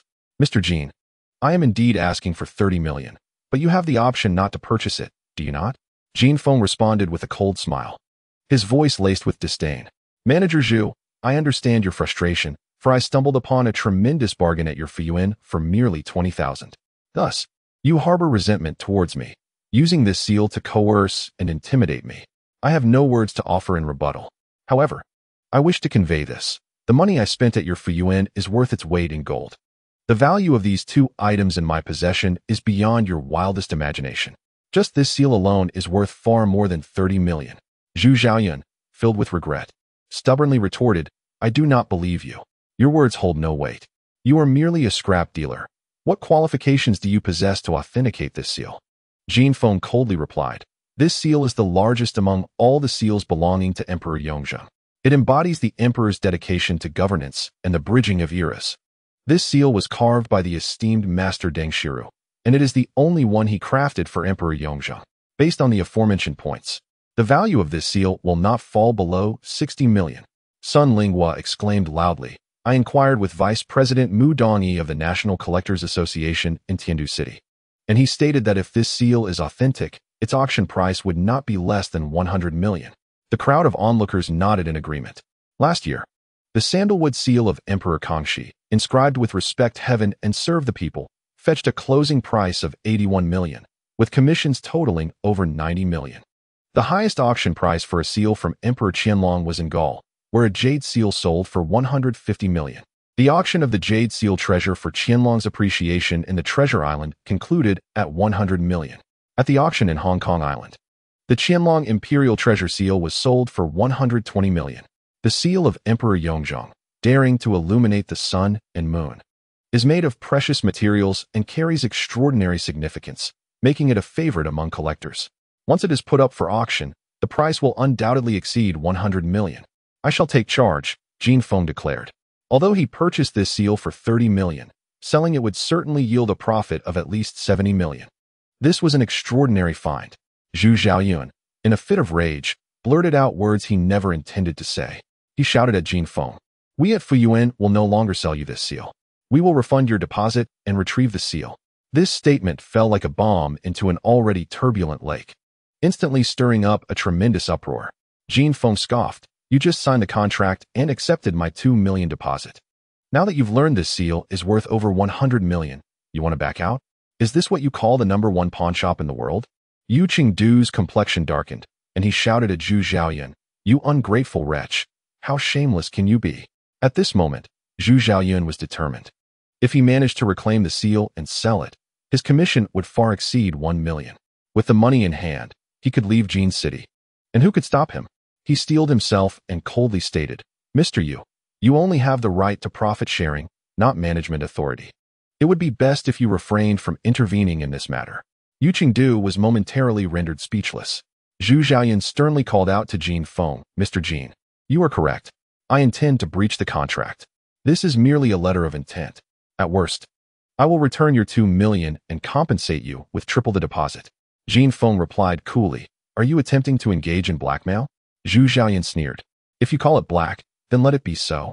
We at Fuyuan, the #1 pawn shop in the world, can afford to be unscrupulous. What can you do about it? Yu Qingdu, infuriated, pointed at Zhu Xiaoyun and cursed, you ungrateful wretch, I will call. However, the words fell silent because Jin Feng had a finger pointed directly at Yu Qingdu. Though Jin Feng uttered not a word, The chill in his gaze sent a shiver down Yu Qingdu's spine. Jin Feng faced Zhu Xiaoyun, his voice as cold as ice. Manager Zhu, do your words truly represent Fuyuan? Zhu Xiaoyun declared proudly, of course. I am the head of the Jin City branch. What I say is what Fuyuan says. Jin Feng, with his eyes slightly closed, revealed a glimmer of cold light within them. If you desire this seal, come and take it. Zhu Xiaoyun pointed at Jin Feng and declared, I shall certainly take it. I will call our lawyer immediately. Prepare to receive a summons. Yu Qingdu, nearly bursting with fury, trembled with rage. Towering at a height of 1.80 meters, he pointed at Zhu Xiaoyun and shouted, I am going to Tianshu City to find Elder Yun and Director Yun. At this moment, Ge Junxian stood beside Jin Feng, chuckling softly as he poked Yu Qingdu's chest, teasingly saying, Boss Yu, my brother intends to teach your dog a lesson. You wish to protect it, do you not? Yu Qingdu's expression shifted dramatically, forcing a smile that was more painful than tears. I dare not. As the young master of the Gu family, Ge Junxian revealed the most primal and ruthless side of a spoiled youth. He cast a disdainful glance at Zhu Xiaoyun, then turned to Jin Feng, saying, Brother, I know you are displeased. I cannot bear such scum. Feel free to deal with him. Should anything arise, I shall take responsibility. No sooner had he spoken than a voice, aged yet vigorous, resonated through the air. Allow me to take responsibility. Everyone turned to see two robust men parting the crowd.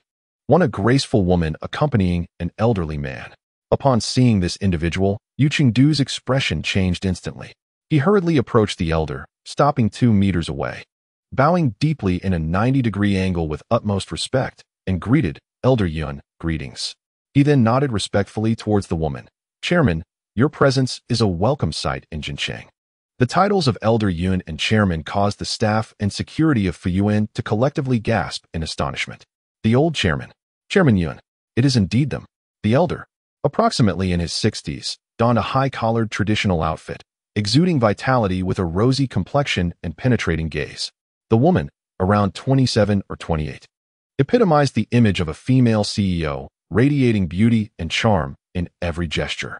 Her hair was styled in a princess cut, sleekly adhering to her scalp, while she wore a khaki professional suit that elegantly accentuated her flawless figure. The striking whiteness and firmness of her bosom were captivating, yet her expression was cold, complementing her attire with an air of frosty detachment. As Elder Yun and the woman entered, several others followed, all exuding an imposing presence and adorned in luxurious attire. Yu Qingdu greeted these individuals with a smile, shaking hands and addressing each by name, appending the title of director to each. It was evident that these individuals were the heads of various departments from Fuyuan's headquarters. The elder, surnamed Yun, was the founder of the most prominent pawnshop in the nation. With branches in countless cities, his wealth immeasurable, earning him the moniker of the 1,000-year-old fox. Yun Xingyuan. The woman beside him was his only daughter. The current head of Fuyuan Pawn, Yun Jiner. As the father and daughter made their entrance, the employees of Fuyuan immediately stood in perfect formation, collectively bowing to the new and old chairpersons. Yun Xingyuan wore a warm and benevolent smile, while Yun Jiner's countenance was icy, exuding an intimidating chill. Zhu Xiaoyun, upon seeing the old chairman and Yun Jiner, trembled with excitement and took a few steps forward, whispering, Old Chairman, Director Yun, your arrival is most fortuitous. This individual dares to slander our Fuyuan and intends to defraud us. I have already contacted the police and engaged a lawyer. Old Chairman, the seal he possesses is a royal artifact from the Yongjing era, and that pocket watch is also a valuable item.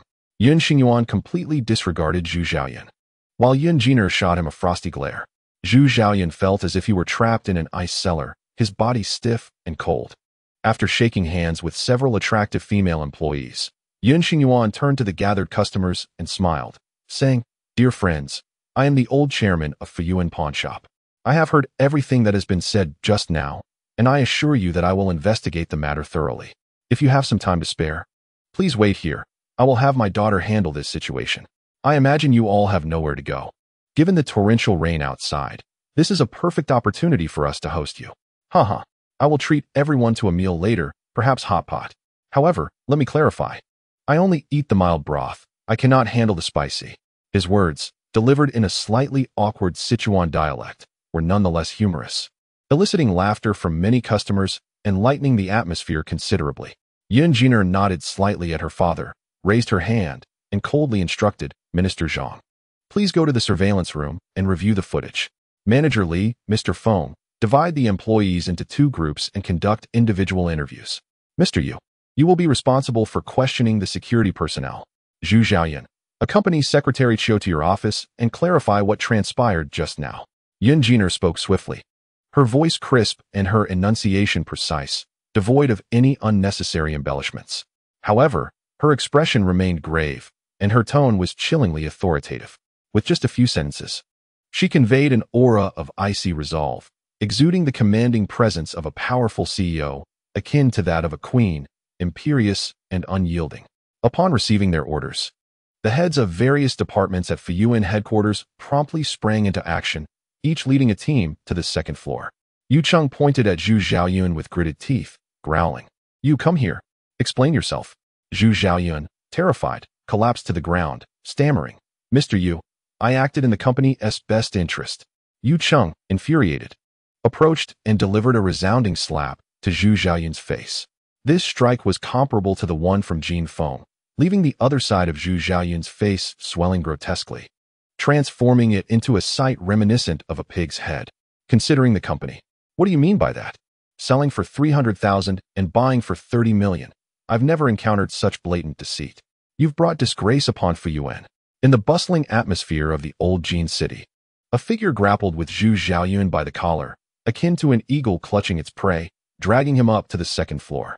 Upon witnessing Yu Chengdu strike Zhu Xiaoyun, the poised Yun Jiner displayed a hint of displeasure, seemingly dissatisfied with Yu Chengdu's actions. How does my shopping concern you? She retorted, swiftly turning to Jin Feng. Mr. Jin, accompany me to the 2nd floor and elucidate the situation. Her words, though straightforward, bore an imperious tone, reminiscent of a queen issuing commands to her subjects. Jin Feng regarded Yun Jiner before gradually taking a seat. Lighting a cigarette, he nonchalantly inquired, May I ask who you are? Yun Jiner, momentarily taken aback, lifted her chin and replied with pride, Chairwoman of Fuyuan Pawn Shop. Jin Feng's expression remained unchanged as he replied coolly, Ah, so you are Boss Yun. May I pose a question? Yun Jiner's countenance turned frosty as she responded tersely, You may. Jin Feng inhaled deeply and asked, Are you a police officer? Yun Jiner hesitated, her expression shifting to one of icy resolve as she retorted, Mr. Jin, I merely wish to understand the events that transpired earlier. I have no intention of interrogating you. Jin Feng chuckled lightly. Then why should I acquiesce to your request? Yun Jiner's demeanor softened slightly as she pursed her alluring lips and spoke in a delicate tone. You are directly involved. If I do not grasp the full circumstances, I cannot discern who is in the right or wrong. Please cooperate, as it is my duty, and yours as well. Gujun Xian, intrigued, observed the strikingly beautiful and seemingly aloof Yun Jiner, smirking as he interjected, Chairwoman Yun, please mind your words. He is my brother, and neither of us can tolerate disrespect. Yun Jiner cast a cold glance at Gujun Xian, retorting, Young Master Gu, you are on my territory. Should you have any suggestions or opinions regarding Fuyuan, kindly draft a document and send it to my email. Gu Juanshuan's expression darkened as he stood, coldly stating, So, Chairwoman Yun intends to exert her influence? With a dismissive snort, Yun Jiner replied, I cannot overpower the Gu family, for I am merely a pawnbroker without significant connections. However, it has been years since I last saw you, young Master Gu. I recall quite vividly the embarrassment you caused while toasting my great-uncle at his centenary celebration. Gu Juanshuan's eyes widened in shock, and a flicker of fear crossed his face. After a tense pause, he slumped back into his seat, no longer daring to meet Yun Jiner's gaze. He turned to Jin Feng and murmured, Brother, this woman is indeed formidable. I cannot contend with her. Yet, he begrudged her strength, recognizing that her lineage, one being Xia Ding and the other Fan Lao, granted her considerable leverage. Gu Junxian felt a sense of helplessness, for the names of Xia Ding and Fan Lao resonated powerfully. Jin City may be small, but the realm of Shenzhou is vast. The formidable presence of a figure who has commanded the illustrious city for 3 centuries is indeed significant. However, Jin Feng regarded such remarks as mere background noise. Indifferent and unperturbed, tapping his fingers lightly on the table, he stated coolly, I am under no obligation to discuss my affairs with you, nor do you possess the qualifications to engage me on this matter. Upon hearing this, Yun Jiner's delicate visage paled, her chest rising and falling in visible agitation, her breath quickening. Fixing her gaze upon Jin Feng, she calmly asserted, "Mr. Jin, I come with sincere intentions to resolve our issues and hope for your cooperation." Yet, Jin Feng showed no regard for the poised woman before him, promptly interrupting, "I do not require your assistance in resolving any issues. You may leave." Yun Jiner's frosty countenance darkened, her eyes, gleaming like precious stones, pierced through Jin Feng, emanating a chill from the Arctic. In that moment, the temperature in the room seemed to drop several degrees. Jin Feng lifted his gaze, unflinching, meeting Yun Jiner's stare head-on. Their eyes clashed in the air, creating an electric tension that filled the atmosphere. The ambience grew palpably tense as the cold and unyielding female executive faced Jin Feng, yet within 5 seconds, she found herself yielding. During that brief interval, Yun Jiner could acutely sense the disdain in Jin Feng's piercing gaze. A sensation akin to a wealthy scion confronting a destitute girl, much like a girl threatened by coercive power standing before a privileged youth, making futile attempts to resist. In the starkest of terms, she felt like a vulnerable lamb before this man.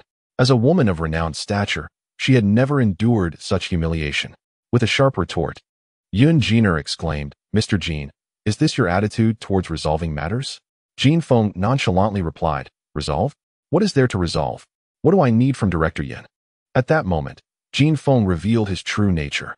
His haughty demeanor, frigid words, and contemptuous posture swiftly transformed the proud Yun Jiner into a vulnerable hedgehog. Yun Jiner felt as though she had sustained a grievous wound. Before Jin Feng, she appeared as a mere child, while he regarded her as nothing more than a naive youngster. "Mr. Jin, I wish to inquire how our company, Fuyuan, sold you 30,000 seals for 30 million. Please answer my question truthfully." Her face turned an alarming shade of pale, her graceful form trembling slightly, clearly pushed to the brink, yet she fought to maintain her composure. Beside her, Gujun Xian watched in astonishment, observing the humbled Yun Jiner and then turning his gaze towards Jin Feng, who had suddenly become an icon in his eyes. The high-ranking officials from Fuyuan present at the scene, having witnessed this exchange, were utterly stupefied. The once untouchable Ice Queen, accustomed to being the center of attention due to her illustrious lineage and immense fortune, had suffered a setback before an unremarkable upstart. Such an occurrence is unprecedented. Given Yun Jiner's temperament, this man named Jin will undoubtedly be remembered with disdain by the female CEO for the rest of his life. Those who incur Yun Jiner's ire invariably face a dismal fate, one that is utterly unbearable. However, the subsequent scene completely subverted everyone's perceptions. In the face of Yun Jiner's fury, Jin Feng casually crossed his legs, lit a cigarette, inhaled deeply, and exhaled a cloud of smoke. The smoke drifted towards Yun Jiner, gradually enveloping her entire form. This gesture was exceedingly impolite, disrespectful, and even somewhat lewd. Yun Jiner clenched her teeth in anger, producing a hissing sound. Jin Feng then spoke in a cold, indifferent tone. "What a joke. Do I need your permission to purchase something?" Yun Jiner found herself momentarily taken aback. Jin Feng continued with a frigid demeanor. "Does the amount I spend on this seal have any bearing on you, Director Yin?" Yun Jiner's body trembled, and she blinked in confusion. Indeed, why should it matter to her how much he spent? If he wished to spend 30 million or 3 million, what right did she have to question him? Jin Feng coldly remarked, "Director Yun has actually been here all along and witnessed the unfolding of events. May I inquire if you have taken a liking to this seal? Or do you, like Manager Zhu, wish to back out of the deal? Or perhaps you intend to play dirty and have me arrested? Serve me with a subpoena?" Upon hearing this, Yun Jiner glared at Jin Feng, her forehead flushed with anger. In a strained voice, she declared, "I, Yun Jiner, would never stoop to such despicable actions. Since Mr. Jin is unwilling to discuss the 30 million, I shall not press further. Mr. Jin, having signed the letter of intent and provided a deposit, this seal naturally belongs to you. However, I would like to convey something to you. While you claim this seal is from the Yongjing era, that is not necessarily the case. Nevertheless, if Mr. Jin wishes to pay 30 million for it, that is entirely your prerogative." Jin Feng smiled coldly. "If you believe my seal to be counterfeit, that is your prerogative as well. To be frank, there are only a handful of individuals in this world who can authenticate this seal."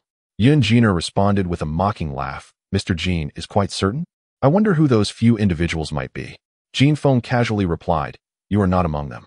At this, Yin Jiner's expression darkened. Jin Feng remained composed and remarked, "As I mentioned earlier, I intend to slap Fu Yuan's face, and now is the perfect moment. As both the former and current chairpersons of the world's premier pawnshop are present." This statement thoroughly offended everyone associated with Fu Yuan.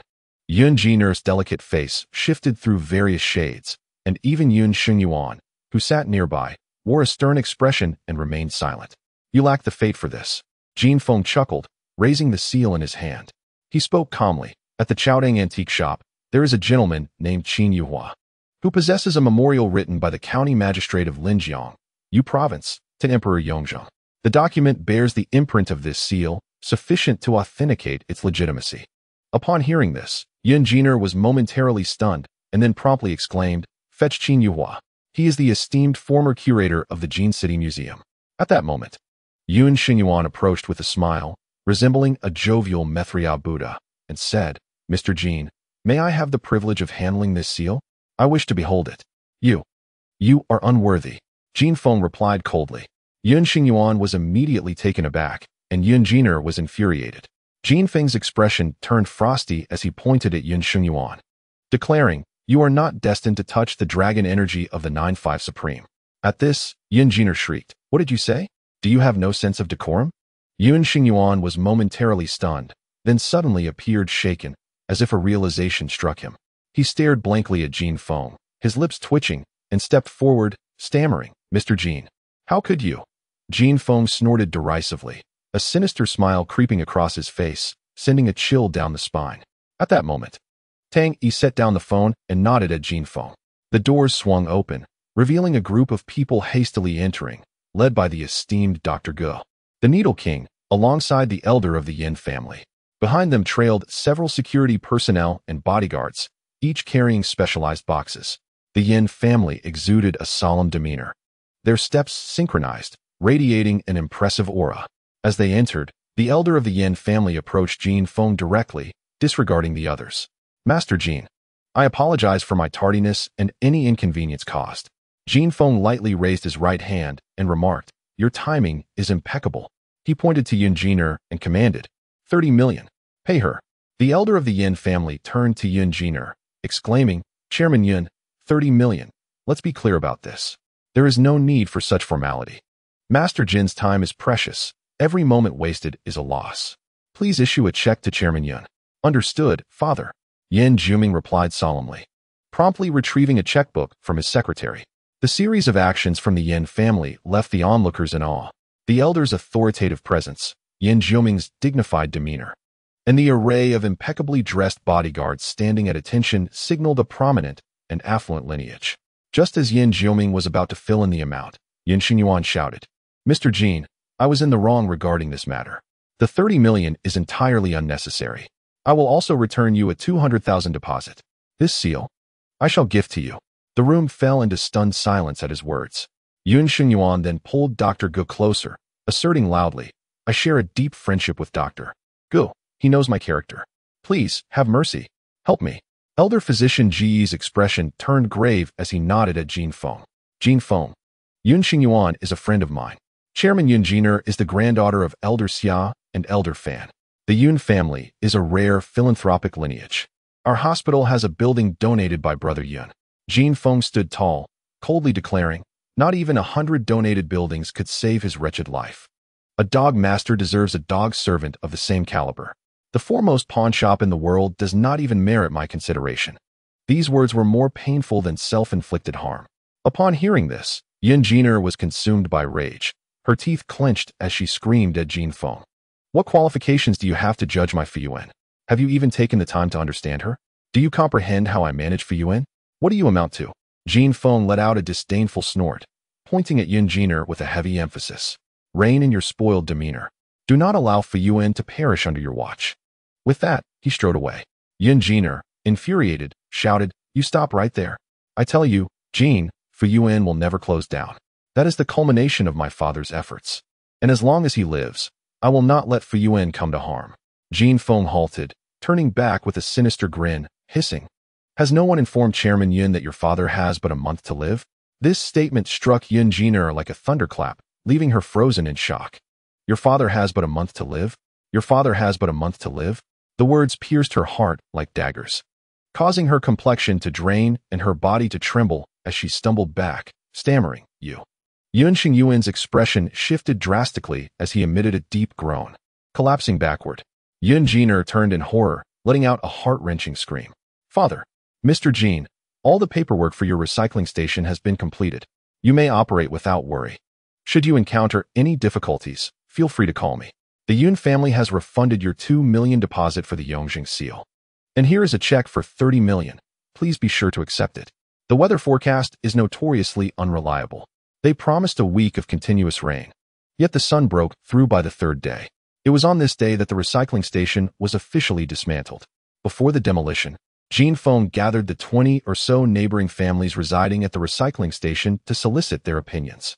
Jin Feng's plan was to consolidate all families involved in recycling within the station to form a new entity. Contrary to his expectations, 3 neighboring families engaged in the same business decided to relocate. After a night of heated debate, the Sanwazi family ultimately chose to merge with Jin Feng's recycling station. The 3 children primarily rely on selling barbecued food, and their modest recycling station is managed by their father. It was not until Jin Feng presented the documentation that the family realized the extent of their fortune. As for the departing neighbors, Jin Feng did not insist. Each had their own reasons for leaving. Among them were several long-standing tenants, such as Uncle Bai, Aunt Diao, and Grandpa Guai, who had resided there for 7 or 8 years and maintained cordial relations with Jin Feng. Once the dispute settled, Jin Feng summoned a construction team to commence the demolition of the old recycling station. He drafted a preliminary sketch and mapped out the 5 acres beneath his feet. In addition to the recycling station, he designated a section of land adjacent to the marsh to erect a row of temporary housing for future residents. The recycling station would be constructed with a steel structure, and a surrounding wall would be erected, ensuring a swift completion. The ground required hardening, and a road needed to be built leading to the elevated bridge by the river, connecting to the main thoroughfare of the community. However, a pressing issue loomed before Jin Feng: the lack of funds. After retrieving some assets from Fuyuan pawnshop, Jin Feng met with the Yin family and provided Yin Jioming with the remaining 5 doses of the essential blood-coagulating herb for his friend Yin Kaiyu. According to Yin Kaiyu's mother, by the following day, Yin Kaiyu's blood transfusion needs had already diminished to 3/4 of his usual requirement, indicating a remarkable recovery of his hematopoietic function. Jin Feng had spent 30 million on the precious seal, the Danjiao Rihayu, from the Yin family. Additionally, he requested another 3 million for Sun Lingua. Despite Sun Lingua's initial refusal, Jin Feng insisted it was his due. Although the connection to the Danjiao Rihayu was severed, it was Jin Feng who had enabled its acquisition. According to the conventions of the antique trade, a 10% commission was rightfully his. Despite Jin Feng's reasoning, Sun Lingua remained obstinate. To deal with such a stubborn intellectual, Jin Feng devised his own strategy. If Sun Lingua did not accept the money, their agreement would be nullified. Fearing that his ancestral treasure might be resold by Jin Feng, Sun Lingua finally relented and accepted the 3 million. As a senior construction engineer with his own studio, he would soon rise again with this sum. Jin Feng, having invested 33 million in the Yin family for the Danjiao Rihayu, felt somewhat guilty. Thus, he decided to provide the Yin family with an extra share of the blood-coagulating herb. However, another unexpected piece of news reached Jin Feng. Yin Jioming informed him that Fuyuan pawnshop not only did not cash the Yin family's 30 million check, but also returned the 2 million deposit. The Yin family would undoubtedly refuse to accept this money, even if Master Gu, the revered physician, intervened. It would be a disgrace for the Yin family to send their money out only to have it returned. Later, the Yin family apparently leveraged some connections to have 2 individuals contact the elder Yin. Their calls compelled the elder Yin to concede. "Mr. Jin, we acknowledge the impropriety of our actions. You may impose any penalties you see fit." Confronted by the bowing members of the Yin family, Jin Feng waved his hand nonchalantly, expressing his gratitude. "This was merely the Yin family attempting to curry favor with me, their intentions clear. I understood that their aim was undoubtedly related to Yun Xingyuan. The moment I laid eyes on Yun Xingyuan, I recognized that his demise was imminent. He had but a few days left to live." Having acquired the treasured Zairyu and the golden pocket watch, Jin Feng felt a profound sense of satisfaction. As for Yun Xingyuan's fate, it bore no consequence for me. The Yin family received a check for 30 million, which they promptly handed over to Jin Feng, yet he declined to accept it. Our transaction had reached its conclusion. What I desired, I would procure myself. This decision only deepened the respect and admiration the Yin family held for Jin Feng, who was showered with gratitude. Through our two encounters, the Yin family had gleaned some understanding of Jin Feng's pride and temperament, refraining from further discussions about money. Instead, Yin Kaiyu's aunt presented Jin Feng with a box of exquisite cigars and the latest mobile phones, featuring an array of top-tier brands. The cigars were the finest available, and the phones included the latest Apple model and high-end devices from Huawei and BBK. However, Jin Feng accepted only 2 packs of cigars and 3 phones, later giving them to Zhou Miao to pass on to Long Ergu. He himself utilized a Huawei 10. As a novice with a smartphone, Jin Feng was limited to making and receiving calls. After capturing 3 photographs of the 18-karat gold pocket watch, he spent a considerable amount of time editing them into a document and eventually dispatched it via email. The origins of the golden watch were significant, should anyone recognize it. The path ahead might become smoother. On the day the scrap yard commenced excavation, Aunt Wang rushed over, her eyes widening in disbelief at the sight of 2 excavators working vigorously. When Jin Feng presented her with a business license adorned with several large red seals, Aunt Wang's expression was nothing short of remarkable. She could hardly believe that Jin Feng had so effortlessly secured the necessary paperwork. The documentation was exceedingly comprehensive, encompassing all relevant entities, so much so that Aunt Wang began to suspect it had been purchased from counterfeit dealers. However, she soon dismissed such thoughts and shouted a few words at Jin Feng. "Raise the rent." In response, Jin Feng merely smiled and replied, 10-year contract, 2 years remain. The landlord revealed her most sinister side, directing a torrent of curses at Jin Feng. From the very first day he arrived until the moment he obtained the paperwork, Aunt Wang unleashed her fury, hurling insults that covered every conceivable derogatory term. By the end of her tirade, she collapsed onto the ground, sobbing uncontrollably and denouncing Jin Feng's lack of conscience. Throughout this, Jin Feng and Zhou Miao sat quietly beside her, listening patiently until her outburst concluded. Aunt Wang is indeed a woman of misfortune, burdened by the trials of being a landlord. In those days, the land temple was not yet a community hub. Aunt Wang's husband hailed from a family with a poor social standing. Although the household was large, the plots of land allocated to them were the least fertile in the village. The harvests were meager, and her husband, lacking any skill, could only toil as a laborer pedaling a tricycle. He passed away early, leaving no legacy, and Aunt Wang found herself a widow, managing 5 acres of crops alone while tending to a few chickens and ducks and growing some vegetables, living a life of hardship. It was during those difficult times that she persuaded Jin Feng to rent this piece of land for a mere 300 yuan a year, even coaxing him into signing a decade-long lease. As time progressed, fortunes improved, and property suddenly became valuable. After a few rounds of redevelopment, Aunt Wang became quite wealthy. With her newfound affluence, she found herself with ample leisure and a willingness to assist others. Before long, a residence committee was established, and Aunt Wang secured a position within it. Over the past few years, Jincheng has undergone rapid development, surpassing itself day by day. This particular land, being marshy, held no potential for development, and Aunt Wang allowed Jin Feng and his associates to continue utilizing it. While Jin Feng's annual rent was merely 300 yuan, others were paying upwards of 3,000. It was evident that Aunt Wang looked out for Jin Feng. The most valuable piece of clothing he owned had been gifted by her. During festive occasions, she often presented him with gifts, and the value of what she provided far exceeded the rent she collected each year. Initially, Aunt Wang did not consider her lack of descendants a burden, but with her newfound wealth, thoughts of her legacy began to emerge. She yearned for someone to honor her after her passing, someone to offer paper money during the Ghost Festival, ensuring she had funds in the afterlife. Thus, the notion of adopting Jin Feng as her godson had lingered in her mind. However, Jin Feng had never acquiesced to this idea. Jin Feng, despite having been abandoned by his biological mother who had taken his sister away, carried an emotional weight that he could not shake off. After Aunt Wang's tearful outburst went unacknowledged by Jin Feng and his brother, she realized her weeping was futile. Angrily, she stood up, pointed at Jin Feng, and berated him, declaring, "You heartless little brat, mark my words, in 2 years, you'll be begging me to take you back, and I won't even glance your way."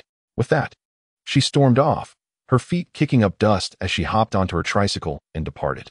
Watching Aunt Wang's retreating figure, Zhou Miao glanced at his phone and calmly remarked, 10 seconds. No, this time it will take 15. As Jin Feng anticipated, after 15 seconds, Aunt Wang turned around and shouted in a shrill voice, "You little brats better come over for dinner tonight. I've stewed black-boned chicken." Jin Feng and Zhou Miao exchanged a hearty slap of their hands in the air, sharing a glance that spoke volumes, and Zhou Miao crouched down, laughing uncontrollably. Jin Feng chuckled, watching Aunt Wang's silhouette, his heart warming with affection. "Brother Feng, where do you plan to place this stone bowl?" At the entrance of the garbage truck, there lies a stone bowl, positioned in a reclining posture, exuding a solemn demeanor. Its surface marked with the ravages of time. On the back of its lower half, 5 distinct imprints of excavator gears are visible, creating a jarring sight. Measuring 2 meters and 6 centimeters in length and 80 centimeters in width, with a total height of 1 meter and 20 centimeters including its base. The head features intricate carvings, and inscriptions adorn the base.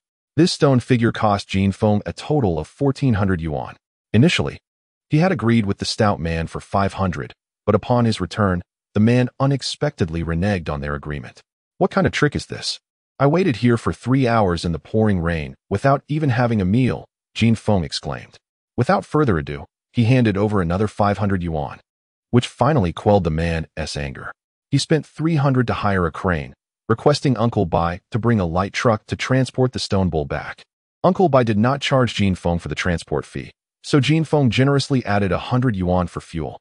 When unloading the stone bowl, they did not require a crane, as the old neighbors from the scrapyard were all laborers. Though not highly educated, they possessed considerable strength. After acquiring the stone bowl, Jin Feng indulged in several bottles of beer that very night. Zhou Miao was quite curious about the stone bowl and inquired about it. "This is a stone rhinoceros, not a stone bowl. I deceived that stout man," Jin Feng chuckled. Zhou Miao, somewhat puzzled, responded, "I thought it looked rather peculiar." "What is a stone rhinoceros, Brother Feng?" Having had a few drinks, Jin Feng became rather loquacious and smiled as he recited, "In the chronicles of the Shu kings, the river caused harm, and the Shu guardian Li Bing created 5 stone rhinoceroses, 2 of which were kept in the palace. The Huayang Guaji states that Li Bing made 5 stone rhinoceroses to appease the water spirits." Zhou Miao, who had barely completed 2nd grade, looked utterly bewildered, unable to grasp Jin Feng's words. Jin Feng let out a scoff, revealing a cold smirk. "A guardian beast of water, buried for 1,000 years. A treasure of feng shui." Once Aunt Wang departed, the 2 brothers set to work. They called Uncle Bai to bring the light truck and loaded it with everything from their scrapyard at home. They transported the discarded books, newspapers, and cardboard to the transfer station in the southern city, which specializes in collecting such items. All the waste paper from the province converges here before being sent to various paper mills. Waste iron and steel are collected by specialized individuals who directly package and export them overseas. In the previous years, domestic steel prices had plummeted due to oversupply, thus giving rise to this new avenue of waste steel export. Copper and other non-ferrous metals are valuable treasures. As long as there is stock, there is no worry about market demand, and prices have recently risen. The first task was to swiftly clear out the non-ferrous metals and convert them into cash. The demand for plastics is also substantial. The astronomical number of bottled water consumed nationwide each year makes them easy to sell. Plastic bottles need to be transported to manufacturers, taking up space, and it took 2 trips to finish. Old appliances and electronics were taken away by small vendors from the second-hand market, while the remaining useless items were not sold as whole units, but dismantled and sold as parts. Currently, the 2 brothers possessed the skills merely to dismantle refrigerators, televisions, and air conditioners. Any mobile phones they encounter are relegated to being sold to professionals. Having cleared all the goods and deducted Uncle Bai's freight charges, they managed to exchange them for 32,000 won, exceeding their expectations by 4,000 won. This was largely attributable to the recent surge in prices. However, after calculating the figures, Zhou Miao exhibited no semblance of joy, gently inquiring, "Brother Feng, how much will it cost to build this greenhouse? And how much more for the new house? Our funds are woefully insufficient." Jin Feng reassured Zhou Miao with a pat on the back, declaring, "Leave the financial matters to me. For now, let us proceed to a certain location." Their destination was a night eatery known as Brother's Diner, owned by Long Ao. The night had long since descended, and the myriad of neon signs along the street dazzled the eyes. Jin Sheng, a veritable paradise for food lovers. Offered a diverse array of culinary delights from across the nation and the world, each finding its niche within this gastronomic haven. In a city of 15 million, as long as one refrains from selling poison, survival in Sheng is virtually assured. On a midsummer evening, the roadside eateries thrived, each teeming with patrons. The throngs surged like a tidal wave, with vehicles incessantly flowing past. Varied accents intertwined in the air, wine bottles clinked merrily, and the aromas of diverse ingredients wafted through the streets, drifting into the night. Wealthy businessmen accompanied by their mistresses, affluent women flirting with young men, reveled at their tables, their hands surreptitiously exploring beneath the table while maintaining a facade of seriousness. A busking guitarist, harboring the purest of dreams, stood before a modest table, strumming his strings and serenading passers-by with poignant melodies of heartbreak. A woman selling flowers, accompanied by a little girl, carried a bright red bucket, diligently promoting their blooms to every table graced by female diners. A cluster of scantily clad young women flitted between stalls, brandishing a plethora of real estate advertisements. A saleswoman in uniform, her blouse undone at the third button, persistently urged a male client to indulge and drink. On the sidewalk, a middle-aged man with a foreign accent sat silently, clutching his phone tightly, tears streaming down his face. An elderly woman, her attire soiled beyond recognition, struggled to push a cart overflowing with wastewater. The tapestry of life unfolded in myriad forms around them. Navigating through the bustling crowd, they arrived at Brother S. Diner, where business was particularly brisk. It was only 9 o'clock, yet the establishment was already filled to capacity with patrons at numerous small tables. Wisps of smoke curled in the air, and by a specially designed eco-friendly gas stove, a bare-chested youth deftly maneuvered a large frying pan, stirring the contents over the flames. The pan brimmed with vibrant red crayfish, mingling with an array of spices that ignited a tantalizing, spicy aroma, invoking a powerful appetite. The young cook wielded handfuls of various seasonings, ruthlessly tossing them into the pot. With a gentle shake of his left arm, adorned with a tattoo of a black dragon, the young lad effortlessly jostled a hefty pot weighing 20 pounds. Inside, the diminutive crayfish performed an array of intricate flips, accompanied by a medley of ingredients, before gracefully returning to the vast frying pan. As the final spoonful of MSG was added, the crayfish emerged triumphantly, exuding a rich, savory aroma. After draining the excess oil, the spicy delicacies were distributed onto 4 large plates and promptly served at 4 tables. Tilting his head, the boy expelled a puff of smoke from his mouth, the cigarette but landing on the ground like a spent bullet. He swiftly rinsed the pot, wiped away the moisture, and drizzled a ladle of oil, swirling it around while awaiting it to heat. Seizing the moment, he tugged at a yellowed towel draped over his shoulder, hastily wiping his face before commencing to add spices to the pot. Before the fiery, alcohol-fueled stove, waves of heat enveloped him, and he was drenched in perspiration, his hair slightly disheveled and clinging to his forehead, obscuring his indifferent expression. "Boss, another stir-fried kidney for me, please." "Sure. 5 bottles of chilled Army 1. And 5 bottles not chilled." "Dragon Boss, I need a hot pot of braised intestines for this table. Hurry." A cacophony of accents clamored for his attention, and the boy responded to each demand, his hands never pausing for a moment. "The kidneys are coming. Grab your own beer. The braised intestines don't need to be stewed. I'll fry them for you." The establishment was devoid of any waitstaff or helpers, leaving the solitary boy to shoulder the burden alone. Beneath the stark white lights, the lonely youth silently cooked, his face and heart devoid of warmth, save for the searing heat from the stove. Freshly stir-fried pond snails left the pan, and the boy sprinted back inside with them, placing them on a table labeled Imperial Capital Mountain. Turning back, he halted in his tracks. At the roadside table, a limping figure struggled to deliver beers, while another boy silently cleared away plates. As if in silent communion, the gazes of the 3 youths intersected in the air, devoid of words yet echoing a profound solitude. Within their hearts, warmth flowed silently. After a mere 3 seconds of pause, the Dragon Boss returned to the stove, twisting the knob to ignite the gas, embarking on the next culinary endeavor. The sounds of playful banter and cheers filled the air, punctuated by the melodious voices of women. A drunken man stumbled, collapsing to the ground. A schoolgirl approached from afar, pushing a tricycle. On the fixed seat of the vehicle sat an elderly man, left with only one hand, smiling as he extended his 3 remaining fingers to those by the roadside. In response, a group of inebriated revelers brazenly displayed their middle fingers at the old man, spewing curses. Yet, he remained unfazed, maintaining his smile as he turned his attention to another table. A friendly couple at that table offered him 10 yuan, and the elderly man nodded with great difficulty, his 3 fingers forming a gesture of blessing, wishing them well. A young girl silently approached the tricycle, knelt before the couple, and bowed her head, before rising quietly and pushing the tricycle onward once more.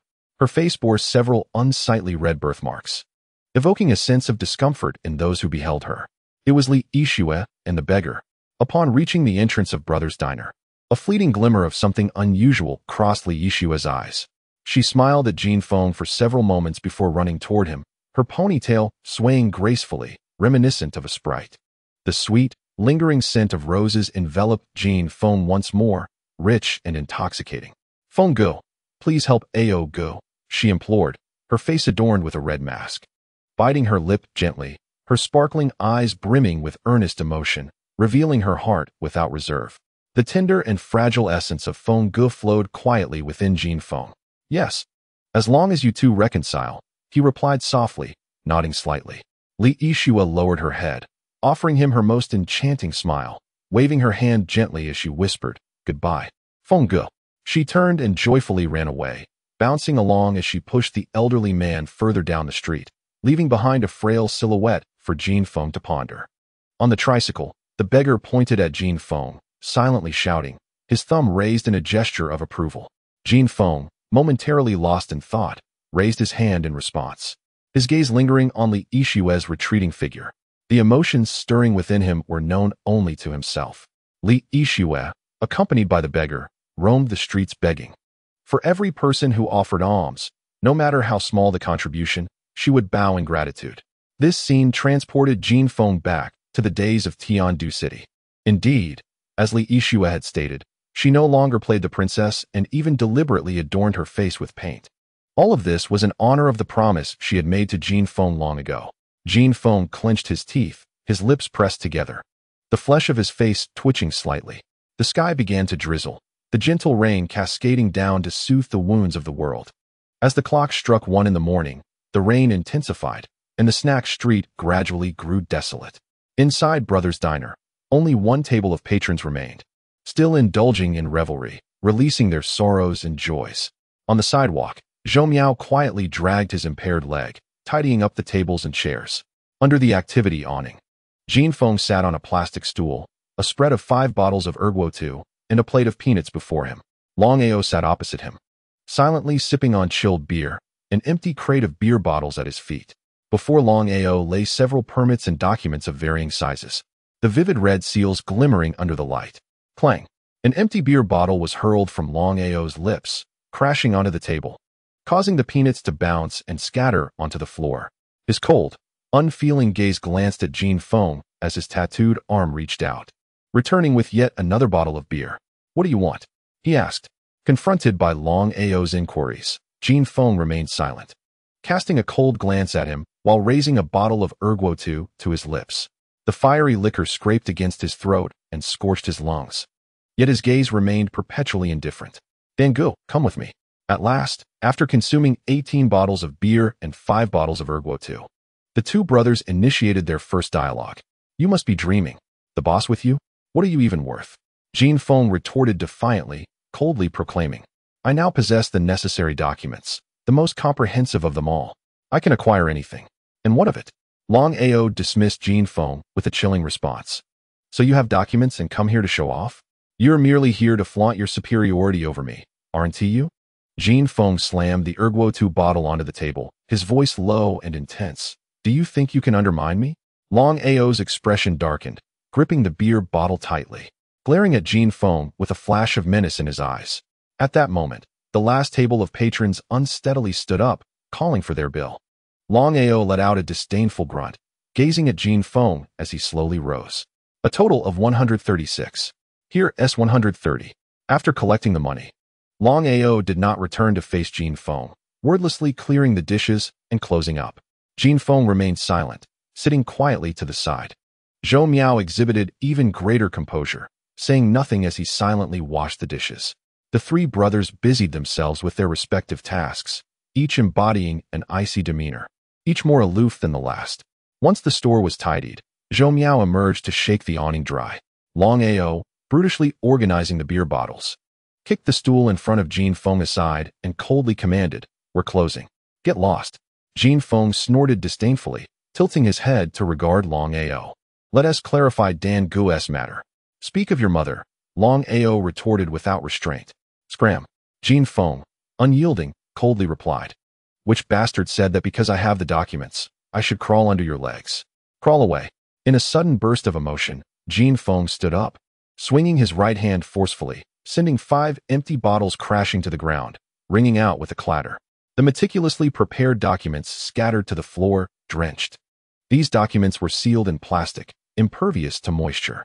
Jin Feng's fierce demeanor incited Long Ao's fury, muscles tensing in his robust physique. "You dare to break another one?" Long Ao pointed accusingly at Jin Feng, his finger wavering threateningly before his face, as though ready to unleash a punch that would leave Jin Feng bloodied. Jin Feng shouted defiantly, "If I break it, what will you do about it?" The aroma of liquor filled his breath, and the scene before him began to blur.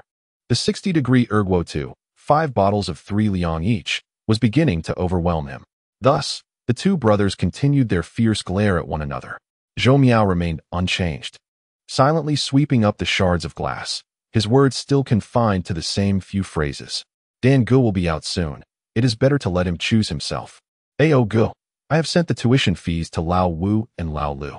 Remember not to transfer any money to them. The recycling station needs renovation. I estimate it will cost around 200,000 to do it properly. Once it is done, everything will be fine. These days." Feng Gu mentioned that he will not be collecting scrap for the time being. "I will watch the construction site during the day and come to assist you at night." "Feng Gu, I will not treat my leg for now. The money from selling that basin should be allocated for labor costs. We cannot underpay the workers, as we were once laborers ourselves. Ao Gu, do you remember how the boss took me outside to guard against Kai's peeling?" Zhou Miao's incessant chatter gradually calmed the two brothers, who had been glaring at each other. Long Ao bent down to pick up the documents and permits, cleaning them thoroughly with a wad of tissue before slamming them down in front of Jin Feng. As he raised his arm, the name Mia was deeply etched into Jin Feng's vision. "Get out. I am drinking with Sanshui." Jin Feng tucked away the documents, rummaged through his bag for money, and tossed it onto the table with a cold laugh. "Settle the bill. I will treat you to this round. I don't need you to treat me. Give me the change." The brothers, unable to find common ground, began bickering again. "I don't want you to pay for this drink. Don't you dare come back here. You annoy me. I have money, plenty of it. I can afford this round." Eventually, Zhou Miao approached, glanced at the table, and softly announced, "Ao Gu." Feng Gu drank 5 bottles of Erguo 2 and had a plate of peanuts. "Feng Gu, the peanuts don't count. The drinks total 60. Jin Feng tossed the money onto the table, staggering a couple of steps before steadying himself, his posture hunched. He shouted loudly, "Long Ergu, I am not here to flaunt anything today, nor do I intend to boast about how we brothers have emerged from the capital to carve out a living." He swayed unsteadily, pounding his chest with his fists, speaking in a slurred manner. "I didn't want to say this, but I have held on to these words for years." Slowly turning around, he pointed a crooked finger at Long Ao. Jin Feng struggled to open his eyes, pain etched on his face, and shouted, "Initially, who wronged whom is clearer to you than to me. The boss took the blame for me, while you shifted all responsibility onto me. You blame me for harming the boss, but didn't you do anything wrong? You were the one who didn't want me to associate with Sanshui first." Upon uttering these words, Jin Feng closed his eyes in anguish, breathing heavily. He murmured, "This knot, I cannot untie." With that, he fell backward, hitting the ground with a dull thud. The heavy rain poured down, soaking Jin Feng completely. Long Ao quietly watched Jin Feng, who lay unconscious on the ground, resembling a statue. Zhou Miao turned around and softly remarked, "Brother Ao, I shall not accompany you for drinks tonight. I will escort Brother Feng home. It has been 5 years, and he has never consumed so much alcohol." Long Ao fell silent for a moment, then unexpectedly pulled out a substantial sum of money and handed it to Zhou Miao, coldly instructing, "Hire a cab for you both. Keep a close watch on him. This fool gets drunk at the slightest provocation. First, buy him some glucose. Wait here, I will be back."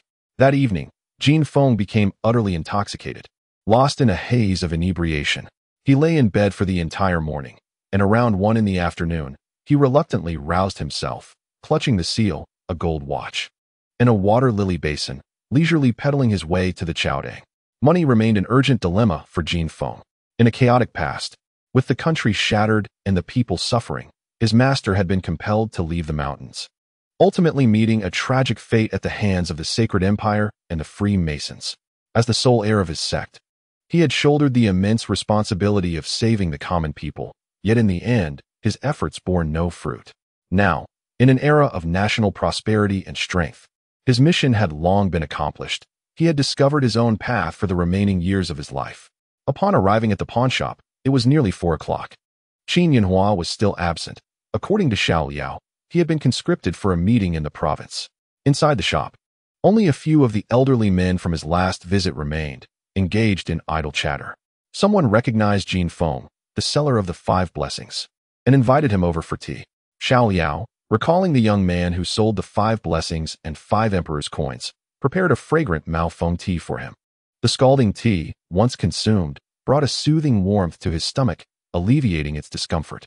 Accompanied by delicacies on the table, he listened to the old men leisurely recount tales of their illustrious past and the peculiar stories of old Jin City, as time slipped by in a tranquil manner.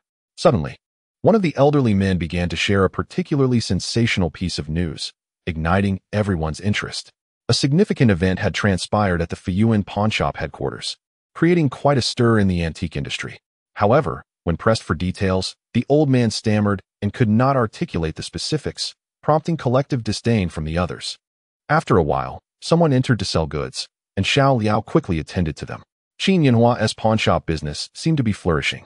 As the saying goes, in the antique business, one may not open for 3 years, but once opened, they will prosper for 3 more.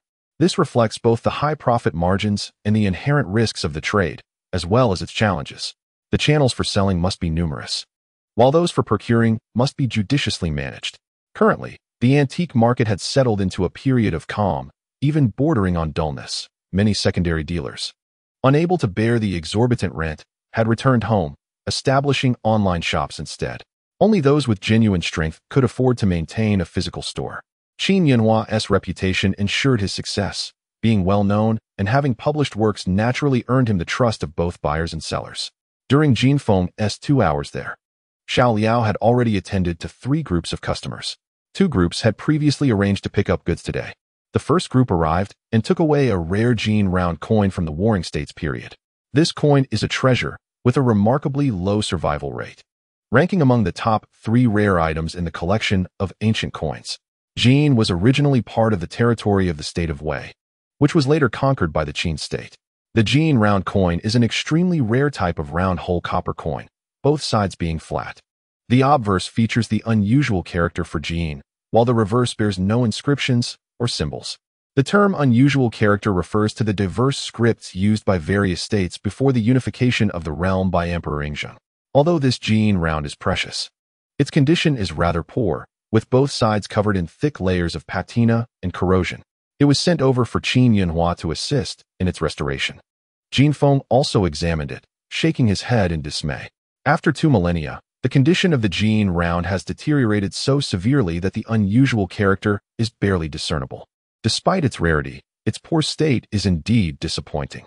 The second group that came to collect goods was there to retrieve a set of ordinary 5 emperor's coins that Jin Feng had sold to Qin Yanhua. The third group consisted of an elderly couple who brought several Yuan Shirkai silver dollars, formerly known as the Yuan Shirkai portrait silver coin. When the last Qing emperor, Puyi, announced his abdication, it marked the definitive end of over 2,000 years of dynastic rule. Although most provinces declared their independence from the Qing court, the north still retained considerable power. At that time, Yuan Shirkai wielded significant authority, having established the first modern army through his military training at the little station, and he was tasked with quelling rebellions. In the annals of Chinese history, such an abdication is akin to a ceremonial transfer of power, a well-established tradition. Shortly after the abdication, Yuan Shirkai became the president of the republic, and in a fit of ambition, he declared himself emperor, only to abdicate once more and pass away within 100 days thereafter. Yuan Shirkai's legacy will be evaluated by history. Yet the silver coins bearing his likeness played a significant role in stabilizing the economy during that era. the standards for minting these silver dollars were unparalleled, both in terms of silver content and craftsmanship, quickly earning the trust of the populace and becoming the most widely circulated and recognized currency of the time. Many years later, in the remote regions of southwestern China, the local ethnic minorities still recognized only the yuan shirkai silver dollar. Numerous yuan dollars were minted, and their survival rate is exceedingly high, with various provinces producing them in a multitude of intricate versions. Among these are the 3-year, 9-year, and 14-year editions, which further diverge into over 20 distinct variations. However, few are truly valuable, as modern minting technology allows for the creation of counterfeit silver dollars that can be indistinguishable from the originals. The yuan dollars brought by the elderly couple are indeed vintage items, having survived the ravages of time. The authentic 3-year edition of the yuan dollar they possess, unfortunately, is a common serrated edge variant, with a significant number still in existence. Currently, it is worth only a little over 500. The elderly couple inquired about the price and deemed it unnecessary to sell, choosing instead to take it home as a memento for their grandson. At present, Xiao Liao is attending to his 4th group of customers. I apologize. I am not well versed in the value of the Western King's merit coins. Perhaps you could sit for a moment while I await my master's return to assess them. If they are authentic, we are willing to purchase them at a premium. As Jin Feng gradually opened his eyes from a brief respite, he observed the 2 sellers, an elderly man appearing to be in his 70s and a middle-aged man in his 30s, dressed quite ordinarily in a short-sleeved shirt and shorts, sporting a new pair of black sandals. The old man wore long trousers, a long-sleeved shirt, and a black jacket. From their accent, it was evident that both hailed from the vicinity of Dafu City, speaking rapidly with a regional dialect that was difficult for the untrained ear to comprehend. Jin Feng's gaze immediately fell upon the old man's feet, clad in worn leather shoes that were somewhat dirty, with mud caked on the heels. Xiao Liao's comments elicited dissatisfaction from the 2 sellers, who began to voice their grievances. Aren't you a pawnshop? How can you not accept such fine currency? This is the Western King's merit coin. Do you not recognize its value? Where is your boss? Tell him to return promptly. Having spent several years in the pawnshop, Xiao Liao had acquired a certain level of discernment and skill. He could easily identify coins from the Qing and Republic eras, but ancient coins from before the Qing dynasty remained elusive. Engaging in the antique trade requires not only personal insight, but also the frequency of handling authentic pieces, both of which determine one's success. Xiao Liao was relatively proficient, having studied under the esteemed numismatic expert Qin Yunhua, where a single piece of advice could equate to a decade's worth of a novice's experience. However, there were rare coins that Xiao Liao had only encountered in books or on the computer. Upon seeing the actual items, he would often find himself at a loss. The 2 men's complaints attracted the attention of a group of elderly patrons in the shop, who urged the sellers to present the coins for examination. Upon learning that they were Western King's merit coins, the elderly men immediately displayed heightened vigilance. The Western King's merit coin. It is a rare gem among currencies. Considered one of the 50 treasures of ancient Chinese coins, it is renowned as a great rarity in the realm of numismatics. In his time, Zhang Xianzhong established the Great Western Kingdom in Jincheng, declaring himself the Emperor of the Great Western, and minted the Western King's merit coins to reward soldiers for their valor in battle. These coins are more akin to the later issued medals of honor. The coins are categorized into gold, silver, and copper, featuring a round shape with a square hole, a plain reverse side, and the inscription of the Western King's merit in standard script on the obverse. Depending on the military achievements, rewards were distributed in gold, silver, or copper coins. Due to the brief existence of the Great Western Kingdom, which lasted merely 3 or 4 years from Zhang Xianzhong's ascension to his demise, the fate of these coins is intertwined with a historical narrative that faded swiftly after his death. Following his passing, his adopted son Sun Kuang led the remnants into Yunnan and Guizhou, establishing the Sheng dynasty, which later allied with the southern Ming dynasty to resist the Qing. By that time, the Great Western Kingdom had long ceased to exist in any meaningful capacity. Thus, during this period, the casting of the Western King reward coins was exceedingly rare, a scarcity that could hardly be overstated. The quantity in circulation was always limited, and following the Qing dynasty's rule, anything associated with Zhang Xianzhong or Li Zicheng was destined for an unfortunate fate. In such an environment, the chances of these coins enduring through time were indeed minimal, which is why they are included among the 50 treasures of ancient coins. Only a handful of Western King reward coins are known to exist, with merely 2 made of gold. One was discovered by an unknowing commoner during the Qing dynasty, who, lacking the knowledge of its value, melted it down into a lump of gold to flaunt his wealth, a fact verifiable by records. The other gold coin resides in a museum in Shanghai. Upon learning of its identity as a Western King reward coin, several elderly men regarded it with the utmost skepticism. In recent years, genuine articles have become extinct while counterfeits have proliferated, with increasingly sophisticated techniques making it hard to believe in the existence of authentic Western King reward coins. On the table lay 2 round coins with square holes. The elderly men measured these coins with calipers, finding their diameter to be 50 millimeters. An inner hole diameter of 8 millimeters, a wall thickness of 2 millimeters, and a weight of just over 36 grams. A diameter of 50 millimeters categorizes these coins as quite large. For comparison, typical copper coins measure around 30 millimeters, while that earlier coin from the Warring States period, with a diameter of 38 millimeters, still appeared diminutive next to these 2 Western King reward coins. This is what sets the Western King reward coins apart. The design of these 2 silver coins is indistinguishable from Qing dynasty copper coins, yet the calligraphy is remarkably vigorous, with each stroke sharp and defined, exuding an extraordinary presence. The reverse side of the coins is plain, with one exhibiting random scratches. According to available documentation, only 2 major museums in the country, the National Museum and the Shanghai Museum, possess silver Western King reward coins. The elderly gentleman, with nothing better to do, spent a considerable amount of time examining the 2 coins, offering critiques before ultimately dismissing them. Fake. Take them away. The elderly men were merely toying with the situation, passing the time. This left the 2 sellers, who had been waiting for nearly an hour, visibly frustrated. The middle-aged man slammed the table and unleashed a barrage of unrefined dialect, while one of the elderly men coughed discreetly, attempting to pull him back as they exited the pawnshop. Once the 2 had departed, the elderly men grew animated, discussing the 2 coins and the sellers. The Western King reward coins are indeed rare treasures, particularly the silver ones, with only 2 existing in major museums, making the previous 2 undoubtedly counterfeit. The sellers must have been attempting a scheme. One elder insisted that Jin Feng offer his opinion as well. Jin Feng replied coolly, "The forgery technique is woefully inadequate. They even used a steel wool pad on the reverse side, quite a poor review."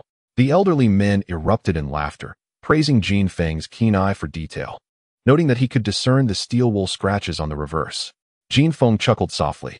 Around 4 in the afternoon, a few elderly gentlemen departed for home, leaving Jin Feng alone to await Qin Yanhua. It was not until 5:30 that Qin Yanhua came into Jin Feng's view. Although Qin Yanhua once held the esteemed position of the city museum director, his amiable and approachable demeanor shone through as he greeted Jin Feng with a warm "Ah. It's you, young Jin Feng." Jin Feng stood, nodding in acknowledgement. "I have a few items I would like to trouble Director Qin to examine. If they prove authentic, I would be grateful if you could assist in finding a buyer. The fees, as per our usual arrangement." Qin Yanhua paused momentarily, then nodded in agreement. His impression of Jin Feng was profoundly etched in his mind, not solely due to the 5 emperor's coins of good fortune, but rather because of Jin Feng's exquisite cursive script, vibrant and flowing. The characteristics of cursive writing have long been summarized by predecessors. It embodies the essence of poetry without words, the spirit of dance without movement, the hues of painting without color, and the rhythm of music without sound. Jin Feng's cursive was magnificent. Even 2 simple characters were rendered in a manner that was both dynamic and ethereal, leaving an indelible impression. As a graduate of the history department at Yin University, Qin Yanhua held traditional culture in high regard, and Jin Feng's cursive signature had captivated him for several days of meticulous practice. The more he imitated, the deeper he fell into its allure, finding it increasingly astonishing. Upon seeing Jin Feng again, Qin Yanhua was filled with delight, eagerly wishing for another opportunity to engage in a transaction and observe Jin Feng's technique once more. Next, Jin Feng produced a silver coin from his pouch and placed it on the table. "Zhangzhou military pay?" Qin Yanhua could not help but exclaim. "A Southern Ming silver coin." In a flurry of excitement, Qin Yanhua hastily donned gloves and cradled the coin in his hands, examining it repeatedly, measuring its dimensions with calipers, and weighing it. Soon after, he called for Xiao Liao to bring over a tablet, opening reference materials for comparison, and then donned magnifying glasses for a closer inspection. 10 minutes slipped by in this manner. At that moment, two figures appeared at the entrance, catching Jin Feng's eye. Unperturbed, he retrieved a water lily basin from his bag and placed it on the table. Gently tapping the surface, he remarked, "Director Tian, please take your time with these two items. I have some matters to attend to." At this hour, most visitors in the antique market were seeking places to rest and dine, while many shops prepared to close, having yet to eat since yesterday's indulgence. Jin Feng ordered a bowl of dan noodles to take away. As he turned, he paused in his tracks. The two individuals he had encountered at the pawnshop were squatting by the sidewalk. "Sixth uncle, why do they insist everything is fake? It cannot possibly be false." The elderly man coldly commanded silence. The middle-aged man's face expressed displeasure, yet he was powerless to argue, muttering angrily over his cheap tianxiaxiao. "Sixth uncle, what should we do then? We've spent nearly all our money. If we cannot sell it, we won't even afford cigarettes tomorrow. It looks like we'll have to sleep in the park tonight. Perhaps we should just return tomorrow and leave the items for later sale. Return home and sell the pig. Then borrow a bit more, which should suffice for the tuition of my younger sister." As the middle-aged man prattled on, the old man remained silent, inhaling his cigarette deeply before discarding the butt after a final, fervent drag. Gradually rising, the old man appeared to have made a decision. His voice low and resolute. "Big boy, it's time to go home. Catch the last bus." As he turned, he collided with Jin Feng, their bodies meeting with a forceful impact. Noodles spilled everywhere, the bright red oil splattering onto Jin Feng's clothing, while a generous portion of fatty intestines tumbled onto the old man's trousers. Startled, the old man hurriedly apologized to Jin Feng, his hands fumbling in search of something to clean the mess. Jin Feng nonchalantly assured him that it was nothing, bending down to retrieve a coin, the West Wong reward coin, and extending it back to the old man. However, just as he was about to place it in the old man's hand, Jin Feng withdrew his own. Examining it from both sides, he asked, his expression serious, "How did you clean this? Did you use a steel wool scrubber?" At this remark, both Uncle Lu and Big Boy were taken aback, exchanging glances that revealed an unspoken understanding. "Hey brother, wait. Boss, how did you know we used a steel wool scrubber? Are you a coin collector?" Jin Feng remained silent, instead pulling out cigarettes for the two, his gaze fixed on the coins in his hand. "Are you planning to sell?" Sell. Isn't that why we came here?" Big Boy replied eagerly. "Oh, and there's this one. This one's clean. We didn't use a steel wool scrubber on it." Jin Feng calmly accepted another coin, examined it, and gestured toward the noodle shop. "I'm hungry. I'll go order a bowl of noodles. Have you two eaten?" Uncle Lu and Big Boy exchanged polite refusals, though their mouths watered in anticipation. They ordered 3 bowls of noodles from the food cart and squatted beneath a willow tree, enjoying their meal with gusto. Dressed as laborers, the 3 men went unnoticed. After a while, Jin Feng suddenly remarked, "Has the water level been high in your area these days?" "Very much so. The reservoir has been discharging water daily. My uncle nearly couldn't get up last year," Big Boy replied cheerfully, while Uncle Lu grew stiff as iron. Jin Feng smirked, finishing his noodles, lighting a cigarette, and remaining quiet. Big Boy continued to savor his meal, while Uncle Lu set down his paper bowl. "Are you full? If not, go buy 2 more bowls." Big Boy's eyes lit up with excitement, and he eagerly nodded, taking Jin Feng's money to fetch more noodles. Jin Feng tilted his head, observing the rigid Uncle Lu, as the coins danced through his fingers dazzlingly. He lit 2 cigarettes, offering one to Uncle Lu. "You have good control of your breath. You practiced as a child, didn't you?" Uncle Lu remained silent, hesitant to accept the cigarette. Jin Feng continued, "Your trachea is different from others. Someone must have taught you special breath-holding techniques. You and Big Boy both have hearing issues. Your eardrums were punctured when you were young. Thus, one can delve deeper. The throat of the toad. The ears of the water ghost. The undertaker of the lower echelons. Am I correct?" Uncle Lu suddenly lifted his head, his hand trembling, causing the paper bowl to fall and the soup to spill onto his leather shoes. "And yours too, now marred with a bit of silt. This silt can only be found at the bottom of the river." Uncle Lu's body weakened, and he suddenly felt compelled to kneel. But Jin Feng swiftly seized the collar of his garment to prevent him from doing so. "You are advanced in years. If you kneel before me, I shall lose years of my life." Uncle Lu raised his gaze towards Jin Feng, a hint of astonishment in his eyes. Jin Feng offered a cigarette to Uncle Lu's lips, which he tremulously accepted, placing it in his mouth, his lips twitching incessantly. Jin Feng squatted beside Uncle Lu and gently inquired, Who else is at home? Uncle Lu, with his head bowed, softly replied, just a granddaughter. In her first year of university. She came with us to wait for the money to enroll. Which school? Shu University. Dentistry. Jin Feng nodded thoughtfully. Dentistry is commendable. The future is bright. The annual salary will be at least 200,000.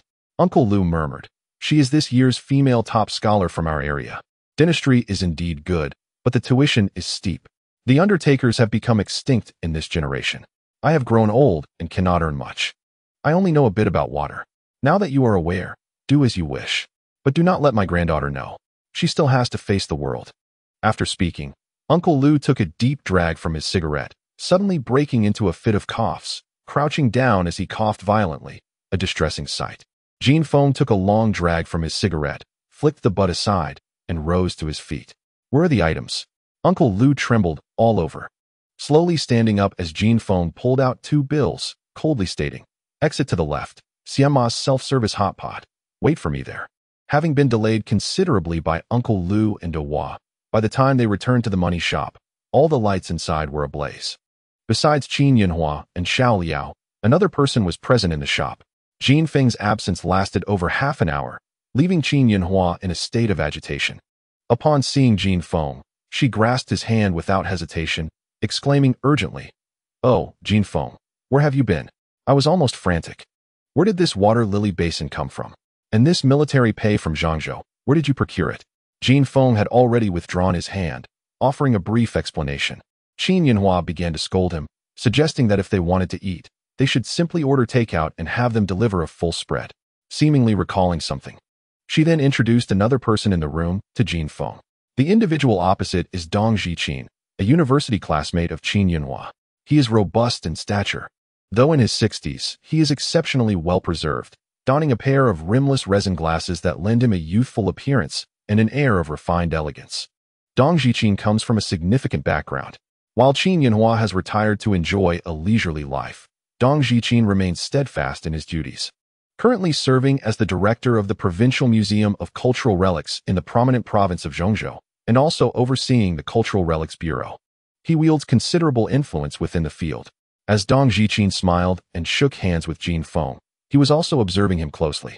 Jin Feng's attire was rather ordinary, marred by several grease stains, yet the aura he exuded and the intensity in his eyes were astonishing. A common trait among amateur collectors and enthusiasts is their profound reverence or excitement upon encountering renowned experts. However, Jin Feng was entirely different. Upon meeting Dong Zhiqin, he exhibited no emotional fluctuation whatsoever, not even a hint of excitement, and instead seemed to regard him with a touch of disdain. This puzzled Dong Zhiqin immensely. After introductions, Jin Feng learned that Dong Zhiqin was seeking Qin Yinhua, as the two had been invited to a banquet.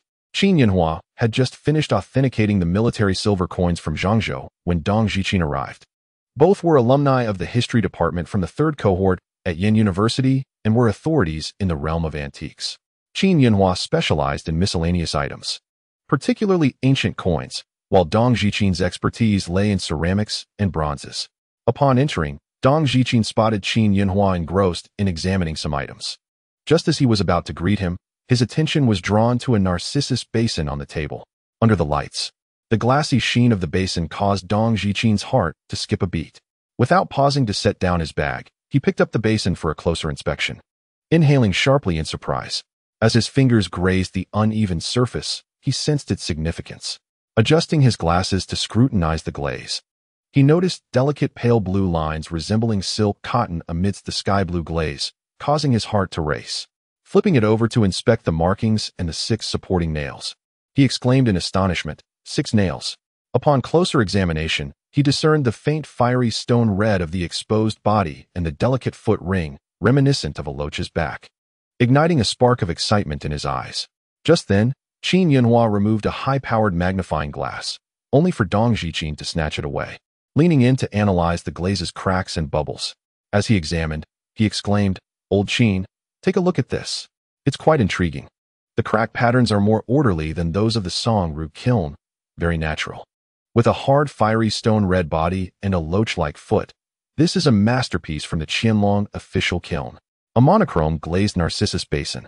This is my first encounter with such a piece." Qin Yinhua was immediately taken aback. Meanwhile, Dong Zhiqin was equally astonished by Qin Yunhua's words. How could a youth of scarcely 20 possess two authentic pieces from different eras? The Zhangzhou military currency was minted during the Southern Ming dynasty, a period marked by the tragic end of the Ming under Emperor Chongzhen's suicide at Coal Hill, leading to the dynasty's demise. Following the Manchu invasion, four princes of the Zhou family in the south declared themselves emperors in resistance against the Qing, only to meet with failure, culminating in the tragic execution of the Yongli emperor and his son by Wu Sangui, thus marking the end of the Southern Ming dynasty. This currency held immense historical significance as a unique coinage of the Southern Ming in the annals of Chinese numismatics. Aside from the known excavated spring and autumn period spade-shaped silver coins, the round silver coins of Zhangzhou military currency stand out. The origins of the Zhangzhou military currency remain shrouded in ambiguity. Some assert that it was issued during Zheng Qinggong's resistance against the Manchus, while others staunchly believe it was released by the Zhou family dynasty. Nevertheless, this debate does not alter the fact that the Zhangzhou military currency is exceedingly rare. On the first day that Jin Feng encountered it, he informed Zhou Miao that such an item ought not to exist in Jincheng. Qin Yunhua shares this sentiment. The initial appearance of Zhangzhou military currency was a result of private donations to the Luda Museum. Over the years, similar items have surfaced in the market, yet their authenticity remains difficult to ascertain. However, there is no doubt that Jin Feng's piece is a genuine artifact. For ordinary collectors and enthusiasts, determining the authenticity of such objects can be quite challenging, but for experts like Qin Yunhua, it is relatively straightforward. Having engaged with countless genuine items over the decades, they have honed their expertise through continual exposure. While the Zhangzhou military currency may not be particularly remarkable, the Qianlong imitation root-kiln Narcissus basin left even the two curator-level experts astounded. As Dong Zhiqin remarked, it was his first encounter with such a monochrome glazed Narcissus basin. In every aspect, body quality, glazed surface, foot ring, crackle pattern, luster, and patina, Jin Feng's basin is undeniably authentic. The inscription indicates it was made during the Qianlong era, which adds an intriguing layer. This style of Narcissus basin was personally collected by Emperor Qianlong himself. That particular piece, once believed to be a cat food container, was later recognized as a genuine Northern Song root-kiln Celadon Narcissus basin, now acknowledged as a national treasure housed in the National Palace Museum in Taiwan. Jin Feng's basin, while slightly smaller than the national treasure and not as ancient, is still unequivocally authentic. These were collected from refuse, he stated, leaving Qin Yunhua and Dong Zhiqin momentarily dumbfounded. After exchanging incredulous glances, they found it hard to believe. In a time when genuine artifacts have all but vanished, replaced by a deluge of fakes, and the land is scoured repeatedly by various collectors, dealers, and experts, Jin Feng's discovery of two significant pieces is nothing short of miraculous. Outside, on the cart, there were also a pair of Wang Wali drum stools. Please, take a look at these as well, he added. Upon hearing this, Qin Yunhua gasped in astonishment, exclaiming, Wang Wali drum stools. When Jin Feng returned, each stool in hand, Qin Yunhua closed his eyes in anguish, filled with regret. How could such exquisite items end up in the hands of someone like Jin Feng? Dong Zhiqin hurried forward, repeatedly urging, handle them with care. Yes, yes. Handle them with care. Allow me. The two curators spent over 20 minutes examining the stools, exchanging glances, and eventually agreeing to make a phone call. What followed was a tedious waiting period for the arrival of another expert and the seller. During this period, Jin Feng was interrogated by Qin Yunhua and Dong Zhiqin, who ultimately believed his claims of being a scrap collector upon seeing his documentation. So, young Jin, what valuable items do you have at home? They inquired. Only these few items are sellable, he replied. Both curators were seasoned individuals, adept at discerning the nuances in his words, which they found hard to overlook. Huh, what kind of unsellable items do you possess? Bronze, ancient jade, oracle bones, imperial kiln blue and white porcelain, or perhaps items that no one can afford? Jin Feng spoke candidly, his words bold and assertive, leaving both curators momentarily taken aback. When they attempted to extract more information from him, Jin Feng fell silent, much to their dismay. Can you contact any buyers? If not, I shall take my leave, he stated, alarmed at the prospect of his departure. The two curators hurriedly dissuaded him. Wait, don't be hasty. The buyer will arrive shortly. Both Zhiqin and I have made calls, as you must have heard. They quickly sought to retain Jin Feng, with Qin Yunhua immediately discussing the price of the Zhangzhou military payment. This silver coin had previously seen 2 transactions at auction houses on Hong Kong Island, with prices of 35,000 and 65,000 respectively. A decade had passed, and though the antique coin market was sluggish, this particular coin was something Qin Yunhua had ardently sought for many years. Having encountered the genuine article during a national tour briefing, he felt a twinge of regret for not being able to acquire it due to the owner's unwillingness to part with it. Today's chance meeting with the coin was undoubtedly a stroke of fortune, and he was determined to secure it. The price he proposed astonished Jin Feng. However, when he quoted 111,000, Jin Feng did not respond. Surprised, Qin Yunhua smiled and suggested, "Young Jin, let us discuss the silver coin after selling the Narcissus basin and drumstool. Let us settle the accounts together." This left Qin Yunhua momentarily stunned. The authentication process was lengthy, and time was of the essence. The 2 curators directly made phone calls, and those on the other end responded promptly. Aware of Jin Feng's reticence, they tactfully had Xiao Liao prepare fresh tea while they engaged in casual conversation. Yet, their discussion revolved around a singular topic. On Monday, at the Fuyuan pawnshop's main store, an extraordinary treasure had surfaced, deemed a national treasure. Both the Palace Museum and the National Museum had sent representatives, confirming it to be a seal used by Emperor Yongzheng, valued beyond measure. Numerous prominent players, including those from the Palace Museum, the National Museum, and provincial and city museums, were in search of the owner, eager to purchase this remarkable item. Not only the major players were in pursuit, several auction houses in Tianjin, Shanghai, and Hong Kong were also on the lookout for this seal. A prominent antiquities broker named Horace on Hong Kong Island, alongside the unscrupulous businessman Chen Yulong from Tianjin, had been residing at the Shangri-La Hotel, spreading the word that anyone who could connect with the owner would receive an additional 10% commission on the transaction price. The seal of the Yongzheng Emperor, inscribed with the bold characters "Dare to illuminate the sun and moon," resonates with the sentiments of countless distinguished scholars and affluent patrons. Should it be auctioned, it would undoubtedly enchant many self-proclaimed titans of wealth, each prepared to spend hundreds of millions without a moment's hesitation. The entire antiquities and auction industry would likely descend into madness. When Sun Lingua presented the seal to me, I regretted my oversight too late. Among the hundreds of emperors since Qin Shi Huang, only Yongzheng possessed the audacity to inscribe such a phrase, and only he dared to do so. Have you seen his edicts addressed to Zhang Tingyu, Tian Wenjing, and the 13th Prince Sheng? They can only be described as impeccably upright. I find myself utterly bewildered. Having overlooked a national treasure, my regret is profound. The one who seized this opportunity is reportedly a young man who not only acquired the Yongzheng seal, but also purchased an antique gold pocket watch from 1818 for a mere 20,000. He brought the watch back to life with remarkable skill. It must be worth at least $1 million. Truly, the youth are formidable. We older gentlemen feel our age keenly. The 2 individuals, filled with enthusiasm yet sighing in lament, expressed their myriad emotions, while Jin Feng remained composed, a subtle smile gracing his lips. Within 20 minutes, 2 buyers contacted by Jin Feng arrived in quick succession. The first was a family of 3, clearly well acquainted with the 2 curators, skipping pleasantries altogether. The patriarch, Mr.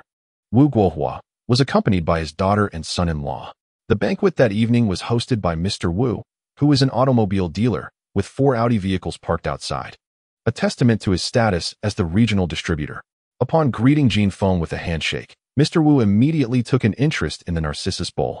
His gestures suggested a connoisseur's expertise as he delicately examined the bowl from both sides, scrutinizing the patterns under a magnifying glass and running his fingers over the glaze and foot. The more he observed, the more captivated he became, exclaiming his admiration and seeming to breathe with increasing excitement. Appraising antiques demands considerable time, and Jin Feng could only wait patiently. Meanwhile, Mr.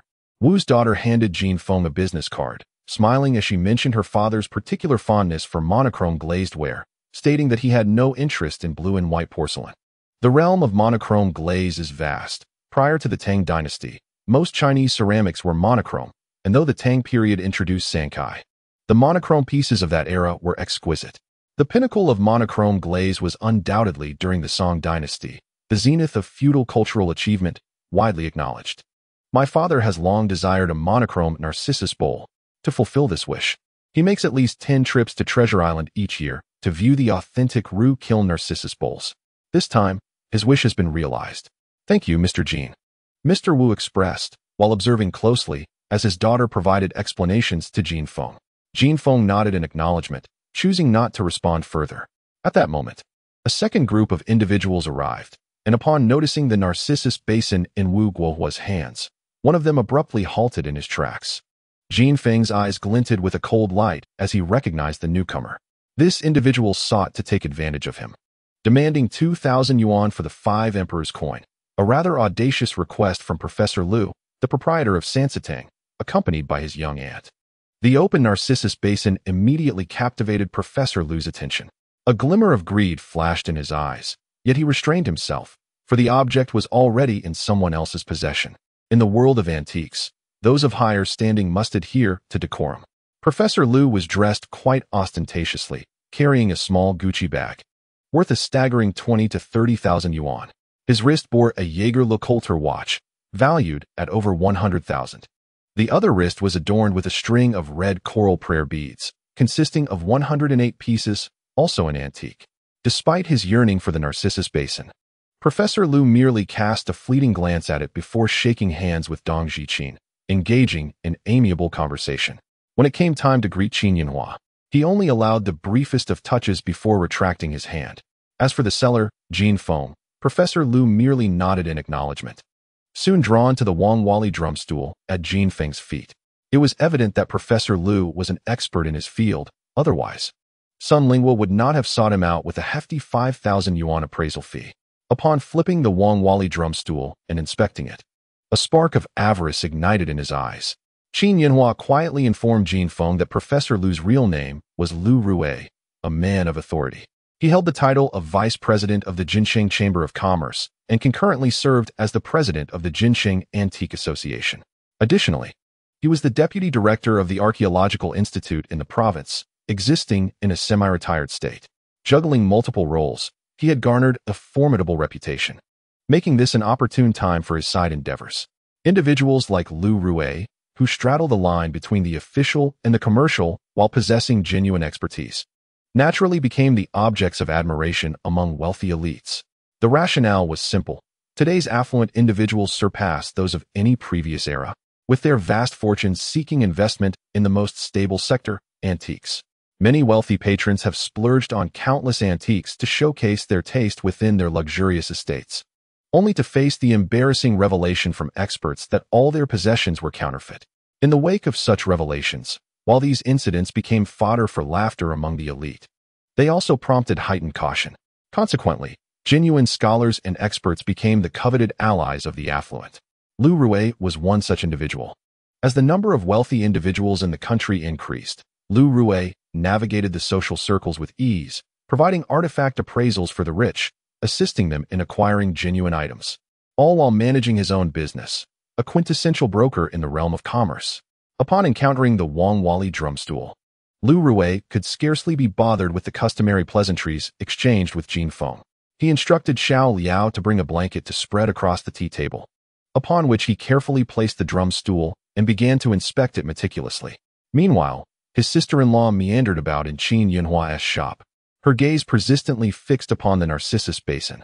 In this moment, Wu Guohua reluctantly set down the Narcissus basin, yet he clung tightly to its rim, his face flushed with an unusual hue, brimming with excitement. Earlier, his 2 old friends had apprised him of the authenticity of the basin over the phone, and witnessing it in person only heightened his satisfaction.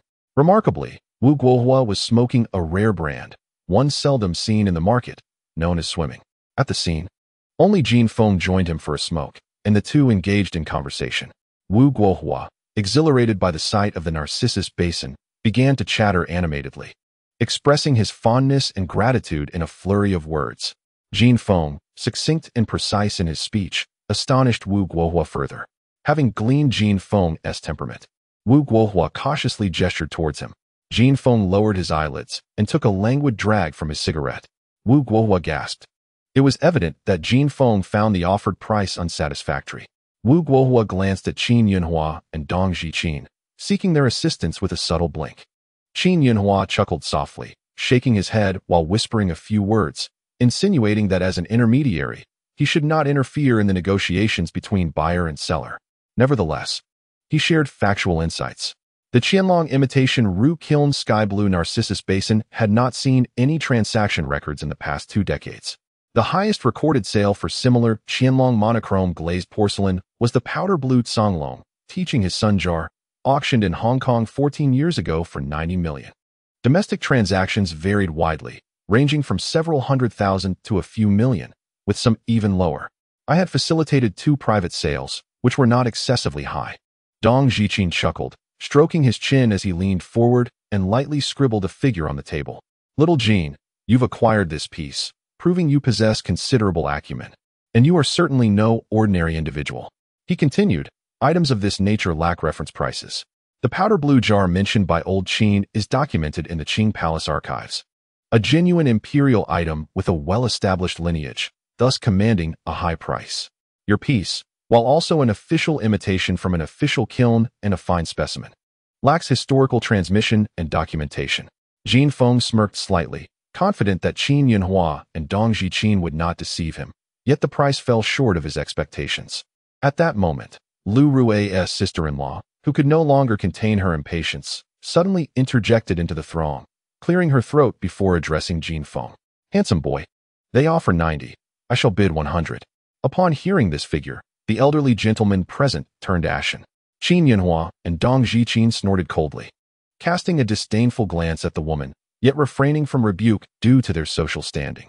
Wu Guohua, however, seized the Narcissus basin, discarding any semblance of politeness. He exclaimed loudly, since there are no rules, let us raise the price. I offer 120. In an instant, Lu Rui's sister-in-law's expression fell, and she angrily shouted, 130. 140. Wu Guohua was determined to acquire the item and unapologetically countered the bid. Lu Rui's sister-in-law, already briefed by Lu Rui, immediately declared her desired price, 150. Wu Guohua's face flushed crimson, and with a heavy snort, he inhaled deeply, ready to announce a higher bid. At that moment, Jin Feng coolly interjected, men speak, women should step aside. The group was taken aback. Jin Feng slowly opened his eyes. His fingers wrapped around a cigarette while drumming on the table, coldly reiterating, step aside. Lu Rui's sister-in-law's countenance darkened, her gaze fixed fiercely on Jin Feng.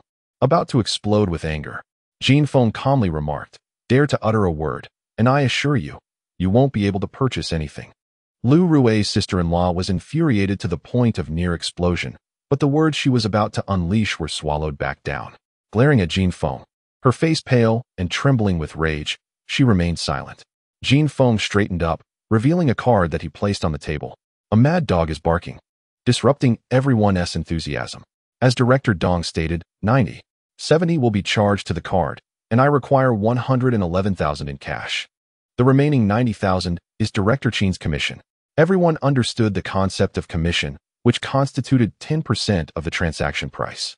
Upon hearing this, Lu Rui's sister-in-law was so incensed that she felt faint, ready to unleash a torrent of insults at Jin Feng. However, with a fierce glance from Jin Feng, she recalled his earlier warning and forcibly held her tongue, her face and neck flushed, her eyes nearly bursting with fury. Qin Yunhua, Dong Zhiqin, and Wu Guohua, on the other hand, displayed entirely different expressions. This young man was capable of upholding the principles of the antique trade and struck with lethal precision, leaving Lu Rui's sister-in-law too intimidated to utter a single word. Observing Jin Feng anew, they significantly elevated his standing in their minds. With Jin Feng having set the price, Wu Guohua wasted no time, expressing his gratitude and instructing his daughter to transfer the funds immediately using Jin Feng's card. The transfer from the public account was unrestricted for 24 hours, enabling real-time transactions. Meanwhile, the two individuals had already placed the long-prepared contract before Jin Feng.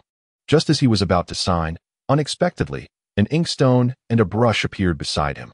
The inkstone was an oval-shaped antique, intricately carved with a cluster of bamboo, accompanied by 2 lines of text. The brush was made of wolf hair, with an aged bamboo handle, a relic from years past. Jin Feng paused, swiftly scanning the expressions of the two individuals.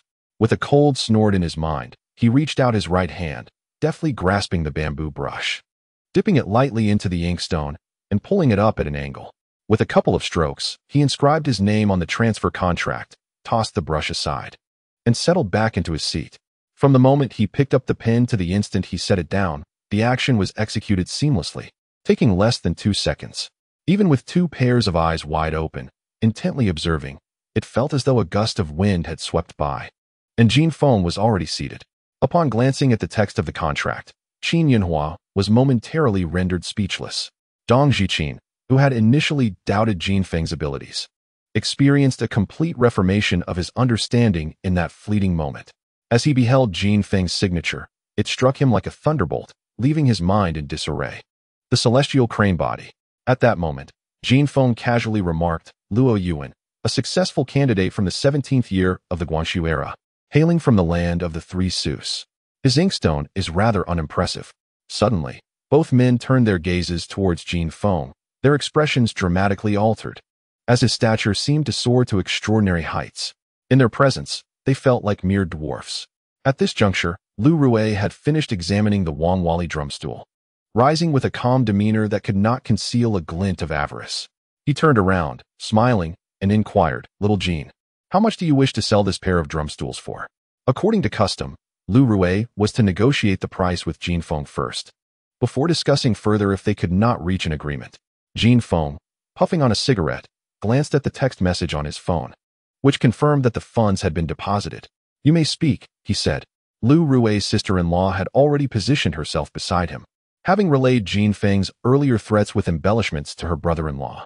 Lu Rui felt a deep sense of dissatisfaction, a pang of regret gnawing at him.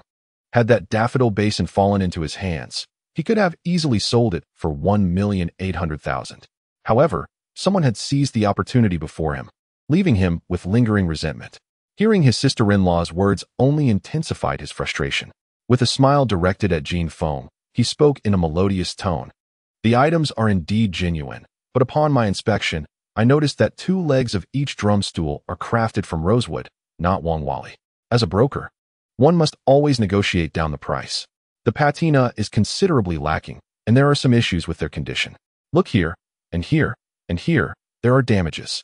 After listing a multitude of flaws, Lu Rui added with a smile, I am assisting an elder with this acquisition. If the price is too steep, it may not be acceptable. Though I cannot disclose the elder's name, they have a preference for well-preserved pieces. If the condition is compromised, the elder would not be pleased. For this pair of drum stools, I offer 80. Upon hearing this, Qin Yunhua and Dong Zhiqin were momentarily taken aback. Such exquisite Wangwali drum stools are more coveted than ordinary porcelain. Each could easily be valued at 800,000, let alone a pair. Lu Rui's offer of only 80,000 was utterly outrageous.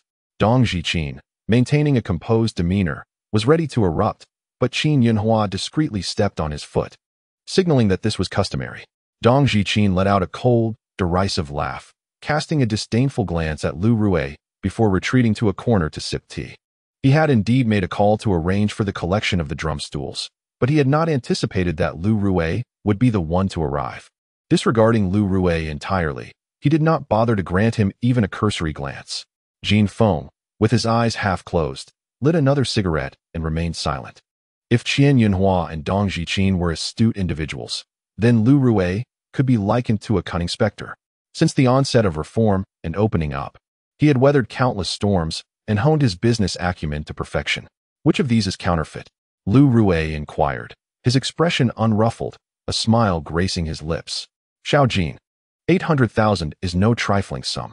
Were it not for Director Dong's endorsement, I would hardly dare to accept such dubious items. Should someone come knocking, it would spell a grave situation.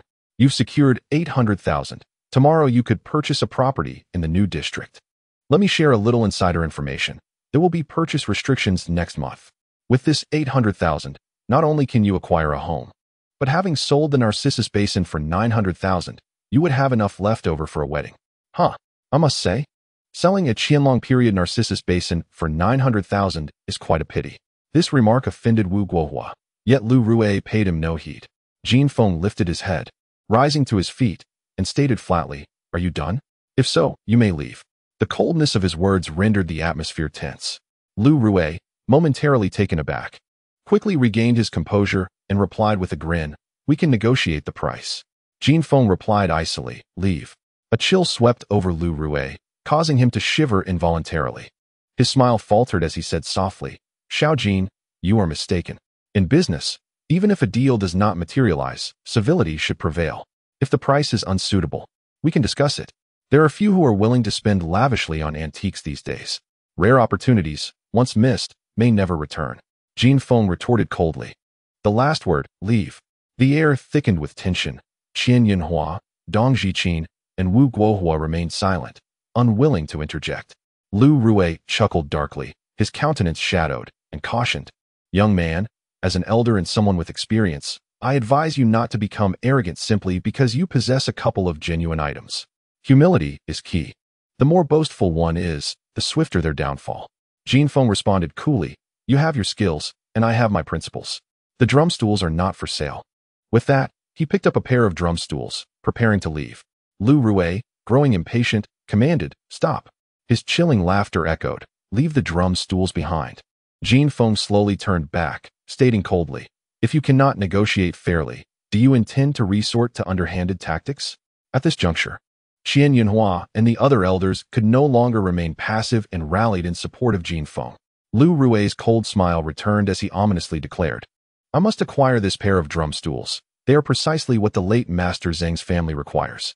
Upon hearing this, Qian Yinhua and Dong Zhiqin, who were about to speak, paled, their words caught in their throats, while Wu Guohua's family displayed palpable apprehension. The voice of old Master Zheng silenced everyone present, and Lu Rue wore a smug expression. With a glint of malice in his eyes, he surveyed the room and sneered, "Next month, old Master Zheng will celebrate his 80th birthday, and there are only 4 Wang Wali stools at the main table. Do you not recognize the individuals seated upon those stools?"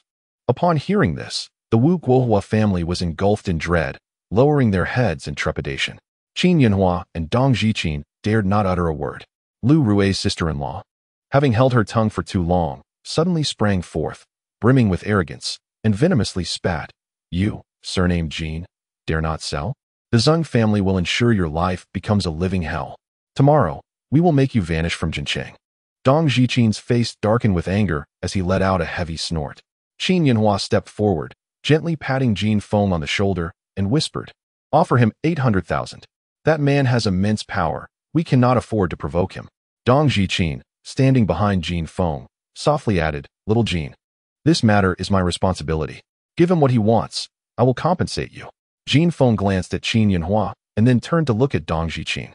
Both expressed their apologies through their eyes. Suddenly, Jin Feng nodded, setting down the drum stool, and calmly addressed Lu Rue. "Which drum stool did you claim is a false leg?" Lu Rue was momentarily taken aback, pointing to the drum stool on his right. Jin Feng then revealed an enigmatic smile. "Watch closely." No sooner had he finished speaking than he kicked up his right foot, seizing the Wang Wali drum stool.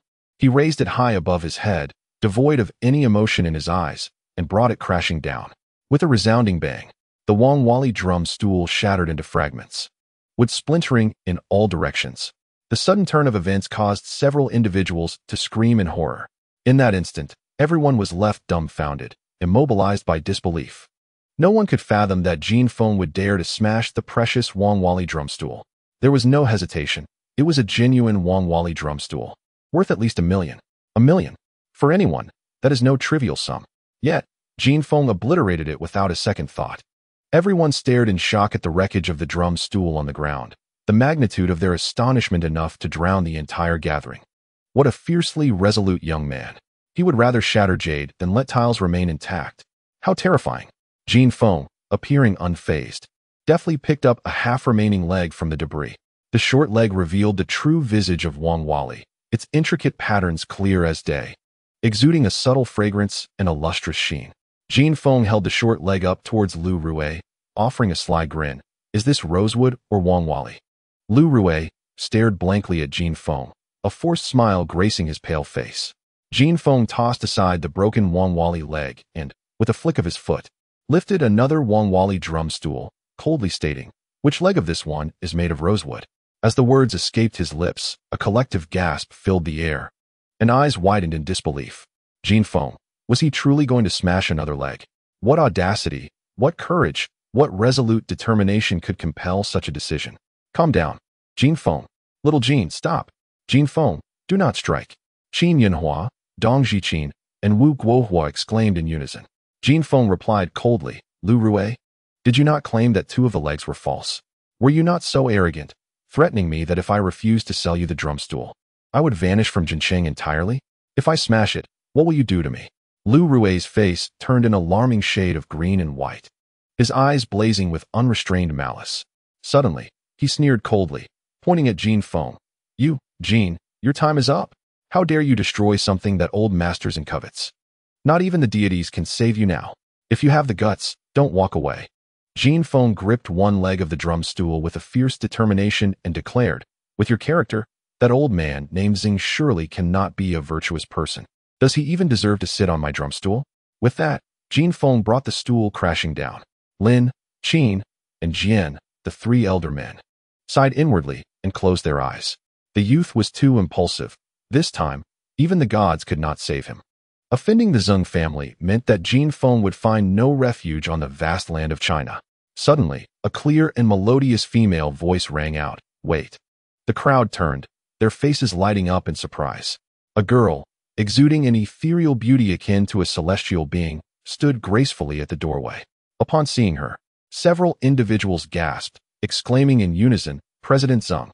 Jin Feng slowly turned his head, his gaze meeting the girl's. She paused, momentarily entranced, before her eyes sparkled like meteors. A blush of delight gracing her jade-like visage, her lips parting in a perfect ta shape. In an instant, the girl broke into a radiant smile. A blend of surprise at their reunion, deep anticipation, and an indescribable joy illuminating her features. The entire establishment seemed to brighten. The girl's breath quickened, her chest rising and falling rapidly as she hurried forward, nearly breaking into a run, until she stood before Jin Feng, barely a meter apart. It's you. Her face was aglow with the joy of a long-awaited reunion, a unique blush enhancing her beauty, her eyes harboring profound longing.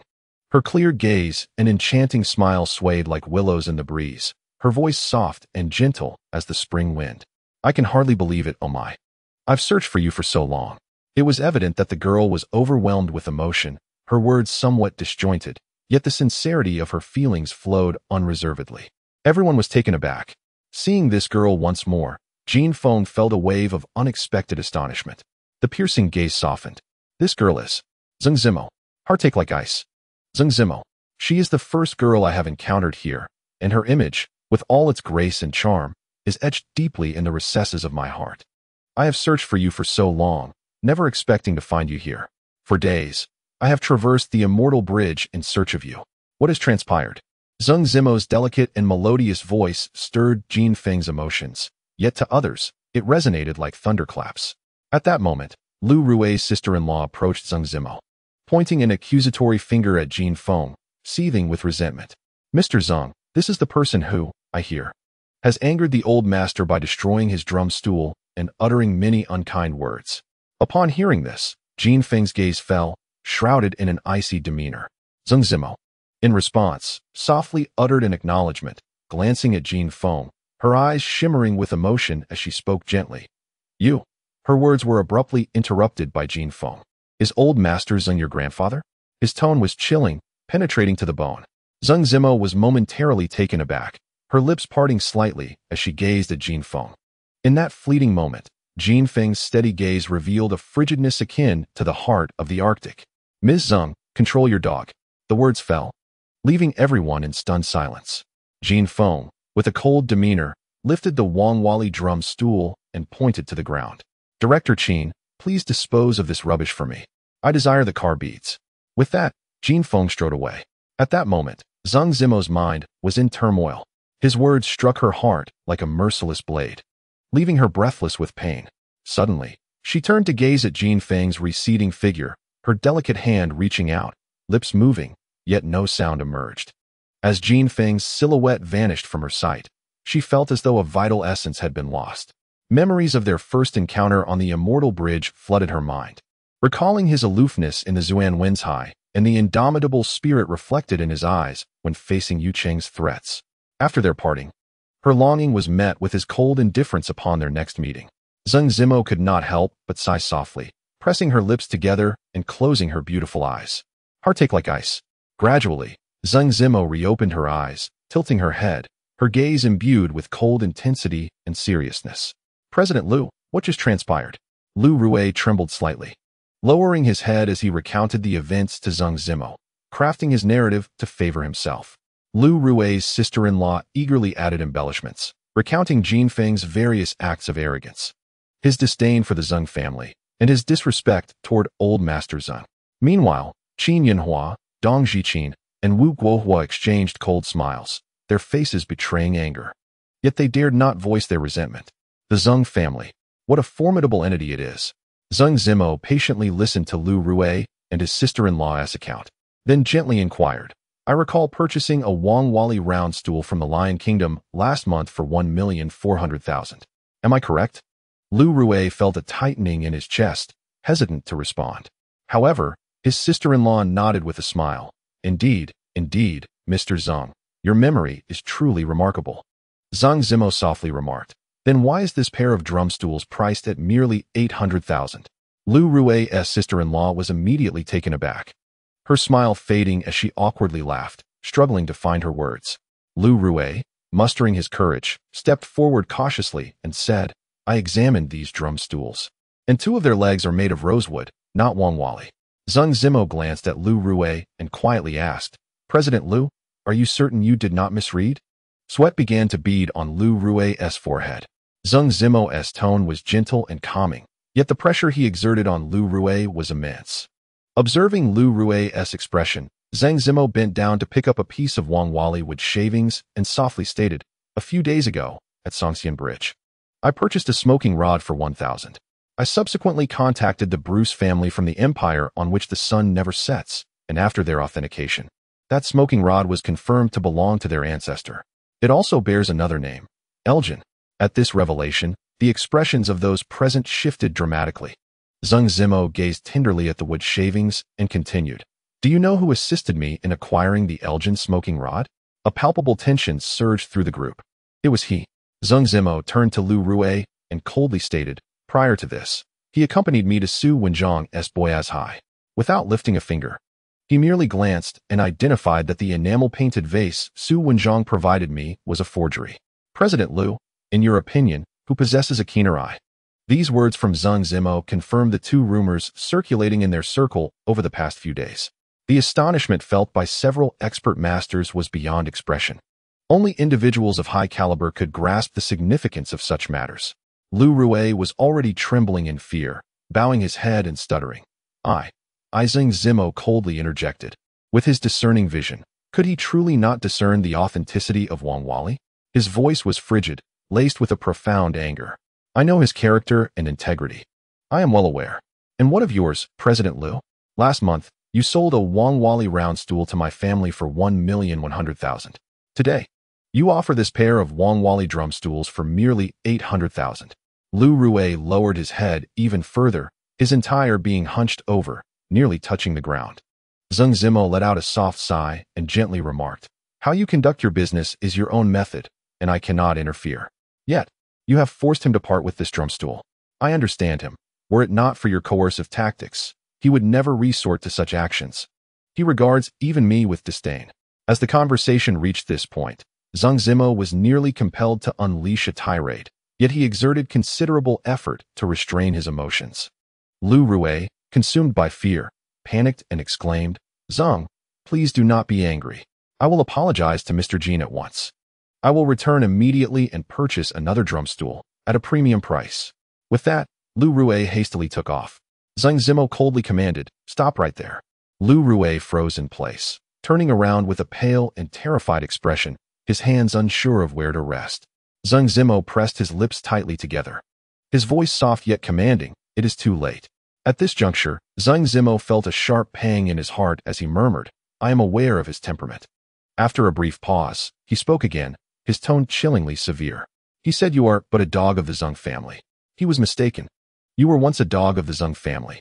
Now, the Zheng family has no need for such a dog that relies on its master's power. My grandfather emerged from a sea of corpses and blood to become the last surviving founding father. His dignity forbids anyone from tarnishing it in any manner. Upon hearing these words, a thud resonated as Liu Rui sank to his knees, trembling and crying out, "Zeng, I was wrong, I was wrong."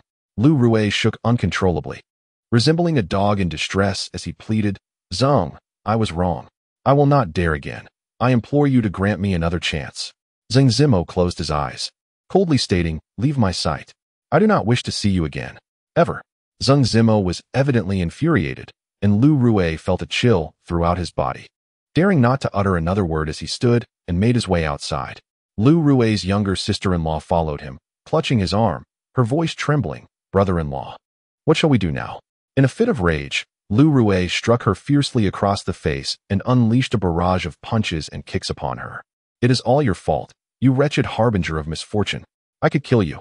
However, his sister-in-law was no weakling. She retaliated, shouting fiercely, "You are greedy and yet blame me.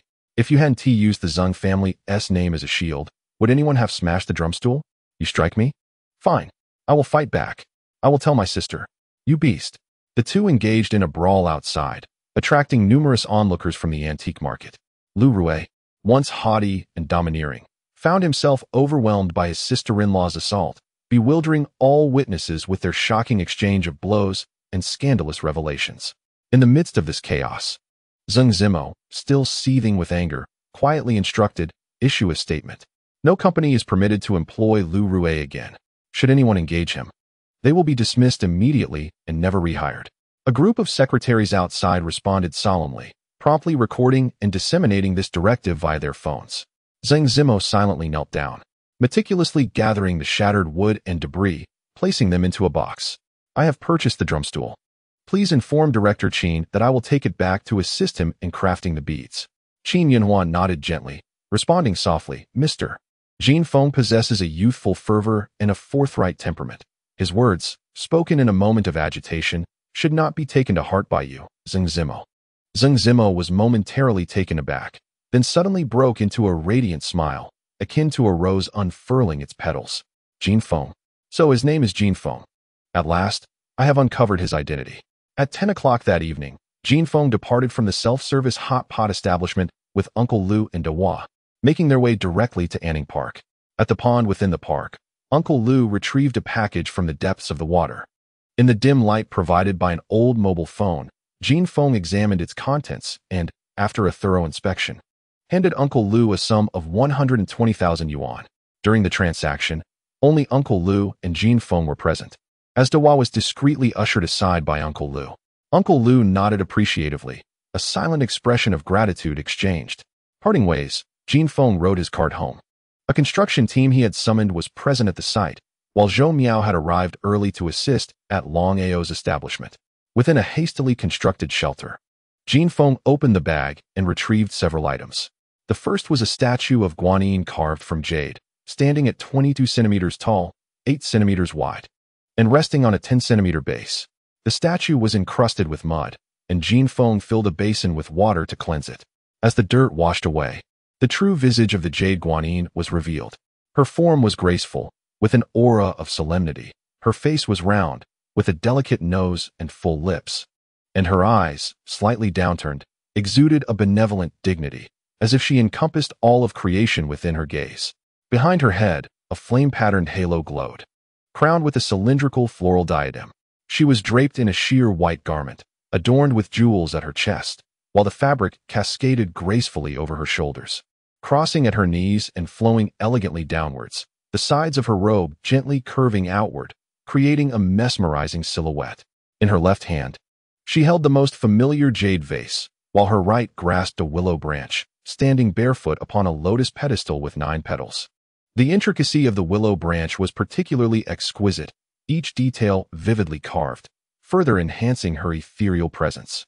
The statue radiated a crystalline brilliance, its craftsmanship both delicate and expressive, imbued with a transcendent spirit. Undoubtedly, this jade Guanyin was crafted from Tian seed material, though it fell short of the quality of mutton fat jade. Yet, her workmanship was grand yet intricate, a blend of antiquity and innovation. The lotus petals beneath the pedestal exhibited the most minute cloud patterns. Notably, the jade vase held by Guanyin bore a striking natural golden sheen, elevating the entire presence of the statue to unparalleled heights. This was a remarkably rare instance of naturally occurring golden skin on the material, and its application to this jade guanine was nothing short of extraordinary. Such artistry is unparalleled, a true marvel of nature. Held in hand, it felt pleasantly cool to the touch, exuding a rich, oily texture. The jade was exceptionally dense, smooth, and warm, casting a soft, gentle glow under the light. Though this jade guanine was not made of mutton fat jade, a carved piece of this size from Tian white jade is indeed a rare find. In ancient times, the extraction of Tian jade was not as straightforward as it is today. The mining was labor-intensive, a grueling endeavor carried out by hand. Such a substantial piece of jade molded into the form of guanine is certainly beyond the means of an ordinary affluent household. Although no inscriptions were found on the guanine, the craftsmanship reflects a typical style from the mid-Ming dynasty. The only lament lies in the coloration, as the back is marred by a prominent brown streak, as thick as a chopstick, extending down to the base, detracting from its overall value. The base's lotus petals are also marred by numerous spots, which, paradoxically, lend a unique ambience to the piece. Beneath guanine's celestial garments, a large patch of white discoloration emerges, and two similar patches rest upon the lotus feet. This particular hue, differing from the jade's inherent color, is a result of prolonged immersion in water, creating a distinctive patina. These white spots bestow an extraordinary charm upon the jade guanine. Setting the guanine aside, Jin Feng lit a cigarette and picked up another object. It was a gold medal, inscribed with numerous characters, which he glanced at briefly before discarding it. The third item was a gold seal, gleaming and new, measuring approximately 4 centimeters in both length and width, adorned with a reclining tiger motif, albeit somewhat lackluster in form.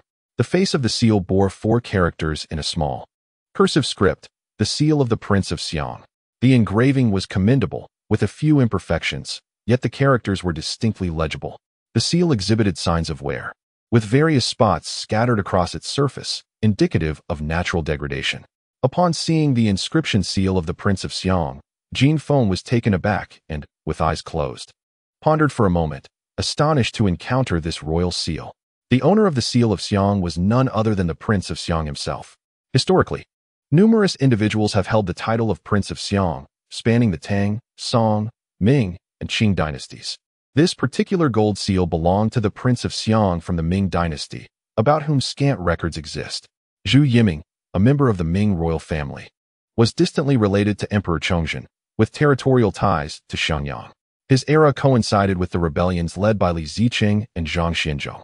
Shenyang fell victim to Zhang Xianzhong's stratagem, where merely 28 disguised as Ming soldiers easily captured Zhu Yiming. After the city's fall, Zhu Yiming, unable to plead for his life, was executed by Zhang Xianzhong, who subsequently distributed the city's wealth to alleviate suffering, garnering immense public support. Little did he know, centuries later, Zhu Yiming's royal seal would end up in Jin Feng's possession. Casually tossing the gold seal aside, he picked up another object. It felt extraordinarily heavy in his hand. This was a brownish-yellow jade seal, of slightly inferior quality compared to Tian jade, forged from yellow jade. The seal's knob was adorned with a vividly carved qilong, though the lines were somewhat coarse, lacking the finesse of a master artisan's work. The qilong, a variant of the dragon, is often used to top seals. The qilong on this seal was depicted in a recumbent posture, with its head slightly raised and eyes glaring upward. Yet the left eyelid drooped slightly, exuding an air of despondency, especially the dragon claws of the qilong, which revealed no trace of sharpness, while the tail was slightly curled upwards and the scales on its body were rather irregular. The entire dragon appeared more ferocious than mighty, exuding a sense of fatigue, resembling a languid, sickly creature devoid of vitality, in stark contrast to the regal dragon on the imperial seal bestowed by Yongzheng. This one seemed to dwell in the depths of the earth, while that one soared in the heavens. It lacked the imperious grandeur that characterized the dragon on Yongzheng's seal, and was devoid of the commanding presence that proclaimed its supremacy. The proportions were also unsettling, appearing discordant to Jin Feng's discerning eye. Just as he was about to cast it aside, he turned it over to examine the seal's face. Engraved upon it were 6 characters in small cursive script. Suddenly, Jin Feng's pupils contracted tightly, and his breath caught in his throat. The seal of the great Western Emperor. Grasping this seal, a sinister smile spread across Jin Feng's face. No wonder it looked so awkward. It was, after all, his bandit dragon seal. Since ancient times, the dragon has symbolized the civilization of the Middle Kingdom. The descendants of Yin and Huang have long been referred to as the descendants of the dragon. For millennia, the dragon has woven through the entire tapestry of Chinese history and civilization. In the feudal society, across various dynasties, the dragon played an indispensable role, revered as the highest spiritual totem both in royal courts and among the common folk. Thus, the dragon became emblematic of the rise and fall of each dynasty. The most enigmatic and concrete representations of dragons are found on artifacts from various dynasties. Whenever the first emperor of a newly established dynasty ascended the throne, he would command the crafting of wares, be it porcelain, gold, jade, or other materials, upon which the dragon was invariably depicted in a vigorous, commanding, and majestic manner, dominating the world. As dynasties progressed through the ages, the dragons on artifacts bore distinctive characteristics, some gentle, others brutal, some despondent, and some feeble or languishing. This bewildering phenomenon remains largely inexplicable to scholars even today. By the late stages of a dynasty, as national fortunes waned, the dragons depicted on artifacts lost the vitality and ferocity of the founding emperor, instead portraying a sense of despair, weakness, and even a struggle for survival. Among a select circle of master artisans, these dragons are regarded as representations of a dynasty's fortunes, a phenomenon referred to as Qi Yuan. This seal of the Great Western Emperor embodies the fortunes of the Great Western nation. The qilong on the seal button was disproportionately misaligned with the seal itself. The tail was short, the head curved, appearing as though restrained, exuding a sense of effort without capability. The dragon's feet were exposed, yet its claws were dull and impotent, while the body appeared awkward, with the scales carelessly and coarsely carved. The depiction of the dragon's head was fierce and brutal, yet it seemed to lack the strength for a formidable comeback, clearly exhibiting signs of decline. Such a dragon is destined to remain a lurking dragon, forever unable to ascend to the heavens. Jin Feng held the seal for a while, quietly absorbing the messages it conveyed, then gently shook his head and cast the seal aside. The remaining artifacts are exquisite pieces of gold, including earrings, rings, and bracelets, showcasing the pinnacle of craftsmanship from that era. The gold from the Ming dynasty is unparalleled across the land. Regrettably, these treasures are merely common items, lacking any connection to royal courts. In addition to the gold, there are several coins, including the coveted Western King's reward gold coins that Jin Feng seeks. Despite the passage of 3 centuries, these coins remain remarkably well preserved, their inscriptions executed with a vigorous and masterful hand, exuding an impressive aura. A solitary specimen of the Western King's reward gold coin is housed in the Museum of Magic City, while Jin Feng possesses 3, granting him an air of superiority. The copper coins from the same reward are also rare treasures. No contemporary examples have yet been discovered. With a faint, sardonic smile, Jin Feng carefully stowed away his findings among the scrap metal, lighting a cigarette and taking a deep drag. Today's delays had cost him dearly. He had managed to accomplish only 2 tasks. With these newfound artifacts, he first needed to procure a safe or secure them in a bank vault. Although he now possessed hundreds of thousands, this amount seemed trivial in the grand scheme of his ambitions. Establishing a recycling station would require 200,000. Constructing a row of houses would demand another 100,000, and repairing the roads would consume nearly another 100,000. Additionally, he needed to register a recycling company, which would necessitate at least another 200,000. After these expenses, little would remain, and he still needed to fund Shen Shui's surgery. Beyond financial concerns, there was the matter of time. Over the past century, Jin Feng realized he had missed countless opportunities. The advancements in human history during this time far surpassed the cumulative progress of the previous 5 millennia. He was determined to reclaim this lost century and delve deeply into the events that had transpired. Knowledge is the key to everything. It was already past midnight, and silence enveloped the surroundings. The oppressive heat of the overcast night was palpable, while frogs and insects in the marshlands croaked softly, creating a symphony of a sultry summer night. The ground bore numerous trenches, forming the steel foundation in anticipation of the concrete's curing, with the steel frame greenhouse expected to be erected within a week. The contours of the road connecting to the community's main thoroughfare had already been excavated, ready for insulation to be laid down the following day. Time, for Jin Feng, always felt insufficient. With a gentle sigh, he turned slowly, when suddenly, a flurry of hurried footsteps echoed from a distance, accompanied by the intoxicating fragrance of roses. A shiver ran down his spine as he hurried toward the source.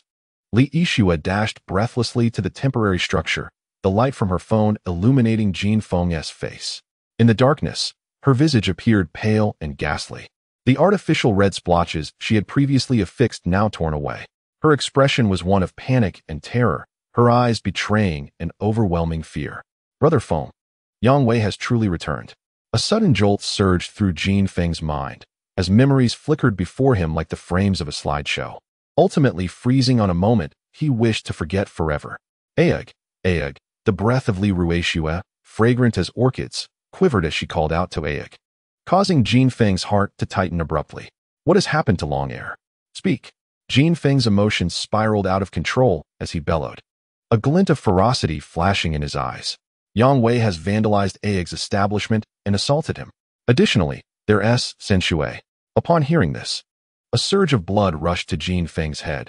He leapt onto the electric scooter of the errant Li Hui, revving the throttle and speeding off. Jin Feng could scarcely fathom the encounter between Long Ao and Yang Wei. 5 years prior, he and Zhou Miao had inflicted severe injuries on Yang Wei, using a screwdriver to mutilate his manhood. Yang Wei's family had summoned dozens to besiege the scrapyard. Jin Feng and Zhou Miao lay on a bed, their bodies merely stitched up and bandaged, with one holding a sharp knife. At the entrance of the small room stood the formidable Zhang Dan, wielding a bone-cutting knife. A veritable mountain of a man. This was the final bastion of their household. The first line of defense was at the entrance of the scrapyard, where Long Ao stood. Gripping 2 machetes, Long Ao faced over 50 of Yang Wei's relatives, most of whom were his ruffian associates. They wielded cleavers capable of severing limbs with a single blow. Zhang Dan at the threshold was a mountain, while Long Ao at the scrapyard's entrance resembled a statue. A group was momentarily cowed by Long Ao's imposing presence. Yet mere minutes later, a dozen charged forward without hesitation. Long Ao met them head-on. With 2 swift strokes, he felled 2 adversaries, sustaining 7 wounds himself, his body riddled with injuries. One of the assailants, clutching his neck, writhed in agony, while another cried out in pain. Cradling his foot, blood gushed forth. As the attackers surged to mercilessly strike Long Ao, a law enforcement auxiliary named Wang Wenlong was the first to rush in, granting Long Ao a reprieve. The arrogant Yang family, upon shouting and storming into the scrapyard, found themselves halted in their tracks the next moment. Zhang Dan, brandishing his bone-cutting knife, had 2 plastic barrels strapped to his body, which had been punctured, allowing yellow gasoline to pour forth, drenching him and saturating the ground. All were rendered speechless by the terrifying spectacle. The Yang family was highly influential in the area, operating a demolition company, foot massage parlors, and tea houses, employing ruthless thugs, each one a formidable character. They had encountered many tough individuals and had witnessed brutal acts, yet all were intimidated before Zhang Dan. However, this was merely the beginning. Despite the 7 wounds inflicted upon him, Long Ao pressed forward into the courtyard, swiftly locking the gate with a heavy iron chain and positioning a cart laden with gas cylinders to barricade the entrance. Following this, Long Ao turned on all the gas canisters and retrieved a lighter. The 10 gas canisters ignited into a roaring inferno, poised to explode at any moment. Should an explosion occur, the entire scrapyard would be reduced to ruins. In an instant, the Yang family, entering the courtyard, were struck with terror. Some bold enough to leap over the wall, resulting in several broken legs. The more timid among them dropped their weapons, so frightened they voided their bladders. Those outside dared not approach, compelled to shout at Long Ao, who defiantly raised his middle finger, blood streaming down his body. When the riot police arrived and witnessed the scene, they too were taken aback, observing a dozen individuals kneeling in the courtyard, each reeking of foul odors. Ultimately, it was Aunt Wang who intervened to resolve the situation. At that time, even the finest hospital in the province could not save Yang Wei, who was transferred to the metropolis. As Yang Wei remained in a coma with no eyewitnesses, Zhang stepped forward, claiming responsibility for Yang Wei's death. The Yang family had no choice but to acquiesce. Zhang Dan was sentenced to 5 years and ordered to pay the Yang family over 80,000 yuan, a sum that constituted the entirety of the 4 brothers' savings. Each of them, Yang Wei, Long Ao, Jin Feng, and Zhou Miao, attended to their respective injuries. Following this incident, the Yang family, presumably fearing the recklessness of the 4 brothers, relocated from Sheng within a few months. From that point on, there was no news of Yang Wei. The ruffians also ceased to appear in that area. 5 years passed, and what had been a fragile existence was once again shattered. This time, another bloody battle ensued. Frantic, Jin Feng sprinted, reaching the snack street in just an hour. From a distance, he beheld the chaos outside the brothers' diner. Without waiting for his electric bike to come to a halt, Jin Feng leaped off, only to be struck hard in the chest by a heavy hammer. At the entrance, Long Ao sat on the steps, pressing his head with his left hand, his expression cold and his gaze dim. His bare torso was marred with scars, his face bruised and swollen. A large pool of blood pooled at his feet, mingling with the muddy rainwater, emitting a foul stench. The ground was strewn with pots, pans, and a variety of spices, shattered beer bottles, small tables, and plastic stools. Zhou Miao sat dazed on the cold, wet ground beneath the gas stove, clutching a kitchen knife. Blood streaming from his head, soaking his entire body.